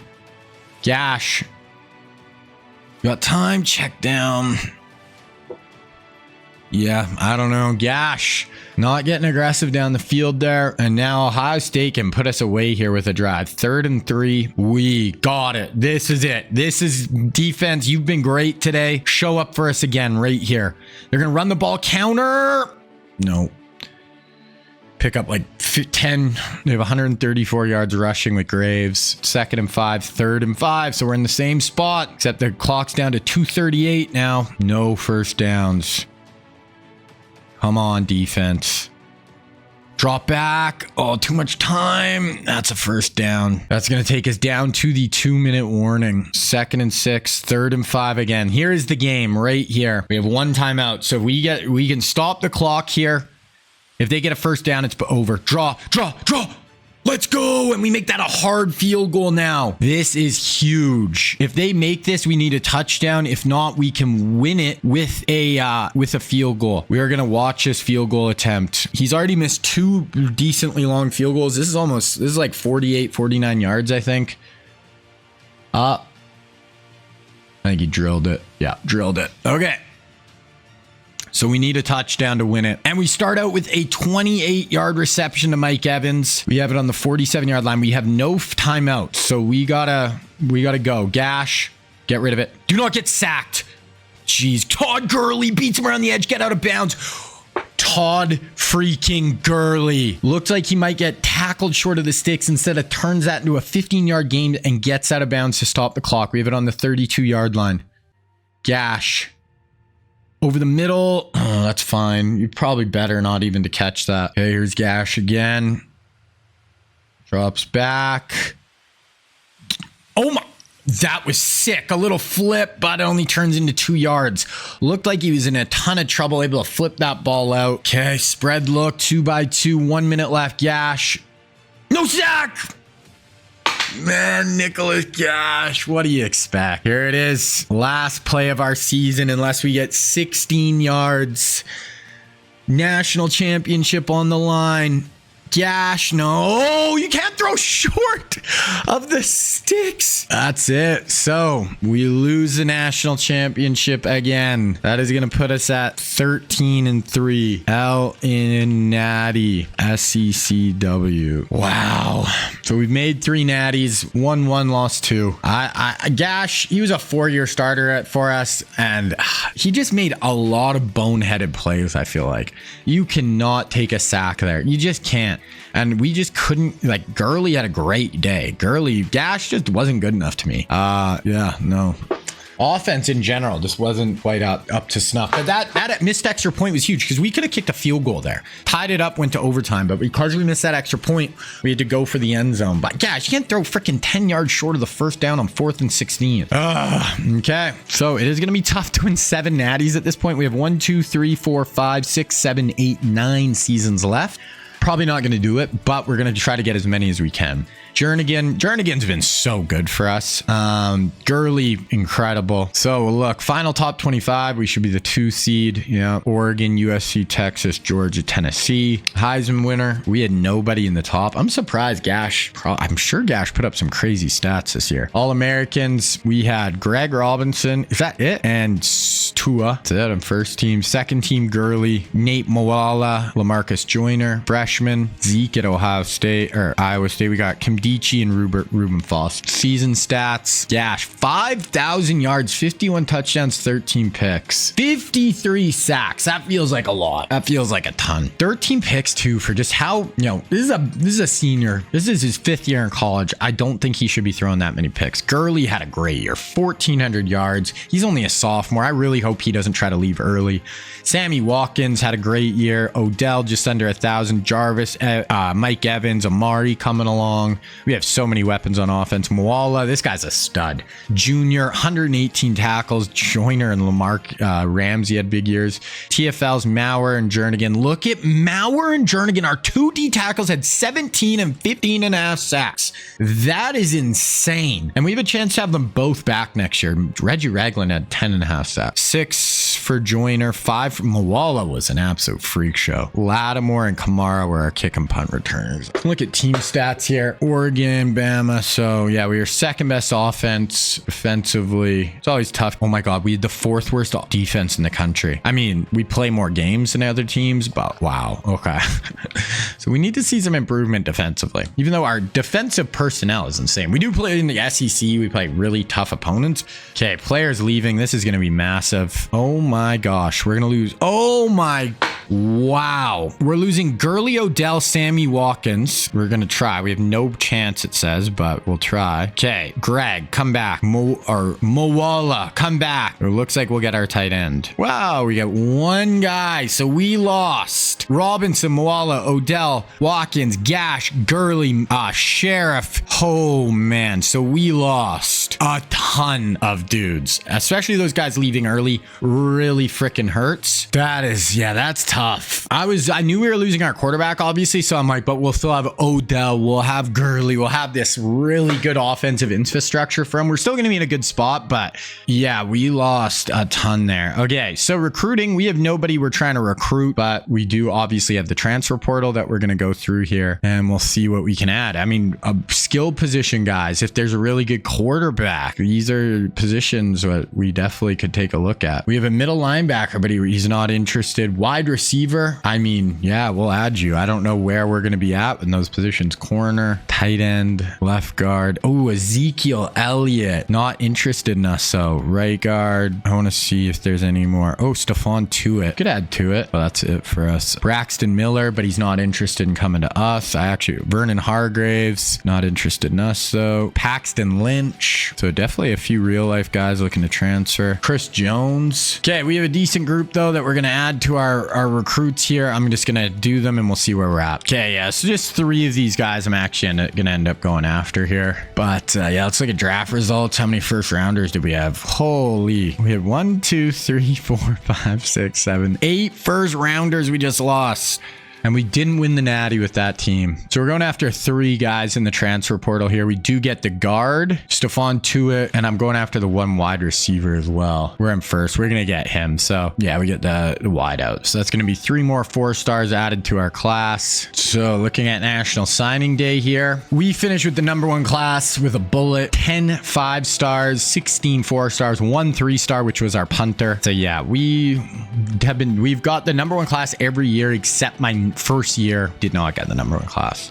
Now let's look at the real life recruits though that we didn't get and see where they all ended up. And we actually didn't get quite as many this year, I think, of the real life guys. So starting off with quarterbacks, and Kyler Murray ends up at Nebraska. That's kind of a cool fit for Nebraska gets Kyler. Texas gets Lamar Jackson. We could have got him, but I knew he wasn't a gem. We let him go.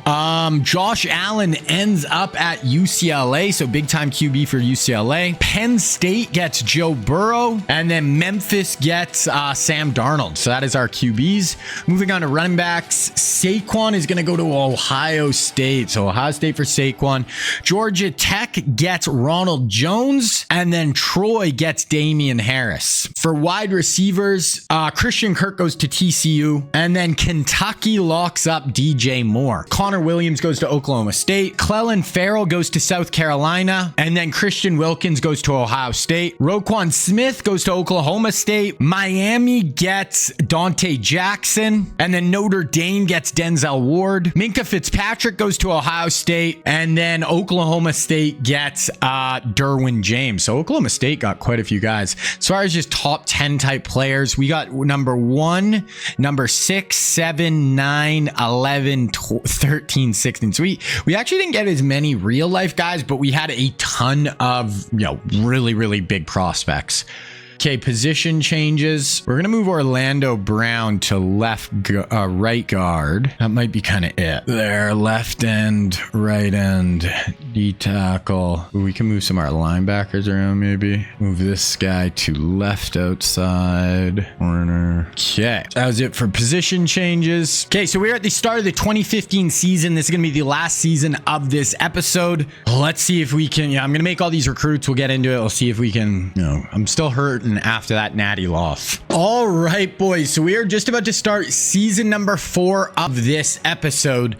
And there was just a new patch for College Football 25 that just dropped, and it has some massive For My videos in it. When I go to our players, we can go over to more, and before we could only edit how tall they were, what they wore, their name. Now we can edit their ratings. We can go in, we can edit their speed, we can edit everything. So now every one of these recruits that I assign, I can actually make sure they are going to play like their real life counterpart. I've had an issue where, for example, I try not to even point it out because I don't want to make it kind of game breaking and take away from how the sim is working. And I'm not going to go back and retroactively edit the guys on my team from here on out. I might just edit one. For example, Tyreek Hill. I assigned this guy as Tyreek Hill, but you go in and he only had 91 speed. Tyreek Hill is obviously the fastest player in college football. He should play that way.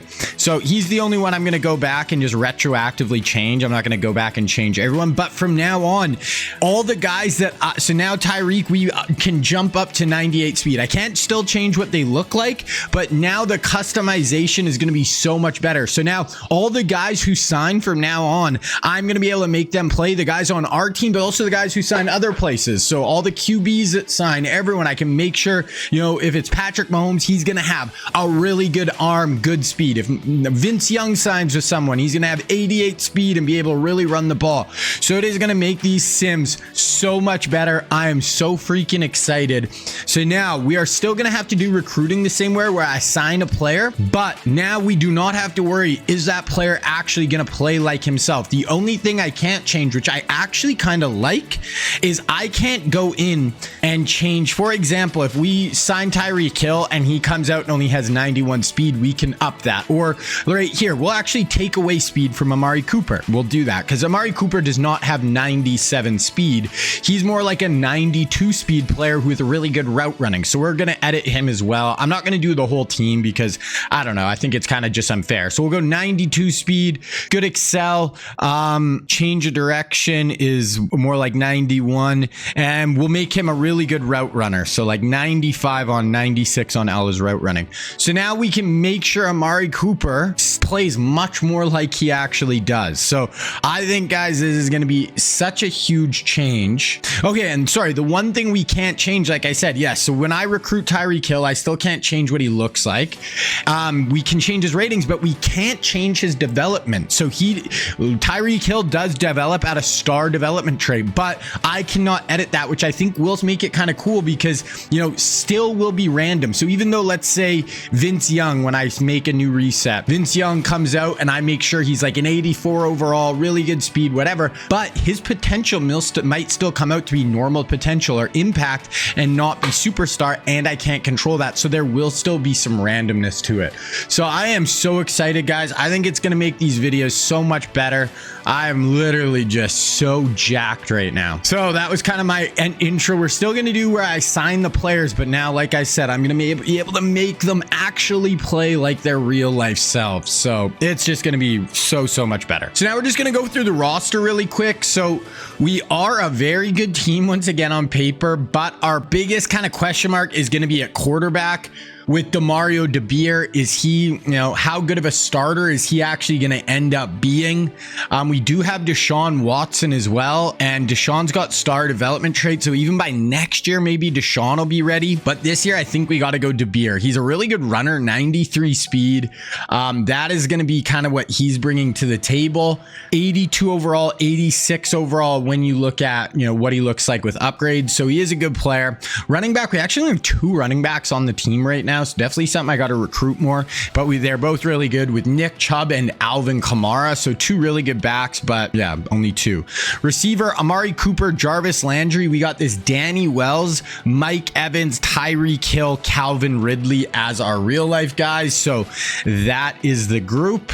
Tight end, McKee, Petrowski. Then we got Mark Andrews and OJ Howard. Mark Andrews is only a redshirt freshman up to an 84. Only impact development though, so not the best. Left tackle, Xavier Pena, one of the best players in the country. Lael Collins, a backup. Waller, Lumpkin, Beckner, Luna, and then 3 young guys. Wing, Orlando Brown. And then right tackle, we got Ronnie Stanley. We have a lot of right tackles. Isaiah Wynn, just like a good group of young guys. And Odrick, this Cargyle guy, Jadavon Clowney, Stephon Tuitt. Right end, Leonard Williams, Jacoby Pena, and then 4 young guys, including Josh Sweat. We brought in a really good group of young defensive linemen, but there we go. So Josh Sweat, he's an 80 overall. That's fine, even if I updated his ratings a little bit, but he's only got a normal development trait, even though he's a 5-star. So I still can't control that. So that is still going to be random. D tackle, Mauer and Jernigan. These guys have been so good for me on the inside. Then we got Kimdichie coming. We just brought in De'Aaron Payne, who was like the #1 overall recruit in last year's class. Outside linebacker, Ekongwu and Reuben Foster. We'll probably start Foster. Reggie Ragland in the middle, Tremaine Edmonds, Granger, and Shazier. This Granger went up really high. I'll probably start Shazier for his senior year though. Cornerback, Marshawn Lattimore, Jalen Ramsey, Tre'Davious Wright, Ronald Darby, Marshawn Lattimore, Adoree Jackson. Crazy. Free safety, Gaudry, Von Brell, Jabril, Jamal Adams, and then strong safety, Clinton Dix and Landon Collins. So that is what we're looking like. Like I said, really good team. We don't have that elite quarterback this year. That might hold us back a tiny bit, but we'll have to see where we land. Gonna start DeBeer. We will start Chubb. Do I want to start this Wells? He does have 97 speed. We'll probably play Wells, and then Evans and Tyreek will be the backups. Tight end, our O-line is really good. I think linebackers were 2 of the positions. So I want to start Ruben and Shazier. Okay, yeah, and Shazier and Reggie Ragland. So we got 3 real life linebackers. There's our corners. Yeah. Okay, I'm gonna go through our red shirts here really quick. I'm gonna basically just be doing all our freshmen for the most part. Okay, so red shirts are made. Depth chart. We'll go look at the preseason top 25. We're coming in as the #1 seed again preseason.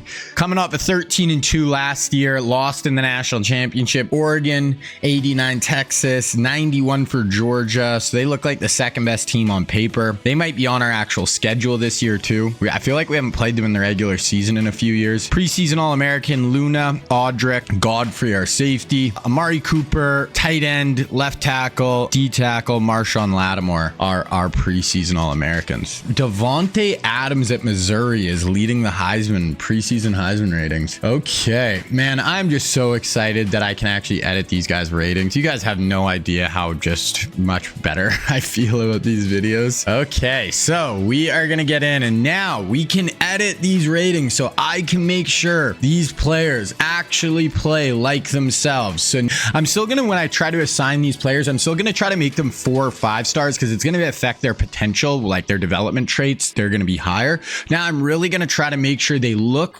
similar and their area they're from, because now we can change their rating so their tendency doesn't matter, change their height and weight. So, all that, we are good to go. Now, starting off with QBs, and the first QB is going to be Justin Herbert. Now, Herbert played at Oregon. He's going to be a 5-star recruit, scrambler archetype. We can up his size. We can up his gradings now. And he's going to be looking at us, Georgia, Texas, Miami, and Oregon. So teams kind of all around the country for him. And we will add him to our board for sure. Next up, we have Jalen Hurts. Now, Hurts is from Texas, but played at Alabama, then transferred to Oklahoma. Here he's going to be a scrambler archetype, 4-star recruit from Texas, 6'3", 215, Texas, Oklahoma, OSU, A&M, and Bama. We're going to let him rock. We'll let him go somewhere else. And then lastly, we have Dwayne Haskins. Now, Haskins is going to be a field general archetype from Ohio, and real life, he played at Ohio State. He's from Maryland, 6'3", 4-star recruit, looking at Ohio State, Penn State, Michigan, Notre Dame, Oklahoma.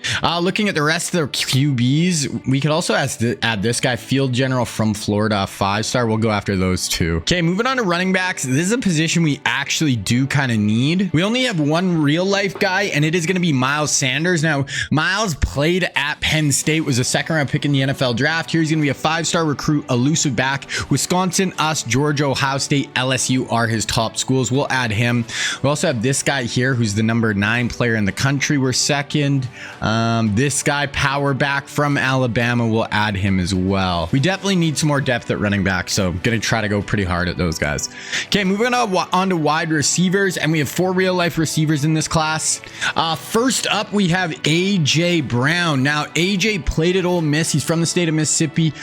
He's going to be a physical archetype. Will lower his height a little bit, but he's going to be a 5-star recruit looking at Penn State, Ohio State, us, Tennessee, Boston College. Definitely add him. Next up, we have DK Metcalf. Now, Metcalf is going to be a 4-star recruit here, 37th player in the country. He was AJ Brown's teammate at Ole Miss, 2nd-round pick by the Seahawks in the NFL draft. Here he's going to be looking at South Carolina, Clemson, Tennessee, North Carolina State, and Florida. Michael Pittman Jr. Now, Pittman played at USC, 2nd-round pick by the Colts in the NFL draft. Here he's going to be a 4-star recruit, physical archetype, looking at Texas, Texas A&M, TCU, Texas Tech, and he played at USC in real life. And then last but not least, we have Chase Claypool. Now, Claypool is actually from Canada, but he played at Notre Dame, 4-star recruit, deep threat, played with the Steelers. He's looking at Michigan, Michigan State, Wisconsin, Minnesota, and Cincinnati. Now, looking at the rest of the receivers, we only have AJ Brown for real guy. We got this guy, 6th player in the whole class. We'll add him. We'll add this guy as well, Miami, Florida, deep threat, and that is it, I think, for wide receivers. Okay, moving on to tight ends. We have no real life tight ends, so we'll just kind of go through 2 5-stars, and we're 2nd and 3rd with them. So we're gonna have both those guys, and we have another guy, 4-star here. So we'll add those 3. We have a lot of tight ends interested in us. Okay, we only have one offensive tackle here,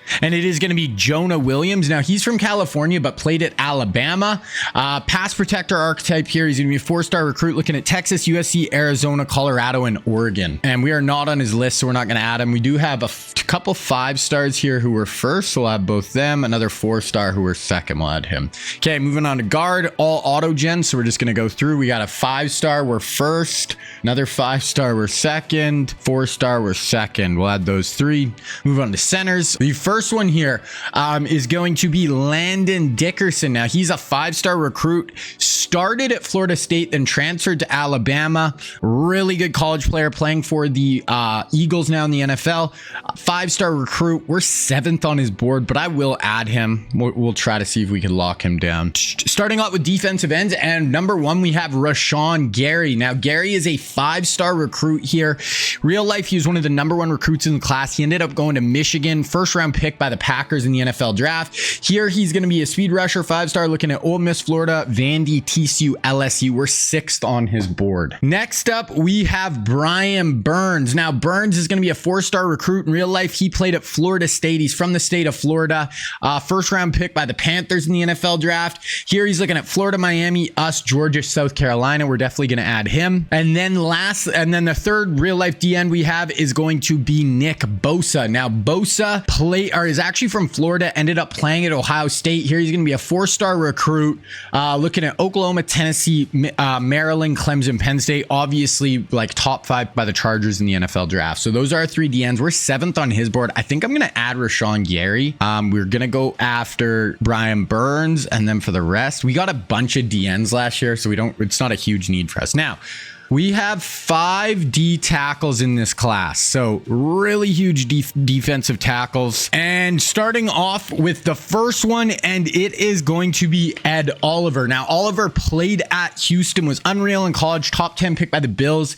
Here he's going to be a 5-star recruit, 14th player in the country. We're actually 2nd on his board, so we will add him. Next up, we have Jeffrey Simmons. Now, Jeffrey Simmons played at Mississippi State for 2nd round pick, I think, by the Titans, and he's one of the best defensive players in the whole NFL right now. Here's going to be a 4-star recruit, run stopper archetype, looking at Miami, Florida, Florida State, Clemson, Georgia. Next up, we have Derek Brown. Now, Derek Brown is from Georgia, but played at Auburn. Got drafted by the Panthers in the NFL draft. Really good in the NFL so far. He's going to be a run stopper archetype. He's looking at Georgia, us, Ohio State, Tennessee, Michigan. We will add him. Next up, we have Quinnen Williams. Quinnen is from Alabama, went to Bama, top 5 pick by the Jets. He's going to be a run stopper archetype, 4-star recruit, looking at Georgia, us, Ohio State, Tennessee, South Carolina. We will add him as well. And then last but not least, we have Dexter Lawrence. Now, Dexter Lawrence played at Clemson, 1st round pick by the Giants in the NFL draft. Huge nose tackle, so we're going to up his weight to like 340. And he's looking at Ole Miss, Ohio State, us, SC, and Penn State. Now, looking at the rest, we already got 3 added. We also got this guy who's a 5-star, and we're 1st on his board. So that's who we'll go after for D tackles. We only have 10 spots left, so we got to be careful. Outside linebackers, these are all auto gens. We have a couple guys here, 4-stars who are 1st. We'll add both them. Middle linebackers, we got 2 here. So first up, we have Devin White. Now, Devin White is from Louisiana, played at LSU, run stopper archetype, 5-star recruit here. His number 1 school is us, then Auburn, LSU, Vanderbilt, Tennessee. So we'll add him. And then the other one is going to be Isaiah Simmons. Simmons, pass coverage archetype. He played at Clemson, was a top 10 pick by the Cardinals in the NFL draft. He's looking at Memphis, Ole Miss, LSU, us, South Carolina. I'm not going to add him because we'll add this guy behind him, another 4-star, but we're 1st. And we only have 6 spots left, so we got to be careful. All DBs now. Okay, so cornerbacks, we have 2 real-life cornerbacks. The first one here is going to be Trevon Diggs. Now, Diggs is from Maryland, but actually played at Alabama, playing for the Cowboys in the NFL draft right now. Here he's going to be a zone archetype, 5-star recruit. We're going to be 5th on his board, Michigan, Ohio State, Illinois, Wisconsin, us. So we will add him. Then the other one is going to be Byron Murphy. Now, Murphy is from Arizona, but played at Washington. Here he's going to be a 4-star recruit, slot archetype, looking at Oklahoma, Alabama, LSU, USC, Oregon. Chauncey Gardner-Johnson. He is going to be a 4-star recruit from Florida. He played at Florida as well. Played for the Eagles, Lions in the NFL. Also New Orleans. Really good NFL player. I don't know if we're gonna add him. I think we're gonna save it for safeties though. All these guys are auto gens. We got a 5-star here who are 4th on his board. We'll add him. Then go look at Strong's. Ooh, not a great safety class in overall rank. I think we might need a kicker. So we have a kicker here who are 2nd on his board. And is there anybody else who I didn't add that would be good? We'll add this 5-star right tackle. Okay, so that is the board. That is what we're looking like. Like I said, do not forget, now I can actually edit these players, make sure they play like their real life counterparts. Okay, so I'm just going to offer scholarships, scout all these guys, and then we're going to get into the season. Okay, we'll also actually just look at our schedule really quick here. So we got Georgia Tech, Michigan, at Boston College, FCS, A&M, Ole Miss, Texas, Mississippi State, Florida. Okay, so tough schedule. Michigan, at least that's at home. Boston College was 9-4 last year, so that's not easy. We got Texas again. We feel like we play Texas everywhere. We don't have Georgia, which is kind of nice. We'll probably watch that Texas game this year. But yeah, and we can see Devontae there. Okay, so we're going to get into the season here. Okay, so we're going to look at our recruiting here real quick at the start of the year, and then we won't look this again until probably like week 4 or 5. Okay, so first, starting off with Herbert, we are 1st on his board. Definitely going to go hard after Herbert. He could be just a great hawk passer type for us. I might even just go really hard at Herbert here. Give him 75 points off the rip and try to lock him down. This other QB, he is a 5-star number freaking 5 player in the country. I feel like we're going to be able to get Herbert, so I'm not going to go too hard at this guy. We'll just give him 25 off the rip. I'm looking at Miles Sanders. It's us in Wisconsin, look like the top. We do kind of need running back, so we're going to send the house for him. Then the other guys, this guy's actually a 5-star. We know he's a gem. A lot of schools going after him. We're just going to go friends and family first, and then Otis here. I feel like we kind of got to, so we'll go friends and family. We need like probably 2 running backs in this class. Looking at wide receivers, and first we have AJ AJ Brown, and we see he is not a gem. Now, AJ is really good. We're going to go friends and family, but that sucks. We know he's not a gem. And he's the only real life receiver we have. The rest are auto gens, so I'm not going to worry too much if we get them. We do, and this guy's not even a gem. We're not going to go after him. And then this guy's the tight end, I think. Okay, so really only going after 2 wide receivers. Maybe we'll add some more later, though. Looking at tight end, this guy is a 5-star, 12th player in the country. We'll send the house at him. Get a big 5-star tight end in the door. Another 5-star tight end. We're actually doing better with him, though. We're just going to go friends and family. 4-star tight end. We're just going to let him rock. If we don't get him, we're going hard at the other 2. Right tackle, auto gen. Looks like a decent player, though. We'll just go 25. This guy's a 5-star. We know he's a gem, so we're going to send the house for him. Miami's got the lead, but hopefully we can get in there.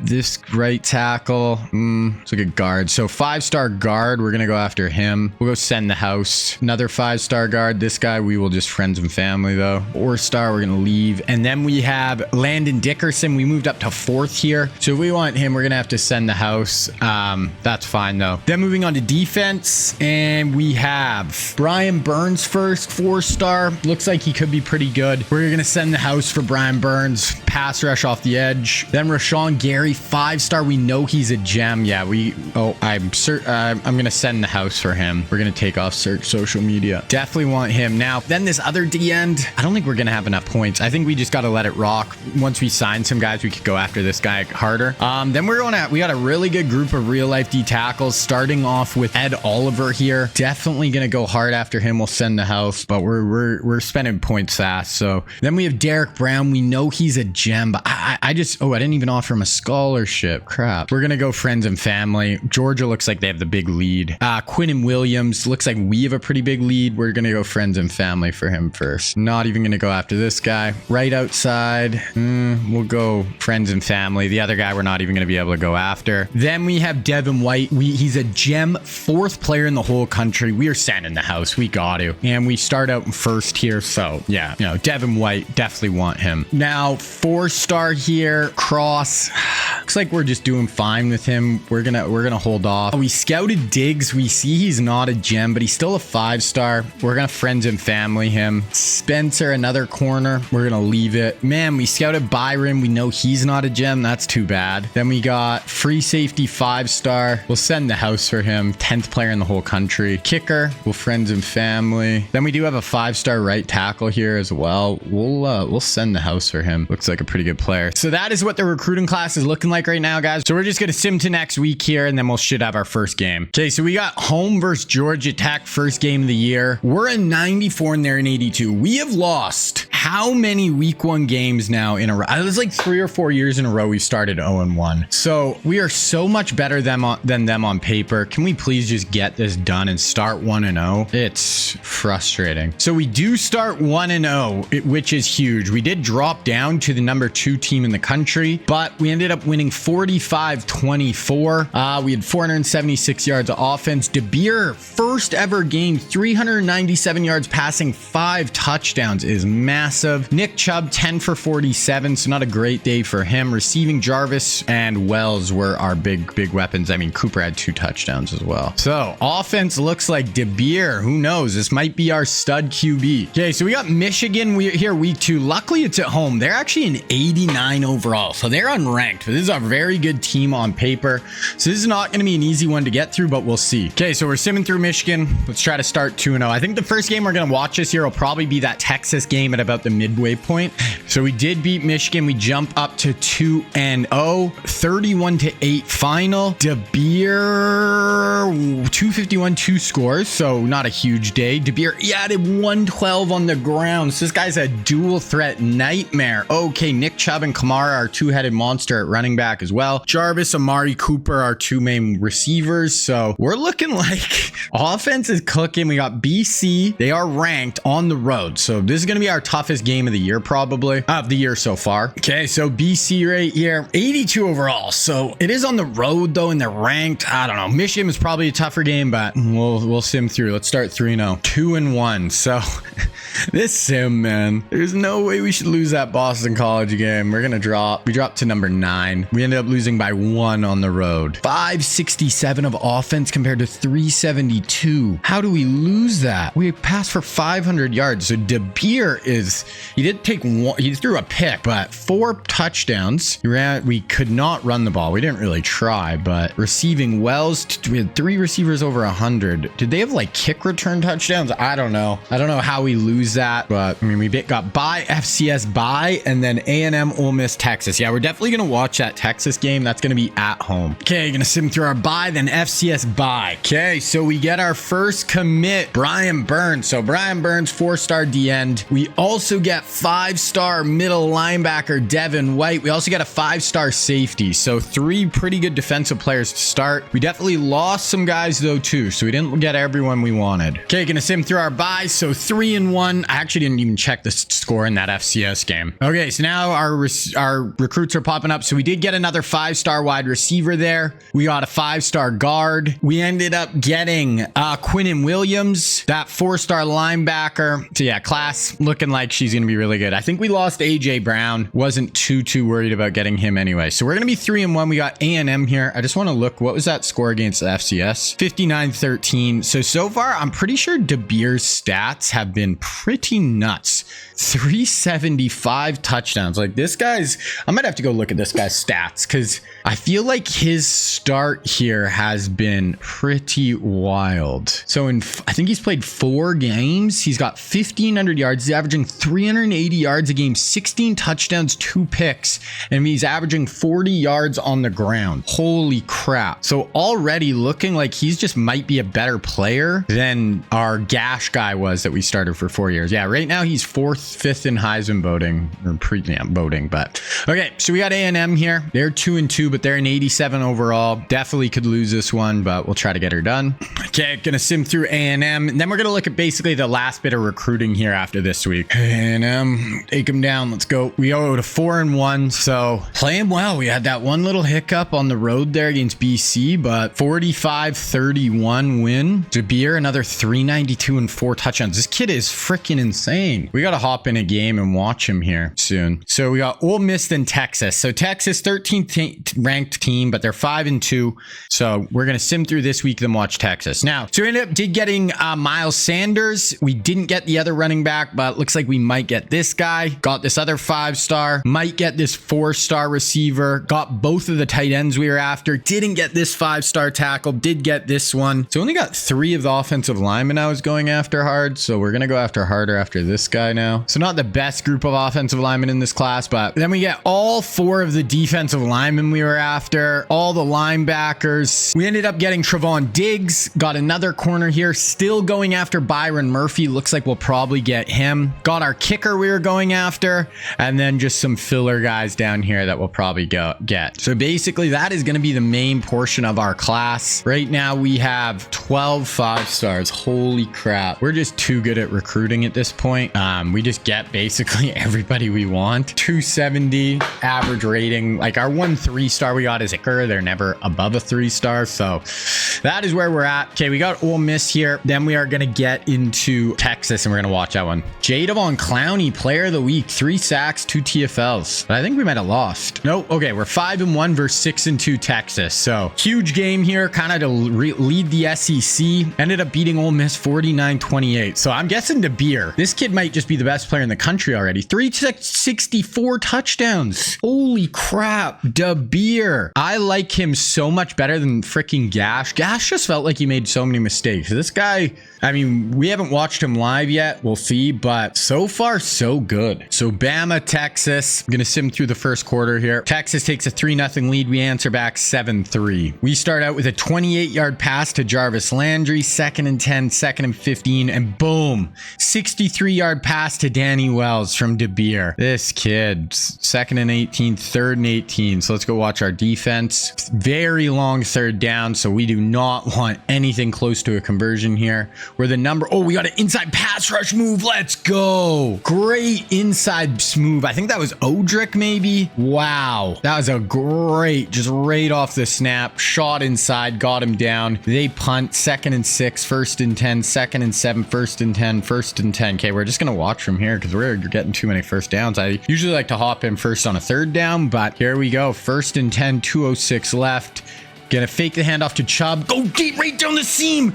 First ever pass we see of Dabir is a pass in for Amari Cooper. Touchdown, putting the crown on his head. And Dabir is just a superstar. I don't know any way else to say it. This kid's numbers are absolutely cracked. Amari Cooper, Dabir fires it in. That is a tight window throw. The DB is right there. Fires it into Cooper, who crowns himself in the end zone. 28-yard touchdown strike. 21-3 over Texas here. 3rd and 6 we get off the field. Our ball. 1st and 10, 2nd and 6, 1st and 10. Okay, there it is. 24-3 lead. 2nd and 8, 3rd and 4 on the 31. Then they got 1st and goal from the 1. So they end up punching that in. So that's a bit of a swing. 2nd and 6, 2nd and 11. They pick up a 1st down. Oh my God, they scored a touchdown the last play of the half. 40-yard bomb. All of a sudden, it's a 7-point game. We're up 24-3. Okay, so we are going to sim through to the 4th quarter here. They get another field goal. 24-20. 20's there have the lead. What happened? We were up 24-3. Their ball. 3rd and 8. Honestly, that blocked field goal totally changed the game. 27-24. We got to hold them to 3 here and be down 6. Drops back. Too much time. Wide open touchdown. We are down 10. Okay, Dabir, I've been talking you up, and now our offense has went totally dry. We need an answer. 2nd and 10, 3rd and 5, 4th and 1. I'm going for this. I don't ever really hop in except sometimes on 4th downs when I really don't want to punt the ball. So I'm going to take over and go for this. But like I said, yeah, this is only on 4th downs when I'm like, I'm not punting here. So we're going to run stick here. Look for Trowski. Yeah, on that little option route. Oh my God, he held on. That was actually good, solid coverage on the outside. But we convert. We're down 10. We need some big plays here. 2nd and 10, 3rd and 10. So back to back nothing. 7 minutes left. It is go time for this offense. Dabir. Don't get sacked. Yeah, take off. Oh, are we getting a hold? Holding. Man, our offense has just dried up here. We ended up going for, I did not think we'd go for it on that 4th down, and we pick it up, go for 14, 2nd and 7, 3rd and 7 already though. I thought we were going to punt there. 3rd and 7, we need a score, stop, score. Dabir. Nice. We're going to be short. I don't know how good our kicker is, if you could cut it, but I'm guessing we're going to go for this. Oh, we're kicking a field goal. That's a long field goal for a college kicker. I don't know if we have the leg for this. It is up. Good. Okay, so we cut it to a 7-point lead. 50-yard for Humphreys. Huge kick. We're down 7, their ball, and they start out with a 34-yard run. Loss. 3rd and 11 on the 43. This is the play of the day right here. If we stop and we get the ball back, if they convert, they're probably going to get at least a field goal and put it back up 10-point lead. They're running. Draw. We were right there. I think that's going to be too far for a field goal still, though. Punting. Oh, that is so big. So big. That's a good punt. Puts us inside, yeah, at the 8-yard line. But, man, that stop is huge. We have a shot here. 2nd and 8, 3rd and 8 already, though. Dabir, what do you got for us? Here we go. Takes off. He's got speed. There we go. And slides. That's the thing with this kid. He can throw the ball, but he's also got 91 speed. He can get out and run. 2nd and 9. Okay, we hit 14 yards there. 2nd and 8. 1st and 10. 2nd and 2. 3rd and 9 after the sack. This has got to be 4-down territory now. Here we go. Stuck 7. Could this be the start of Dabir's legend? Oh, he takes off, tucks it and runs, and he's got a ton of room. Slides again. This kid. I love Dabir. I love this guy. There we go. Hit for 17. We would get sacked. 3rd and 15 here. You don't need it all right here. This is 100% 4-down territory. If you get 10 yards, you make it 4th and 5. That's doable. No sacks. No sacks. Got the ball out. There we go. Dabir stood in. They had their end totally got off our tackle there. Could have been a sack. back. He gets the ball out. Amari Cooper for 16. We're going to sim one play. And we punch it in. Alvin Kamara touchdown. The extra point. Now it's up to our defense. 2nd and 10. 3rd and 10. Oh my God. We can get the ball back right here. Get him off the field. Let's go, crowd. Stadium pulse is rocking. Get off the freaking field and give DeBeer the ball. And we're going to go take the ball and score. We're bringing a blitz. Has to pull down the ball. Sack. Let's go. Let's go. Sacked for a 9-yard loss. We are going to get the ball back with like a minute left. Chance. Oh, 33 seconds. Oh, we should have used a timeout. Okay. Incomplete. We're just going to watch. So 30 seconds. We do have one timeout. We need about 25 yards to get it into field goal range. We have one timeout. No sacks. No sacks. No sacks. DeBeer. Not that. That was basically the one thing we can't do. Just throw it away there. So 3rd and 12. I mean, if it goes to overtime, it goes to overtime, but we have a chance to go win it. Hit a 20-yard gain here. Go down and spike it. DeBeer, deep drop. Tons of time. Throw on the run. Okay, try Amari. I don't hate that though, because even if that's picked, they get it, 12 seconds left. There's no time. Okay, so we're going to overtime here. Their ball, 3rd and 9. If we hold them to a field goal, we're in a great spot here. OT. Go win it with a touchdown. Okay, front 4. Let's go get some pressure. We get out. Just sits down in the zone. Good 3rd down call. And then they punch it in. So now pressure's on our offense. 2nd and 10. Oh, we get it down 25 yards to Amari. So we got it 1st and goal from the 1. Got to punch it in to tie it here. Motion. DeBeer. Just take off. There we go. DeBeer is in. This kid, man. Just that X factor of being able to run makes him so tough. Okay, tied up. Oh, we get the ball first, right? It flips and we get a 25-yard touchdown first play. Is this where you have to go for 2 now? I think it is. Yeah, we have to go for 2. So this is huge. Absolutely massive. DeBeer over the middle. Oh, it's dropped. So Texas wins it with a touchdown 2-point conversion, and they can go for it on 4th down, which makes it tough. Okay, so now it's up to our defense. You can't let them score, bait. Well, I mean, if they score, you still have the 2-point conversion, but ideally, no touchdowns. Right over the middle. Nice knockout on 1st down. Oh, they get a touchdown. Okay, so here's the game. They get a touchdown next play. If they hit this 2-point, they walk it off. If not, I think we just alternate 2-point conversions. Pressure. Oh, we pick it. Can we return this? What if you got a pick 6 there to win it? Oh my gosh. Because I think you would have got a point there. Okay, so now I think it's just, alternating 2-point conversions here. So we need a stop and then we need a score to win this bad boy. Drops back. Sits down. That's good. If we don't score, we lose.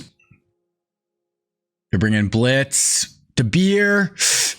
Oh, he breaks the tackle. Get in. Wow, this kid, man. Oh my gosh. So now we need a stop. Or no, now we need a score and then a stop because it alternates.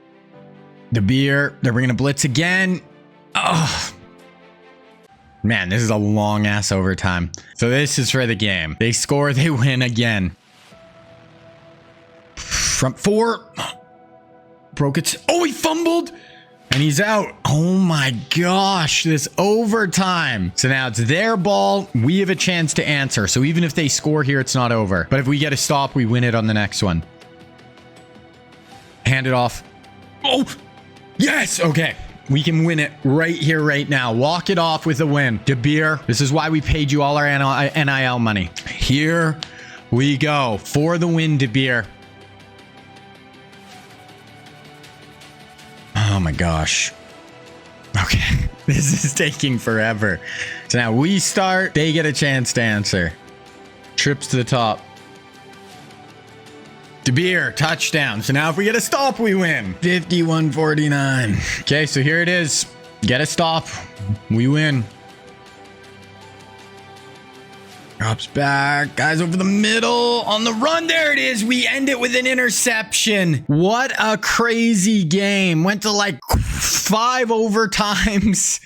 We had a 24-3 lead. We were down 10 points in the fourth quarter, and we come back and win it. Wow. 2 picks in the back of the end zone there in OT. We ended up with 514 offense. They were 494. Very close to beer. 4 touchdowns, 428 yards. Added 45 on the ground. Kamara couldn't really get much going. Cooper, Wells, Kamara had 44. Did those actually count as interceptions? I don't think so, no.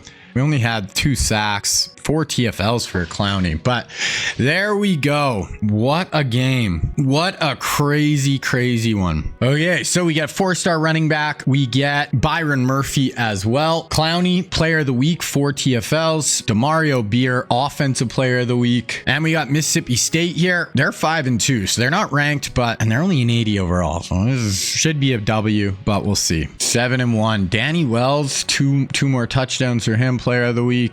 We ended up beating Mississippi State 35-14. So we got Florida, Kentucky, Arkansas, Auburn. Arkansas looks like they're having the best season out of all 4, but should be the favorites in all these. Try to go 9-1 or 11-1. We ended up winning again. DeBeer, player of the week again. 325, 4 touchdowns versus Florida. We got Kentucky. So Florida, we won 48-20. So this just feels like, I don't think this is our best team on paper, but it feels like the year we're just playing the best. And Demario DeBeer is leading the Heisman race. I don't think we've won a Heisman since when Greg McElroy won it. I think our very first year he ended up winning. Okay, we got Kentucky on the road. This could be a loss. They're only an 82, but you never know. No, we win. We're 9-1. We do have Arkansas here, who has a good record. So we won 31-20 versus Kentucky. Arkansas, then the Iron Bowl. But Arkansas, definitely toughest game we've had probably since Texas on paper. 88 overall, so definitely a good team on the road. This could be a loss. Definitely could be a loss. No, we win. And so just the Iron Bowl left. 56-10 against a 2-loss Arkansas team. We had 584. Look at this kid. 530 yards, 7 touchdowns, 4 incompletions. This guy might be like the best player in college football history. He's got to be in the Heisman lead. His numbers are going to be absolutely insane. I don't even know what to say to that. Okay, we got the Iron Bowl to end this. They're in 88, so they're actually not a bad team, even though they have a bad record. Let's see if we get through it. I'm just flabbergasted at how much better DeBeer is than Gash. So we played Georgia, number 6 in the SEC championship game. We did end up beating Auburn. We had 1 loss on the road at BC early in the year by 1 point. We ended up winning 41-7. DeBeer. Oh, okay. So DeBeer didn't really. We kind of ran the ball in that game. We just didn't even try to throw. But okay, so we are gonna play Georgia here coming up. We got the Dogs, 2 versus 6. But yeah, we're gonna go try to win the SEC here. They're 91 overall, so they're right there with us here. So we win the SEC again for the 6th time in 8 years, I think, actually. Yeah, 6th time in 8 years. So good start. We just got to get another natty now. We win the SEC championship. Demario DeBeer, in his first year as a starter, wins the Heisman with 51 passing touchdowns, 3 interceptions. We'll look at his stats at the end of the year. They are going to be insane because that's not including rushing touchdowns. We still have the whole playoff. Danny Wells has 1,500 yards, 18 touchdowns. Beer wins best quarterback. Cole Luna wins best center. That is it. So we won nothing on defense, which is kind of surprising. But so we are going to come in as the number 1 overall seed in the playoffs. So we'll look at the bracket here after week 1. We got Georgia again. Okay, so let's look at the bracket. So we've already watched 2 games this year. So we got UAB West Virginia next round. Could play Texas in the Natty. Okay, so we're going to sim through most of this Georgia game, except if it's close in the 4th quarter, we'll watch some of the 4th. But otherwise, we're just going to sim through. I just don't have enough time in these videos to watch like 5 games every year. So I think I kind of like watching 1 big regular season, SEC championship, 2 playoffs. I think that's like a really good ratio, but this would be a 3rd playoff game, but we're just going to super sim the whole thing. 4th quarter, if it's late, really close, we'll hop in. Plus, we just watched Georgia. Okay, we're down 7-0, 7-7. I mean, we got to win this though too. 14 all, 21-14, 28-14 at the half. So that's nice. 35-14, 35-21, 42-21 in the 4th quarter. 40. Okay, so we're going to get this done. Ooh, 45-29 victory. So we beat Georgia back-to-back games. The Tide get it done.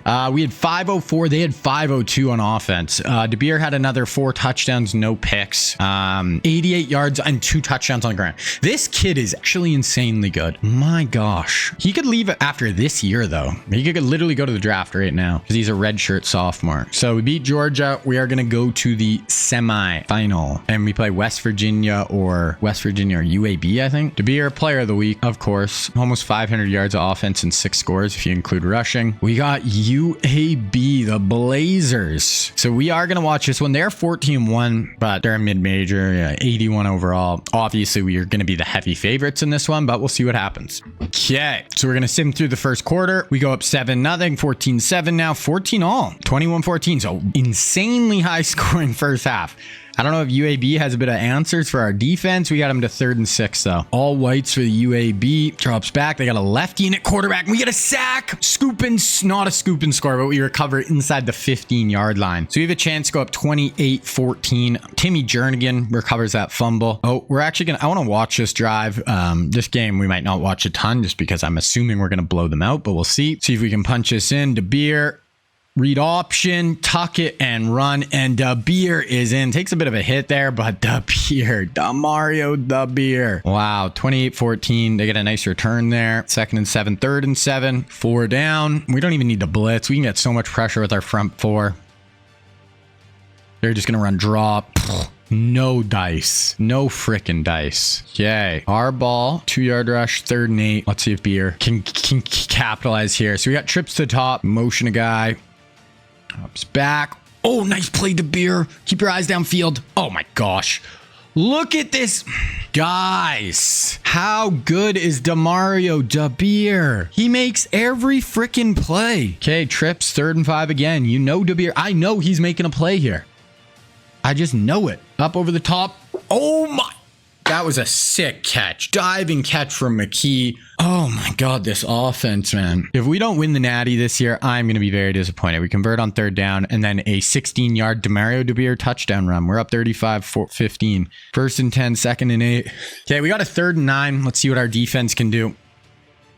Okay, inside 4-man rush. Oh my God. 3 DBs there. Get the knockout. Give it back to DeBeer. Let's go get another freaking score. 2nd and 7. Boom. 94 yards to Danny Wells. 1st and 10, 2nd and 10. We got them 3rd and 7. They can probably get a field goal here, but I mean, we have 42 points in the first half. This offense. Pressure. Oh, look at our front, man. Our defensive line. UAB is just overmatched right now. 42-17. 3rd and 4. Don't pick it up. We're going to punt. 2nd and 10. 3rd and 6. 1st and 10. Okay. That's going to be half. So we have 42-17 lead at the half. We're going to go to the 4th quarter unless UAB does something big in the 3rd. Yeah, 49-17, 56-7. Yeah, we're just going to go to the end here. 56-7, 63. I would have liked to put a 70 burger. 63-17. I'm scared to see what DeBeer's stats are like. Just 85% completion percentage, 6 touchdowns. He might have 70, 80 touchdowns this year once we get through the whole playoffs. I don't even know. DeBeer to McKee, dive and catch over the middle. We had almost 600 yards offense, 434. He added 54 and 2 more scores on the ground. Mari Cooper, Wells, both had humongous days defensively. Clowney had 4 TFLs. We had 4 sacks. We had 1 pick. Tre'Davious. Holy. Okay. So I'm kind of hoping we play Texas in the Natty. We had such a good game against them earlier in the year. Like went to 5 freaking overtimes. So I think that would just be a great game. Win the semis. We are off to the final. Try to get it done. This will be our 4th national championship appearance. If we go 1-3 in the Natties, I'm going to be pissed. Clowney, big day. Player of the week. Clowney, DeBeer, offensive. Yeah, obviously. We play Wisconsin. They're the number 2 team in the country. So I'm guessing they beat Texas. Let's just look at the bracket here. Yeah, they beat Texas by 3. 24-21. So, I mean, 13-2. They're a really good team. They're an 86 overall, so we have a lot better overall. But hey, matters what happens on the field. We got to get it done. It's go time. So we are going to go through the first quarter here. 7-0 lead. 7-3. So 7-3 lead for Bama. Oh God, we throw a pick. They have it on our 12, 3rd and 2 on our 9. So DeBeer, that's only his 4th pick of the year. Pistol. They're going to hand this off. No play action, roll out, wide open in the flats. Not, picks up the first down. See if we can have kind of a goal line stand here. 2nd and goal from the 4, 3rd and goal from the 1. Can we knife him? We have so much beef up front. Can we make a play? Knife in the backfield, get a tackle for loss here, hold him to 3. Nope. That is going to be a Wisconsin touchdown. So DeBeer throws a pick. Wisconsin makes us pay. It is 10-3. 10-7, sorry. 2nd and 9, 3rd and 5. We don't convert and we punt. 2nd and 12. They have 3rd and 8. Okay, so our offense, after scoring 63 last week, is not looking incredible so far. We have 4 down linemen. We need something here. Pass rush. Something. Okay, that's fine. Knockout. Nice play. Okay, now offense. You're going to get the ball back. 5 minutes left. Let's go get a nice drive here. 2nd and 10. 3rd and 8. So not starting great. DeBeer. Guys, I do not want to go 1-4 in national championships. 2-2 is fine. 1-4. Come on, DeBeer. Come on, buddy. Fires it. Oh, good hit. Jarvis holds on. Great possession receiver. 2nd and 6. 3rd and 8 after a -2 yard rush for Chubb. Okay, spread look, 2x2. DeBeer shotgun, drops back, pressure, runs away. What a freaking play. Runs away from the pressure on the run, finds his tight end for a 13-yard gain on 3rd and 8. 2nd and 10, 3rd and 13 though. So like we're not getting ahead of the sticks here. We're long 3rd downs. 10-7. They're going to blitz. DeBeer right over the middle. Oh, what a spin. I think that was Walls. Wow. Danny Walls caught it, spun out the safety, in for the score. Danny Wells, not Walls.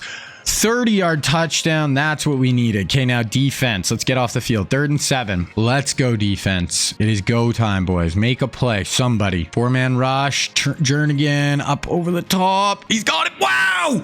Driving knockout. Who's number 38? I got to know who that was. I don't usually do this, but that is such a good play. Ronald Darby. Look at the diving. Knockout. If he misses that, that's a walk-in score too. Wow. Okay, let's go offense. 2nd and 14 though. So like we're always behind the sticks, and then DeBeer makes some crazy play on 3rd down. So let's see if he does it again. 14-10. Wisconsin defense is playing really good. We're gonna just hand this off. Not good shot at getting that. Yeah.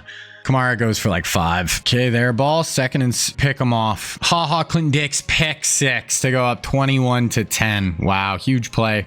But they hit a couple big passes. They're already at our 30, and then they get a 30-yard rush touchdown. So they answer right back. We're up 4 here. DeBeer throws a pick. They have it on our 22. 1st and 10. 2nd and 8. 3rd and 8. DeBeer. He threw 3 picks coming into this game. He's thrown 2 in this one. Both in our own end too. This is such a big play.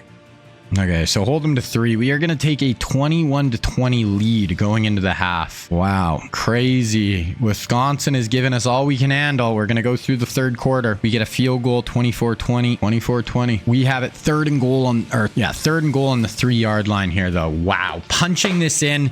We go up 11, or we kick a field goal. We're up 7. What a huge swing play right here. DeBeer hands it off to Kamara. Oh, he dove in. He stopped us. Never stop your feet on the goal line. But Alvin Kamara able to dive in for the touchdown. Okay, so 31-20. 2nd and 6, 3rd and 11. What a huge touchdown. Up 11, 9:22 left. Drops back.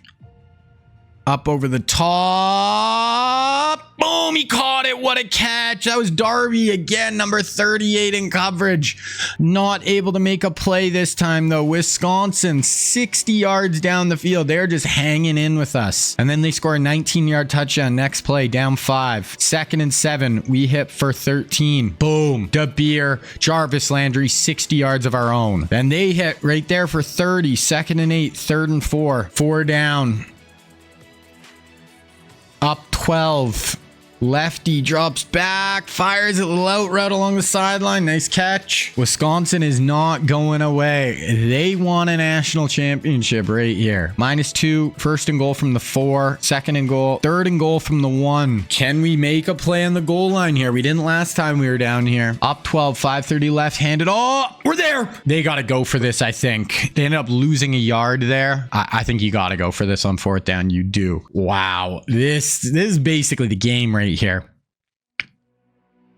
No, they're in. Oh, let's go, defense. Goal line stand. We are on our own end zone here, so you have to be careful. Obviously, we hit for an 11-yard run to Chubb. Then we hit a 14-yard catch. First and 10, 14-yard catch. We can just end this. Hold this ball here. 3rd and inches.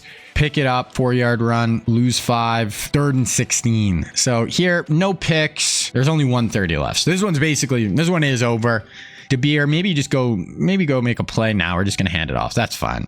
Make them use their set. Yeah, this one's basically over. 12 minute 26. They need, absolute miracle here. Crazy touchdown, onside kick, touchdown to win it. So 2nd and 8. Clinton Dix picks them off. That is going to do it. We win our 2nd national championship of the sim. Good way to end off this episode. We'll still all got all the off-season stuff, but yeah, so we went 14-1, 14-1, dub in Natty, dub in SEC. There it is. Demario DeBeer just had one of the, I cannot wait to see this dude's stats. We did not have a great day offensively, honestly, but he's going to have over 70 touchdowns. I hope we're all aware of that. That's a sophomore leading his team to a national championship with 1 loss. Or sorry, we were 15-1, not 14. Bahaha, player of the week in the Natty. Landry, player of the week offensively. National champs, we unlocked CEO. Ooh, okay. So final top 25, obviously we're number 1. Wisconsin, Penn State, Texas, Ohio State, Georgia. We know DeBeer won the Heisman. We'll look at all Americans. DeBeer, Wells, Luna. That's it. Second team. Wow, nothing? Not one second team All-American. Okay. Freshman Nick Chubb, Debo, Virginia. Got Granger and Marlon Humphrey as well. So let's look at our stats here. DeBeer, 5,600 yards, 61 touchdown passes, 6 interceptions, 219 rating. He also ran for 8, so he had 69 touchdowns. 69. Chubb 881. Holy Danny Wells, 1,800 yards. He averaged 25 yards of reception. Then Jarvis, then Amari, McKee. It was basically you throw to those 3. 21, 16, 16 touchdowns each. Spiegel had a ton of tackles. Ragland, Ramsey, TFLs, Clowney and Cargyle. Sack Cargyle, and then Maurer, Audra, Clowney, Jernigan. Interceptions. Marshawn had 6 picks. We had a lot more interceptions this year. We have a ton of talent in our secondary. I also want to look at just the whole country here. So DeBeer, by far the most touchdowns, 1,200 more yards than the next closest quarterback, 350 a game, blows everyone out of the water. QB rating, for guys that actually throw, Mahomes had a really good rating, even though he's really young. He only threw 2 passes. 219 rating. Absolutely just an insane year. Walls, by far the most receiving yards, and then Landry was 2nd and Amari was 5th. That is actually nuts. Okay. Team stats. I just want to see where our offense was. Our points per game must have been high. 44 points per game. 1st in the country. Wow. What a season. Okay. So we're going to get into the offseason here now. This is a big offseason. We are going to see, is DeBeer going to leave after 1 year? He could leave right now. He's a redshirt sophomore. No, we do lose Amari Cooper. So we lose all of our 3 receivers. We lose Luna. Looks like we'll get McKee and Pena back for O-line. But we lose a lot of receiver talent. So we lose. Oh, McKee left. Oh, okay. I thought he decided to say we get Pena back. Oh, I didn't even try, but no, we lose Amari. So we lose Luna, Amari, McKee, Maurer, Landry, Wells, Clowney, Shazier, Jernigan, Clinton Dix, Mike Evans, Johnny Manziel, Stephon Tuitt. So we definitely lost some boys this year. Didn't lose DeBeer though. DeBeer is back, better than ever. How many first rounders did we have? We had 2 first rounders, Cooper, Luna, McKee. Landry was a 3rd. Wells was a 3rd. Jernigan was a 7th. Jernigan was good for us. National Signing Day. We'll look at all the real life players here, see where they all ended up. So Oklahoma State ends up with Jalen Hurts, and then Notre Dame gets Dwayne Haskins. Wide receiver, AJ Brown goes to Penn State. DK Metcalf goes to South Carolina. TCU gets Michael Pittman Jr. And then Wisconsin, who we just played in the national championship, gets Chase Claypool. No tight ends. Offensive tackle, we only have 1. 1, and he goes to Texas, Jonah Williams. Moving on to defensive ends, Rashawn Gary goes to Ole Miss, and then Nick Bosa goes to Oklahoma. Moving on to defensive tackles, University of Miami gets Jeffrey Simmons. Dexter Lawrence goes to Ole Miss. Linebackers, Isaiah Simmons goes to LSU, and then Chauncey Gardner-Johnson goes to Miami. So that is where all the real life guys went. We end up with, of course, the number 1 class. Ohio State, Florida State, Miami rounded out. We had 12 5-stars.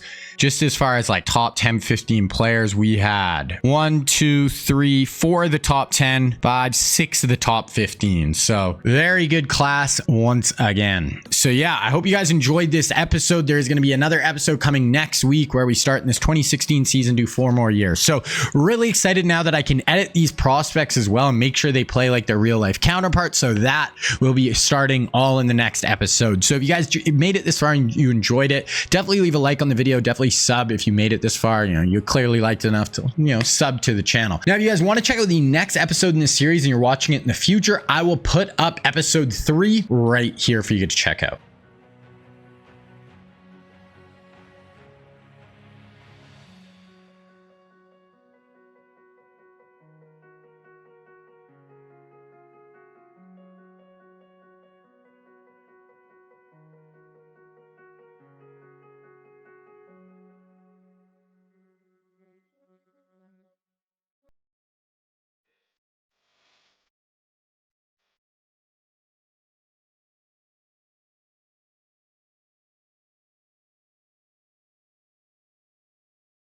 Alrighty guys, so this is going to be episode 3 of this series. So we have done 8 seasons so far. We are officially at the halfway point. So this is going to be a 16-year rebuild, 4 seasons in each episode. Going to be the most deep dive thing you have seen. Nobody else, I don't think, goes as deep into each of their seasons, into all the recruiting and everything as I do on this channel. My goal over this time was to win 7 national championships over the 16 years to tie Saban. So far, we have won 2. We've won 2 in 8 years.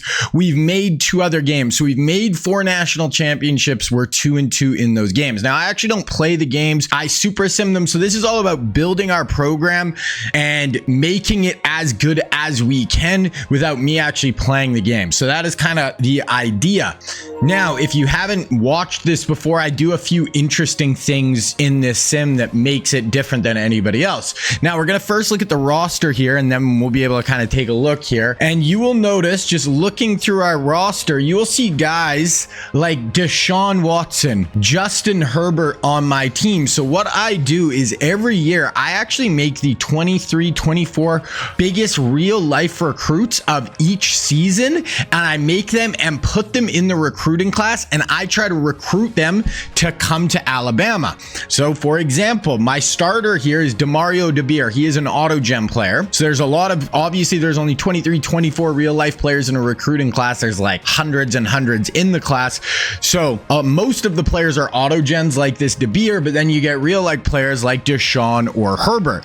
But these guys don't just sign with me. If I don't sign them, they go somewhere else, such as Jameis Winston is at Clemson right now in his senior year. Kyler Murray is at Nebraska, only a sophomore. He's already up to an 88. So the players I don't sign are still spread all throughout college football, making the whole sim, I just think, even more interesting. If you look, the best player in the country right now is Ezekiel Elliott at Oklahoma. He's a 98 overall. So, like I said, these guys don't just sign with me. If I don't sign them, they can sign at other places. So I'll kind of show you guys how I can edit the prospects and actually put them in the game, because in NCAA 14, you could just create a prospect, put him in the game, and he would just be ready to go. Now you cannot create a prospect, but you see we have Deshaun Watson. He has star development trait, so I can't actually affect how good their development trait is. That is completely random, but I'll show you guys the process of how I assign who is each recruit. But when you look in, I can actually edit the recruit, first name, last name. I can edit their ratings now. So this is brand new. So before I couldn't edit recruits' ratings, so I would assign guys their name, but now I can actually come in, edit their ratings to make sure they play like the real life recruits. But I don't just do do it with the guys I signed. Ezekiel Elliott, Kyler Murray, those guys who sign at other schools, I also do it for them. I can change how big they are, and we can change their gear. So really the only thing we can't edit now with these players to make them most like their real life selves is we cannot edit their jersey number. Everything else we have control over. So now we're just going to go through my roster. Now we have this Demario DeBeer, and last year he had one of the greatest college football seasons of all time. It was his first year as a starter.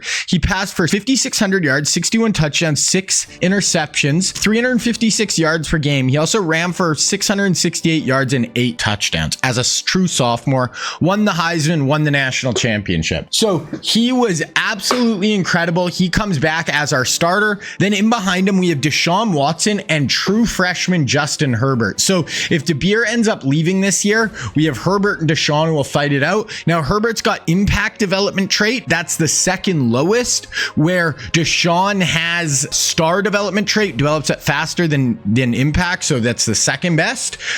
So it's basically those two are going to be fighting it out for the starting quarterback job most likely next year or the year after. Moving on to running backs, I have 3 real life running backs. So we have Alvin Kamara as a junior. We got Nick Chubb as a sophomore. And then I just brought in freshman Miles Sanders. Now, actually, the other thing I cannot control with these guys is I can't control their face or skin color. So once again, I'll show you guys how I kind of assign the players here in a minute. But so Alvin Kamara, for example, he's a star development trait. I can't affect his number or, his skin color. So I try to, when I'm assigning the recruits, make them as close to their real life look and stuff as I can, but not all of them are perfect. But there's our running back room. Looks really good. Moving on to wide receivers, and we had such a good receiving core last year. 2 of the guys left early. It was Amari Cooper and Jarvis Landry maybe, but we lost Amari Cooper. We were supposed to have him back next year. So Tyreek Hill coming into his sophomore year is going to be our number 1 receiver, 98 speed. He's only a sophomore, star development trait. So looks like he could be a stud. Then the rest are either true freshmen or redshirt freshmen. We do have Calvin Ridley as well for real life receiver recruits. But yeah, we are incredibly young, but we should still be really good.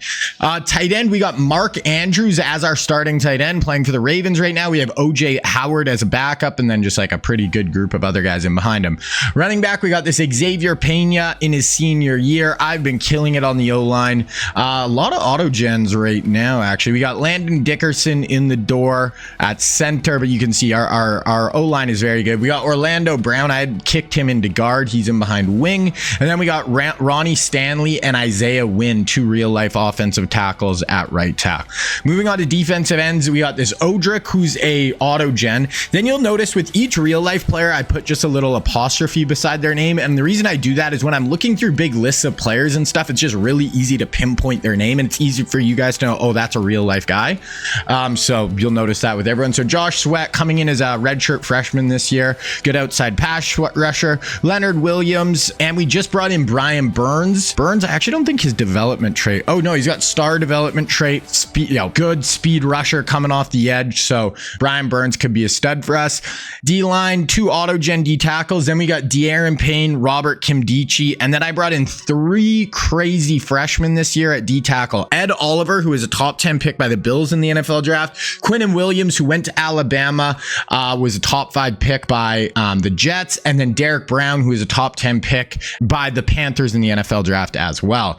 Moving on to outside linebacker, we got Reuben Foster in his junior year. He played at Alabama in real life. We got Tremaine Edmonds, Reggie Ragland. Tremaine Edmonds is a redshirt freshman and already up to a 90. So he looks like an absolute stud. We did just bring in Devin White as well, who's got elite development trait. Looks like he could be a freak show. He played at LSU as a top 10 pick by the Bucs in the NFL draft.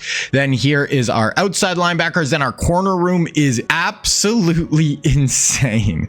So I don't assign these players on my team. I have to go out and try to recruit these guys. So we got Marshawn Lattimore, Tre'Davious White, Jalen Ramsey, all juniors. Ronald Darby is a senior. Then Odori Jackson, Marlon Humphrey is sophomores. Then Byron Murphy and Trevon Diggs as freshmen. That is our cornerback room. It is absolutely insane. Now, some of these corners and some of the older players on this team, you'll notice their ratings are a little bit different. Like Tre'Davious White has 99 speed. Tre'Davious White is fast. He's not 99 99 speed fast. Now, the reason that happened is because up until the end of last season, so that 7th season into this sim, editing players' stats was locked. So I couldn't edit guys' stats. So that's why Tre'Davious White is just crazy fast. I didn't want to go back and retroactively change everybody's stats. But from now on, with every real life recruit, I can go in and edit their stats to make sure they're actually going to play like their real life selves. So it's going to just get way more accurate from now on. And the rest of the year, whenever I do these sims, it's just going to be way better.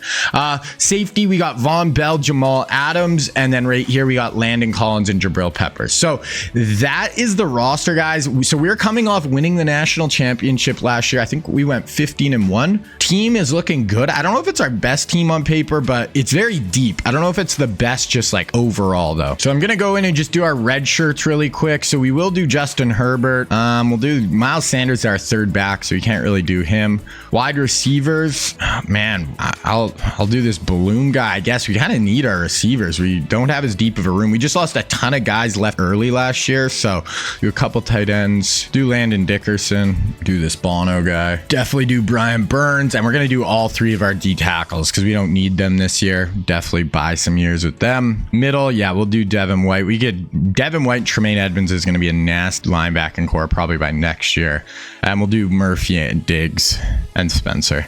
Do this guy. Okay, so that is our red shirts. Okay, so we'll look at the preseason top 25 here. So we are coming as the #1 team. We're 95 overall. Texas 90, Georgia 90. So those are both SEC teams. Ohio State 89, 88 for Arkansas, 89 for Oregon, LSU 90. So those look like our biggest competition, like overall wise, who could kind of play with us. Look at preseason All-Americans here. We should have a good group. So Zeke, Mark Andrews, Xavier Pena, Odrick, Hurley, Spiegel, and our punter. Then we got DeBeer, Kamara, Hill, Ronnie Stanley, Tre'Davious White. So good, a lot of preseason All-Americans here. Ezekiel Elliott is coming in as the Heisman Trophy favorite. I don't know how DeBeer's not reigning Heisman Trophy winner and just had such an insane season. So this is what our schedule is looking like. Versus Arizona, versus TCU, Minnesota, FCS, and South Carolina, Georgia, LSU. So we definitely have a tough schedule this year.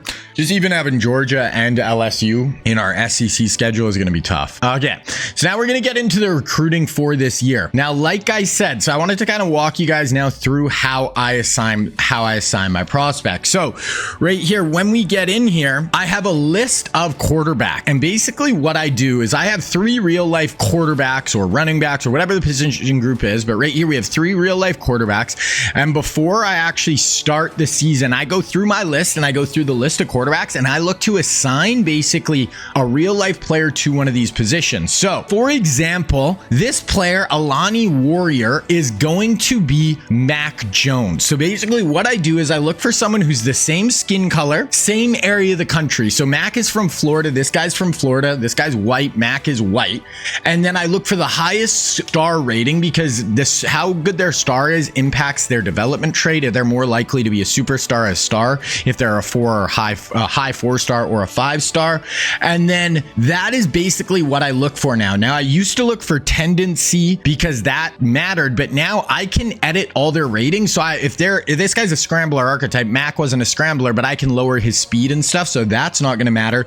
And we can edit his height and weight. So really, as long as they're somebody with the same skin color and they're from the same area of the country. Sometimes I can't find someone exactly, if they're from Florida, but the better player works from Georgia. At least they're from that same area of the country, so they're going to be interested in similar schools. So that is how it works. I basically just assign a player. Then once that player signs with whatever team, once the next year starts, I can go in, change his name, change his height and weight, and then change his ratings now, just starting now. Last year was the first year, can change his rating so he is going to play like Mac Jones. So that is how I do it for every player each season. Okay, so now we are going to go through. So this right here is Mac Jones. He is going to be a 4-star recruit, and he is going to be looking at Florida, Miami, Georgia, and Florida State. So not interested in us, so we are not interested in him.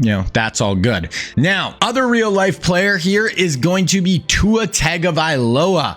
Now, Tua is going to be a 4-star recruit as well. Obviously, Tua played at Alabama, really good career there, playing with the Dolphins right now. We are actually second on his board. It's us, Texas, TCU, Oklahoma, Ohio State. So I'll add to him. We'll go after him a little bit. And then the last QB recruit is going to be Kenny Pickett. Now, Kenny Pickett played at Pittsburgh, was a first round pick by the Pittsburgh Steelers in the NFL draft. Here he's going to be a 4-star recruit. He's going to be looking at Michigan, Iowa, Purdue, Maryland, and Illinois. So we're not going to go after him. So I'll basically show you the real life recruits, and we'll go look if there's anybody else I want to add. And we got Herbert last year. We're going after Tua here. So I think we'll just let it rock on everybody else. Okay, moving on to running backs. And the first real life running back we have is Najee Harris. Now, Najee is actually from California, but played at Alabama, was a first round pick at Alabama by the Steelers. Here he's going to be a 5-star recruit. Now, don't worry about the tendency or the height and weight. Like, he's more of a power back. He's like 230 pounds, but I can edit his ratings and his height and weight. So that doesn't matter. And he's going to be looking at USC, Oklahoma, UCLA, Oregon, and Arizona State. We are not going to worry about going after him. Next up, we have DeAndre Swift. Now, Swift is an elusive back archetype here, 4-star recruit, 44th player in the country. Swift played at Georgia, was a 2nd-round pick by the Lions in the NFL draft. Here he's looking at Georgia, Auburn, Clemson, us, and Florida. We will add Swift. We'll go after DeAndre. And then the last back is going to be Travis Etienne. Now, Etienne here is going to be a 4-star back. In real life, he went to Clemson, was a 1st-round pick by the Jaguars. Here he's looking at Georgia, us, Ohio State, Tennessee, South Carolina. So we will add Travis Etienne as well. We did get Miles Sanders last year also, so this isn't a huge need, but we have another 4-star here who we're 2nd on his board with luck. We'll go after him as well. Okay, moving on to wide receivers, and this is probably the craziest wide receiver class we have over the whole sim. We got 6 real life recruits here, and the first one is going to be CD Lamb. Now, Lamb here is going to be a 5-star recruit, number 4 player in the whole country, physical archetype. He obviously is from Texas, but played at Oklahoma, 1st-round pick by the Cowboys. Looking at LSU, Texas, Oklahoma State, Arkansas, TCU. We're actually 6th on his board, so I'm going to add him. We'll see if we can get in on him. Next up, we have Jerry Jeudy. Now, Jeudy is from Florida, but actually played at Alabama, was a 1st-round pick by the Denver Broncos. Here he's looking at Florida, Florida State, Georgia, Ohio State, Wake Forest. We are not on his list. That's fine. So we'll let Jeudy go. Next up, we have T. Higgins. Now, Higgins from Tennessee, but played at Clemson. Here he's going to be a 5-star recruit. Obviously, 2nd-round pick by the Bengals in the NFL draft. Looking at Oklahoma State, Ohio State, Georgia, Texas, TCU. So not interested in us. So we'll let him go. Okay, next up, we have Devonta Smith. Devonta Smith played at Alabama, won the Heisman Trophy when playing at Bama, was a 1st-round pick by the Eagles in the NFL draft. Here he's going to be a 5-star recruit, 20th player in the country, and he's looking at Georgia, us, Tennessee, Ohio State, LSU. So we will add him. So far we're going after CD and Devontae. Then next up, we have Justin Jefferson. Went to LSU from the state of Louisiana. 1st-round pick by the Minnesota Vikings, maybe the best receiver in the NFL right now. So 5-star recruit. He's looking at Ohio State, Georgia, LSU, UNC, and Alabama.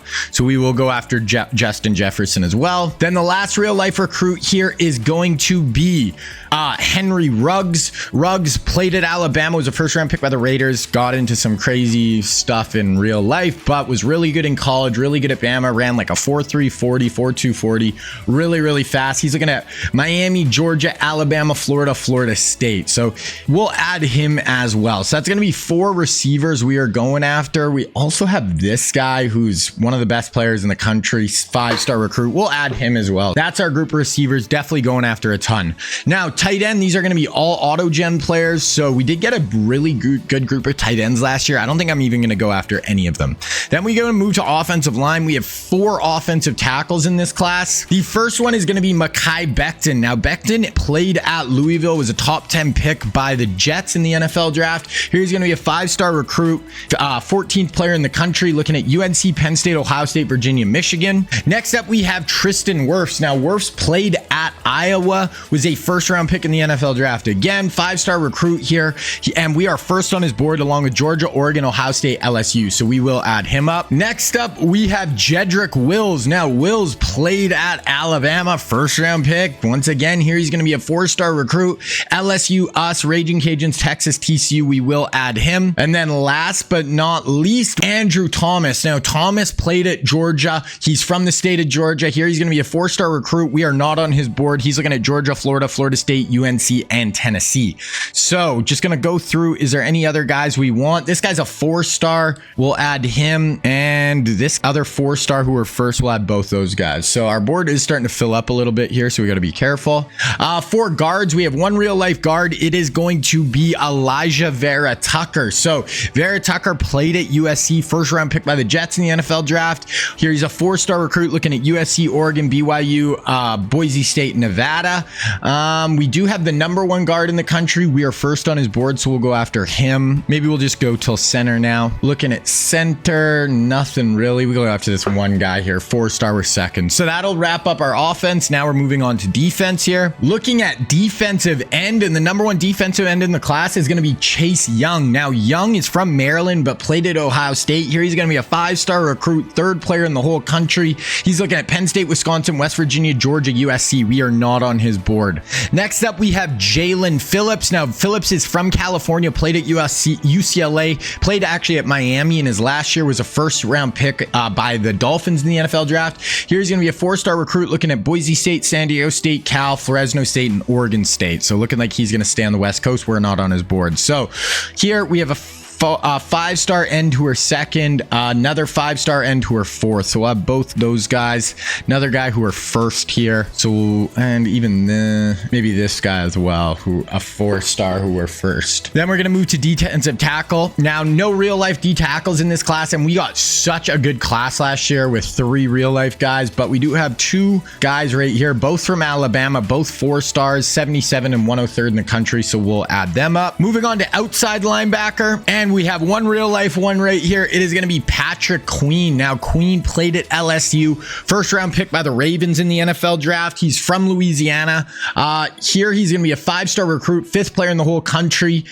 He's looking at Georgia, us, Tennessee, Clemson, Ohio State. So we definitely will add Patrick Queen up. Looking at the rest of the list here, we got another guy, 5-star who were first, 4-star who were second. Move over to middle linebacker. We got one real life middle linebacker in this class, and it is going to be Dylan Moses. Now, in real life, Dylan Moses was one of the top recruits in the whole country, out of Louisiana, signed with Alabama, had some really bad injuries in college, but he was supposed to be the next big thing at linebacker.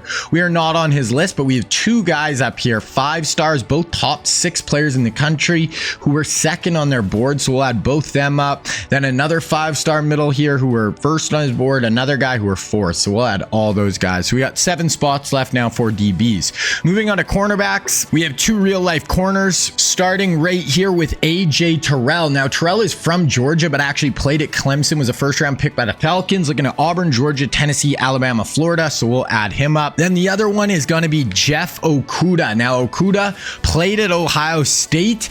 Here he's going to be a slot archetype 4-star recruit, and he's looking at Georgia, Florida State, Michigan, Alabama, USC. So schools all around the country will add him. We'll go after this guy. He's a top 10 recruit, 5-star.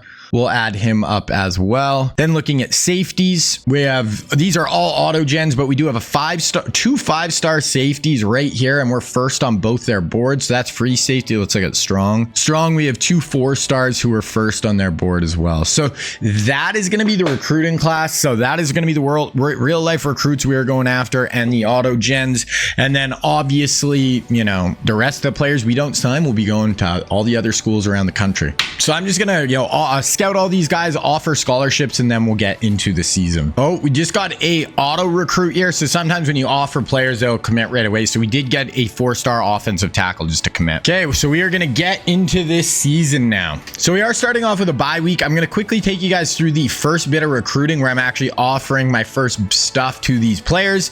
And then I'll show you again the recruiting around week 4, week 5. So starting off with Tua Tagovailoa here, we are in second right now.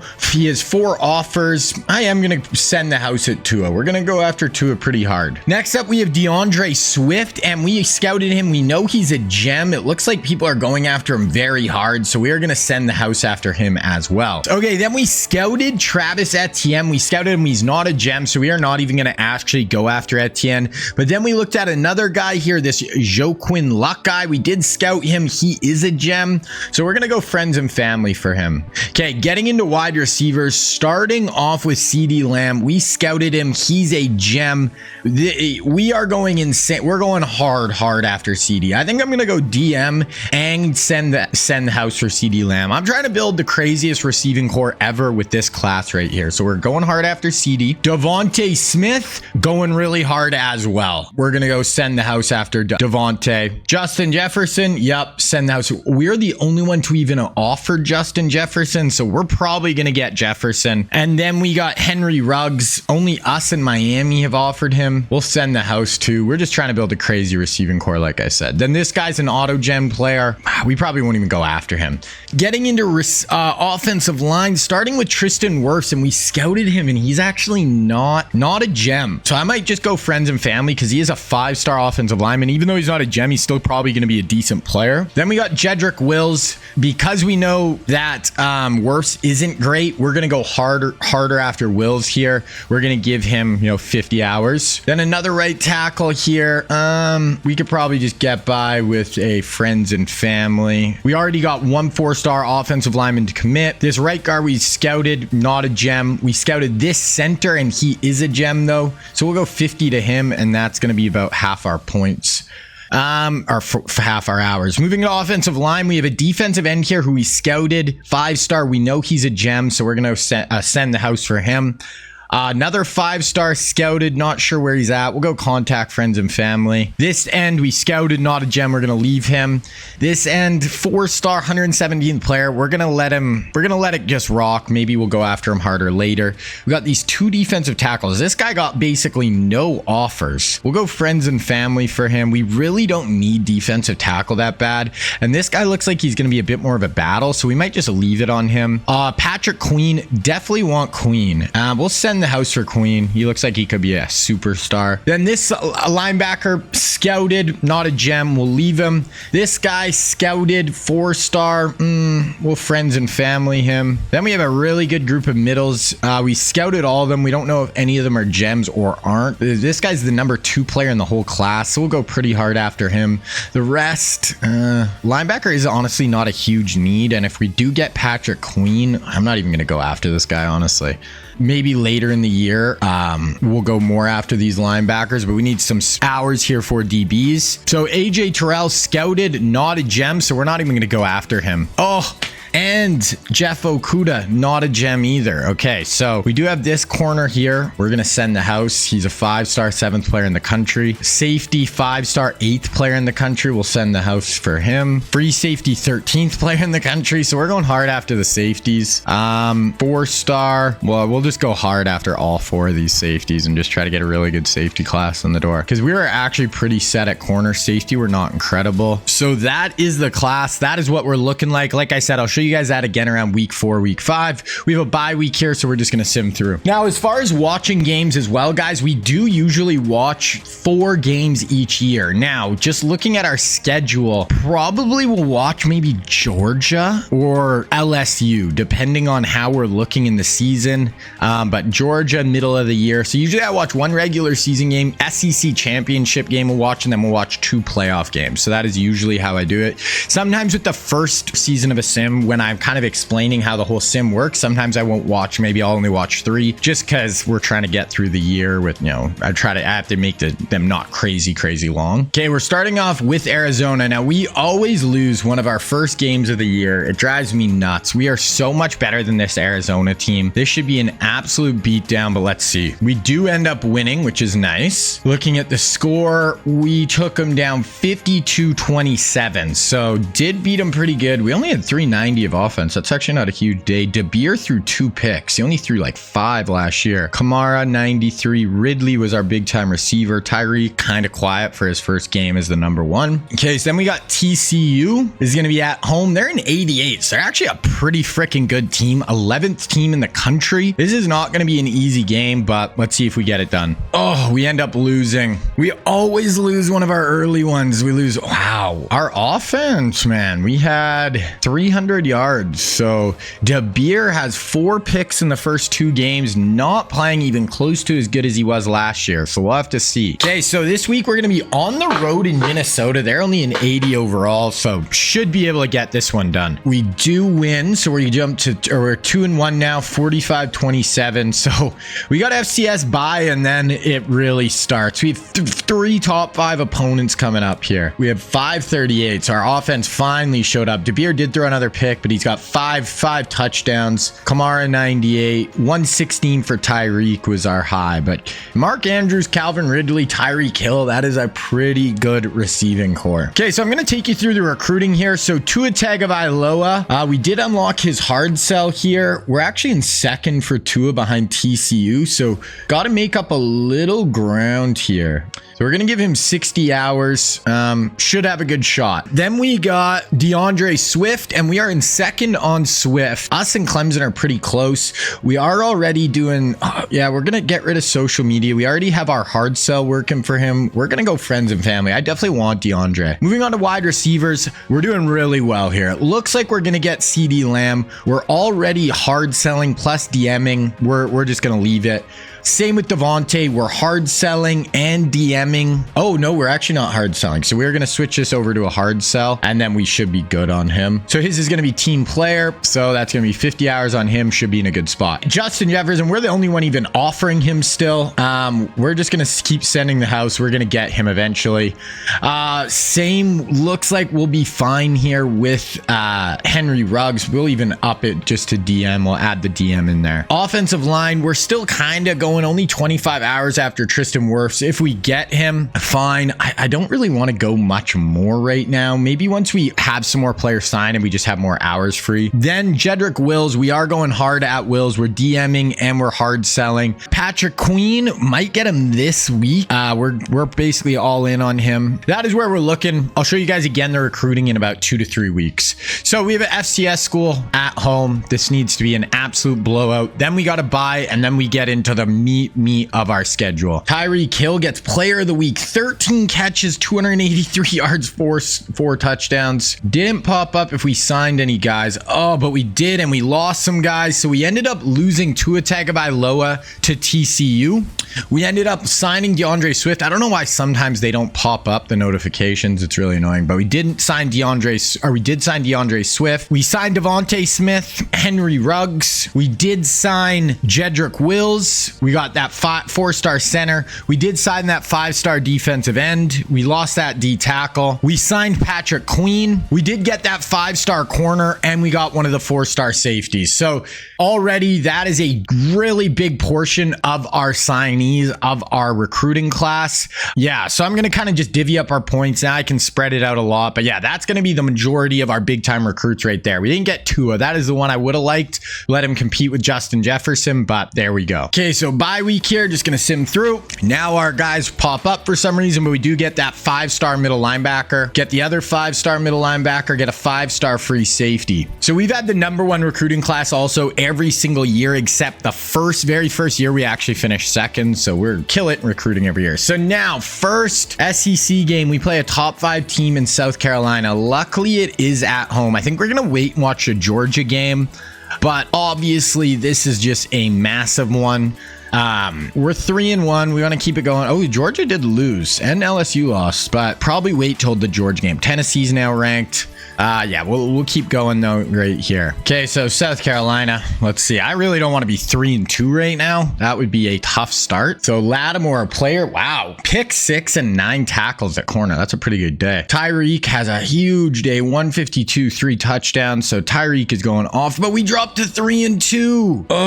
Okay, so South Carolina beats us by 2 at home. DeBeer throws another pick. Couldn't really get our run game going. Tyreek had a huge huge day. 19 yards per catch, but not enough. So we got Mizzou. We have to win this. Then we got Georgia at home, but they're 3-2 actually as well. Wow. Okay, just looking at some of our other recruits, I don't know why they're not popping up. We do sign CeeDee Lamb. We got all 4 of the receivers. So we get Justin Jefferson, we get Henry Ruggs. If you look at just top class right now, we have 16 5-stars. We have the #1 class. Miami's in second. Okay, Mizzou. I mean, we're 3-2. We have to win this game. They're 87 overall, but like, we just have to win. Okay, so we're simming through Mizzou week. So recruits pop up again. We got a 4-star D end, 4-star D tackle, 4-star outside linebacker. So we are 4-2 versus 4-2 Georgia. We are going to watch this game, and basically the loser of this game is going to be basically out. So whoever loses this one is going to be done for the most part. They're 90 overall.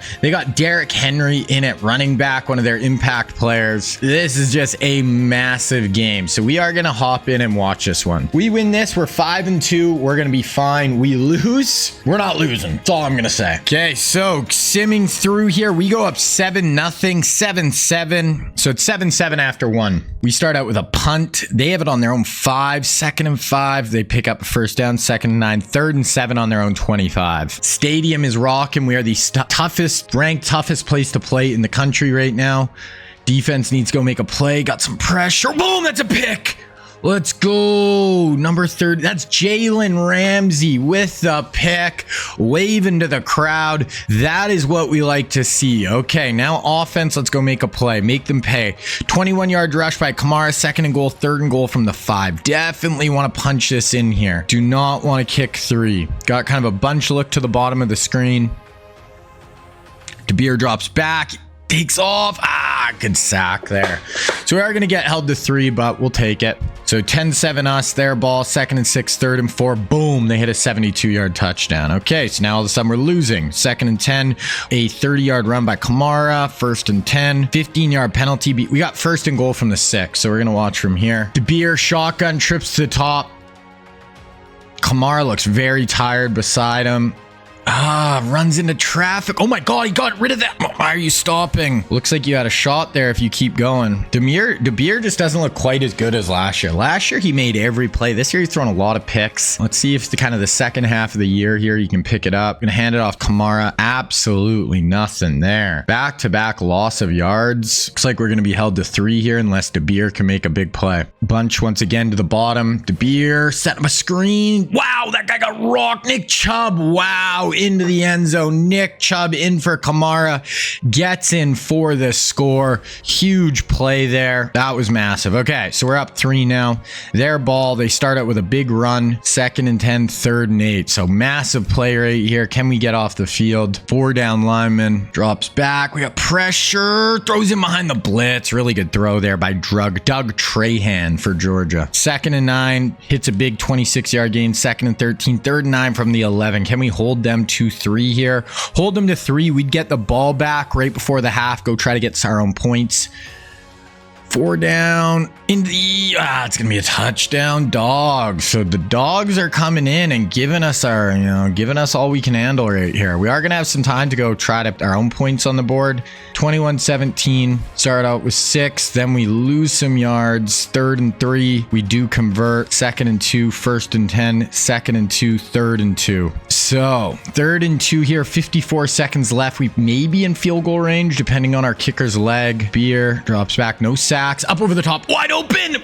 We had him. DeBeer, you had him. Calvin Ridley wide open. Are we gonna go for it? We are. Oh, that was a wide open touchdown. He missed him. DeBeer handed off. Kamara, he's gonna be short. Wow. We're trying to go back-to-back national champs here. We are losing at home, and if we lose this, we drop down to 4 and 3. 4th and 7, they punt. 2nd and 1, 3rd and 1. Let's see if we can make a big play here. If we get 20 yards down the field, we do have a timeout. We can kick a field goal here. DeBeer, we'll check down. Oh, breaks. Wow. Oh, wow.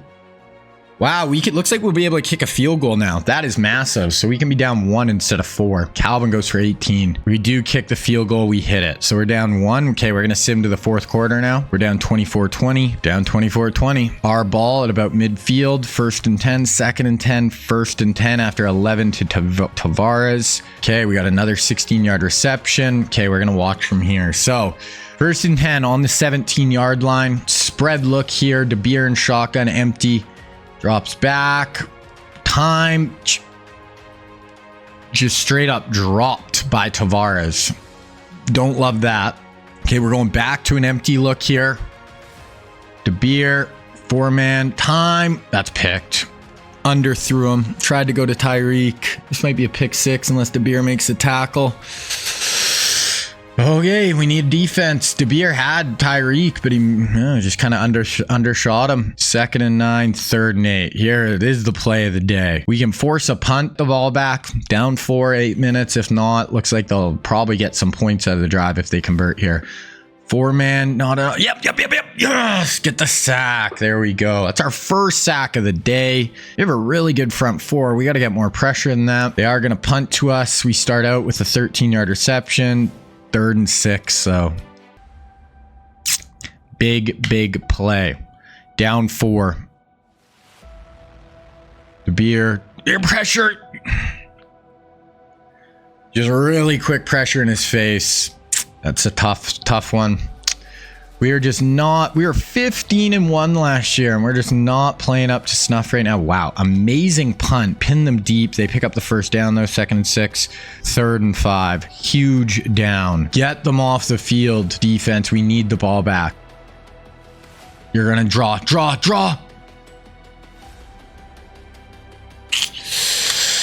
First down, Georgia. First down, dogs. Then they get a 23-yard Derrick Henry run. We do get them on a sack. 3rd and 11. This is the biggest play of the day right here. 4 minutes left. 3rd and 11. Get them off the field. We get the ball back. If not, we're in real trouble. Too much time. Oh my gosh. Okay. So probably should be able to force a punt off that. They do. Touchback. Okay. So here we go. 12-yard reception. 12-yard reception. 2 yards. 3rd and 6 on the 47. Probably 4-down territory. I'm not punting here. Drops back over the middle. Good job. I think that's Ridley. Yeah, Ridley for 13. Then we hit 7. 3rd and 1. 3rd and 1. Definitely 4-down now territory. Let's see if we get this off before the 2-minute warning. We do. We're going to hand it off to Kamara. Oh my God. I think he fell forward and got it. I think he was stopped short and fell forward and just picked it up by half a yard. So here it is. 2 minutes with 3 timeouts. Don't have to worry about the clock. No turnovers or sacks. De Beer. There we go. Tuck it and run. We just got a hold. We just got a frickin' hold. We just ran for 15 yards and got a frickin' hold. That's going to drop us back to the 40. We're on the 15. Wow. Okay, bunch to the bottom. 1st and 20. Setting up a screen. Come on, Kamara. Pick up that block. Nice block. If he would have stayed in bounds a little bit more, but that's great. Great way to start. Okay, tight set. 2 tight ends on the field. Kamara beside De Beer. Beer checks it down. Petrowski just short. That's fine though. Okay, 3rd and 1. Here we go. Convert right here so we don't have to get to 4th down. Up over. Oh, that looked scary. I thought Tyreek was continuing up the field. I thought that was going to be a pick. Puts on the brakes, stops in front of the DB. Tyreek for 13. 1st and goal from the 8. I wouldn't even have used a timeout there. Now we want the clock to be running. Kamara. Oh, but we got to punch it still. We still need 11 yards, so can't get ahead of ourselves. 1:30 left. We need 11 yards and 3 downs. Drops back. No sack. Oh, Kamara holds on. 3rd and goal from the 5. We got 2 shots at the end zone to either be 5-2 or 4-3. De Beer. Oh, breaks the tackle. Touchdown. De Beer. What a run. Broke a tackle. Wow. Demario De Beer. We did leave them a decent amount of time. They do have 3 timeouts as well. So they start 2nd and 5. 3rd and 11. We get a sack. Up 3. Come on, defense. Come on. 3. Only rushing 3. Way too much time. Takes off. Force a fumble. At least we made them burn a timeout. Wow, they're down to no timeouts. That is pretty big. 1 minute left, no timeouts for the Dogs. 1st and 10, they're on 36. They need about 30, 40 yards to get in field goal range.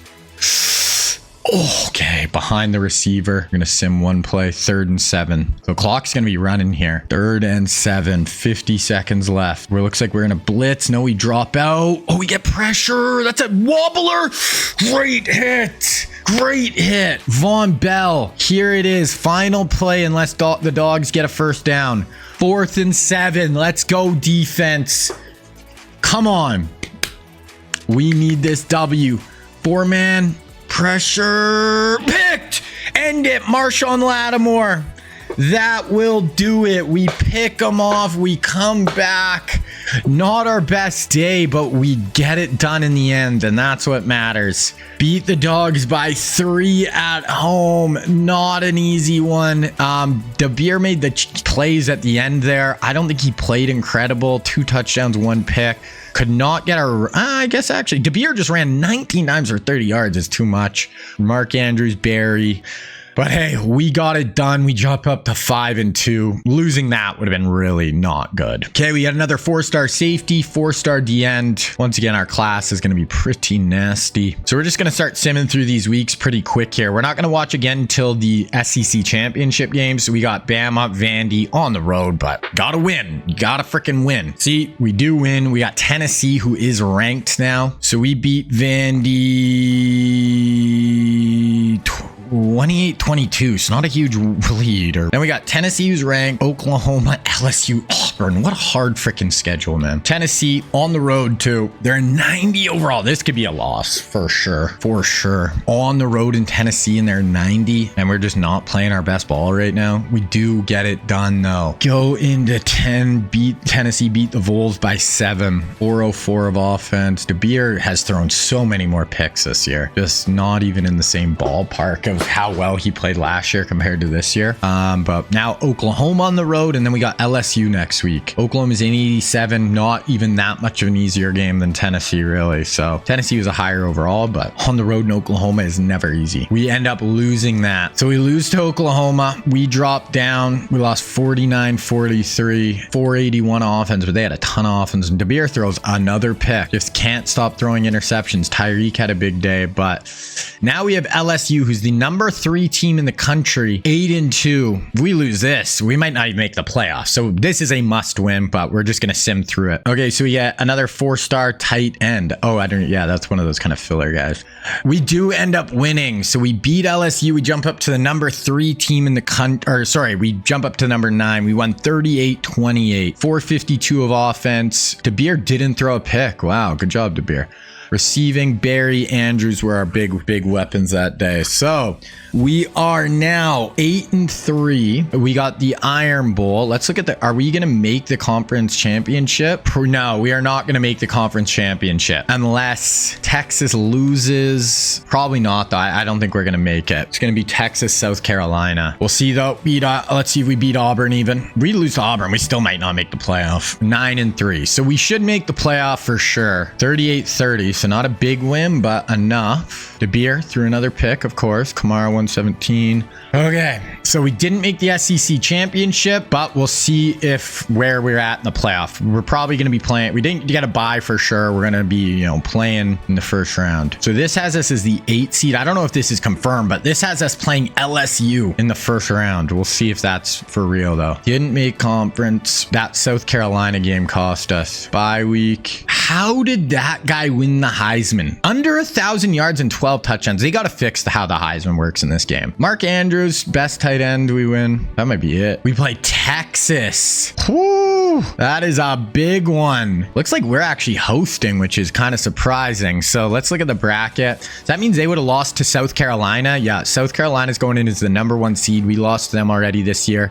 And if we win, we play them in the second round. So we have a tough bracket. Texas, then South Carolina. We will watch this one. They're 90 overall. We're 93. Let's see. Gonna jump through the first quarter. We're up 3-0, down 7-3, down 14. 14-3. Jeez, okay. Start out with defensive penalty. We get sacked. 3rd and 14. Okay, DeBeer. It's go time, buddy. We got to get this done. DeBeer drops back. Up over the top, wide open. There we go. Not even wide open, in stride. Very good throw, actually. DeBeer does have a freaking pick already, I just seen. It's great. Beer can't stop throwing the ball to the other team. 2nd and 2, 3rd and 4. Bunch to the bottom. DeBeer shotgun. Big down right here. We got to get some points. We got to go 14-10 right here.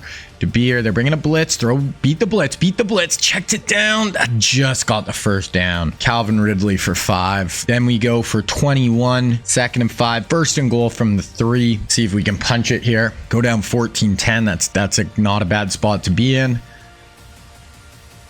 Beer. Time. Oh, you got to get rid of that. Oh, I mean, this is Texas. You know they're going to have some fast players on the edge. Slate tracks down to Beer. No shot. 2nd and goal from the 7. 3rd and goal from the 6. We'll watch from here. Kind of a wide bunch look at the top. Okay, to Beer. 3-man rush. Tries to escape. You got to throw the ball, man. 4th. DeBeer played so good last year. I think that's been the difference this year. DeBeer he was so good, and he's just not quite at that level right now. 3rd and 7. Got a kind of a pressure look up front. Oh, getting right through. How did he convert that? Okay, we got pressure. Got around the edge. 3rd and 5. They don't convert. Punt us. 2nd and 15. 3rd and 13. We need a big play. We got to get Tyreek Hill down the field. We need something to kind of jumpstart this offense. DeBeer, 4-man. Hit as he sacked. They have 5 sacks right now. We have 0. DeBeer. I loved this kid last year, and right now it is just not looking to snuff. Punt, 3 yards, 3rd and 5. They don't convert. Our ball, we start out 23-yard catch, 12 yards, 2nd and 7, 3rd and 12. We got sacked again. That's our 6th sack of the first half. 3rd and 12. We're down 14-6 at home. DeBeer. Plenty of time. Wide open Mark Andrews. Let's go. Needed that. 22. Maybe that'll jumpstart the offense a little bit. Then they get a defensive penalty. 2nd and goal. And we finally punch it in. Okay, their ball. 2nd and 8. 3rd and 6. I mean, we stop them here. We actually could maybe have a little bit of time. We're going to call a timeout. But yeah, we stop them here. We have 3 timeouts. So they must have called the timeout. But we'd have 3 timeouts. Minute left. Fires it over the middle.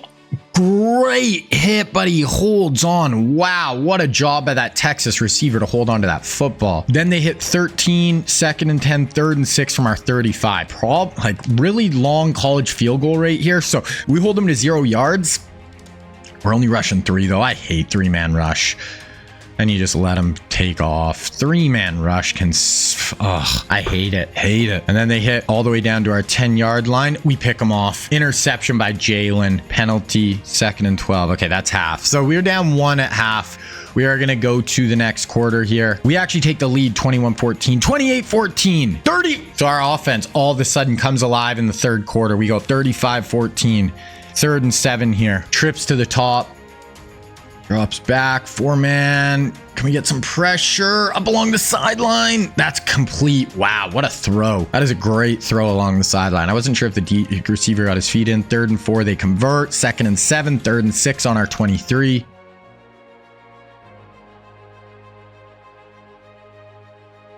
We'll counter. We got him. I don't even know are they going to go for it here or kick a field goal. I don't know how much a field goal does you, but they go for it and do not convert. 2nd and 13, 4th and 10. We punt. 1st and 10, 3rd and 10, 4th and 7. They go for it, do not convert. So yeah, this one's basically over, honestly. 4th and inches. We punt. And then they get all the way down to our 14, 3rd and 12 from the 16. 4 down. Press man. Again, it looks like.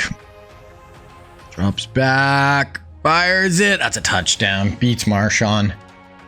So our ball, they went for an onside. We recovered. 2nd and 6, 3rd and 10. We convert. Okay, that's going to do it. We're going to jump to the end here. So we end up winning 35-21. Cap it off. So yeah, we're going to advance around 2 versus South Carolina. So we have 464 offense. DeBeer did throw another pick. He throws about 1 a game right now. Kamara receiving. It was Barry was our big receiver. yards wise. Okay, so we're just going to advance through. We got South Carolina. DeBeer, player of the week. #1 seed, South Carolina, who beat us earlier in the year. Let's see if we can get this done. Okay, so sim through the first quarter here. We go up 7-0 quick. They answer back. 10-7 them. Close one so far. Our ball going to have punt. Wow, they got good field position here. 3rd and 8 though. They're going split backs. Motion out.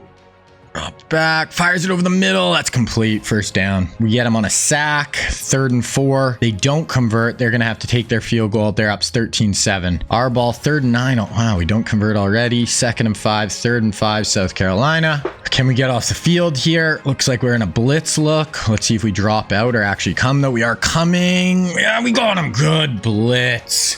That was mid-blitz, couldn't handle it. Get him down. 31-yard punt. Start out with a penalty on offense. 2nd and 10, 3rd and 7. Okay, DeBeer, it's go time. We got to get this offense cooking. Let's go take the lead right here. Drops back. Time. Fires over the middle. Mark Andrews. He's just super reliable. Feels like he's just always open over the middle of the field. Big throw, big catch. Then we go for 7. Get a run. 2nd and 8. 3rd and inches. In field goal range here, but definitely want to convert. Pick up a first down. Keep this drive going. Mara picks it up and more. Easy first. Then we go for 2-0. 3rd and 8. Trips to the bottom. DeBeer. Oh, pressure. We're trying to set up a screen and they just got through too quick. So that's going to have to be a field goal here for us. 13-10. Their ball. 2nd and 12. 3rd and 9. So we can get the ball back right here, right now. Give them a quick 3 and out. Kind of a pressure look once again. We'll see if we bring it again, though, or drop out. No, we're dropping out. Only rushing 4. Too much time. Nice tackle, though. Gonna have to punt that ball to us. Okay, so we got it at about the 40 here. Start with a run. Nothing. 3rd and 8 already. So DeBeer trips to the top. Mark Andrews in that slot receiver position in the up top right there. Beer drops back. Big drop. Fires it over the middle. Wide open. Tyreek Hill goes for 20 right there. Then a 21-yard rush by Kamara. 1st and goal at the 3. And we punch it. Petrowski, 3-yard touchdown. We're up 17-13. And we got them to 3rd and 19 already. So their offense doesn't really look like they can hang. Let's get them off the field. Get our offense back. We have 3 timeouts, 1:20 left. We could go get some more points. 4-man. Inside pass rush. We got him. We got him. We got him. Oh, it's a fumble. We got it. We recover. Wow, what a huge play. We can kind of put it to bed almost right here, it feels like. 1st and 10, 1st and goal from the 8. It does not feel like their offense is scary. I mean, they are 12-1, #1 seed in the country, but I'm not scared of their offense. Drops back to Beer. Time. Oh, sack, bruh. You can't take a sack there, to Beer. Sim 1 play. That took us to half. They got another sack. Okay. Okay, I don't really get what happened there, but okay, we're going to go to the 4th quarter. No points in the 4th quarter. This is a defensive battle. 2nd and 10, 3rd and 3. They pick up a 36-yard run down to our 8. Oh, that was us. Oh, my bad. My bad. We should have watched that. Okay, so Tyreek gets an 8-yard touchdown. We're up 11. Their ball. 1st and 10, 2nd and 10, 3rd and 1. They convert. 2nd and 7, 3rd and 7. 3rd down here. We're up 11 points. Split back look for South Carolina. Motion out. 4-man. Yep. Sack. Whoa. Is that Kimdichie? Huge inside pass rush move there. Gets him down. Gonna have to punt. 2nd and 7. We have really good field position here. We're in 3rd and 7. Any points here probably puts it away. We need 1 first down though. DeBeer fires it. That's a first down. Petrowski 1st down. Like to see it. Then we hit another first down. 2nd and 4. 3rd and 2 from the 6. Really, this one should be over now. If we get a touchdown, it's definitely over. Bunch. DeBeer, no sack, dude. No sacks, man. DeBeer just isn't as good as last year, but hey, we're 1 game away from, being right where we need to be. So we're going to go to the end of the game here unless something wild happens. Yeah, that's going to be it. So we win 27-13. That was one of our losses early in the year, and we make up for it, knock South Carolina out, and we are going to be going to the semifinal. We did not have a great day offensively. 300 yards. No picks for DeBeer, so that's better. Did have some sacks, but that's fine. Okay, so let's see who we play in the semis here. Okay, we got player of the week, Carlos Gammon.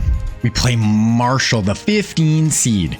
Okay, we are going to sim through this game. We already watched 3 games so far. We're just going to hope we win and make it to the natty. We should beat Marshall. If we don't, I don't even know what to say. 82 overall. Let's see. We win. Okay. Win the Sugar Bowl. So we are going to be in the natty. Tremaine Edmonds, player of the week on defense. Calvin Ridley, 9 catches, 147 and 3 scores. We play Georgia. Oh my goodness. Georgia Bulldogs in the national championship rematch. 12-3 versus 12-3. We're just hopping right in.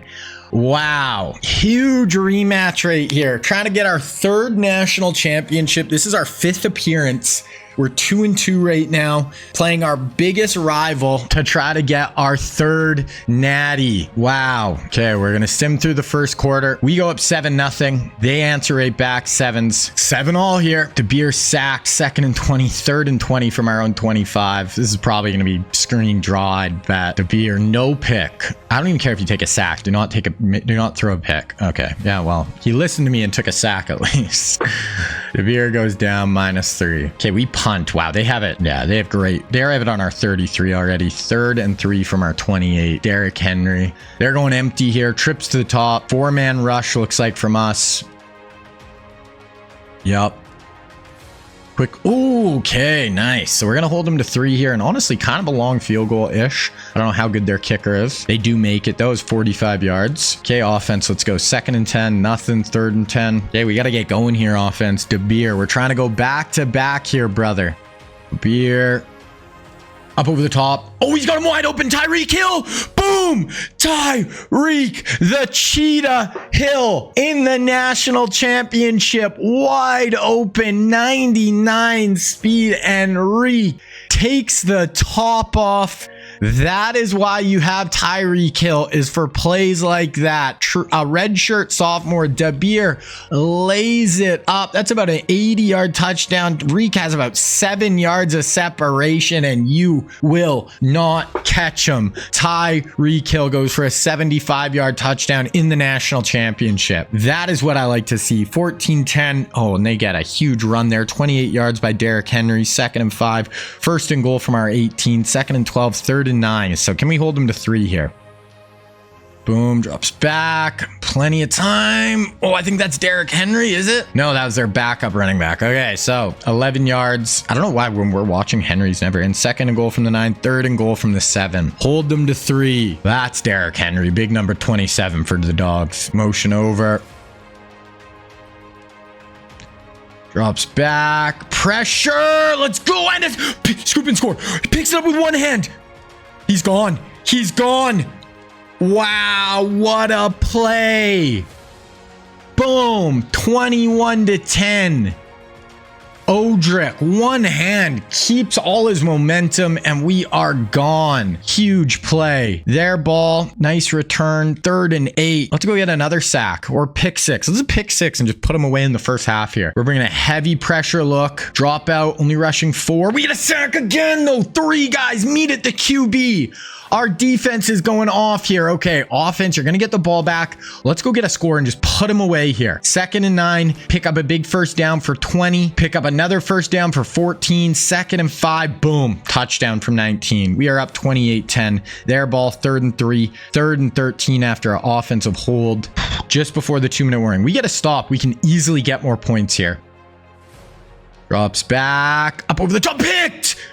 Let's go. That's Jalen Ramsey. Go Ramsey. Go Ramsey. Go Ramsey. Inside the 10. Jalen Ramsey returns it for 28 as well. We're just going to watch actually from here. Let's see if we can go put 7 on the board. Go 35-10 at the half.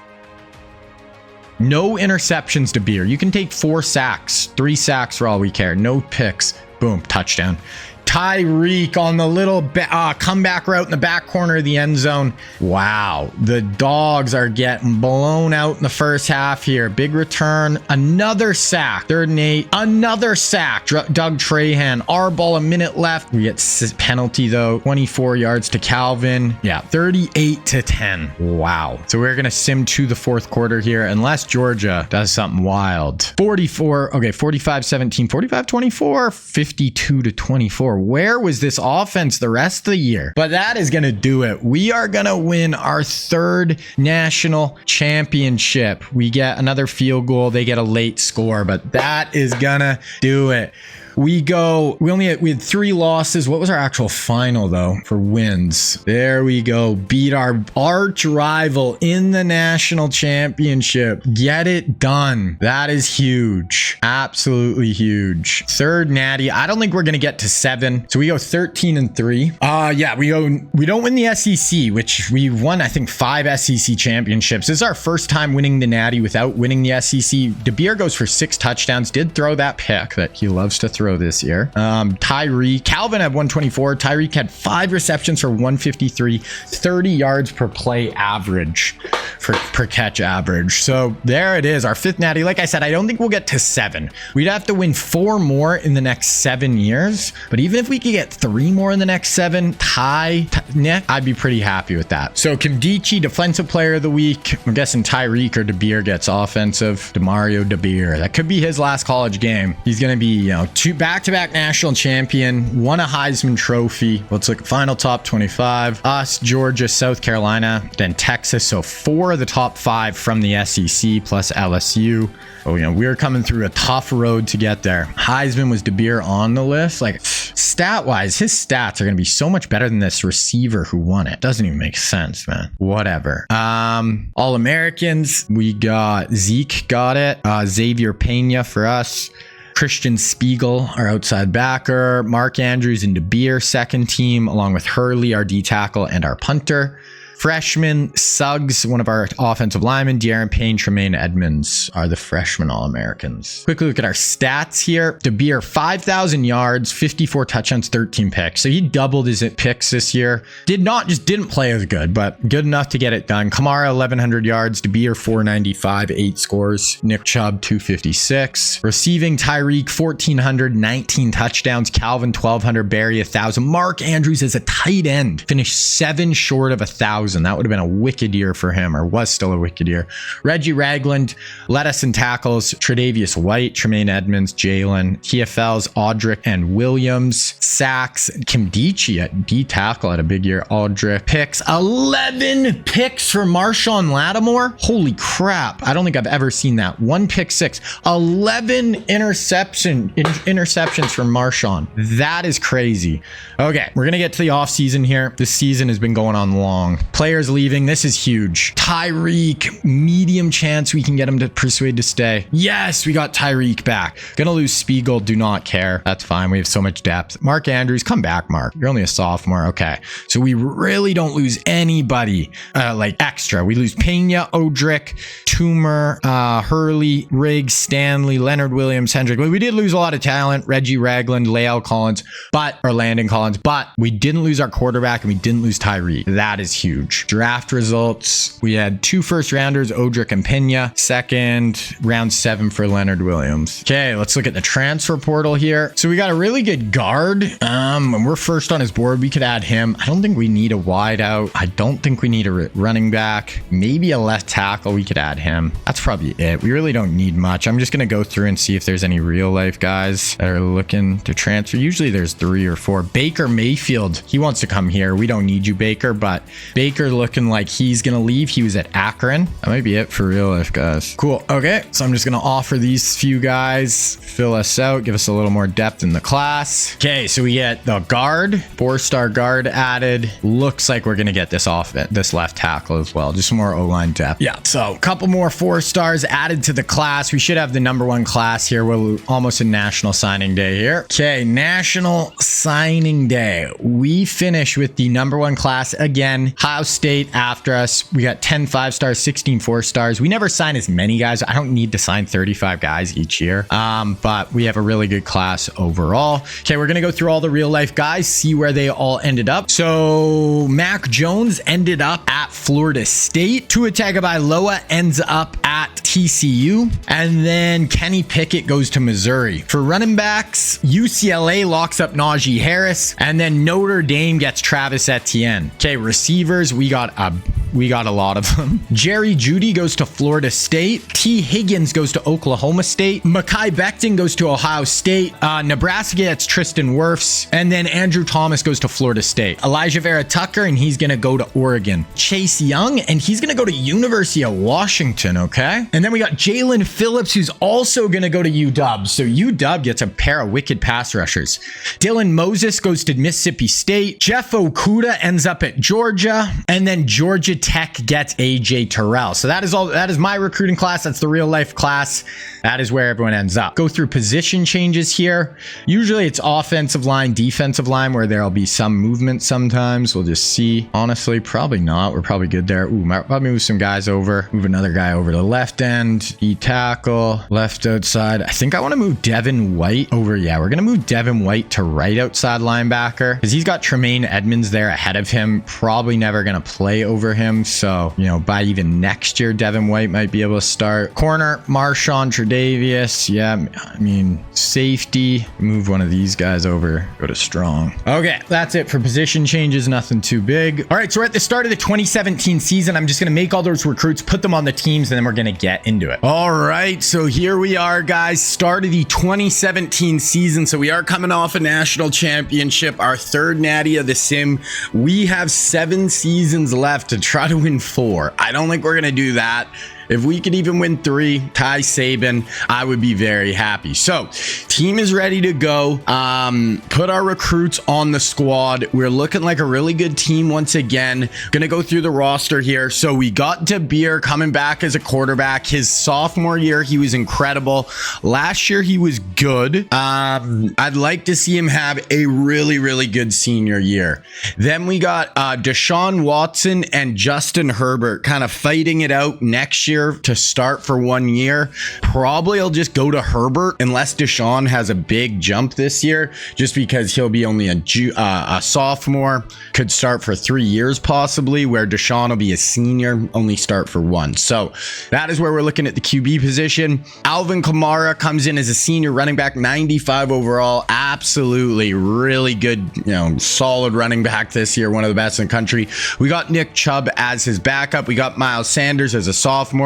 We got DeAndre Swift as a freshman. So nice group, 4 real life backs right there. Moving on to wide receivers, we have a ton of them. So we got Calvin Ridley, we got Tyreek Hill. Calvin jumped up a ton between the 2 seasons. So now Calvin's actually taken over as the best receiver on the team. Then Tyreek, and then this Jarvis Tavares, Barry. So these are 2 autogen guys. Then we just brought in this group of young guys with CeeDee Lamb, Justin Jefferson, Devontae Smith, and Henry Ruggs. So if you look at CeeDee Lamb, I think he might end up being the best. He's got elite development traits, so develops at the fastest rate possible. Then I think Justin Jefferson's just at normal. So unfortunately, Jefferson probably isn't going to develop quite at the rate as some of the other guys. Devontae Smith comes in with star development trait. So looks like him and CD might end up being the best out of the group. And then, okay. And then for Henry Ruggs, he has only normal. So Jefferson and Ruggs are normal. CD and Devontae are, you know, look like they could be really, really good. Moving on to tight end, we got Petrowski, Mark Andrews, OJ Howard for real life tight ends. Got a lot of good tight ends right now. Suggs and Chisholm at left tackle, Nesbitt and Yates at left guard. Center, we got Landon Dickerson. Right guard, we got wing Orlando Brown as his backup. Got Isaiah Wynn starting at right tackle here, and we do got Jedrick Wills in behind him. So pretty good O-line this year. Defensive ends, we got Gash with Josh Sweat in behind him. We got this Gammon guy, Brian Burns. We have a very young group. They're all sophomores or freshmen. D-tackle, we're very good. Gilliam, De'Aaron Payne, Robert Kimdichie, Ed Oliver, Quinnen Williams, Derek Brown. So some really good D tackles. Left outside, we got Reuben Foster in his senior year. We got Tremaine Edmonds, 93 overall, only a sophomore. Lattimore. Boston behind him's a good player. Rhea and McAdoo were both really high recruits. Okay, then looking at right outside linebacker, we got Spiegel, Grange. Then we got Devin White in last year's recruiting class. And we got Patrick Queen in this year's recruiting class. So good young athletic linebackers. Cornerbacks, we got Tre'Davious White, Jalen Ramsey, Marshawn Lattimore, all as seniors. Then we got Adoree Jackson, Marlon Humphrey, Byron Murphy, and Trevon Diggs, and then a couple auto-gen guys at bottom. So pretty good corner group. Safety, Von Bell, Jamal Adams in behind him, and then Jabril Peppers on this side. So that is what the squad is looking like.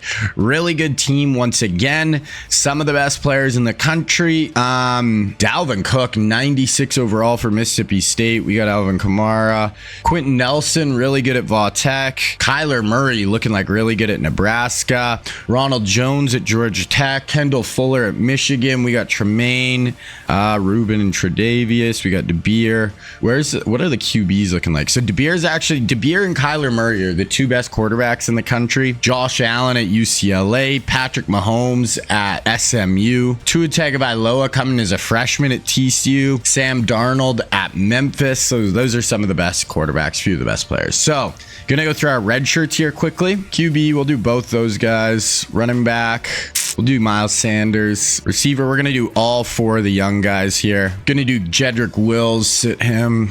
Patrick Queen, we're gonna sit. Hawker. We need some, I don't know if there's any even real life safeties in this class, but we could use some real life safeties. So we might be starting some auto gens here soon. I think there's one safety in this class. Okay, auto reorder. Okay, depth chart looks good. We'll go look at, so preseason top 25, we are coming in, defending national champs. Number one team, 95 overall, 89. Ooh, LSU's a 91. Ohio State 89, Oregon 89, TCU 88, 90 for Notre Dame, 90 for Tennessee. So definitely some high teams in the SEC. See how many we actually play this year. Preseason All-Americans, we got DeBeer, Kamara, and Ridley. So three guys right at the top there. Oh my gosh, look at our defense. Gilliam, Payne, Foster, Edmonds, Spiegel, and Tre'Davious. Crazy. Nick Chubb coming in as second team All-American, Tyreek, Nesbitt, and then Jalen Ramsey and Kendall Fuller. Buda Baker, not on our team, but for other squads.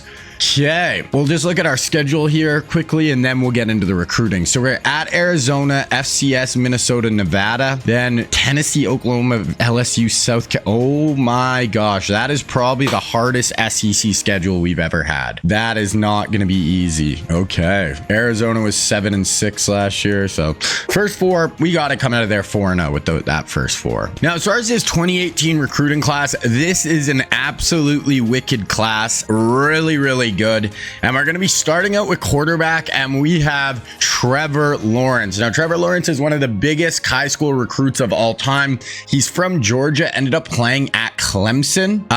Here he's going to be a 5-star recruit. Remember, we can change all their stats now. We can change his height, so he's like 6'5", 6'6". And we're actually the number one school on his list. Then Ohio State, LSU, Penn State, Oregon. Kind of looking all over the country. We are definitely going to add him. Then the other big time quarterback in this class is going to be Justin Fields. Now, Fields is also from Georgia, ended up playing at Georgia, transferring to Ohio State, first round pick by the Bears in the NFL draft. Here he's going to be a 4-star recruit, 36th player in the country. He's looking at North Carolina State, Clemson, Georgia, Tennessee, South Carolina.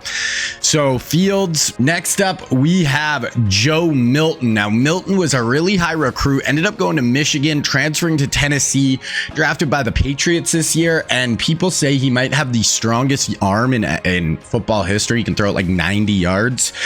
So crazy athlete, crazy skills, but never really turned out to be a great quarterback. But here he's going to be looking at Georgia, Florida, Miami, Florida State, UCF. And then the last one is going to be Will Levis. So another really talented quarterback. He ended up starting at Penn State. Then he transferred to Kentucky. Here he's going to be a 4-star recruit, second round pick by the Titans in the NFL draft. And he's looking at Georgia, Florida, Georgia Tech, Tennessee, and Clemson. So really good quarterback class, we are really just going to be going after, maybe I'll add this other QB as well, Neighbors, but we are going to be going after Trevor Lawrence and trying to lock him down. Okay, running back, we have 2 in this class. First one is going to be James Cook. Now, Cook is from Florida, played at Georgia.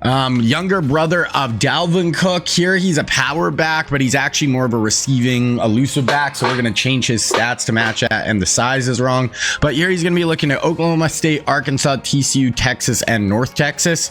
Then we have Dameon Pierce. Now, Pierce is from Florida, or from Georgia, but played at Florida. Here, he's going to be a 4-star recruit, big power back, so we're going to up his size and his kind of break tackle ability. Here, he's looking at Texas, TCU, Houston, North Texas, SMU. Okay, moving into wide receivers, and we're starting off with Jalen Waddle. Now, Waddle is from Texas, but played at Alabama. Here, he's going to be a deep threat archetype, #1 player in the whole class.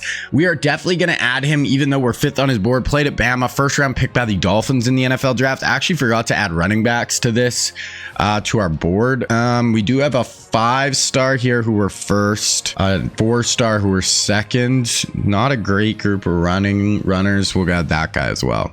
Okay, now back to wide receivers. So we're definitely going to add Waddle. Then next up, we have Justin Ross. Now, Justin Ross is played at Clemson.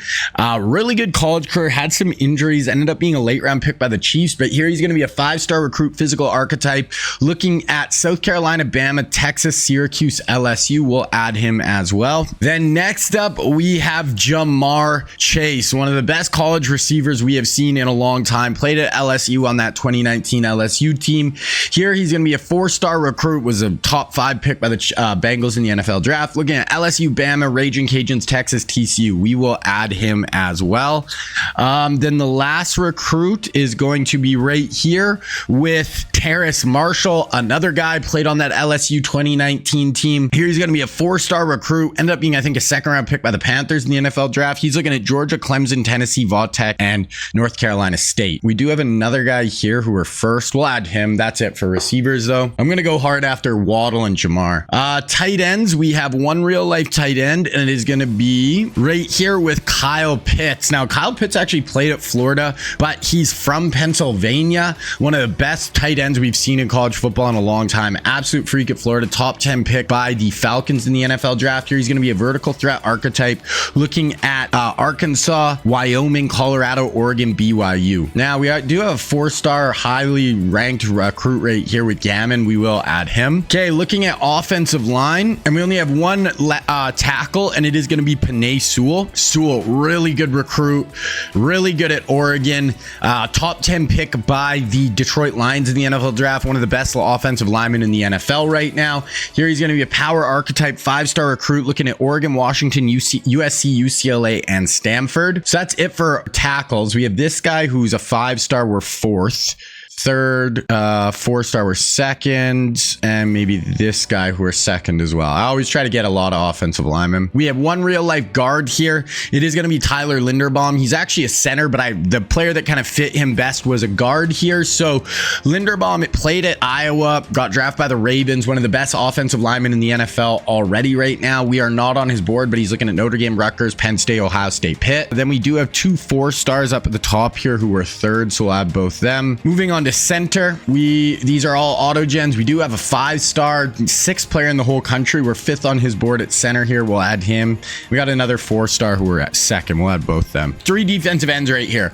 The first one here is going to be Gregory Rousseau. Now, Rousseau went to Miami, was a 2nd round pick by the Bills. Really long, athletic guy. So here he's only 6'1". He's actually like 6'6". So we're going to up his size and length there. Here he's a 5-star recruit, #2 player in the whole country. We are 1st on his board, so we'll definitely add him. Aiden Hutchinson. Now, Hutchinson is a 5-star recruit. He ended up at Michigan, was a top 5 pick by the Detroit Lions in the NFL draft. Really good career in college. We're 5th on his board. I'll probably let him go there. We do have another guy here we're 2nd on his board as a 5-star. Then we get right here with another 5-star, and this is going to be Azeez Ojulari. Now, Ojulari played at Georgia. I think he was a 1st or 2nd round pick in the NFL draft. Here, he's going to be a 5-star recruit. He's looking at Miami, Florida, Florida State, Georgia, and Bama. We got this guy who's first. We could add Aziz. We'll add Aziz. We'll see if we get him. Okay, looking at defensive tackles, we have one defensive tackle. It is going to be Christian Barrymore. Now, Barrymore is from Pennsylvania, but actually played at Alabama, was a second-round pick by the Patriots in the NFL draft. Here, we're second on his board, so we will add him. We got another 5-star who we're first, another 5-star we're second. We are actually kind of running out of room there right now, so we're just going to add those 3. Then we get into linebackers. We have one real-life outside linebacker, and it is going to be right here with Micah Parsons. So Parsons played at Penn State. He's from Pennsylvania. Power rusher archetype, guy who can just do it all, rush the passer, drop into coverage. He's looking at Purdue, Chippewas, Louisville, Notre Dame, and Maryland. For the rest of outside linebackers, we do have a 5-star here who are first. We'll add him. We've got a lot of outside linebackers the last few years. Moving on to middle linebackers, we got one. It is going to be Quay Walker. Walker played at Georgia. High pick in the NFL draft. Really good college career. He's going to be a run stopper archetype, 5-star recruit. It's us and Georgia in the lead, so we'll add him. We have another 4-star guy who are first. We'll have both them. Then we're moving on to DBs. Now we have 3 real life corners in this class. The first one here is going to be Asante Samuel Jr. Now he played at Florida State. Here he's going to be a 5-star recruit, zone archetype from Florida. We are going to add him. Then next up we have Patrick Surtain. Now Surtain is from Florida. Went to Alabama, was a top 10 pick by the Broncos in the NFL draft. Really good, college career, really good in the NFL so far. We are first on his board. He went to Bama in real life, so we are going to add him. Then the last one here is going to be Tyson Campbell. Played at Georgia. He's from Florida as well, though. Here he's going to be a slot archetype looking at Florida, Georgia, Florida State, Miami, UCF. So yeah, we're just going to add those 2 corners there. We have one real life safety. It is going to be Javon Holland. Now he's from Cali, played at Oregon, second or third round pick by the Dolphins in the NFL draft. Good NFL career so far. Not really high on his board, so we're not going to add him. We do have a 4-star there who are decently high. We'll add strong safeties. These are all auto gens. We got a 4-star there. We got a 4-star there who are first. Okay, maybe we'll go a kicker punter. What a punter. Okay, so there we go. That is our board. So I'm just going to offer these guys scholarships, scout them, and then we're going to get into the season. Okay, just looking at the Heisman race too. So I scouted all the guys. We have Kamara and Demario DeBeer in the top 5. Dalvin Cook in the top 5 as well for the Heisman preseason. Okay, get into the season. So everybody's scouted. I got my scholarships offered. So we're going to do the recruiting really quick here at the start, and then I'll show you guys again around like week 5. So first up, we have Trevor Lawrence, already scouted. He is a gem, top 5 recruit. Herbert hasn't really developed that great yet, so I am going to go very, very hard at Trevor Lawrence here. We're going to go send the house, and we're going to go contact friends and family. I just want to lock him down. The other QB, we already scouted him, not a gem, not going to worry about him. Running backs, this guy's a 5-star. We did scout him. He is a gem, so we'll send the house for him, but then we scouted this guy, not a gem. This guy, I'm not even going to worry about him too much. Getting into wide receivers, starting off with Jalen Waddle, number 1 player in the whole class. Yeah, we're gonna send the house for sure for him. Justin Ross, we might let Justin Ross go somewhere else and go after Jamar Chase and Jalen Waddle. I think that's what we're gonna do. We'll let Justin Ross go somewhere else. Spread your wings a little bit there. We got so many receivers in last year's class. We got this tight end, definitely go after him. We'll send the house. Offensive line, 5-star scouted. He's a gem, definitely send the house for him. 5-star, we'll go contact friends and family. 4-star here, friends and family. 4-star, friends and family. 4-star guard, but we scouted. We know he's good. We're kind of running out of points, so we'll just go friends and family. Won't even go after this guy. Then we got this center here, who's a 5-star, 6th player in the country. We might send the house after him. Then this guy, 4-star, 100 player in the country. We'll leave him for now. Okay. Then we got Gregory Rousseau, 5-star, number 2 player in the country. We're definitely going to send the house for him. He's a gem, we know. So got this guy 5-star as well. We'll go friends and family for him. This guy scouted, not a gem. Then we also scouted Aziz Ojolari. He's not a gem, so we're going to let him walk. Then we have Christian Barrymore, 5-star, 5th player in the whole country. We're going to send the house after him. Another guy, 5-star, 12th player in the country. We'll go friends and family. Mixon, 5-star. A lot of good D tackles in this class. We'll go friends and family for him. Right outside, 5-star gem. Probably just have to, I don't know if we have enough to give him more than friends and family. 5-star outside linebacker here. We'll go friends and family. 4-star middle. We'll go friends and family. Then we're getting to the DBs. So corner, this is Asante Samuel Jr. Definitely would like him. We're going to send the house for him. Then we got Patrick Surtain. We scouted him. We know he's a gem. We are sending the house after Surtain 100%. I might add. I might go, oh, we don't have enough. I might DM him as well. We can only go 65 for him, but I really want Surtain. Then we got 4-star safety. We'll contact friends and family. Another 4-star safety, friends and family.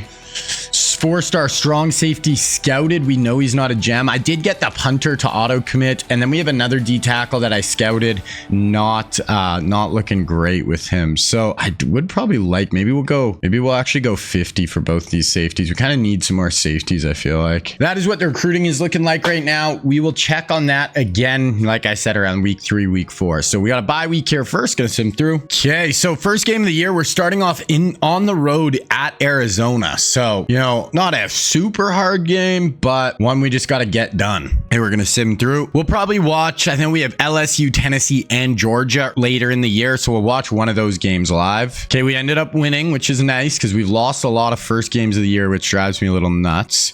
38-28, so didn't blow them out or anything. 482 of total offense. DeBeer, 4 touchdowns. Hopefully he brings those. Wow, we ran the ball really well. Hopefully DeBeer brings those interceptions down. That kind of was what hurt us a little bit last year. Yeah, we got Tennessee, LSU, South Carolina. Holy man, this is gonna be a tough schedule. Okay, FCS. This has got to be a win by 60 or 70. Hopefully. Demario DeBeer, player of the week, had 7 touchdowns versus FCS. Did obviously jump to 2-0, 66-10. We'll definitely take that. We had 600 yards of offense. Holy. Chubb at 100, receiving Ridley, Hill, Tavares, Andrews. So spreading the wealth. DeBeer looking like trying to go, you know, on a crazy 3-year run for DeBeer. We're trying to 3-peat too. I didn't even realize that. Yeah, we're going for a 3-peat in national championships right now. So let's see if we can get it done. DeBeer could be, you know, 3-time national championship, win a Heisman his first year, maybe win a Heisman again this year. If he does that, he might be the best college player of all time. Okay, Minnesota at home. They're an 81. This has got to be another just comfortable win. We got to go to 4-0 before we get into that SEC schedule because that is going to be hard. We lost. How did we lose to Minnesota at home? We score 17. Just always happens. Oh, so we dropped down to the number 10 team in the country. We're now hosting Nevada. If we lose to Nevada at home, they're like basically the same overall as Minnesota, but man. Okay, I'm just going through recruiting. We're not getting the notifications right now when the guys commit for some reason, but we did get a 5-star outside linebacker to commit, so that's nice for sure. Okay, gonna sim through that Nevada week. Let's see if we get it done. Might get some guys we're committing here. Okay, so we get Trevor Lawrence to commit. That is massive. The number 1 player I wanted in the class. We also get a 4-star tight end. Asante Samuel Jr., 5-star corner. We also get a 4-star safety. So good group of recruits right there. So I'll take you through the recruiting now. That's gonna like open us up a ton of hours. We're still going after this running back. Ooh, he's gonna commit this week, it looks like.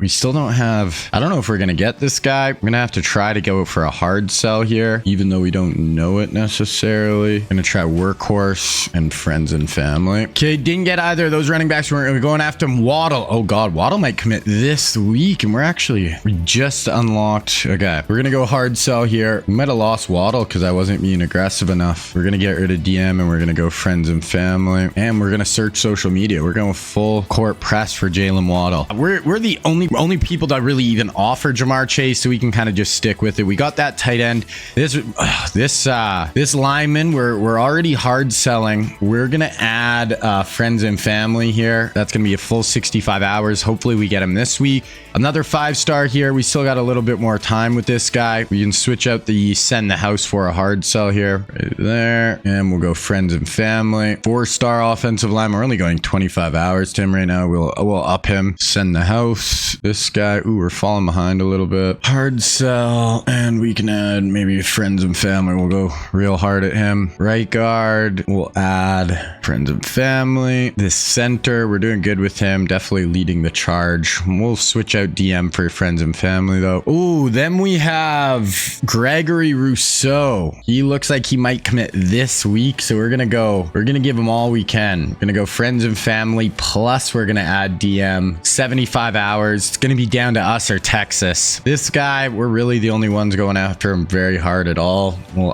send the house to him as well. Then we have Christian Barrymore. Looks like we are gonna lock him down. We'll switch out DM for send the house though, our friends and family. Then we got another guy here, us in Ohio State leading the charge. We'll switch out friends and family for a send the house. This guy, we'll add 10 more hours to him. Middle linebacker, 5-star. No one's really going that hard after him. We're actually running low on hours though, so we'll go DM the player for now. Same with this guy, and that actually is all our hours as of right now. Ooh. And then here we have our guy, Patrick Surtain. I really want Surtain. I'm actually going to have to steal. So how many more hours could we go to Surtain here? We can go max 25 more hours. Shoot. Okay, I'm stealing some hours. We need the hours, boys. I need 5 more hours. We're going to stake social media off Jamar, and we are adding contact friends and family. So a full 75 hours to Surtain to try to lock him up. Okay, so I'll show you again the recruiting in about 3 weeks, and then we'll be pretty much done it by then. Okay, so we got bye week, and then we're getting to the SEC, and our SEC schedule is insanely tough this year. So we do lock down the #1 overall player in the class in Jalen Waddle, and we get Jamar Chase in that same day. Then we also get Christian Barrymore. We also get another 5-star D tackle, and we get Patrick Surtain. So good group there. We lost that 5-star offensive lineman. That is one guy I did really want, but it's okay. Oh, and we didn't get Gregory Rousseau. So we did lose a couple good recruits there, but happens. We're not going to get everyone. Okay, so starting SEC schedule, we got Vanderbilt right now. They're a 79. We're at home. This has got to be a huge, easy W. Recruits didn't pop up for some reason, but we did get that done. We beat Vandy 45-21, 404 offense. DeBeer 4 touchdowns. Swift, I don't know if both our running backs are hurt right now. DeAndre Swift's our starting back. That'd be kind of scary getting into literally the meat of our schedule. We play 22-9, 7-2, little bit of a break with Missouri, and then #1 Georgia. That is crazy. So we have just a murderer's row right now. Tennessee at home, luckily. They're in 86. Let's see if we get it done. We did win. Tyreek Hill goes for 9, 234, and 3 tutties. We did lock up some more guys here on the offensive line. I don't know why we're not getting them popping up. We did get that 5-star center. We did get a 4-star guard. We got one of the 5-star D tackles, not Babineau, but Mixon. Got the 1 linebacker, got our corners, and then I have some filler guys we're adding at the bottom. If we look at top classes right now, we are the #1 class. We've only sent 13 guys, 8 5-stars, 4 4-stars, and then a punter for a 3-star. Miami's actually right there with us. They have 24 stars signed, which is kind of crazy. Okay, now we got Oklahoma at home. They're an 89 overall. Like, this is just an absolutely insane part of our schedule. Let's see if we get it done. And then I think we have LSU coming up. We might watch that LSU game, depending what their record is. We win, and we got Okay, we're going to watch this game right here. So we're still at 1 loss. We ended up winning by 6. So very close game versus Oklahoma. Yeah, DeAndre Swift is starting. So I think both of our starting running backs are injured right now. Let's look. Yeah, both 2 and 6 more weeks. So our 2 stud running backs are out. We have young DeAndre Swift leading the charge. Okay. LSU Bama, big game. They're a 91 overall. It is at home, but hey, Not going to be easy. So we're going to sim through the first quarter here. 7-0 LSU goes up. 7-0 LSU. And then they go up 14-0 right there. First play of the second half. So we got to get going on offense here. We got a 3rd and 5. DeBeer, can you make us a play here? Motion over Tyreek. Fake flip. Fake to DeAndre. Up over the top. Oh, he hold on. That was into traffic. Getting creative with the motion there. That was Mark Andrews, but definitely a tight window throw. Then we go for 9, and then boom, 49-yard run by Tyreek Hill. So it must have been a jet sweep or a reverse. Get it to Tyreek. He makes the play. Then they get their own 44-yard run, 2nd and 14. Okay, and then we pick them off. So they were driving. They had it in the red zone. Von Bell picks them off. We have the ball on our end, 2nd and 5. We pick up a first down, 11-yard rush, 2nd and 7, 3rd and 6. So let's see if we can convert here. Really, we have this Otis guy in it, running back. We really have some injuries here. This could hurt us offensively. Up over the top. Oh, he missed him. Had to put a little bit more under that. That was to Tavares, our 3rd receiver. Overshot him. Gonna have punt. 3rd and 5. On 3rd and 5, they go for 30. 2nd and 10, 3rd and 12. Okay, get them off the field. Get our offense the ball back. 4 down. Drops back. We're bringing a blitz. Oh, what? I don't even know what happened there. Robert Kamdichi goes down, but okay. I don't know if it hit the receiver's foot or what happened there. Okay, our ball on our own 5. 3rd and 5, we pick it up. 32 yards for Tyreek. 2nd and 6. 1st and 10 after an 18-yard throw. Okay, 3rd and 10 from the 37. Out of field goal range. Let's pick up a first down here. Let's go tie this up right before the half. Okay, DeBeer. Oh, no. Oh, wow. Broken tackle. He's just going to cuck it and run. Wow. Oh, my gosh. Demario DeBeer. This kid really freaking good. Makes the play there. Scrambles for a huge gain and then punches it into Tyreek Hill. 9-yard touchdown the next play. Crazy. Okay, so we tie it up and then we pick him off. Jalen Ramsey interception and we score 10 yards to Tyreek the very next play. Wow. So 21-14. They're trying to drive 3rd and inches, 2nd and 10, 1st and 10, 1st and goal from the 9. Okay, we're gonna watch right here. So they're trying to tie this back up. I mean, if we could even a 4-point lead would be huge going into the half. Oh, he checks that down. Oh, we were getting really close to getting a sack there as well. Was able to get it out. 2nd and goal from the 3. Hands it off. Oh, he's just short. Okay, we gotta knife him. We gotta make a play in on the running back here. No touchdown. Drops back. They're passing. Yep, get him. Yes, let's go. Hold him to 3. That is huge. Get him on the sack. We're going to have the lead going into the half. So we're going to go to the 4th quarter now. Oh, they went for it and missed. No. Wow, they didn't get any points there. So we're up 24-14 now, 24-17. So we have a 7-point lead. Going into the 4th quarter here, they do pick up a first down, 2nd and 13, 3rd and 13 from the 37. Let's go defense. Make a play. Let's get another sack here. 4 down rush. Yep. Coming off the backside. Oh, he broke the tackle. Okay, so he's going to be short of the first down in field goal range now, though. We would have got him on the sack, a no field goal. They end up going for it and picking it up. 2nd and 7, 3rd and 6 on the 19. Okay, holding the 3. They're going to run a counter. Yes, good tackle. Okay, so going to hold them to 3 points here. Oh, they went for it and didn't convert. I don't know why you'd go for that on 4th down. Take your 3. Demario DeBeer, 24-yard rush. We get a penalty, fumble, Isaiah Simmons recovers their fumble, 2nd and our fumble. DeBeer turns it over. 3rd and 10 here. 7 minutes left in the 4th quarter. They've been getting super aggressive on 4th downs, LSU. Drops back. Yep, pressure. Track his ass down. Let's go. Is that, wow, 12-yard sack. Absolutely huge. Force that punt. This is where it would have been nice to have Kamara or Chubb to be able to run the ball a little bit here. 3rd and 4. Really backed up in our own end. Need a couple first downs here. Okay, DeBeer, what do you got for us here? 6 minutes. DeBeer, right there. Nice. Little sit down. No, they're not giving us forward progress. That's wow. We had to punt. They start out with a -2-yard rush, 3rd and 1, pick it up, 2nd and 10, 3rd and 7. 4:34 left. We need another sack. We've been getting really good pressure on 3rd down with our front 4. Let's do it again. Pressure. Yep. Flush him.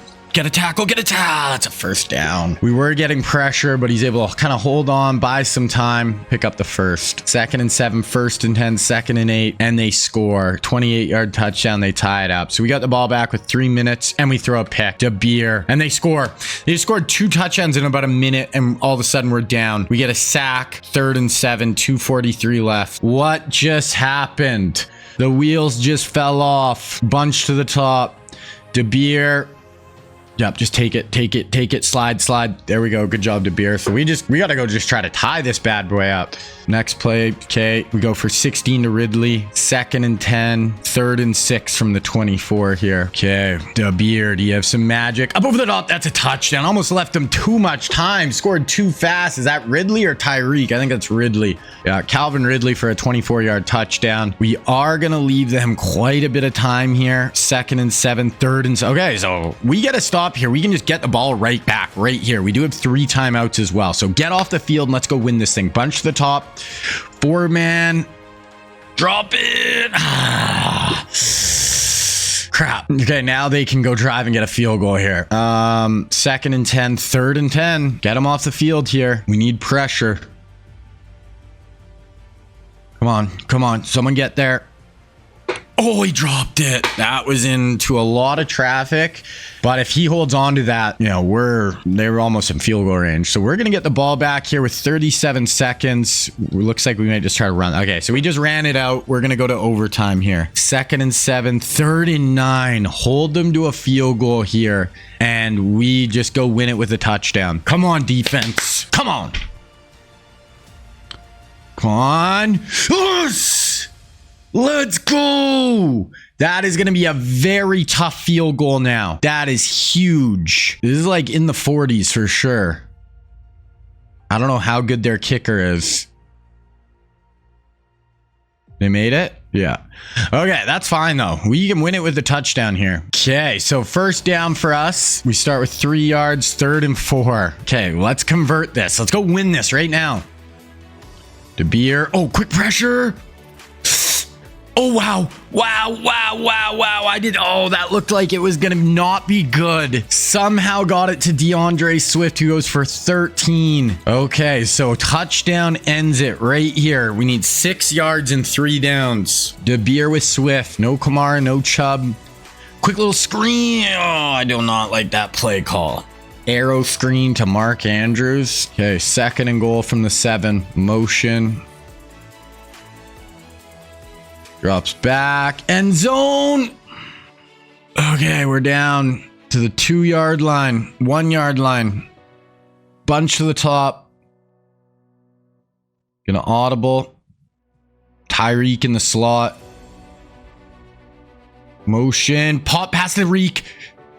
He's short. I'm going for this.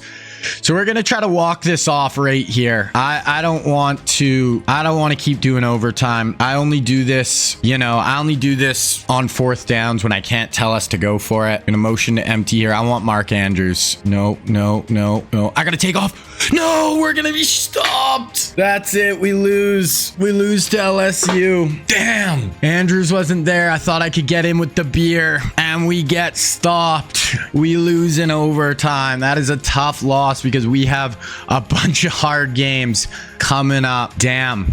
I didn't want to keep going to overtime though, so we're fine. So that drops us down to number 7, and now we have the number 1 team in the country with South Carolina. On the road, they're an 89 overall. We are the better team on paper, but are we going to win? We do win. DeBeer goes for 4 touchdowns. We jump up to the number 1 team now somehow, even though we have 2 losses. We won 28-23. DeBeer had a nice day. Still no running backs. Ridley went for 135, so that's huge. Georgia's number 2, and we play them in 2 weeks. And then Auburn 7-2, so that Iron Bowl is going to be tough too. Okay, on the road in Missouri, 81 overall. They're 2-7. You'd think this would be an easy W, but you never know. And then we got Georgia next week. Okay, we win that, and now it's 1-2 Georgia Bama. Oh, so we already watched the LSU game, so we're not going to watch this one. Wow, LSU all of a sudden 6-4, so they beat us and then just go on a nosedive, 48-3 versus Mizzou. So we beat them very handedly. 3. DeBeer 5 touchdowns. Chubb is back, so we got one of our stud running backs back, which is nice. Just in time for the dogs. So this is on the road. This is a tough game. If we want a chance to win the SEC, we probably got to win this too. Let's see. Beat the dogs. Beat the dogs. We do. We beat Georgia 31-23. Is that what that said? 31-23 on the road. 446 of offense. DeBeer 3 touchdowns, 1 pick. Had 56 on the ground. 105 for Calvin. Wow. I was really nervous after we lost that LSU game to knock off the next 3 in a row. Now we just got to win the Iron Bowl. They're 8-3. How are they 8-3 and not ranked? They're an 86 overall. Not a bad Auburn team. We win this, everything. We're going to probably be the #1 seed going into a playoff if we win the SEC. So we're going to play South Carolina, who went back up to #1. We ended up beating Auburn. Wow. 3-point game versus Auburn. So us versus South Carolina, and the winner will be the #1 seed going into the playoff. Okay, so we're going to check out this game for sure. Looking at recruiting, so the recruiting's basically wrapped up now. I kind of had already shown you guys all our big time recruits. We did get some kind of filler guys at the bottom of the roster. We actually don't have the #1 class right now. We've only signed 16 guys, so we just didn't get a huge class. And Ohio State got 6 5-stars. So depending on how the transfer portal goes, we might actually not have the #1 class for the first time since year #1. But I don't really need those huge classes just because I end up cutting like 9, 10, 11 guys every year anyway. So here we go, though. We got a home game versus South Carolina, or not home, but this will be in Georgia. This will be a neutral site SEC championship playing South Carolina, who we did beat earlier in the year. Okay, gonna sim through the first quarter. South Carolina goes up 7-0. We answer back 7-7. 3rd and 8, we force a punt. 2nd and 7, 3rd and 1 from our 16. We don't pick it up. We have to punt. 2nd and 10, 3rd and 7. So defensive battle here a little bit right now. Gamecock in shotgun, 2x2 spread, bringing a little looping pressure. Oh, that's a really good throw right there on 3rd down. Fires that in, picks up the 1st down. 2nd and 8, 3rd and 7. Okay, well, looks like we got a bit of a pressure look, double mug look in the middle here. See if we bring a blitz. No, we drop out, only rush 4, but we get through. Well, that should be intentional grounding, but it is going to be 4th down. We will take it. Okay, punt, 2nd and 5, 1st and 10, 2nd and 5, 3rd and 1. We got stuffed on the last 3rd and 1. Alvin Kamara is back now. Let's see if we can convert here. Kind of a tight look here. 2 tight ends on the field. Gonna hand this ball off. Kamara, he does pick it up. Oh no, he fumbled. We recovered though. Kamara, hold on, brother. Then pass knocked away. 3rd and 5, 4th and 1, and we punt. Wow. They have it on their own 5, and we get a pick. Marshawn Lattimore, pick 6. There we go. He had 11 interceptions last year. He gets a big pick 6 here. We missed the extra point. 2nd and 10, 3rd and 9. Once again, every time we play South Carolina, the last few years they've been really good, but I just never feel like they're dangerous on offense. But we'll see. Maybe they'll just bomb us here. Nope, we get not a sack, but a big tackle from behind there to stop them from being able to get a 1st down. They punt our ball. 2nd and 9, 3rd and 9 from our own 10. So nothing bad here, DeBeer. No mistakes, no picks, no pick 6s, no fumbles. Just go get 9. DeBeer, Kamara, tuck it and run, take it. Yeah, there we go, DeBeer. Oh. I thought he might actually pull away there, but hey, we will take that. DeBeer goes for 23. He's just tough to stop. 1st and 15 after a penalty. 2nd and 12, 3rd and 11. See if DeBeer has another 3rd down conversion in him.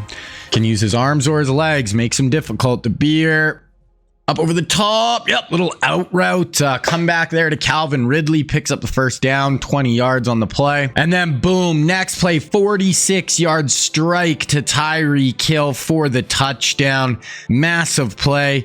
They go for 13. Then they go for 15. Then they go for 11. 2nd and 10. 1st and 10 from the 12. Okay, let's just hold them to 3 here. They only have 1 timeout, 35 seconds. Drops back 4-man. We need pressure. Yup. Hit as he throws. Oh, threw it out of the back of the end zone. Okay, 2nd and 10. Drops back. Inside move. Yeah, great job. So we tackle him in bounds or before the 1st down. 20 seconds here. Drops back. End zone. Touchdown. Held on. Good drive by South Carolina. Make this close going into the half. Okay, so we are going to go to the fourth quarter here. Have a 6-point lead. We get a touchdown, 28-14. We get another touchdown, 35-14. So we have a big lead now. 2nd and 10, 3rd and 2. They don't pick it up. And they went for it on 4th down. Didn't get it. 2nd and 13, 3rd and 1 for us.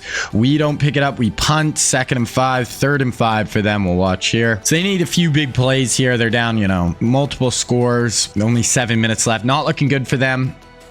Yeah, just throw a nice slant in behind us, but they just don't feel explosive enough on offense. They don't really, they get some yards, but they don't really push anything down the field. They don't scare you over the top. It just makes it hard for them to keep up to our offense. 4 down. Let's go get some pressure. Pass rush. Nope. We'll slant on. Ooh, broke a tackle or make it I miss. But hey, we're fine. Don't give up any big plays. Make them really eat the clock here to drive on us if they're gonna. Incomplete. Ooh, there they go for 28. That is not what we wanted. 2nd and 4, 3rd and inches from the 4-yard line. Here we go. Get them off the field. Someone knife in the backfield. Make a play. Yeah, check it down in the flat. I think he just got that 1st down. Yeah. But I mean, they're down 3 scores here, so not really worried. They do punch it in, so they're down 14 with 6 minutes left. 2nd and 8, 3rd and 8 here for us. Let's go to Beer. Go make a play. Reek in the slot. DeBeer checks it down. Boom. 1st down. Tyreek Hill. 7 catches, 105 for Reek. 2nd and 5. 3rd and 5. DeBeer's been nice on 3rd down today. Let's see if he's got another one. Got an empty look here. Motion across. Drops back, little pump, going up, boom, right there. Is that, that's, who's number 1? Joey Berry, our 4th receiver, goes for 22. Then we go for 13, 2nd and 7, 3rd and 7 from the 12. Yeah, this one's over. We'll watch this play and then we'll just sim to the end here. Only 3 minutes left. Okay, fake handoff. DeBeer gonna be stopped short, but that's fine. Kick a field goal, and that is gonna do it. So we are gonna win the SEC again here, and we are trying to three-peat right now. 38-21 final against South Carolina. We had 472 on offense, 304 touchdowns for DeBeer. He also ran for 100. Tyreek 118 was by far our leading receiver. Okay, so we win the SEC. We're going to be the number 1 overall seed going into the playoff as well. So gonna advance here. Tyreek goes for 8, 118, 3 touchdowns. Okay, gonna advance. DeBeer wins Player of the Year, but is that the Heisman? Wins the Heisman. So DeBeer wins 2 Heisman trophies, and if we win this year, he's going to be a 3-year starter with 2 Heisman trophies and win the national championship all 3 years. That is crazy. Wins the Unitas. Only had 6 picks this year. So Tyreek goes for 1,321, and we still have like 3 games left. So Tyreek's numbers at the end of the year are going to be stupid. Best quarterback, DeBeer. Wow. So DeBeer has a chance to be just basically the best college football player of all time. 3 natties. So we're coming as actually the number 2 seed. So we're going to play the winner of West Virginia and Tennessee. And we're on the same side as Ohio State. Colorado, Boston College side definitely seems a little easier, but that's fine. So we got Tennessee. So we've already watched 2 games this year. I think, should we risk it? This is not an easy game, but they're an 86. Like we should win this. Should we risk it and sim it and then watch the next 2? I think we just got to trust the boys here. We got to win, and then we play probably Ohio State next game, and then in the natty. We got to trust the boys to get a W. Let's go. There we go. Okay, we won. There we go. Okay, so we play Ohio State. Tavares goes for, 11, 238, 3 scores. We play Ole Miss, so another SEC team. So Ohio State doesn't make it. Let's look at the bracket here. So Ohio State lost to Ole Miss by 6. So we could play South Carolina again. Either South Carolina or Wisconsin if we're able to beat Ole Miss here. Okay, so we're going to sim through the first quarter here. We get stopped, 7-0 us. So we're up 7. We have it 3rd and 2 going into their end. What do we got here? 3rd and 2 DeBeer. Let's go up 14 right now. Motion. Hand it off to Kamara. No, he's going to get stuffed. He actually jumped forward, almost picked it up. But, okay, probably going to have to kick. Oh, we went for it on 4th down and we got stuffed. Damn. Okay, 3rd and 10 for them, though. Let's see if somebody on defense can make a play for us right here. I'm calling a pick right here. We're getting an interception.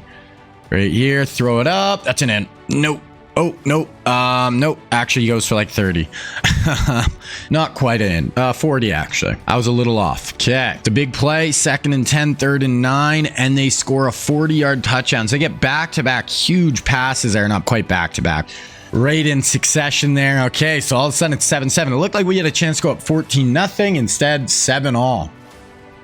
DeBeer drops back. Boom. Fires it over the middle. Nice throw. I think that's that fourth receiver. Yeah, Joey Barry. We get sacked. 3rd and 14 here. DeBeer, he can convert these long 3rd downs, though, man. He can take off, buy time. What do you got, DeMario? Oh, wow. Oh, wow. No way. No way. They broke through in an instant there. Breaks the sack. Whips it downfield for 30 to Mark Andrews. DeMario DeBeer, this guy. Then they get another sack and it's 3rd and 17. I mean, knowing DeBeer, we're probably going to convert this. This kid is on a different level. DeBeer drops back. Fires it. Touchdown, Joey Barry. DeBeer, 2-time Heisman Trophy winner, trying to become a 3-time national champion as a starting quarterback, doing stuff we have not seen before. 3rd and 2, they forced a punt here. 2nd and 6, 2nd and 11, 1st and 10, 2nd and 19, 2nd and 24, 3rd and 21. If he converts this 3rd down again, I mean, we might have to change the Heisman Trophy winner and call it the DeBeer Trophy. DeBeer time. Okay, well, that's okay. He's not going to make every single play. But now Ole Miss, I mean, they're right back in it here. I mean, you get a stop, your ball. They got it about midfield, 2nd and 8, 3rd and 3. We'll watch this. I want to play on defense. We haven't really made a big play yet defensively. Inside pass rush. Oh, I think we might even got roughing the passer there. Yep. Damn. Ole Miss hanging around here, hanging around. That's going to put them all the way out to the 20-yard line. 2nd and 8, 3rd and 5. Okay, holding the 3. We are going to get the ball back with some time here before the second half, probably for it. Inside rush hit. That's a 1st down. Damn. Ole Miss just hanging around. Guys aren't screwing around. And they punch it in there. Okay, so it's going to be tied. We have a minute 50 here to go try to make a play. 3rd and 7 already. Come on, DeMario. Drops back. Wide open down the seam again. I don't know what's going on with Ole Miss's defense. 2nd time we've seen Joey Barry wide open down the seam there. Busted coverage on the back end. And we go back up 21-14. Then they just get a big pass play, though, and another pass. And then they just get a 39-yard touchdown. So explosive offense here all of a sudden. And we're back into 3rd and 10. DeBeer, you got some points in us before the half. We do have 3 timeouts. So if we can get some explosive gains, hand off to Chubb. Okay, so we can just kind of punt here. Go to the 2nd half. So Ole Miss hanging in with us, giving us all we can handle in this 1st half. They're explosive offensively. Gonna go through here. Yeah, 21-all. Let's go to the 4th quarter. They're up 28-21, 35-21. So we are down 14 in the 4th quarter here, and we just punted to them. 2nd and 8, 3rd and 3. They pick it up. 2nd and 11, 3rd and 14, and they're probably in field goal range. We need a stop. 0 points right here. We're probably losing this game. They're gonna run draw. That's big. You actually make them lose 1 yard. I don't know. This might be too far. They nail the 51-yard field goal. So we are down 17 here. We start with a sack. 3rd and 12, 4th and 10. And they pick us off. Okay, so this one's going to be over here. 41-21. 2nd and 3, 3rd and 2, 1st and 10, 2nd and 7, 3rd and 4. So the three-peat does not look like it's going to happen. We need 20 points in the next 3 minutes. Wow. Fired out there. I don't know what happened in that 3rd quarter. The game just got away from us. Looks like in the 1st half we were in control. 2nd and goal, 3rd and goal, 4th and goal here. This is basically going to be it. This is going to be DeBeer's last game. He is a senior. We were trying to three-peat. DeBeer ends it with a touchdown. I mean, nice play, but Damn, I don't know what happened in this one. Onside kick, recovered by Ole Miss. 3rd and 3, 4th and inches. Punt, 1st and 10, 2nd and 8, 3rd and 8, 4th and 2. No three-peat for the boys. That is going to end Demario DeBeer's tenure as our starting quarterback. Yeah. Okay, so that is going to be it. We fall just short in the semifinal. Tough game. I thought we had a chance there. It looked like things were going our way in the first half, and it got away from us in that 3rd quarter. So we are going to be 12 and 3. So South Carolina, team we beat twice already this year, makes the natty against Ole Miss, and South Carolina gets it done. I don't think there's any way we are losing to South Carolina. I feel like we just have their number. But final top 25, South Carolina, we finished as the number 4 team in the country. Heisman winner, we already seen. Our guy DeBeer wins it. All-Americans, we got DeBeer, we got Tyreek, Reuben Foster. Second team, Tremaine, Spiegel, and Tre'Davious. Freshman, Ed Oliver, Devin White. Look at our season stats here. DeBeer, 4,800 yards, 56 touchdowns, 7 picks. Rushing, DeBeer led the team in rushing too at 640. We did have a lot of injuries. Tyreek goes for 1,300. Tavares, Calvin Ridley only had 939. Barry had 359. I think he had 200 in that one game. So he had like 150 yards other than that. Tackles, Boast leads the way. Tremaine Edmonds, Ramsey, Marshawn, Bost, Gash, Spiegel, Gammon, Sachs, Gash, Spiegel, Kimdichie, Ince. Lattimore had 11 last year, goes down to 2 this year, so not quite the same. Now I want to look at just Beer specifically here. I want to look at his career stats. So DeBeer, 3-year starter, ends up with 15,620 yards, 170 touchdowns, 26 picks. Also ran for 1,800 yards and 19 more touchdowns. I wonder if he actually set any records.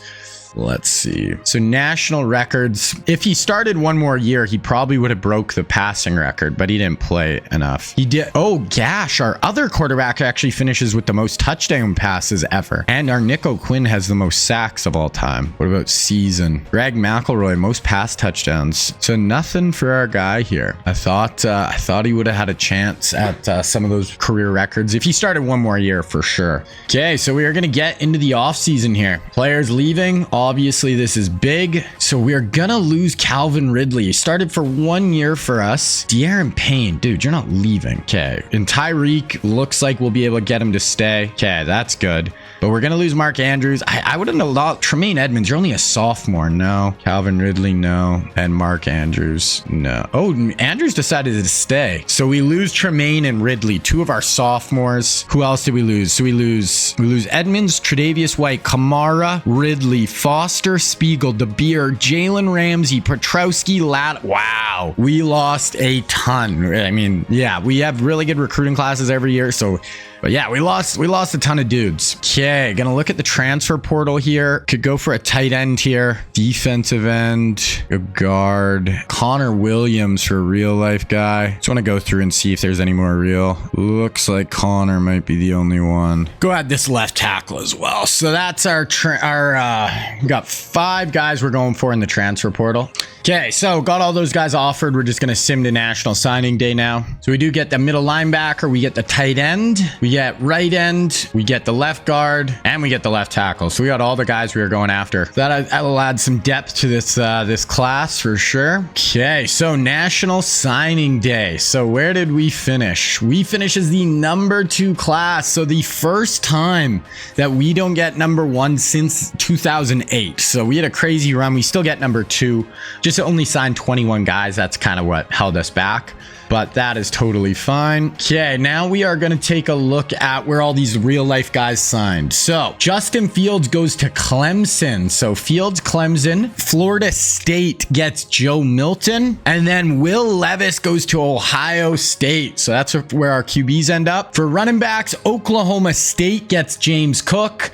And then TCU gets Damian Pierce. Moving on to wide receivers, South Carolina ends up with Justin Ross. And then Missouri ends up with Terrace Marshall. For tight ends, Kyle Pitts ends up at Wyoming. Penei Sewell also ends up at Wyoming. So Wyoming gets Penei Sewell and Kyle Pitts. That's insane. Tyler Linderbaum ends up at Notre Dame. For the defensive ends, Texas gets Gregory Rousseau, and they get Aiden Hutchinson, so really good pull for them. Then Azeez Ojulari, he goes to Miami. Louisville gets Micah Parsons. Quay Walker ends up at Florida State. Tyson Campbell goes to Florida. And then last but not least, Javon Holland ends up at SMU. So that is the real life recruiting class. That's where all the dudes end up. Okay, looking at position changes here. Usually it's going to be OD line, stuff like that. Move guys around. If we do, all that looks pretty good. Ooh, we're going to move outside line. So I'm going to move Patrick Queen over to left outside. Warner. Yeah, should be good there. All right, so start of the 2018 season. I'm going to put these recruits on our team and we will be getting into it. All right, boys, start of the 2018 season. So last year, lost in the semis, went 13-3, had a pretty good year. Tried to go on a three-peat, weren't able to get it done. But this year we have a really good team, but we definitely lost a lot of talent last year.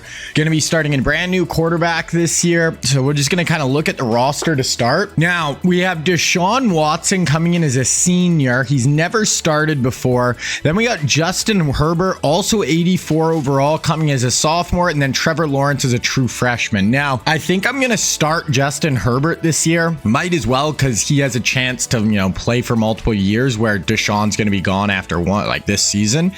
Moving on to running back, we got Nick Chubb, who's a senior, Miles Sanders, who's a sophomore, DeAndre Swift, who's a redshirt sophomore for Sanders. DeAndre Swift is a true sophomore, and then we have this Otis guy, Autogen. Really set at running back for this year. We have a nice stable of just going down a year, so Nick Chubb going to be our starter. Moving on to wide receiver, we got Tyreek Hill coming into his senior year, been one of our top receivers the last two seasons. Then we got two Autogens with Tavares and Barry. Then Justin Jefferson, CeeDee Lamb, Devontae Smith, Jalen Waddle, Henry Ruggs, and Jamar Chase. So brought in Jalen Waddle and Jamar Chase this year. Jamar unfortunately came in with development trait normal, so not great potential for Jamar Chase, which is kind of unfortunate. Whereas Jalen Waddle comes in with star development trait, so good chance Jalen Waddle turns out to be the better player between him and Jamar Chase, but that's just kind of how it goes. Moving on to tight end, we got Mark Andrews coming in as a senior, a 97-year-old overall senior. Got a couple of sophomores in behind him that are already 88, 89s. All the rest are Autogens here, but honestly, a pretty good group of tight ends. Left tackle, all Autogens, but pretty good group. The Suggs is a junior, looks like a really good player. We got this George Nakansha, I'm not sure how to pronounce his name, George, who's a freshman. All three seniors here, so we need probably some more guards coming in. Landon Dickerson is a sophomore right now. Some good freshman centers. Right guard sophomore right here, and a good freshman in behind him. Then right tackle sophomore, and a couple of freshmen in behind Isaiah Wynn. Left end, we got Gash and Josh Sweat. Right end, Gammon and Brian Burns. Then the rest are Autogens. Defensive tackle, we got this Gilliam, who's a senior. Then De'Aaron Payne, Quinnen Williams, Ed Oliver, Derek Brown, and then we just brought in Christian Barrymore this year, who is one of the top recruits in the country. Impact development, it's not great development, but pretty good. Really good group of defensive tackles. Left outside linebacker, we're starting redshirt freshman Patrick Queen this year. In the middle, we got Bost and Tafasi. So looks like Bost will start, though. He's got 94 speed. And then Granger and Devin White. I'm probably going to start Devin White. I like to start the real life guys if I have the chance. Corner, we did lose a bunch of corners last year, but we do have a bunch of good ones still. We got Adoree Jackson, Trevon Diggs, and Marlon Humphrey as our three starters this year. Then we got Sir Tam, Byron Murphy, and Asante Samuel Jr. as our young guys. Free safety, Jamal Adams is a backup behind Moat and Alfonso. And right strong safety, we got Jabril Peppers, and then that is the depth in behind him. Kicker and and punter. So we are pretty set up right now. I mean, to be a really good team. Quarterback is going to be the big question mark. I could see us taking a half step back this year. I could see us losing, you know, a few regular season games for sure, because I don't know how good Justin Herbert is going to play in this offense. We are going to start Herbert though. I just think, you know, we should. Right here, I'm actually going to start Justin Jefferson in the slot over Barry as well. I want to get these young guys reps over this the auto gem Barry guy. So Tavares is a good player. He'll play our number 2 rec, and then it'll be Jefferson, Lamb, Devontae Smith, our neck group. I'm also going to play, yeah, okay, Devin White is our, oh, they're starting, yeah, I guess we could play Granger here and let Patrick Queen sit for one more year. Then we are starting Brian Burns. Sweat will make the backup, and then okay, so we're good to go there. Gonna go through our red shirts here quickly. We're gonna sit Trevor Lawrence for a year. We're gonna sit DeAndre Swift, even though he's a sophomore. But wideouts, we're gonna sit Waddle and Waddle and Chase. Tight end, we'll do both freshmen. Do the left tackle, but junior, we'll let him go. We'll do Barrymore and the other freshman at D tackle. Do the sophomore middle linebacker. We can do the freshman outside. We'll do Sertan and Samuel, and that should be good. Okay, so red shirt's done. Now let's look at preseason top 25. So we are coming in as the number 1 team. South Carolina, who actually won the Natty last year, 90 overall. Ohio State, 89. 91 for Georgia. 91 for LSU. 88 for Florida. Then looking at preseason All-Americans here. So we got Reek, Andrews, Nesbitt, 3 defensive linemen with Gammon, Gilliam, Payne. Right outside linebacker and Granger, Adoree Jackson at corner. Nick Chubb, Tavares, Yates at O-line. And that is it. Good group All-Americans for sure. Okay, let's look at our schedule, and then I'm going to get into recruiting. So we're at Virginia Tech, Ball State, Boston College, FCS. Then we got Kentucky, Florida, Arkansas, Texas, A&M, Ole Miss, Mississippi State, Auburn. Definitely not easy. I mean, yeah, Kentucky wasn't good last year, but yeah, this is not an easy schedule for sure. I'm just gonna really feel like it's really gonna be down to how Justin Herbert plays this year. Okay, let's get into the real life recruiting class. Definitely a pretty solid recruiting class here. Now we're starting to get a lot of, like, these guys were rookies in the NFL like 2 years ago, so really starting to get in a lot of current day guys who've just been in college, you know, pretty recently. So first up, we have quarterback, and the first one here is going to be Spencer Rattler. Now Rattler played at Oklahoma. He's actually from Arizona though, one of the top recruits in the class. Oklahoma transferred to South Carolina, just got drafted in the middle rounds by the New Orleans Saints. Here he's going to be a 5-star recruit, 17th player in the country, looking at Texas, Colorado, Penn State, Florida State, and Georgia. Then next up, we have Sam Howell. Now Howell played at North Carolina. Really good college career, actually. Ended up being kind of a later round pick, but really good in college. Here he's going to be a 4-star recruit. He's looking at South Carolina, Tennessee, Virginia, Clemson. Us are his top 5. Then lastly, we have Jaden Daniels. Now Daniels is from California, started at Arizona State before transferring to LSU. Here he's going to be a 4-star recruit, scrambler archetype. He's going to be looking at Notre Dame, Tennessee, USC, us, and Washington. Now, is there any quarterbacks here that we actually want to go after? Maybe this guy from Atlanta, 5-star. We'll go after him. He could compete with Trevor Lawrence if we lock him down. But okay, moving on to running backs. We only have 1 in this class, and it is going to be right here with Breece Hall. Now, Breece Hall played at Iowa State. Here he's going to be a 5-star recruit. Remember, we can change his height and all their stats now, so probably more not really power back archetype, but he's going to be a 5-star recruit, one of the number 1 backs in the country.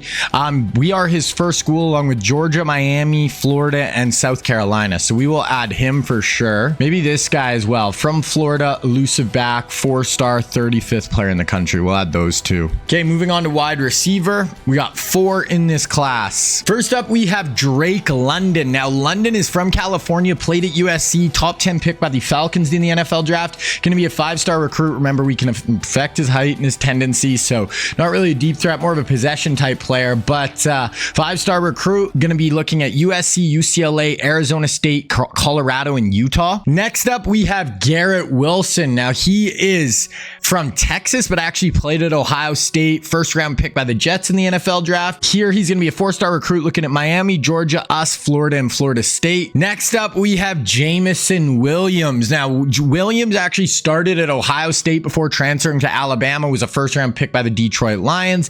Deep threat archetype, 4-star recruit. Looking at a kind of a group of small schools for him, but we'll see where Jamison ends up. And actually, I am going to add, we will add Garrett Wilson to the board, neither of the other two. And then the last real life receiver is going to be George Pickens. Now, Pickens is from Alabama, played at Georgia, physical archetype, really good start to his career with the Steelers, and he's looking at a small group of schools as well. So for the real life work, guys, we're only going to go after Garrett Wilson right now. Maybe this guy here from Florida, 4-star. We'll go after this guy as well from Cali. But yeah, Garrett Wilson, only real life guy. We got one real life tight end in this class. Gonna be right here with Luke Musgrave. Musgrave went to Oregon State. 2nd round pick, I think, in the NFL draft. 4-star recruit here. Looking at Washington, Ohio State, Oregon, USC, and Colorado. We actually do have the number 1 tight end in the class is from Alabama. He wants to come here. We're first on his list. So we'll go him and we'll look at this guy here as well. Emmett Robert. Okay, now moving to offensive line. We do have 3 offensive tackles in this class, no guard or centers. First up here, we have Darnell Wright. Now, he played at Tennessee, top 10 pick by the Bears in the NFL draft. Going to be a 5-star recruit, 11th player in the country. Looking at A&M, LSU, Texas, Oklahoma as his top schools. We're not on his list. We're not going to add him. Next up, we have Evan Neal. Now, Evan Neal is from Florida, but actually played at Alabama. Top 10 pick in the NFL draft. Going to be a 4-star recruit looking at Georgia, Tennessee, us, Auburn. So we are going to add him. And then lastly, we have Charles Cross. Cross played at Mississippi State, was a top 15 pick by the Seattle Seahawks in the NFL draft. Here he's going to be a 4-star recruit looking at us, Georgia, A&M, Miami, and Florida. So we'll add Charles Cross as well.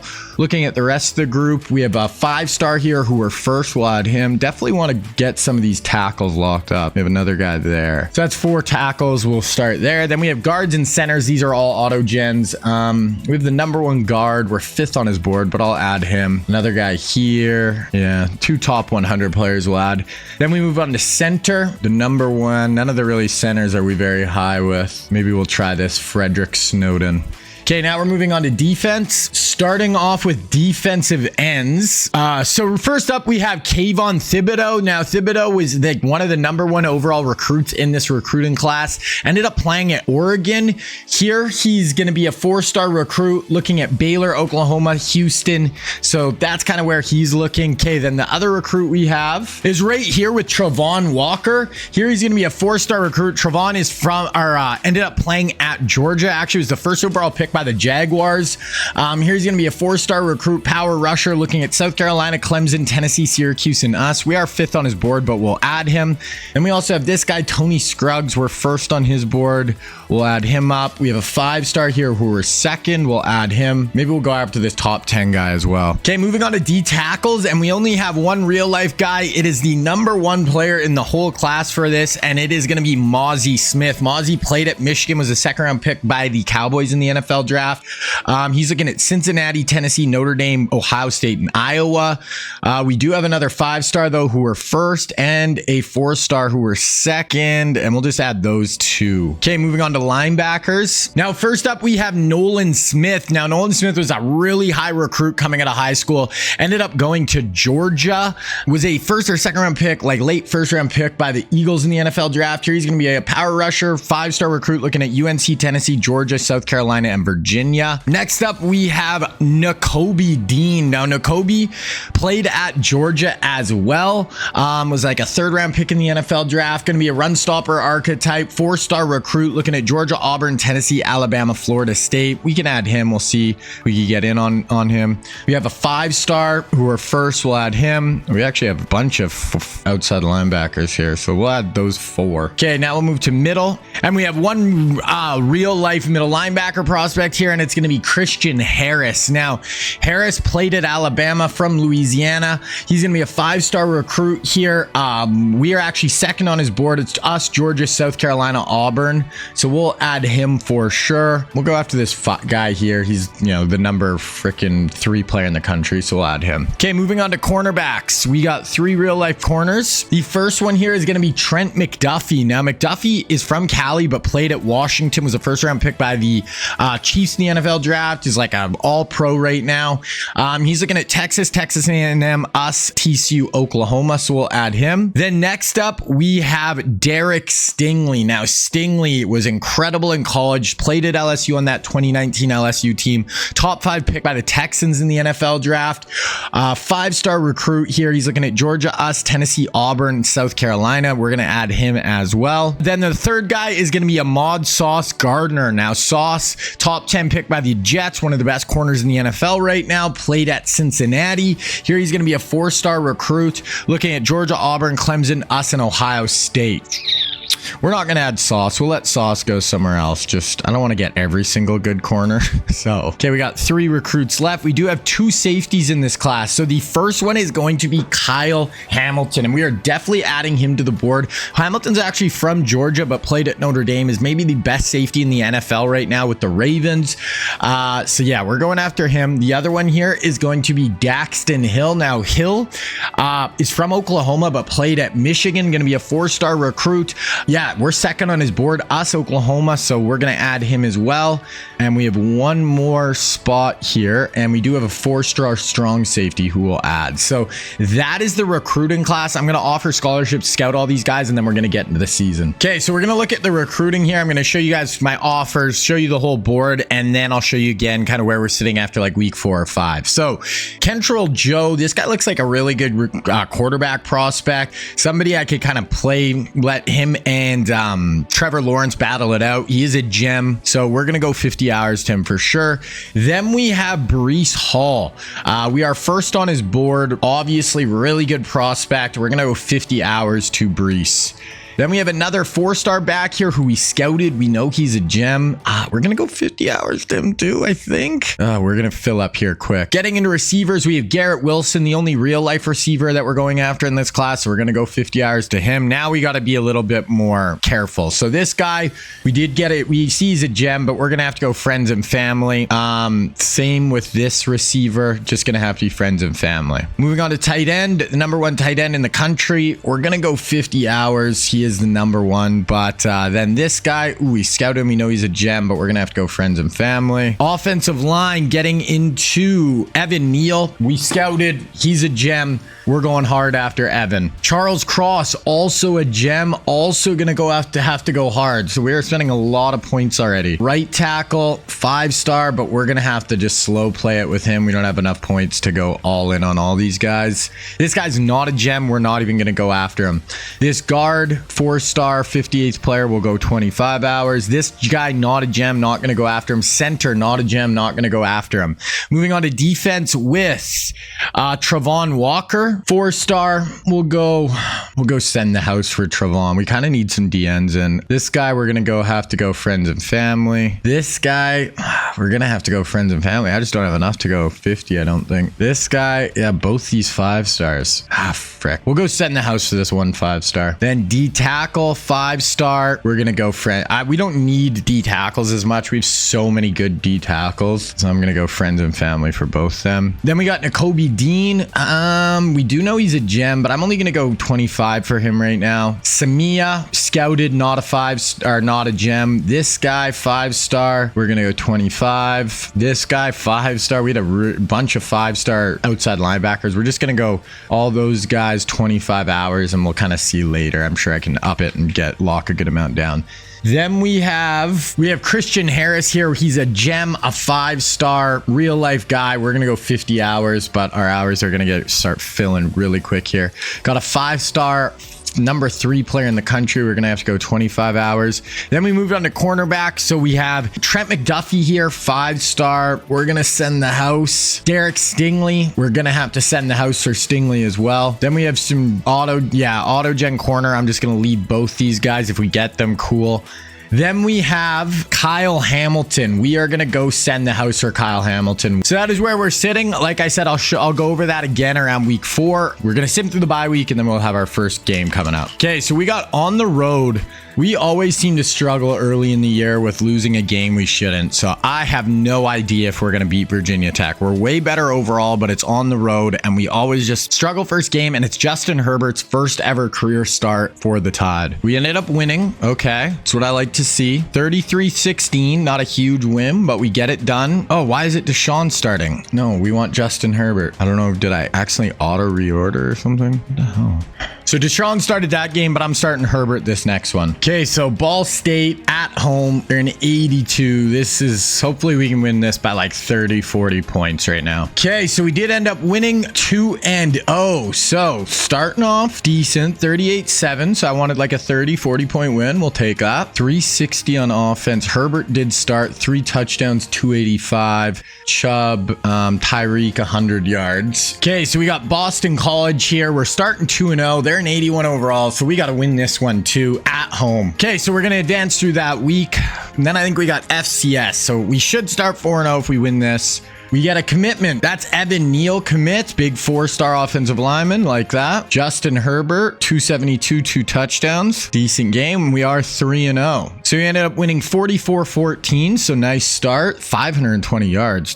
So we must have ran the ball for a ton. Chubb, Herbert, Sanders all ran for a decent amount. Tavares was our big receiver. Okay, FCS obviously should be a big win. And then after this week, we'll take a look at recruiting. And then we get into our SEC schedule as well. So we should sign some recruits this year. So get that 5-star QB we are going after. Get a 4-star guard. We get Travon Walker, so 4-star defensive end. Derek Stingley, so another big corner. And we get Kyle Hamilton. So nice group there.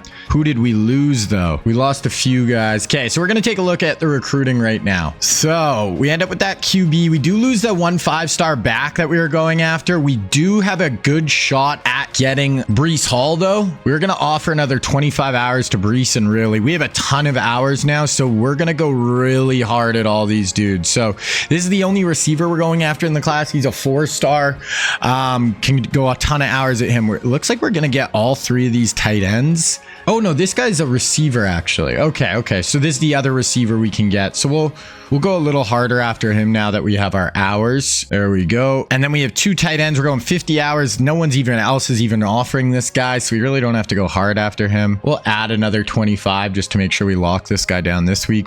Big 4-star. I didn't even say it, but we didn't end up getting Garrett Wilson. He ended up at Miami. And then same with Charles Cross. So Miami stole both those guys actually from us pretty early in the process. Here we have another 5-star offensive lineman. Looks like we're going to get though. We did get that 4-star guard, and that's really, I might even have to add some more guys to our board here. Maybe some filler guys, especially on the O-line. So we did get Travon Walker. Now for these other DNs, especially so we can start offering definitely more to these guys now. We can get some hard sells going. There's a hard sell, and we'll go another 10 hours maybe. Same with this guy. Can get a hard sell. There we go. And we'll go another, we'll even go 25. The tackle, oh no, this guy's still a weak-ish, but you know, 5-star, 10th player in the country, definitely doesn't hurt to go after him. We'll go 50 hours. This guy, he's actually could even commit this week. So we're gonna go up to a hard sell and 25 hours. We ended up losing Nakobe Dean. We do have this 5-star outside. Oh, but he's not a gem. So we only have 1 outside linebacker left, and who's kind of that group that we had there. So we're gonna go really hard as to this guy now. So we're gonna go hard sell, and we're gonna go 25 hours for him. Still have 160. Here is Christian Harris. It does look like we're gonna get him. We're gonna get rid of DM, and we're gonna go, so we're already hard selling, but we're gonna go friends and family as well. Really try to lock him down. This 5-star linebacker, really people aren't going hard after him. We're gonna send the house as well. We have Trent McDuffie. We're sending the house. We're gonna switch over to a hard sell here, and we could probably go 25 more. Daxton Hill looks like he's actually gonna commit this week, so we're gonna put another 25 hours just to make sure we get him. Okay, so I just went through and added a few more guys just to the back of our board here, kind of filler dudes. So we got a running back here. We're just going to offer all these guys scholarships. Oh, this. Okay, yeah. So some of these guys were the guys we were kind of going after before who I took off, but we already scouted them. We know they're not gems, but like as far as this Tamawa and Chavis, but they're still good players. It doesn't hurt to go after them, I guess. Can be always depth pieces. Okay, so bye week, and then we're getting into our SEC schedule. I'll show you guys the recruiting probably one more time at the end of the year, show you guys kind of how it all wrapped up. So we do lock down that one receiver we were going after and the other receiver, that tight end, D tackle, Christian Harris, then also Daxton Hill. So nice group there. Did we lose anybody? We lost that 5-star D tackle. Miami's stolen a few guys from us. Okay, so starting to get into our SEC schedule now. We really haven't had any major tests, and Kentucky's only an 83. But I mean, I feel like we're gonna lose a game here with Herbert starting. I'm just not super confident we're gonna go through undefeated or anything crazy like that. So let's see. Kentucky, we go 5-0, we win. So Gammon gets a sack. Okay, we didn't get the guys popping up for some reason, but we did lock down Breece Hall. So another big commitment there. And we did lock down Trent McDuffie. I don't think we did last time I showed you guys. So recruiting class is really starting to round into shape. We do have some filler guys still, but us in Miami, they always get lots of 4-stars. We always get lots of 5-stars. But yeah, so we do have a few guys left, but we're getting close to wrapping this all up. Okay, now we got Florida. They're a 90 overall, so this is actually a really good Florida team. Not going to be an easy game. Let's see what happens. We're going to sim through. Actually, let's look at our schedule. So who do we kind of want to watch? I want to watch one of these regular season games. So we got Florida, Arkansas, maybe Texas on the road. Let's watch Texas on the road. That's a good game. Okay, so simming through Florida. Okay, we get another 4-star tight end to commit, 5-star right tackle, 5-star D end, 4-star safety. So class really rounded into shape now. Really not much even up for grabs that I'm really care about at this point. And we do win. So we go to 6-0. We do play 6-0 Arkansas though. So they're only an 84 overall, but you know, we play good teams now the rest of the year. So yeah, we're gonna go through Arkansas. Then we're gonna watch a Texas game next week for sure. I want to see the stats here. We had 399 on offense. Herbert 260. So Herbert's not throwing for crazy yards like DeBeer was and stuff, but hey, I did not expect us to start 6-0. Let's see if we can make it 7. Tyreek goes for 6, 121 and 3 touchdowns, and we beat Arkansas. Texas falls down to 5-3, the 21st team in the country. But they're basically the most highly ranked team. Ole Miss is basically in the same spot. So yeah, we'll watch Texas. We won 51-23, so that was the most points we put up so far this year in like a competitive game. 4 touchdowns. Chubb had 89 yards rushing. Okay, so let's check out this one. They're 90 overall. We beat them here though. They dropped down to 5-4. That is a tough start for Texas to the season. Okay, we are gonna sim through the first quarter here. 7-0 lead. Okay, 3rd and 5 for Texas. We'll watch us play. Bit of a not rainy, but overcast day here in Texas. See if we can get out of here with the dub. So 7-0 lead so far. Drops back, fires it over the middle, knocked out at the catch point. Adoree Jackson, he's our #1 corner this year, comes in, makes the play. Gonna be our ball here. We start out with a run. Now 3rd and 5. So this is our first time watching Justin Herbert in at quarterback. This is the second toughest place to play apparently. So Herbert, #0, drops back, gonna take off. Good job, Herbert. Don't take any hits. Yeah, good slide there, Herbert. Not crazy fast. DeBeer was definitely more athletic, fast, better scrambler, but Herbert has some movement skills for sure. Another run. Okay, we get stopped there. We're gonna punt their ball. 3rd and 6. They punt. Wow, we're backed up. 3rd and 8. We are not even trying to throw the ball right now. Probably got to try to throw it here. 5:52 left. What do you got, Herbert? Drops back. Fires it. Ooh, that was a bit into traffic, but Tyreek Hill holds on. Go to Tyreek. He's your #1 weapon. 3rd down, we pick up 14. Next play, incomplete. 3rd and 10. So offense not looking incredible so far. Defense is doing the job though. Trips to the top. Herbert, 3rd down. He's going to fire on the run. Nice throw by Herbert into Tyreek on 3rd down again. So Herbert, you get to 3rd down. Look for Tyreek Hill. That's a smart move. Okay, then we go for 6. Then we get pushing it down the field a little bit to Tavares. 2nd and 6. 3rd and 4 from the 30. Okay, Herbert, empty. Directing traffic. Gonna motion a guy across. Drops back. Up over the top. Oh, that's in the coverage. Ooh, that probably should have been picked. So that's gonna be 4th and 4 from the 30. Is that field goal? Oh, it got blocked. Damn. 3rd and 3. They don't pick it up and they punt again. 3rd and 8. Let's guess. I'm guessing he's going to Tyreek Hill. He's like Tyreek on these 3rd downs. Okay. Herbert, 3rd and 8. Pressure, not able to get rid of it. So this is a defensive battle in the first half. 7-0 lead for us. We punt. They have really good field position here, but they cannot do anything on our defense. And let's see if they stay strong here. Let's go pick up a sack or a pick. Big play. 4 down rush. We're getting them out of the pocket. Throw it away. Throw it away. Their offense just feels like they have absolutely no shot right now. Touchback, penalty, and then boom, 75-yard touchdown to Tavares. We take the 14-point lead. They got 3rd and 4 here. I want to pick 6 right here. I'm calling it. Trevon Diggs, pick 6. What do you guys think?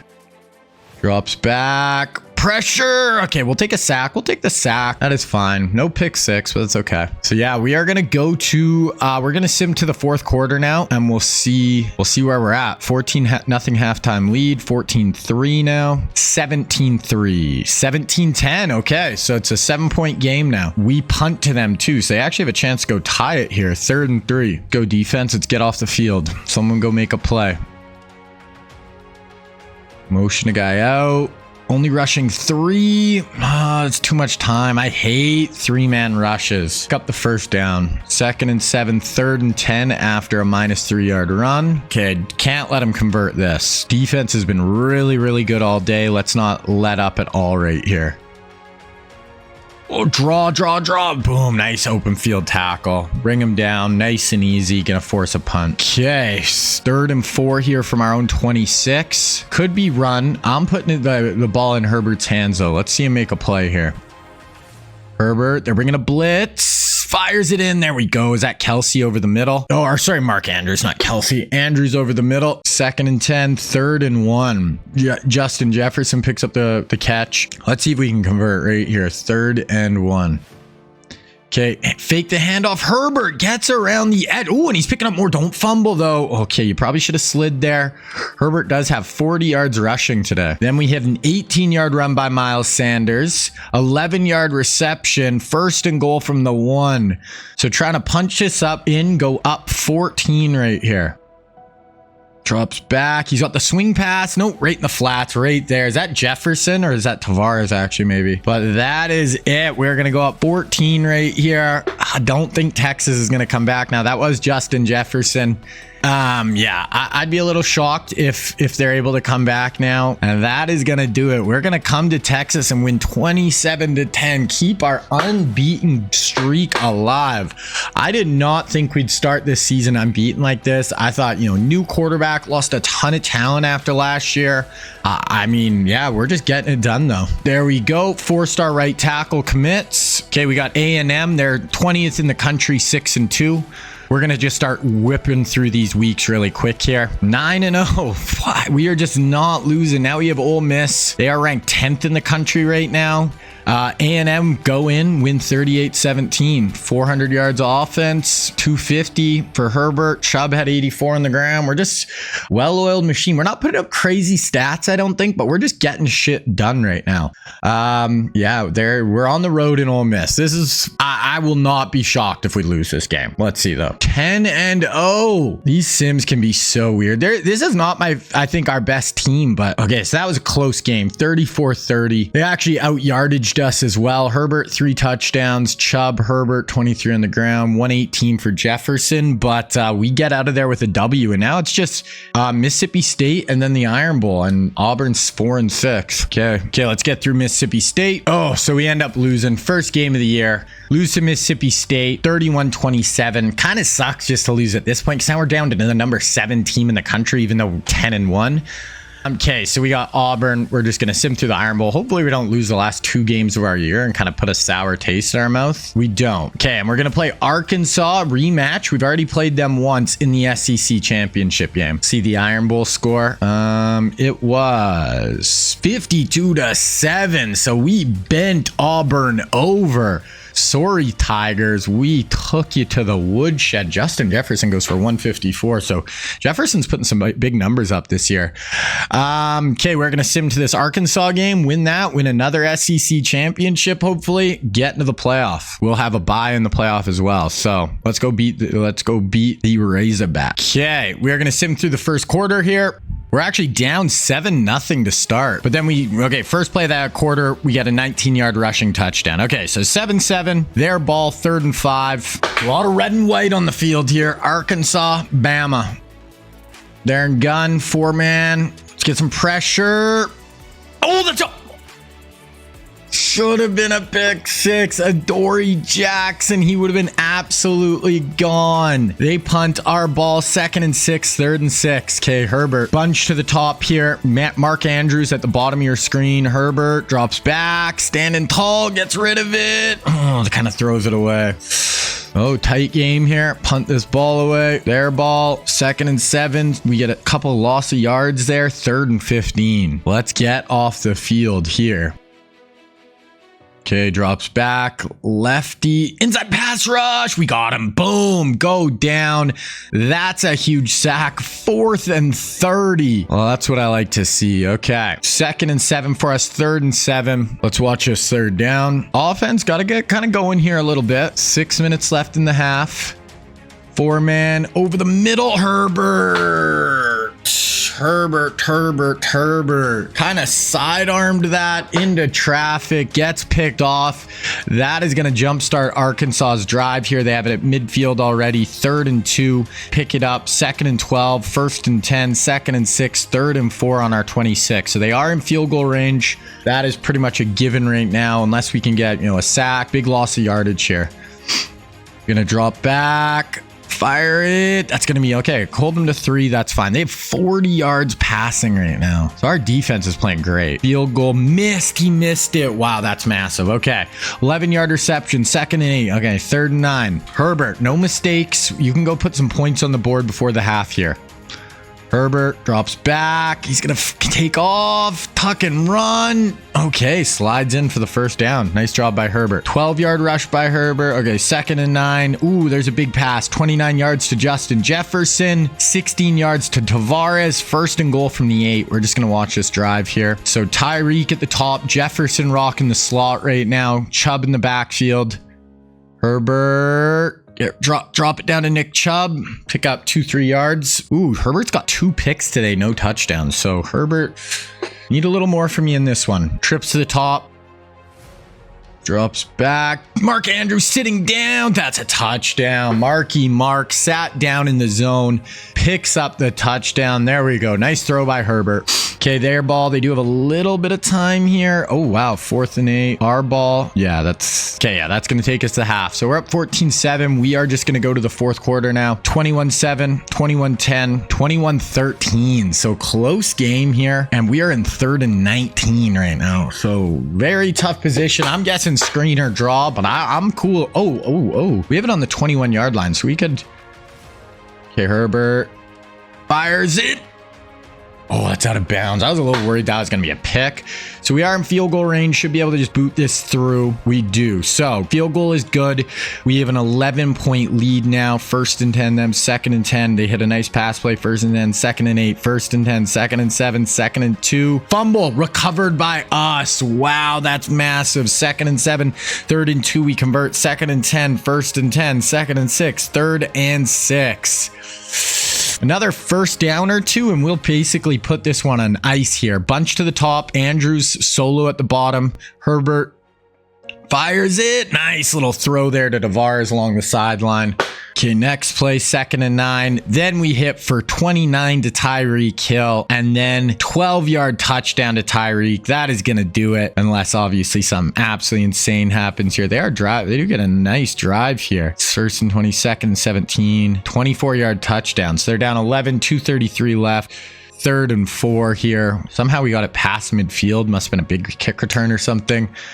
should be safe basically no matter what here. They only have one timeout, but a first down here basically ends it. Ooh, gonna have to throw it away though. So we punt. They start with a nice pass, 16 yards, another nice pass. So they're kind of shredding our defense here. So watch this third down. This game is basically over. They need a touchdown, onside kick, touchdown, but they have one timeout. But they are just whipping the ball all over the field in this fourth quarter. They could get nothing going through the air, and now they are just throwing it everywhere, all the way down to the 5-yard line, and they punch it in the next play. They go for 2. Oh my gosh. So if they get this onside kick, they can literally tie it with a field goal. This would be insane. Oh my gosh, that was wild. It went like 3 yards. Luckily, illegal touching. Our guy almost kicked the ball though. Yeah, except. Okay, so now that got a little hairy there at the end, but now we can just take a knee and we win it. So we do win the SEC. That is we've won a ton of SEC championships. 1, 2, 3, 4, 5, 6 SEC championships now. 285, 3 touchdowns for Herbert. Not a bad day. Couple picks in the first half. Want to clean that up, but get it done. Herbert rushing. Chubb had almost 100. Jefferson. Jefferson's been having a great year. Win the SEC. Okay. Let's advance. Okay, so let's look at the bracket here. So we're going to play the winner at Mississippi State, Colorado. And we actually lost to Mississippi State earlier. Washington, Oklahoma, Florida State, other buys, Ohio State, Tulane, South Carolina, Arkansas, TCU, Syracuse. Herbert wins player of the year. That's not the Heisman though. That's just player of the year. He wins the Heisman. Okay. I was not expecting Herbert to win the Heisman. 3,300 yards. Not crazy numbers for sure. Gammon wins best defensive player in the SEC, or that just in the country. Okay. Yeah. So Gammon has a big year. Herbert, best quarterback, best linebacker to Tafasi. Gammon wins another award. Gammon cleaned up. I want to look at the high. I did not think Herbert had any shot at the Heisman. I don't like how it doesn't show you their stats. But yeah, gets it done. Justin Herbert. I think he's our 3rd Heisman winner. I don't think Gash ever won it. Maybe he did. DeBeer definitely won 1, or DeBeer won 2, I think. McElroy at the start won 1, and then him. Gash maybe won 1, but so we can look. Actually, I'll just show you guys early signing day here. Our recruiting is all wrapped up. We finished right now with the #1 class. We had 8 5-stars. Only 21 players signed, but really good class. Once again, 266 points. So yeah, last year I think we actually got 2nd in recruiting, but looks like we're going to finish 1st again this year. So Mississippi State. So this is a team that gave us our only loss of the year so far. So we're going to watch this one. Then if we win this, we're going to sim the next one. They're only a 79 overall. We're going to sim the next one, and then we'll watch the natty if we make. Okay, we're going to jump through the first quarter.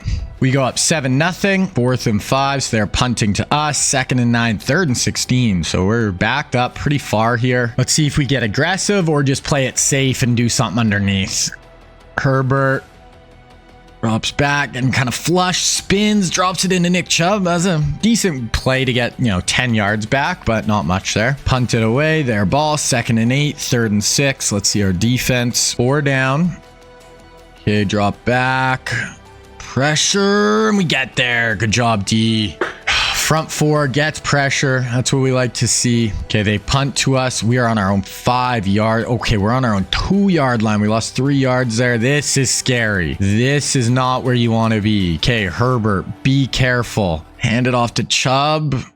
Get 2 yards as Miles Sanders, but same difference. Okay, we got a punt. They have it at midfield. 2nd and 7. Ooh, and they get a 31-yard run. 2nd and 8, 3rd and 1 from the 5. Okay, we need someone to knife in here, get a TFL, hold them to 3 if they run the ball. They're going to pass. Quick little out route, and boom, Mississippi State gets their first score of the game. It is 7-7 now. 2nd and 8, 1st and 10, 2nd and 6, 3rd and 6 for us. Let's see if Herbert can make something happen here. Trips to the top, directing traffic back there. Drops back, drops a little screen pass off to Miles Sanders. Ooh, puts it up the sideline. That is what we like to see. Hopefully that can get to just kind of jumpstart this drive and get something good rocking here. -8. Okay, so 3rd and 13 here. Trips to the top. Herbert drops back, tries another screen pass. That had nothing going there. And we're going to punt this ball away. Mississippi State football. They get another big run, 24 yards, then a big pass play. 2nd and 5, 1st and 10 at our 12, 2nd and 10, 3rd and 6 at our 9. And they're taking all the clock away here too. No touchdown. Let's go. Hold them to 3 here. We're setting up a screen pass. We need a tackle, and he's in. Wow, Mississippi State. Do they have our number? We've lost 1 game all year. It was to them. Now, it looks like they're going to have a lead going into the half unless we do something crazy here. 3rd and 10, 27 seconds left. Herbert, use your big arm and let's push the ball down the field. You have Tyreek Hill, Justin Jefferson. Go make a play. Herbert, there we go, Tyreek. Go, go, go. That is what we needed. I said you have Tyreek Hill. Push the ball. Tyreek beats the press, turns up the sideline, and is gone for like a 70-yard touchdown. This could be Tyreek's last college game, and he comes out and makes a play. Senior receiver, been absolutely dynamite for us, goes for 61. Okay, we're going to sim through the next quarter here. We have a 14 all here. We're going to go to the 4th. We go up 3. We go up 10. Okay, so now we have a 10-point lead. That Tyreek Hill reception might have been the turning point. 2nd and 10, 2nd and 20. Ooh, 2nd and 20. We go for 21. 2nd and 8, 3rd and 8. Huge 3rd down here. Up 10, 8:31 left. We want to keep the ball, keep eating clock. Herbert drops back, fires it. Boom! Right down the seam to Justin Jefferson, who's turned into an absolute superstar this year. He's putting up big numbers every week. 2nd and 6, 3rd and 6 here. Keep eating clock. Bunch to the top. Tyreek solo at the bottom. I think that's Miles Sanders in the backfield. Herbert right over the middle. Boom. I think that's Tavares. Okay, so this drive might seal this victory right here. Unless we make some sort of mistake, we're going to go up at, Okay, and there's a touchdown. Next play to Tyreek Hill. So Tyreek's having a big day. 31-14. Got him to 3rd and 15 already after a gammon sack. Man, that Tyreek Hill play. We were going to be down 14-7 at half, and now all of a sudden we're up 31-14. 4-man. Spinning. Ooh, that kind of got left out there. I thought that might have been picked. Okay, so now we can basically just run this out, try to pick up oh, they went for that on 4th down and picked it up. I did not think they were going to go for that. 3rd and 10, interception. Throws it to our middle linebacker, and the next play, 51-yard Nick Chubb run. And that is going to do it. We're just going to sim to the end of this one now. 38-14. We get it done. It was looking a little scary in the first half, but second half, we completely pull away. That Tyreek Hill play was just an absolute game changer. We had 471 on offense. Herbert, 236, 2 touchdowns. Nick Chubb, 100 on the ground. We ran the ball a ton. Wow. Get all our Jefferson at a 44-yard run. Sanders. Yeah, we ran the ball really well that game. Tyreek, 4 catches, 92 yards. So didn't actually throw the ball a ton, but get it done.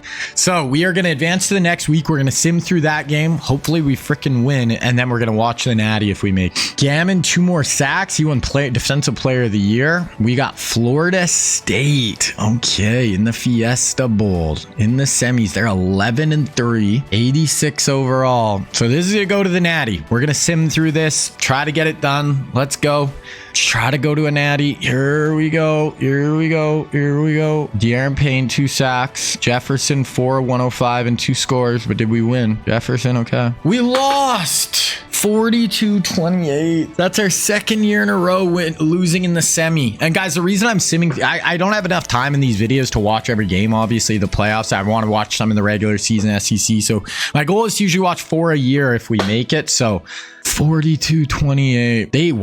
They kind of killed us yards wise. Herbert threw 2 picks, so we actually just did not play very good. Florida State gets it done, and they're going to play the Huskies in the Natty. 2nd year in a row we lose in the semi.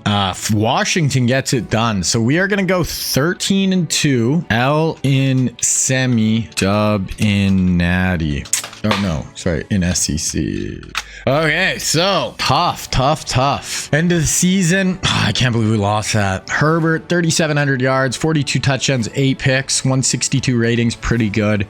Rushing, Chubb went for 1,000. Herbert had 566. Miles Sanders. Receiving, Tavares, Jefferson, Tyreek held to 862.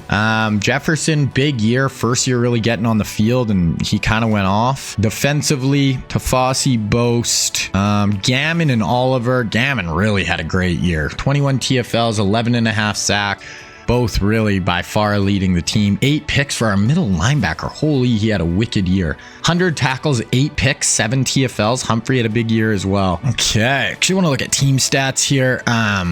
I feel like, okay, we actually put up 37 points a game. For some reason, I felt like we didn't have as good of an offense as far as in points, but we actually did. Defensively, I mean, yeah, not great. Okay, it's going to get into the offseason here. I actually feel like we don't lose a crazy amount of guys this year, but we'll see. Tavares, okay, you can leave. I literally don't care if you stay. And it says Gerson is going to come back no matter what. Now, if we actually look at who we lose Mark Andrews, Tavares, Tyree, Nick Chubb, Nesbitt. Okay, we did lose some guys. But I feel like it's all positions that we have really good guys in behind them. Like, I feel like we're going to be better next year on paper. Okay, so we're going to get into the transfer portal here. We got a right outside linebacker, number 1. We'll add him. We're actually going to have to go get rid of some stuff here. I always like to bring in some offensive linemen, depth pieces. Is there even any? Oh, Josh Allen is leaving UCLA. I'm actually not even going to worry about the transfer portal too much here. I'm just going to go through and see if there's any more real life guys. Josh Allen, Tyler Linderbaum. Oh, if he was on our list, I'd be going after him, but he doesn't want to come here. I'll be very interested to see where Joshy goes. Okay, so that's it. So we're just going to go after these 2 guys, 2 more depth pieces, right outside linebacker and a guard. Okay, let's see if we get it done with these 2. Kind of just filler. I don't even know if these are guys who will play for us, but we'll see. I'm definitely going to go check once we get through this where Josh Allen ends up though. Okay, so we do get the guard. Looks like we will get this linebacker as well. We do get the linebacker. Okay, let's look at National Signing Day. So we come in with the number 1 overall class. Once again, 23 players, 8 5-stars, 15 4-stars, Texas, Miami, Oregon, LSU, Florida State. Okay, now we're going to go through our real life recruits and just see where they all, I actually want to see where Josh Allen ended up really quick. Goes to Texas. Wow. So Texas going to bring in Josh. So he's coming to the SEC. We're going to have to deal with him. Okay, let's go through the real life recruits here. So first up, we have Spencer Rattler goes to Texas. So they get Josh Allen and Spencer Rattler in the same class here with the transfer. Clemson gets Sam Howell. Who did they get last year? Didn't they just get a really good quarterback last year? And then Jaden Daniels is gonna go to Oregon. So Oregon gets Jaden Daniels. Wide receiver, we didn't get any of the real life receivers. So Miami gets Garrett Wilson. Jacksonville State gets Jamison Williams. USF gets George Pickens, and Drake London is going to ASU. Luke Musgraves is going to go to Ohio State. Move on to offensive tackle. Rice gets Darnell Wright, and then Miami is going to lock down Charles Cross. For defensive ends, and then I don't know, I guess Kayvon Thibodeau didn't sign with anybody. No one offered him a scholarship, so I guess Kayvon just doesn't play in college football, which is bizarre. I haven't seen that happen with any of these guys before. Mozzie Smith ends up at Virginia, so they get the number 1 overall player. Nolan Smith ends up at Virginia Tech. Auburn gets Nakobe Dean, and then Ahmad Sauce Gardner goes to Georgia. Oh, so that is where we are sitting with recruiting. Gonna look at our position changes here really quick. Like I said, usually it's gonna be offensive line or D-line. Bruce, Gerson. Yeah, I think we're honestly kind of fine there. Gash, Sweat, Gammond, Burns. We have a good group of D-ends. Okay, yeah, so there wasn't really anything major for position changes. Okay, so we're at the start of the 2019 year. This is going to be the last season of this episode. And then we still have one more full episode to go. So we have 5 seasons in total left in the sim. Alrighty, boys, start of the 2019 season. So this is going to be the last season of this episode. We are coming off 2 straight losses in the semifinals. Have a really good team this year. I think we're better on paper this year than last. We'll take a quick look at the roster, show you guys what we're working with. Have 97, 96, 96, 96 on defense. So we have some absolute studs in our front seven. Quarterback, we have Justin Herbert Jr., 86. So hasn't really improved a ton, but looking decent. We have Trevor Lawrence, who's got impact development trait. Then we have the kid we brought in this class, Kentrell Joe. So this is a auto gen guy. He's an 83 overall with elite development. So he actually looks like he could be like an actual stud. So we'll see. Moving on to running back, we got Miles Sanders, DeAndre Swift. This Otis guy is a backup. Then we did bring in Breece Hall in this last recruiting class. He's got impact development traits, so should turn out to be a pretty good player. Solid at running back this year. Wide receiver, we got 3 sophomores and then 2 freshmen sophomores. We kind of killed it at receiver for 2 straight years. So we have CeeDee Lamb, Justin Jefferson, Devontae Smith as our top 3. Then Jamar Chase, Jalen Waddle, and Henry Ruggs in behind them. So crazy receiving core. Tight end, it's all auto gens right now, but a pretty good group. And then we got some young freshmen coming along as well. Left tackle, we got Suggs. We brought in Evan Neal in this year's class. Left guard, senior and Roos. Junior Landon Dickerson Jr. With this Ureta, and then Bono and Jedrick Wills on the right side. Gash, Sweat, Travon Walker. Travon was just in this last class. Probably will take over next year. Gammon, Brian Burns on this side of the field. Like, both these guys are just absolute superstars. A bunch of just depth on this side. All auto gens, but all good players. Defensive tackle, De'Aaron Payne, Quinnen Williams, Ed Oliver, then Christian Barrymore, Derek Brown as well. Really good group of D tackles. Patrick Queen as a sophomore. We got this Walt Boast, 96 overall. We brought in Christian Harris, who looks like an absolute stud. 84 overall before the upgrades, like his boost from the coaching, or 81 overall before the boost of the coaching, but really good development traits as well. And then Devin White on this side. Corner, Trevon Diggs, Asante Samuel, Patrick Surtain, Byron Murphy, Derek Stingley, Trent McDuffie. Safety, we got this Alfonso starting. We did bring in Daxton Hill, who looks like he's going to be a good player. Sturgis starting here, and then we brought in Kyle Hamilton, who looks like he's going to be a good player. Good kicker, good punter. So team looks really good. I mean, Justin Herbert isn't elite, but he's really solid. So we'll see how he plays. I think that will dictate a lot of how this season goes. Go through our red shirts here. Probably won't even do Joe just because there was an injury. We'll literally have no back quarterback. Do these wideouts. We'll do Evan Neal. Do the center. Wow, this guy looks really good actually too. He's 82 overall freshman. We'll do Travon. Do this D tackle. Do Christian Harris. Do both our corners, Stingley and McDuffie. Sit down Daxton Hill. And we'll do Kyle Hamilton and Reed. So that is our red shirts. Pretty good group. Okay, quickly go through our depth chart here. I don't think there's anything too major, but we'll see. So starting Herbert, wide receiver. Yeah, we'll make Jamar our 4th, Devontae. I think end. Gammon starting on this side, Brian Burns starting here. I like that. Payne Quinnen, Devin White. Oh no, I want to start Patrick Queen over this cost. Corner. Let's play our real life guys. So we're actually going to play Patrick Surtain. Diggs Samuel is our top 3. Play Jamar. Okay, so ready to go there. Let's look at the preseason top 25. We're coming in as the #1 team, 95 overall, 90 for South Carolina in the SEC, 89 Oklahoma, Ohio State, Georgia 91, Clemson 87, Texas and Notre Dame 90s, 88 for USC. Preseason All-Americans, we got CD, Landon Dickerson, Gammon, De'Aaron Payne, Devin White. On the first team, second team, Larry Suggs, Gash and Burns, Queen, Boast, and Trevon Diggs. So a lot on defense. Definitely likes our defensive personnel more than our offensive personnel. They are higher overalls and stuff as well. Okay, let's get into the recruiting here. Definitely a pretty solid class once again. So in this class, we have 4 real life quarterbacks.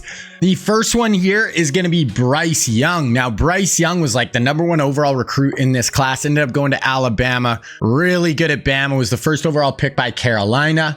Here he's looking at USC, UCLA, Oregon, Texas, and Stanford. Going to be a 5-star 4-star recruit. We're 6th on his board. Maybe we'll add him. We'll go after Bryce, bring him to Bama like real life. Next up, we have DJ Ugalele. I'm not 100% sure how to pronounce his name, so I'm going to say DJ from now on. He was actually like the number 2 recruit in this class, ended up going to Clemson, has been kind of a bust in college, but he's going to be a field general archetype, 5-star recruit, looking at us, Clemson, Ohio State, Syracuse, North Carolina. I don't really want DJ. Next up, we have CJ Stroud. Now, Stroud was the 3rd overall quarterback in this class after Bryce and DJ. Ended up going to Ohio State, just had his rookie year in the NFL and had one of the best rookie years of all time. Here, he's going to be a 4-star recruit looking at Washington, Oregon, Stanford, Cal, and Utah. And then the last one is going to be Anthony Richardson, who was last year a top 5 pick, playing for the Florida Gators by the Colts. Here, he's going to be a 4-star recruit looking at Georgia, Auburn, us, Clemson, Tennessee. I think we're just going to go after Bryce Young in this class. Okay, moving on to running back. First up, we have Jahmyr Gibbs. Now, Gibbs started out at Georgia Tech, ended up transferring to Alabama, 1st-round pick by Detroit in the NFL draft. He's going to be a 4-star recruit here. We are number 1 on his board. We will add Jahmyr. Then we have Bijan Robinson. Now, Bijan is from Texas, played at Texas, top 10 pick by the Falcons in the NFL draft, already one of the better running backs in the NFL. Looking at TCU, Texas, Texas A&M, Baylor, and Texas Tech. We're not going to add him. We'll look through the rest, though. We do have top 5 or 5-star, top 8 player in the class there with this Little John, so we'll add him a little more depth. Maybe this guy as well. Okay, now we're gonna get down to wide receiver. Now we have 3 wide receivers in this class. The first one is gonna be Jordan Addison. Now, he started out at Pitt and then ended up transferring to USC.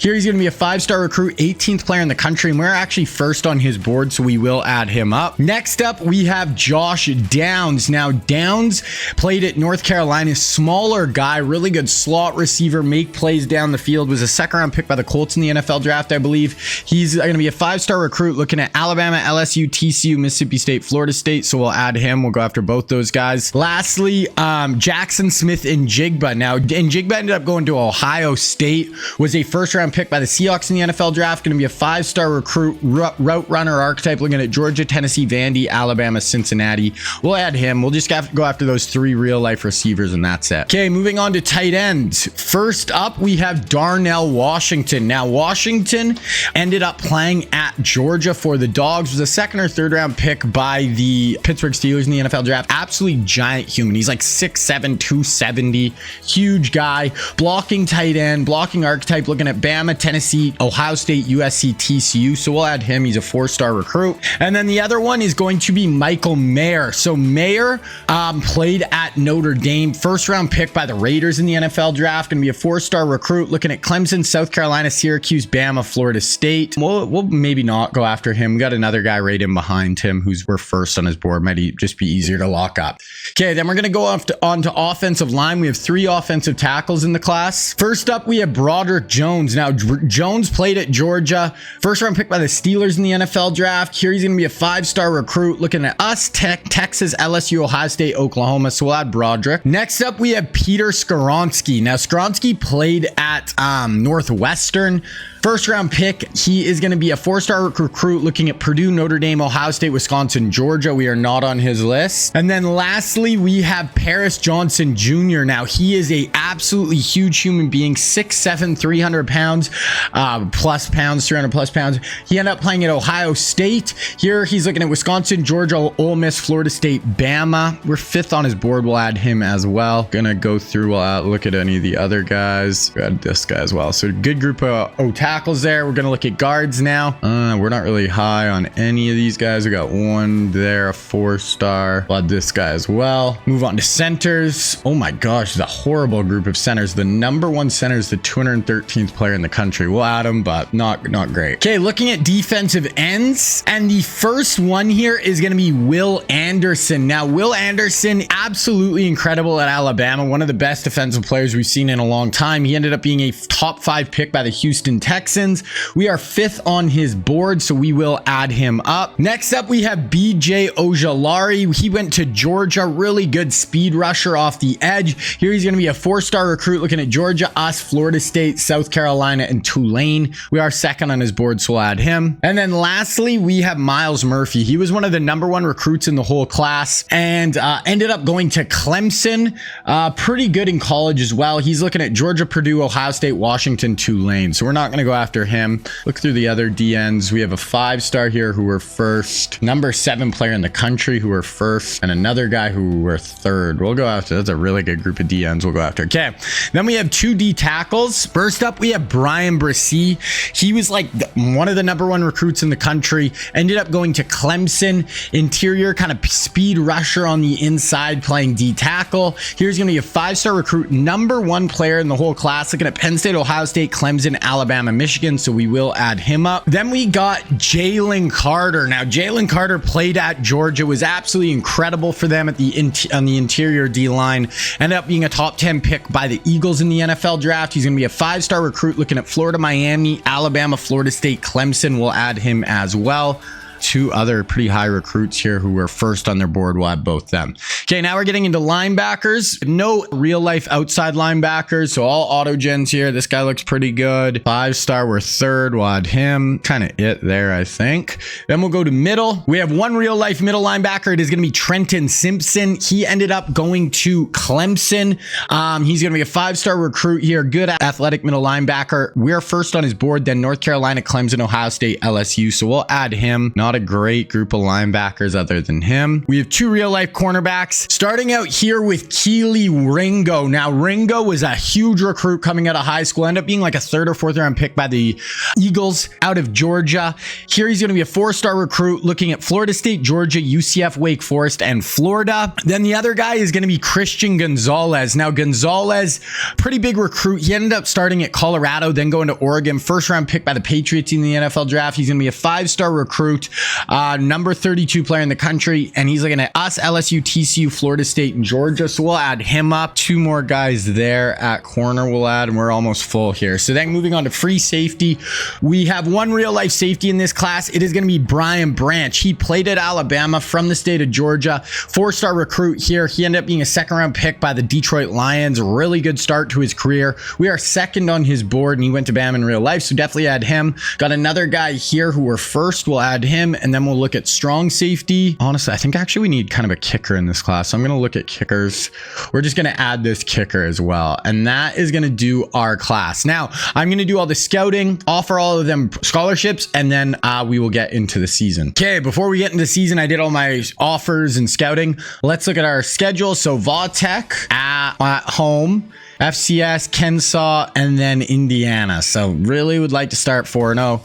A&M, Ole Miss, Texas, Mississippi State, Kentucky, Florida, Arkansas for our SEC schedule. Arkansas was 11-4. Mississippi State was 10-4. Texas, Ohio State, Texas. Like pretty tough, honestly. Not really any gimmies, I would say, there in the SEC, but we'll see how it goes. So we're going to go through the recruiting here. I'll show you guys kind of who I'm offering, who we're going after, and then we'll look again around week 4 or 5. So this is going to be Bryce Young right here. Looks like us and UCLA are in 1st. We actually scouted Bryce. We know he's a gem. So I'm actually going to go really hard after Bryce. We're going to go 75 hours to Bryce Young right off the rip. Then we did scout Jahmyr Gibbs. We know he is not a gem. We're actually not going to go after Gibbs. We have this Tommy Littlejohn guy who's actually a top 10 player. We are going to go send the house for him. Rather go for him than Jahmyr. Then we got this Rashad, 116th in the country. Oh, maybe we'll go just 25 for him. Okay, getting into wide receivers, and Jordan Addison we scouted. No, he's not a gem. We're just going to leave him for now. Then we get into Josh Downs, scouted. We know he is a gem, so we're going to send the house. And then we know that Jackson Smith and Jigba is a gem as well. So we're going to go 50 hours for both them and not go after Addison. Tight end, #1 tight end here, not a gem. We're just going to leave him. This tight end, we'll go maybe 25 hours to him. Nothing too crazy. Getting into offensive line, starting with Broderick Jones, 5-star. Definitely going to go pretty hard after him. We're going to give him 50 points. Then Paris Johnson Jr. No one's really going that hard. We're going to start with 25 points for now for him. Then this guy, 4-star. No, he's a gem. We're just going to go friends and family though. Same with this guy, 4-star. We're just going to go friends and family. Right guard, not a gem. Not going to go after him. Left guard, our other guard here, we'll go friends and family. Center, really no other centers in this class. We'll go friends and family, but if we don't get them, I'm not going to lose any sleep. Okay, getting on to defense. So first we have Will Anderson up. You know what? We're actually going to go a little more to Will. We'll go set in the house for Will. 4-star, 44th player. Then we got this guy. We'll go friends and family for him. 5-star at the end. We'll go friends and family. Another 5-star at the end. Number 7 player in the country. We'll go friends and family. This guy, number 3 player in the country. We'll go friends and family. None of those guys, I'm like, yeah, I think we can adjust more because we know they're not, well, we don't know if they're gems or not, so I'm not going to like lose it over them right now. Getting on to D tackles, I really want Brian Brissy. Look at how many people are offering him. We're going to go 50 to Brian Brissy right off the rip. Then same with Jalen Carter. These are 2 guys I would really like in the middle of my defense. Then we go to this other D tackle. We see he is a gem, 4-star. We'll offer him 25 hours. This other D tackle, scouted. No, he's not a gem. We're not going to go after him. 5-star outside linebacker here. We'll go friends and family. We have 250 hours left. Another 5-star outside linebacker here. We're just going to go friends and family, even though he's a 5-star and he's a gem. If we have any hours left at the end, we'll come back and offer him more. Getting to Trenton Simpson, we did scout him. Not a gem. We're going to leave him. The guy, I guess we can go friends and family for him. Just a little depth at linebacker. Corner going into Christian Gonzalez. We will go 50 hours for Gonzalez. This corner looks actually pretty good. We'll go 25 though for him. This corner, don't really care if we got him. Definitely want to get Brian Branch, so we're gonna go 50 hours to Brian Branch. That leaves us 75 hours. This other safety we scouted, not a gem. We do have a kicker here. We're gonna go friends and family for the kicker. Okay, we'll actually we'll go friends and family this corner, and then that gives us 25 hours. I'm gonna go back to our defensive ends here. This guy, number 3 player in the whole country, so we're gonna actually up him to send the house. So that is where we are gonna be sitting right now with recruiting. Now at the like I said, about week 4 or 5, we will come back and look at that, and then probably around Texas or one of those games later in the year is the first game we're going to watch. But we're going to sim through our bye week right here. So we have Virginia Tech at home, first game of the year. Definitely one we got to win. They're an 84 overall, so not horrible, but definitely should get this done. Week 1, we end up winning. We're up we're 1-0 on the year. We end up winning 35-33. So it's actually very close. They actually out yardaged us. Herbert threw 2 picks. Don't love to see that. CD Lamb was our high receiver. Okay, then we got this FCS game at home. Obviously, they're 66 overall. Should be a nice starter game here. Blow them out. Get ball rolling. So I ended up winning 45-10, so decent. 384, 5 touchdowns Herbert, but not the most explosive offensive day for sure. Okay, then we got Kennesaw State. Another pretty easy game. I'd like to see the offense really explode here, go off. So we're going to sim through this, and we should start seeing some signees in maybe even this week as well for us. Okay, so we do get our first commit, Josh Downs, 5-star wide receiver. Then we also get Jalen Carter, 5-star D tackle. So our first 2 commits. Definitely probably lost a few guys too. I know earlier we already lost Christian Gonzalez at cornerback. We didn't end up winning that last game. So we got Indiana, the last non-conference game here. They're only an 82. So on the road here, but should be able to get that done. Team schedule, we ended up beating Kennesaw State 42-6. So decent start. Still probably feel like we should have maybe put up a few more points there though. Okay, so Indiana, gonna sim through, and then we got our bye and then SEC schedule. Recruits didn't pop up. I guarantee we signed some guys this week and lost some guys most likely. So we signed Jackson Smith and Jigba, get him locked up. We end up getting Broderick Jones, so big 5-star offensive lineman. We lost this guard. I was actually going really hard at him at the end.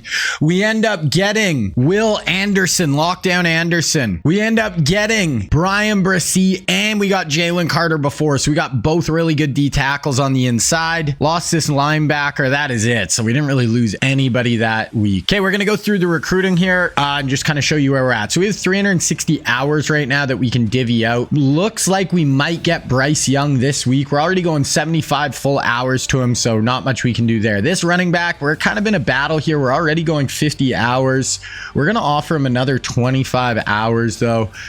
This running back, it's us in Wisconsin. We could offer him another 25 hours. He's more of a depth running back piece.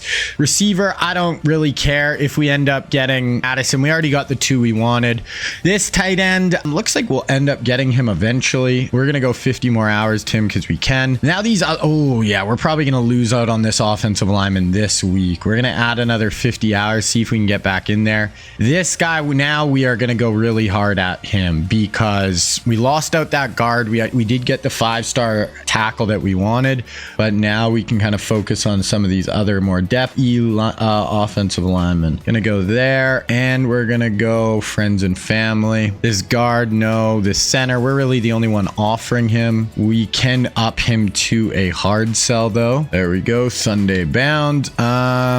Defensive ends. So we got a good group here. I'm gonna go after these 5 stars the most. So we do have a lead with this guy. He is getting into his, he could sign this week, so we're gonna up him to friends and family, full 65 hours to him. This guy, no one's really going that hard after him, so we're gonna remove friends and we're gonna go send the house plus DM. Couple of linebackers here I'd like to get in on. Gonna remove friends and family here, and we're gonna add send the house. Same with this guy. So remove friends and family, send the house plus DM. Plus he's a gem, so definitely would like him. Lose that linebacker. Corner, this is really the only corner we're going after. We're going full 65 hours on him. Another kind of corner we are going after a bit, not as much. We're gonna up him to send the house and DM. Then we're going really hard after Brian Branch. Looks like we're gonna lock him down this week. Then we have this kicker. We're the only one offering him, but we can actually offer another 10 hours right now, and that is it. So that is where we're at with recruiting. I'll show you guys that again in maybe 2-3 weeks. Okay, so we lock down Bryce Young. Bryce Young in the door. We also get that 5-star defensive end, get that 4-star corner, and we do get Brian Branch. So the good safety we were going after. We do lose that one offensive lineman that I thought we would lose at. Okay, so this week we got A&M at home. They are 1-3, so really bad start for them, but they are the best team on paper we've played so far, so we're going to advance through the week, and we end up losing, of course. So lose our first SEC game, 28-24, 433 of offense to them. I mean, Herbert didn't play bad, honestly, just didn't get it done. Jefferson had a huge day, but we go down. So we got Ole Miss, Texas, Mississippi State. I think we'll watch that Texas game maybe again, maybe at Arkansas. That's going to be a huge game later in the year, so maybe we'll do that. We'll keep simming them. We'll kind of see what our record is and what the other records are around us here in the next few weeks. But now we got to beat Ole Miss. We can't start 0-2 in the SEC, and they're better. 89 on paper. Good squad. So let's get through Ole Miss. Need to be 5-1 here. 5-1. Okay, now we got 6-1 Texas. So this is a big game. Longhorns. We win by 2. Close ass game. Herbert 310 did throw a pick. 70 for Miles. Devontae had 109. Okay, we're gonna watch this Texas game just because this is a massive game. I mean, the loser of this gets 2 losses. The winner stays in the top 10. Huge game here. They're 90 overall, better than Ole Miss or A&M on paper. Okay, we are gonna sim through the first quarter here. We go up 7-0, so we're up 7. 3rd and 6 for Texas. They got Najee Harrison at running back. They brought in Josh Allen, but I actually don't think he's starting. I looked at their roster. It's a different guy. Fires it over the middle, complete for the first down. Then they get a 16-yard Najee Harris run, 2nd and 8, 3rd and 5 here. Crowd is bumping. Number 1 toughest place to play. Motion the running back out of the backfield. We need some pressure. We need some pressure up over the top. Ooh, that could have been picked. Linebacker got under that on 3rd and 5. Great play by our defender. Force a punt, our ball, 2nd and 6, 3rd and 3. Let's see if we can convert here. So Herbert, Miles Sanders, Jefferson, CeeDee Lamb. Those are kind of our big time weapons right now. Gonna motion Devontae Smith. Another one. Motion across. Herbert doing a deep drop. Fires. Herbert. Throws that into traffic. Gets picked off. Texas safety is pumped. That was not open at all. That wasn't even like safety was right there. Got him the 3rd and 10 already though. Bunch to the top here. We got to make something happen. Okay, 4 down, rush. Fires it. Complete. 1st down. Pass drop. 3rd and 9 here. Okay. We got to get off the field. We can hold them to 3 right here. Keep a 7-3 lead. Oh, we get a really nice inside pass rush and we pick it off. Pressure got there. Forced a bad throw into coverage and we pick them off. That is huge. Wave into the Longhorn crowd. I don't know who that was, but one of our D tackles got like a swim move right up the middle of the field, broke in. 3rd and 4 already though, and we're gonna punt to them. 2nd 8, 3rd and 7. They punt. Our ball, 2nd and 8, 3rd and 6. Just past midfield here. What do you got for us, Justin? Trips to our bunch to the bottom. Herbert drops back, takes off, breaks a sack. Okay, you gotta throw it. No. Oh, he just had enough legs to get that 1st down. So good scramble there by Herbert. 2nd and 3, 1st and 10, 2nd and 8, 3rd and 1 from the 4. Let's punch this in, go up 14 rip.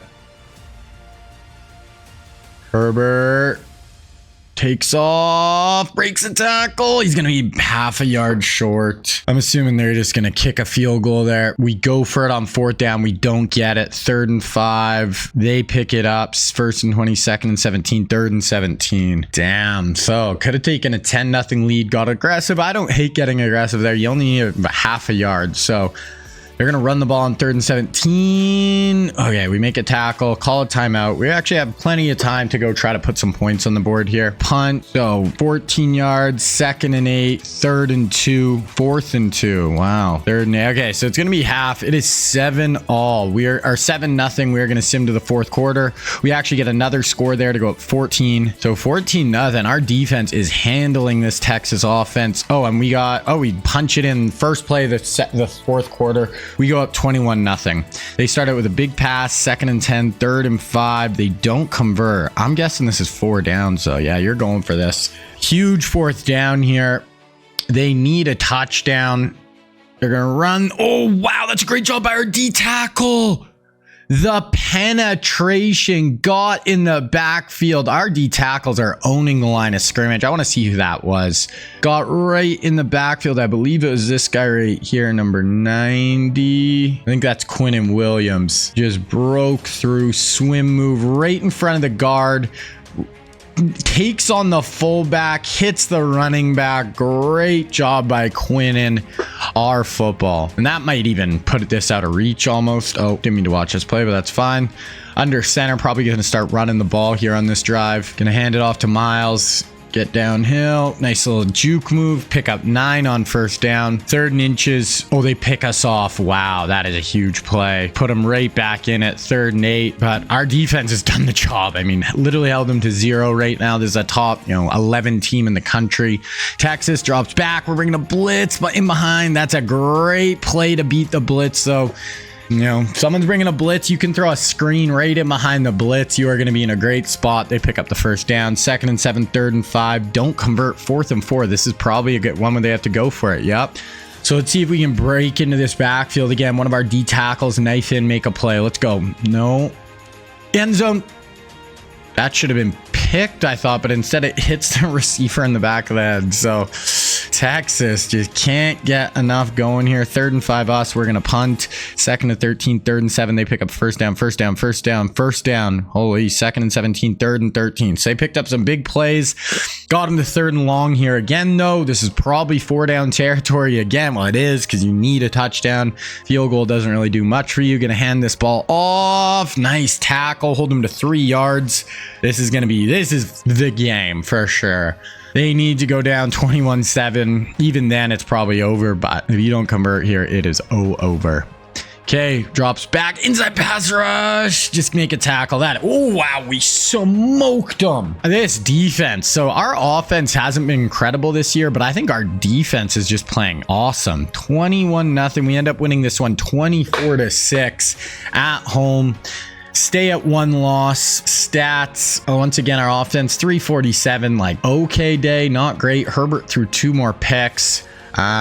Jefferson 97 yards, but our defense was kind of the star of the show for sure. Okay, then we got our kicker here signed, so get another player signed to the class. Class is almost basically locked up here. We'll actually go take a look at the class here. So I think we did pretty good. We didn't end up getting either of the running backs I wanted, which is kind of annoying. We got our 2 receivers, we got a tight end. Got another right tackle locked up. We ended up getting that center. We ended up getting both of those 5-star DNs. So we got a sick defensive line class.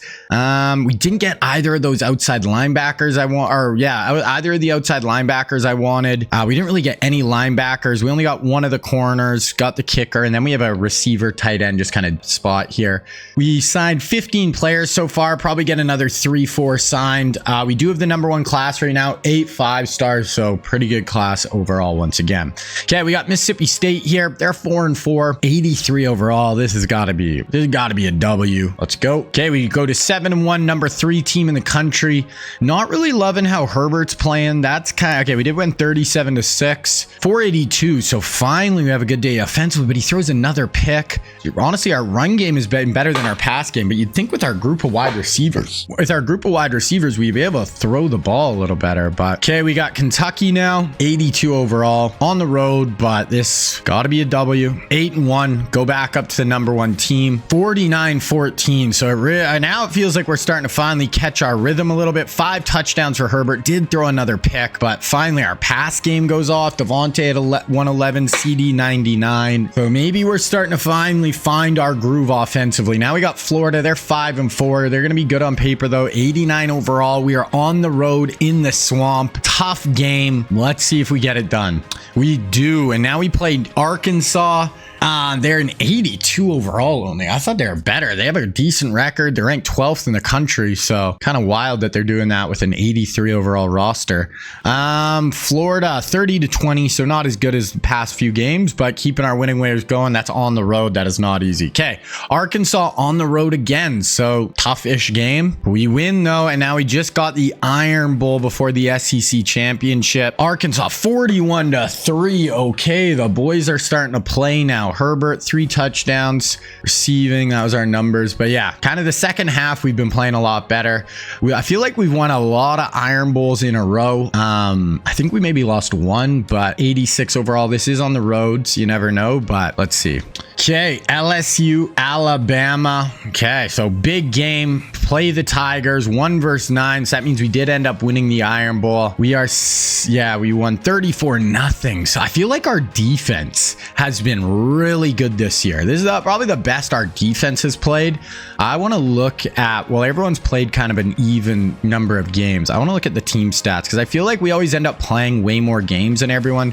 So our offense is 5th. And then when I look at defense, yeah, so we have the #1 defense in the country. So maybe our offense, it's 4th, it's good, but our defense has been really, really good this year, which I love to see. Okay, so we're going to keep simming here. I'd definitely like to end this episode with another national championship. Right now we have 3 natties, so I'd like to get to 4 here. Okay, LSU, Bama. We're going to watch this SEC title game. They're 90 overall, not a bad team at all. Okay, we're going to sim through the first quarter here, and we are up 7-0. That's what I like to see. Keep simming. 2nd and 6, 3rd and 2. Can run the ball, pass the ball, do whatever here. Looks like LSU's got some big guys in the middle here. Let's see if we're able to push them off the ball. There we go. Nice run. Miles Sanders picks up the first down. Okay, let's keep going. 2nd, 11, 3rd and 9. So really trying to run the ball right here. Not being super successful. Gonna have to pass the rock. Let's see it, Herbert. Herbert drops back. Fires it, end zone wide open. I think that's Devontae Smith for the touchdown. There we go. Take the top off the defense, Devonta. There's Justin Jefferson giving him some love. Yeah, that's Devonta. So 14-0. LSU not really giving us a game so far. 3rd and 10. We got bunched to the top. Gonna pass rush, 4 down. Gonna try to take off. Nice pass over the middle. That's a good completion. Needed that. 2nd and 9, 3rd and 9. Drops back, 4-man rush, trying to push the pocket. Too much time. I think that's a throwaway though. Yeah, really good coverage on the back end. And once again, our defense is just suffocating right now. Going back to our offense, 2nd and 7, 3rd and 5, not able to convert. Their ball, 3rd and 3, not able to convert. Punt to us, get a bit of a gain. 1st and 10, 2nd and 10, 3rd and 10 on the 34. So probably out of field goal range here. We need at least 5 yards to even get a field goal. Obviously would like a first down. Let's see what Herbert's got. Herbert drops back. Only a 4-man rush. You got time? No, you can't take a sack there though. That's for sure. LSU, big play defensively. 2nd and 9, 3rd and 9. Our defense has been just absolutely nasty so far. Let's see if they can do anything here. 4-man. Oh my God, that was crazy pressure off the edge. He just got that out. He was about to get absolutely destroyed in the pocket. I think that was Brian Burns coming off the edge. 3rd and 6. I'm having more fun watching our defense at this point than our offense. Our offense is a little anemic to me. Okay, double mug look here with our linebackers drop out. 4-man pressure. Meet it, the QB. That's what we like to see. Burns and Gammon, I think, off the edge. Just rock the LSU quarterback. Gonna punt. Our ball, 1st and 10. 13 yards to CD. 9 yards to Jefferson. 1st and 20. 2nd and 13. 3rd and 10. Okay, let's go get some more points here. 1 minute left. We do have 3 timeouts. Okay, we're gonna use one here. Trips to the bottom. Drops back, fires it. Oh, Justin Herbert tries to go up over the hook defender, throws it into coverage. Hopefully this doesn't lead to points here. Herbert has not impressed me this year when we've watched. 3rd and 10 LSU. 112. 50 seconds left. Here we go. 4-man up over the top. That's a touchdown. Catch him. Oh, our defense has been perfect. That was Trevon Diggs got beat over the top, 70 yards, and all of a sudden LSU is right in this thing. 14-7, our ball. Oh, we actually we might get some points here. That would kind of make up for it. Herbert, okay, hurry to the line. We have no timeouts. You got to snap this thing right now. Herbert, we need a first down, no sacks. Okay, Herbert. At least you threw it away. Didn't take a sack. Try a long field goal there. We hit it. Okay, so that long touchdown by them didn't hurt quite as much. We are going to sim to the 4th quarter. We are up 17-7, 17-10, 17 all. Tie ball game here. 4th quarter. Our ball, 2nd and 10, 3rd and 8. Pick up a big play, 31 yards to Devonta. And the next play, punch it in with Jefferson. We're up 7 again. 1st and 10 them, 2nd and 13, 3rd and 12. Okay, defense. Go make a play. We need a sack here with our front 4. Burns, Gammon, whichever one of our nasty D-tackle. We're only rushing 3. They're setting up a screen pass. We need a tackle. There we go. Good job, defense. Okay, 2nd and 4, 3rd and 4. Offense, let's go. We got to eat some of this clock up. Bunch to the top. Herbert fires it. Oh, he dropped it. Devontae. No, it was in your hands on 3rd down. Gonna have to punt this back to LSU. We had a great punt. Downed them inside their 5, but they get out of it with a 15-yard catch and another catch. 3rd and 4 here. About 5 minutes left. Motion over, 4 down, pressure, nice little out route complete. 2nd and 17, 3rd and 17. 4 down, directing traffic back there. Ooh, inside pass rush. That was a great move. Matt Gash, quickness on the inside and broke in a second. That was a great move. Gonna force a punt here. And now if we can put any type of drive together, we'll just eat this clock away. 2nd and 1, 1st and 10, 2nd and 8, 3rd and 10. Okay. So 3:33 left. We are out of field goal range. You got a first down here. We can at worst kick a field goal, take away a bunch of time. Herbert, no sack. Man, Herbert has not impressed me this year. We're gonna have to punt this, and it's just a touchback. So they pick up a big play. 2nd and 6, 1st and 10, 1st and 10, 2nd and 19, 3rd and 22. Back-to-back huge sacks there by our defense. Defense, if we win this is on the defense. Herbert is just not great. It's 2-minute warning here. 4-man rush, pressure. They're calling that roughing the passer. Oh, it's an automatic first down. Wow. Josh Sweat. That is such a tough call. Automatic first down, incomplete. 1st and 10 on our 18, 2nd and 10, 3rd and 8 on our 15. They have to go end zone, obviously, but man, that penalty is costly. Bunch to the top. Drops back, fires it, end zone, in, touchdown LSU. Tie ball game here in the SEC championship game. Herbert, haven't loved him at all this year. He is gonna have, you know, a minute and a half. All we need is a field goal. We have all our timeouts. Tie ball game. So 2nd and 8, 3rd and 8 already. Okay. 57 seconds left. I mean, they have all their timeouts. If we just kick this to them, they could go get a field goal. Herbert, boom, huge play, Justin Herbert. That was massive, 24 yards. Next play, run. Okay, now we're gonna watch. Okay, so we got a really nice field position now. Try to start making them eat their timeouts here. They only have 1 left, so just hand this ball off. Miles, no fumbles. Herbert with the 24-yard strike to our tight end. We needed that desperately. 40 seconds left. Gonna be just running the ball here, I'd assume. I hope. Hand it off to Miles. Pick up. And yeah, now we can basically just hold and kick a field goal here. Oh no. Are we going to wait? Yeah, we're going to wait till there's like 1 second left, right? No, why are you kicking it so early? Okay, you made the field goal, but you just left them freaking 30 seconds. We could have literally took that down to 1 second. Kick off. Okay, if we lose this, I'm going to lose it. Ups back, pressure. Okay, that'll do it. Okay, we want to just pad our sack numbers, I think. Give them another down. That'll do it. We end up winning the SEC, so we're 11 or 12-1 going into the playoff right now. Once again, I'm not loving Justin Herbert, how he's playing. He made a nice throw at the end. 2 more picks, though. Not much of a run game for us. Devontae had 104. CD had 90. Okay, win the SEC. Gonna advance week.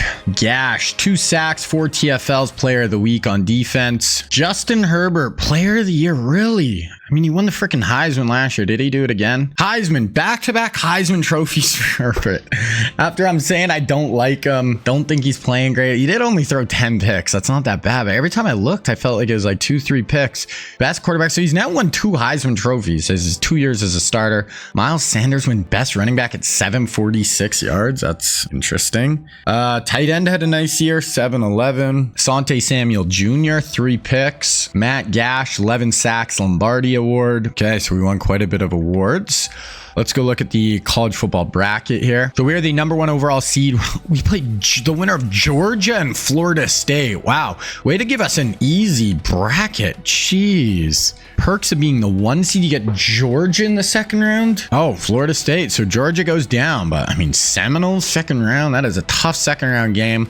We're just going to hop right into it though. So they're only an 86, so not any tougher than any of the games we've been playing in the SEC, but we're going to watch this one, sim the next one, and then watch the Natty if we make it. But we've done that the last 2 years and we always are losing in the semifinals, so we'll see. Okay, we're going to sim through the first quarter here. Florida State goes up 7-0. We tie it up 7-7. We're driving 14-yard gain to Herbert, 2nd and 7, 3rd and 14. Or sorry, that's to Jefferson from Herbert. Okay, I mean, in field goal range, but let's go try to get a first down here. Herbert drops back, got pressure. That's a nice throw by Herbert. On the run, fires it into CD Lamb. That was a tight window and Herbert stuck that in.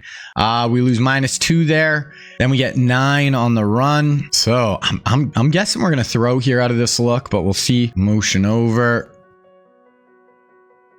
Okay, Herbert drops back. End zone touchdown. Let's go. There we go. Herbert. So maybe I got to take back. I've been kind of chirping Herbert. There's a CD Lamb touchdown.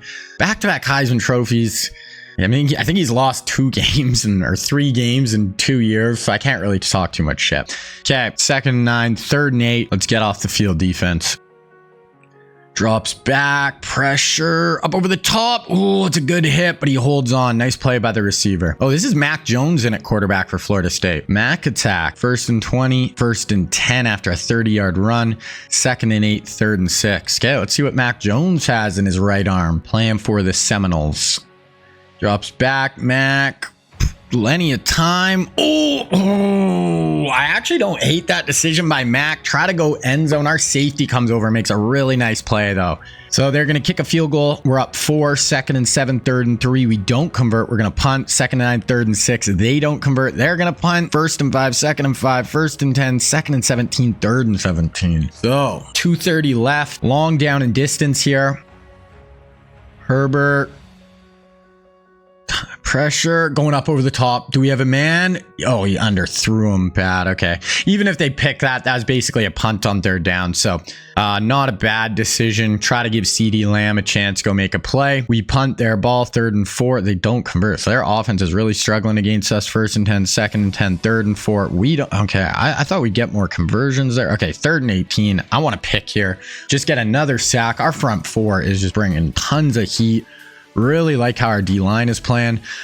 Trying a little stretch, just run out the clock. Oh no. Oh my goodness. So they were just trying to run out the clock there and instead go for 30 yards up our sideline. Damn. 2nd and 6, 1st and 10, 2nd and 2, 3rd and 1 from the 16. Hey, try to hold them to 3 here. Luckily they have no timeout. So if we can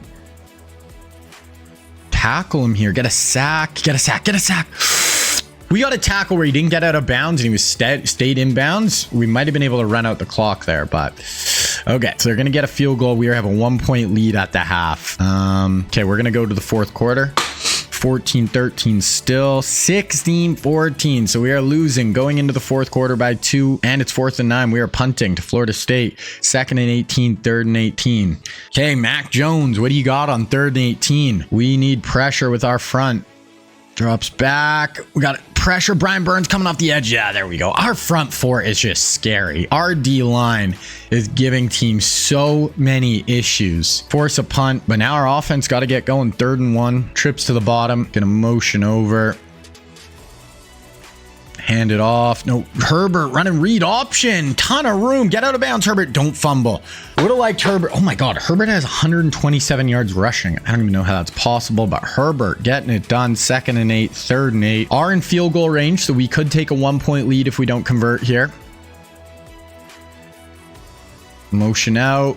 Fake the handoff. Get rid of it. Get rid of it. Get rid of it. Nice. Oh, he's going to take off. Oh, he's short. That was a good job. He has 136 yard rushing. I would have liked if he could have found someone, but clearly it was good coverage on the back end. We do kick a field goal. We're up 1. 3rd and 12. Huge down right here. Force a punt, and we're in a nice spot. Drop back. Mac Jones. He's going to take off. We need someone. Mac Jones just killed us on 3rd down. Gets 16 on 3rd and 12. 2nd and 8. 1st and goal from the 2. And they punch it in. So we are down 5 here. Penalty. We get picked off. We got to hold them to 3. 2nd and 9. 3rd and 7. Hold them to 3. We'll be down 8. So we need a touchdown 2-point conversion. They convert here and score. It's probably over. Herbert throws a pick. We're only rushing 3. Why? Picked. Let's go. Oh my gosh. That is massive. Who is that? That is so big. Mac Jones throws that's Asante Samuel Jr. Bad pick in the end zone. We got a shot. 3rd and 2. We have got to convert here. Is this 4 down territory? I don't know. Drops back. Fires it. Nice. There. Doesn't matter. Keep it going. Herbert only has 135 yards passing. 2-time Heisman winner. We need more from you, Herb. 2nd and 7. Boom. On cue. 75-yard touchdown to Devontae Smith. We do get the 2-point conversion. We're up 3. 1st and 10. 2nd and 19 after a sack. 3rd and 16. Gonna be the 2-minute warning, but our front is scary. This is when they can just pin their ears back and we get so much pressure. They actually kind of stonewall. So it looks like Mac Jones isn't in, and they are going to get tackled short. I don't know if Mac got hurt. It is their backup in, Jaden Fuller. Oh, I meant to watch that. Shit. That was excellent. Okay. I wanted to watch that 4th down. Instead, we're taking knees. Okay. I wanted to watch that 4th down, but I accidentally freaking pressed on fast. So there it is. We end up winning this one by 3 over Florida State. Had a 4th quarter comeback. That pick by Asante Samuel Jr. was so massive. Herbert was okay. I mean, he ran like crazy, 144 yards. So that saved us for sure. His running was great today. Mac Jones, 12 of 18. I don't know if he did get injured at the end there. So that might have cost Florida State too. They had to try to get that game-winning drive with their backup quarterback. So we win the Fiesta Bowl. We are in the exact same position we've been in the last few years, where we win round 1. We had a bye, win round 1. Got a sim round 2. And then if we win, we're going to play in the Natty. We got UW, who actually, I think they won it last year. They definitely made the Natty last year. They're 11-3. They are 85 overall. Okay, so Washington, we're just simming through this. Let's see if we get it done right here, and then we'll watch the Natty, or do we lose in the semis for the 3rd year in a row? We win. Finally, we make it to the Natty. Okay, so we are going for our 4th national championship right here. Devontae goes for 117 and a touchdown. We play the Clemson Tigers, and we actually might go look at the Clemson roster. They are in 86, but I think they have someone real at quarterback. They're starting Justin Fields at quarterback, redshirt freshman. They also have Sam Howell, really good running back, nice group of receivers. So let's see if Fields can take us down right here, or do we go 15-1 and win our 4th national championship in 12 years? Okay, we're gonna sim through the first quarter here. We go up 3-0, so close one here, low scoring, 3-0 lead. Herbert gets sacked. We're punting the ball to them. Penalty, 1st and 10, 2nd and 8, 3rd and 7 here for Justin Fields. Fields in shotgun. Let's see what he's got. Fakes the handoff, throws a little quick arrow out. Nice job by the receiver to break a tackle. Nice first down for Clemson. 2nd and 12, 3rd and 7. Here we go. Looks like maybe press man across. Okay, we're now shifting. Definitely think it's man. Oh, wow. How did Fields get that out? And then we missed the running back on the edge. We got through there. They're setting up a screen. We got through in a millisecond, but Fields just able to get that out. 2nd and 10, 3rd and 7 again. So he's already converted 2 like 3rd and 7s. Let's see if he does it again, or if we can get off the field here. Maybe field goal range here if they don't get any yards. Be a long one. Gonna fake the handoff, read option with Fields, and he's got a lead blocker. Wow, Justin Fields, really nice job right here. Really nice drive. Keeping the chains moving. Now 2nd and 5, 3rd and 1 from the 6. Trying to take a 7-3 lead here. Okay, D-line, make a play, make a play. Motion. Fields, pressure. Wow, Justin Fields is making every play on 3rd down. Takes a hit. Fires that in, and then they punch it in the next play. 7-3 lead. 2nd and 10. We got a huge... No, we fumbled. Okay, never mind. We fumble. They have it in our end. 3rd and 1 on our own 18 here. D-line, we need you here. Someone go make a play. Double tight end look. Motion over. Fake the handoff. Fake. Yeah, there we go. Get him for a sack. That play took way too long on 3rd down. They are going to be able to kick a field goal here, though. They make it. So 10-3. Our offense needs to get cooking here. 1st down. Penalty on the defense. 2nd and 7. 3rd and 5. Okay, Herbert, what do you got for us on 3rd down? You can't let Fields outplay you in this game. Motion out. Fake the handoff. Pressure. You got to get... Oh, wow. I did not think Herbert was going to be able to squirt through there. Justin Herbert pulls it down on 3rd down, picks up the 1st, 2nd and 10, 1st and goal from the 9 after a 17-yard gain, 2nd and goal from the 6. We'll see. We want to punch this in and tie this up. 3 minutes left before the half here. Herbert fires, end zone. Oh, Devontae drops it. I mean, that was a really nice hit. I'm not going to maybe say drop. Defensive back dislodges it with a great hit. We'll say that. 3rd and goal from the 6. Here we go, Herbert. Drops back. On the run, knockdown. So we're going to get held to a field goal here. Drive stalls inside the 10-yard line. 10-6. Okay, their ball. Oh, okay, what just happened? Somehow we got the ball back. Oh, they fumbled the ball on the kickoff at the 2-yard line, and we punched it in the next play. Wow, that is lucky. Okay, we'll take it. All of a sudden, we're up 13-10. Their ball. Start. 2nd and 4. We get a sack. 3rd and 11. Josh Sweat with the sack. Huge down. Okay, it's going to be the 2-minute warning, but Clemson felt like they were in a really good spot. All of a sudden, the wheels are falling off a little bit here. You need a 1st down. You do not want to just give us the ball back where we could go up, get another touchdown before the half. Fields.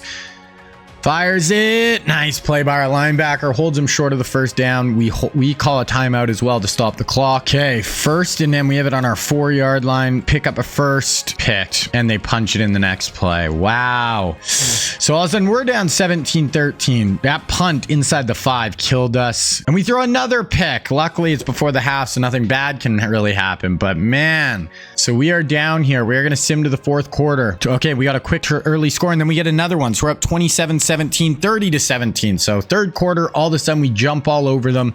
We're up multiple scores and we have the ball here inside their end. So Clemson falling apart now. 3rd and 1. I mean, we score another touchdown here. This one might be over. Hand it off. Oh, that's a good job by their front. So that'll make it 33-17. Oh, we went for it. I did not think we'd go for that. We convert, but we're on 3rd and 9 now. So we actually can technically pick up a first down here as well. Let's see. Motion over. Herbert. Gonna take off. That's a sack. Okay, that's fine. 33-17. I'll take it. Okay, let's see. First play, 75-yard touchdown by Fields. They go for 2, don't get it. So we're still up 10. 2nd and 7, 3rd and 7 here. Herbert, shotgun. What do we got? I'd like CeeDee Lamb, Jefferson, Devontae. One of you guys make a play for us. Jeff Herbert drops it out on a screen pass. That's a first down. He dove for the first down marker. That was DeAndre Swift. Great play. 2nd and 10. We're 3rd down already though, but we're eating up a little bit more clock by getting some first downs here. Bunch to the top or bunch to the bottom of your screen. Herbert. Time drops it down there. Nice. Okay, first down. Herbert's got almost 400 yards. He does have the freaking 2 picks though again. And then we go up over the top. Herbert to Devontae, 52 yards. That should put it out of reach. Fields gets some big pass plays there. 2nd and 10, 3rd and 8. I think Fields played pretty good in this one. Redshirt freshman as well. So this is a big stage for him. But now they're down 17, 5 minutes left. Looks like we are going to win our 4th national championship. 4 down rush, drops it underneath. Good play by Field, just taking what's there. He's got 235, 3 touchdowns. Yeah, he's playing really well. 1st and goal from the 5, and they punch it in. So all of a sudden they're down 10 again, 4 minutes. Okay, and then we get a 27-yard throw. Okay, offense cooking now. 3rd and 7. There's only going to be like 2 minutes left. Yeah. So this one's basically over now, unless we throw something crazy here. Pick 6. Bringing pressure. Fires over the middle. Devontae breaks a tackle. Good job by Devontae. And that is going to do it. That's going to put us at the 2-minute warning. We are going to sim to the end of this one.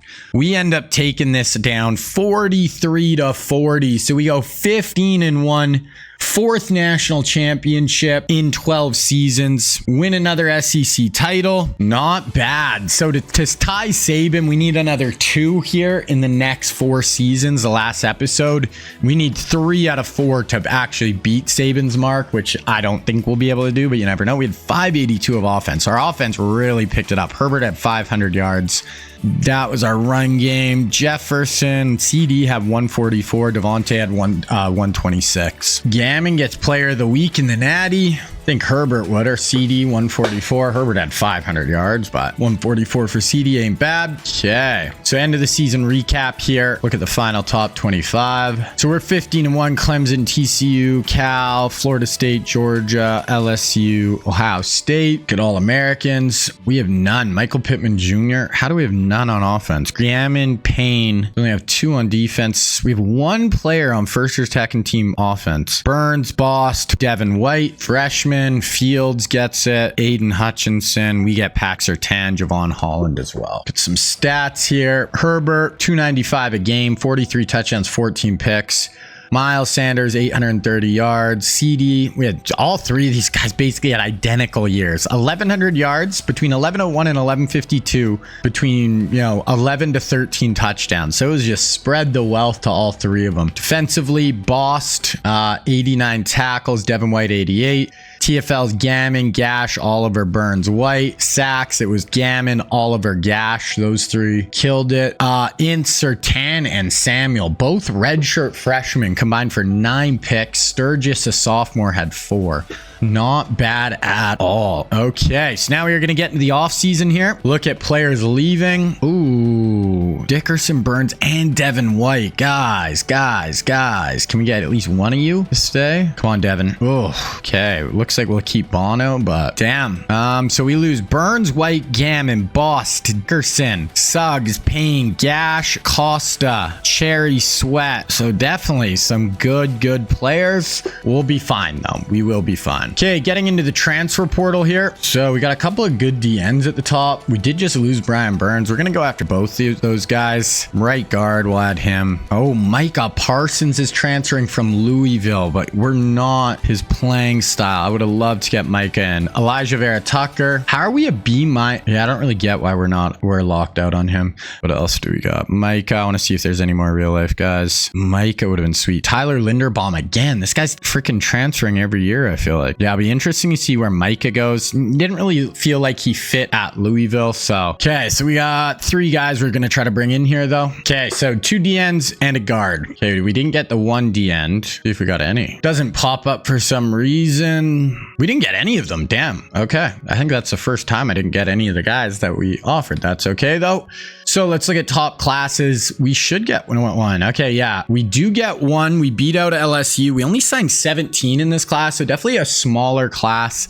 I think the next one I'll try to sign a few more. But like once again, I just never feel like we need a crazy class for Syracuse. I just never feel like you need those huge classes. I'd still like to be more in like 20s. But let's go through all the real life recruits. We'll see where they all ended up. DJ ends up at West Virginia. CJ Stroud ends up at Washington. And then Auburn gets Anthony Richardson. For running backs, Florida State gets Jahmyr Gibbs. And then TCU locks up Bijan Robinson. Looking at wide receivers, Jordan Addison ends up at Syracuse. For tight ends, Texas gets Darnell Washington. South Carolina gets Michael Mayer. Moving on to offensive line, Notre Dame gets Peter Skoronski. And then Wisconsin gets Paris Johnson Jr. Moving on to defensive end, Tulsa gets BJ Ojolari. And then Miles Murphy is going to go to Notre Dame, so that's a nice game for them.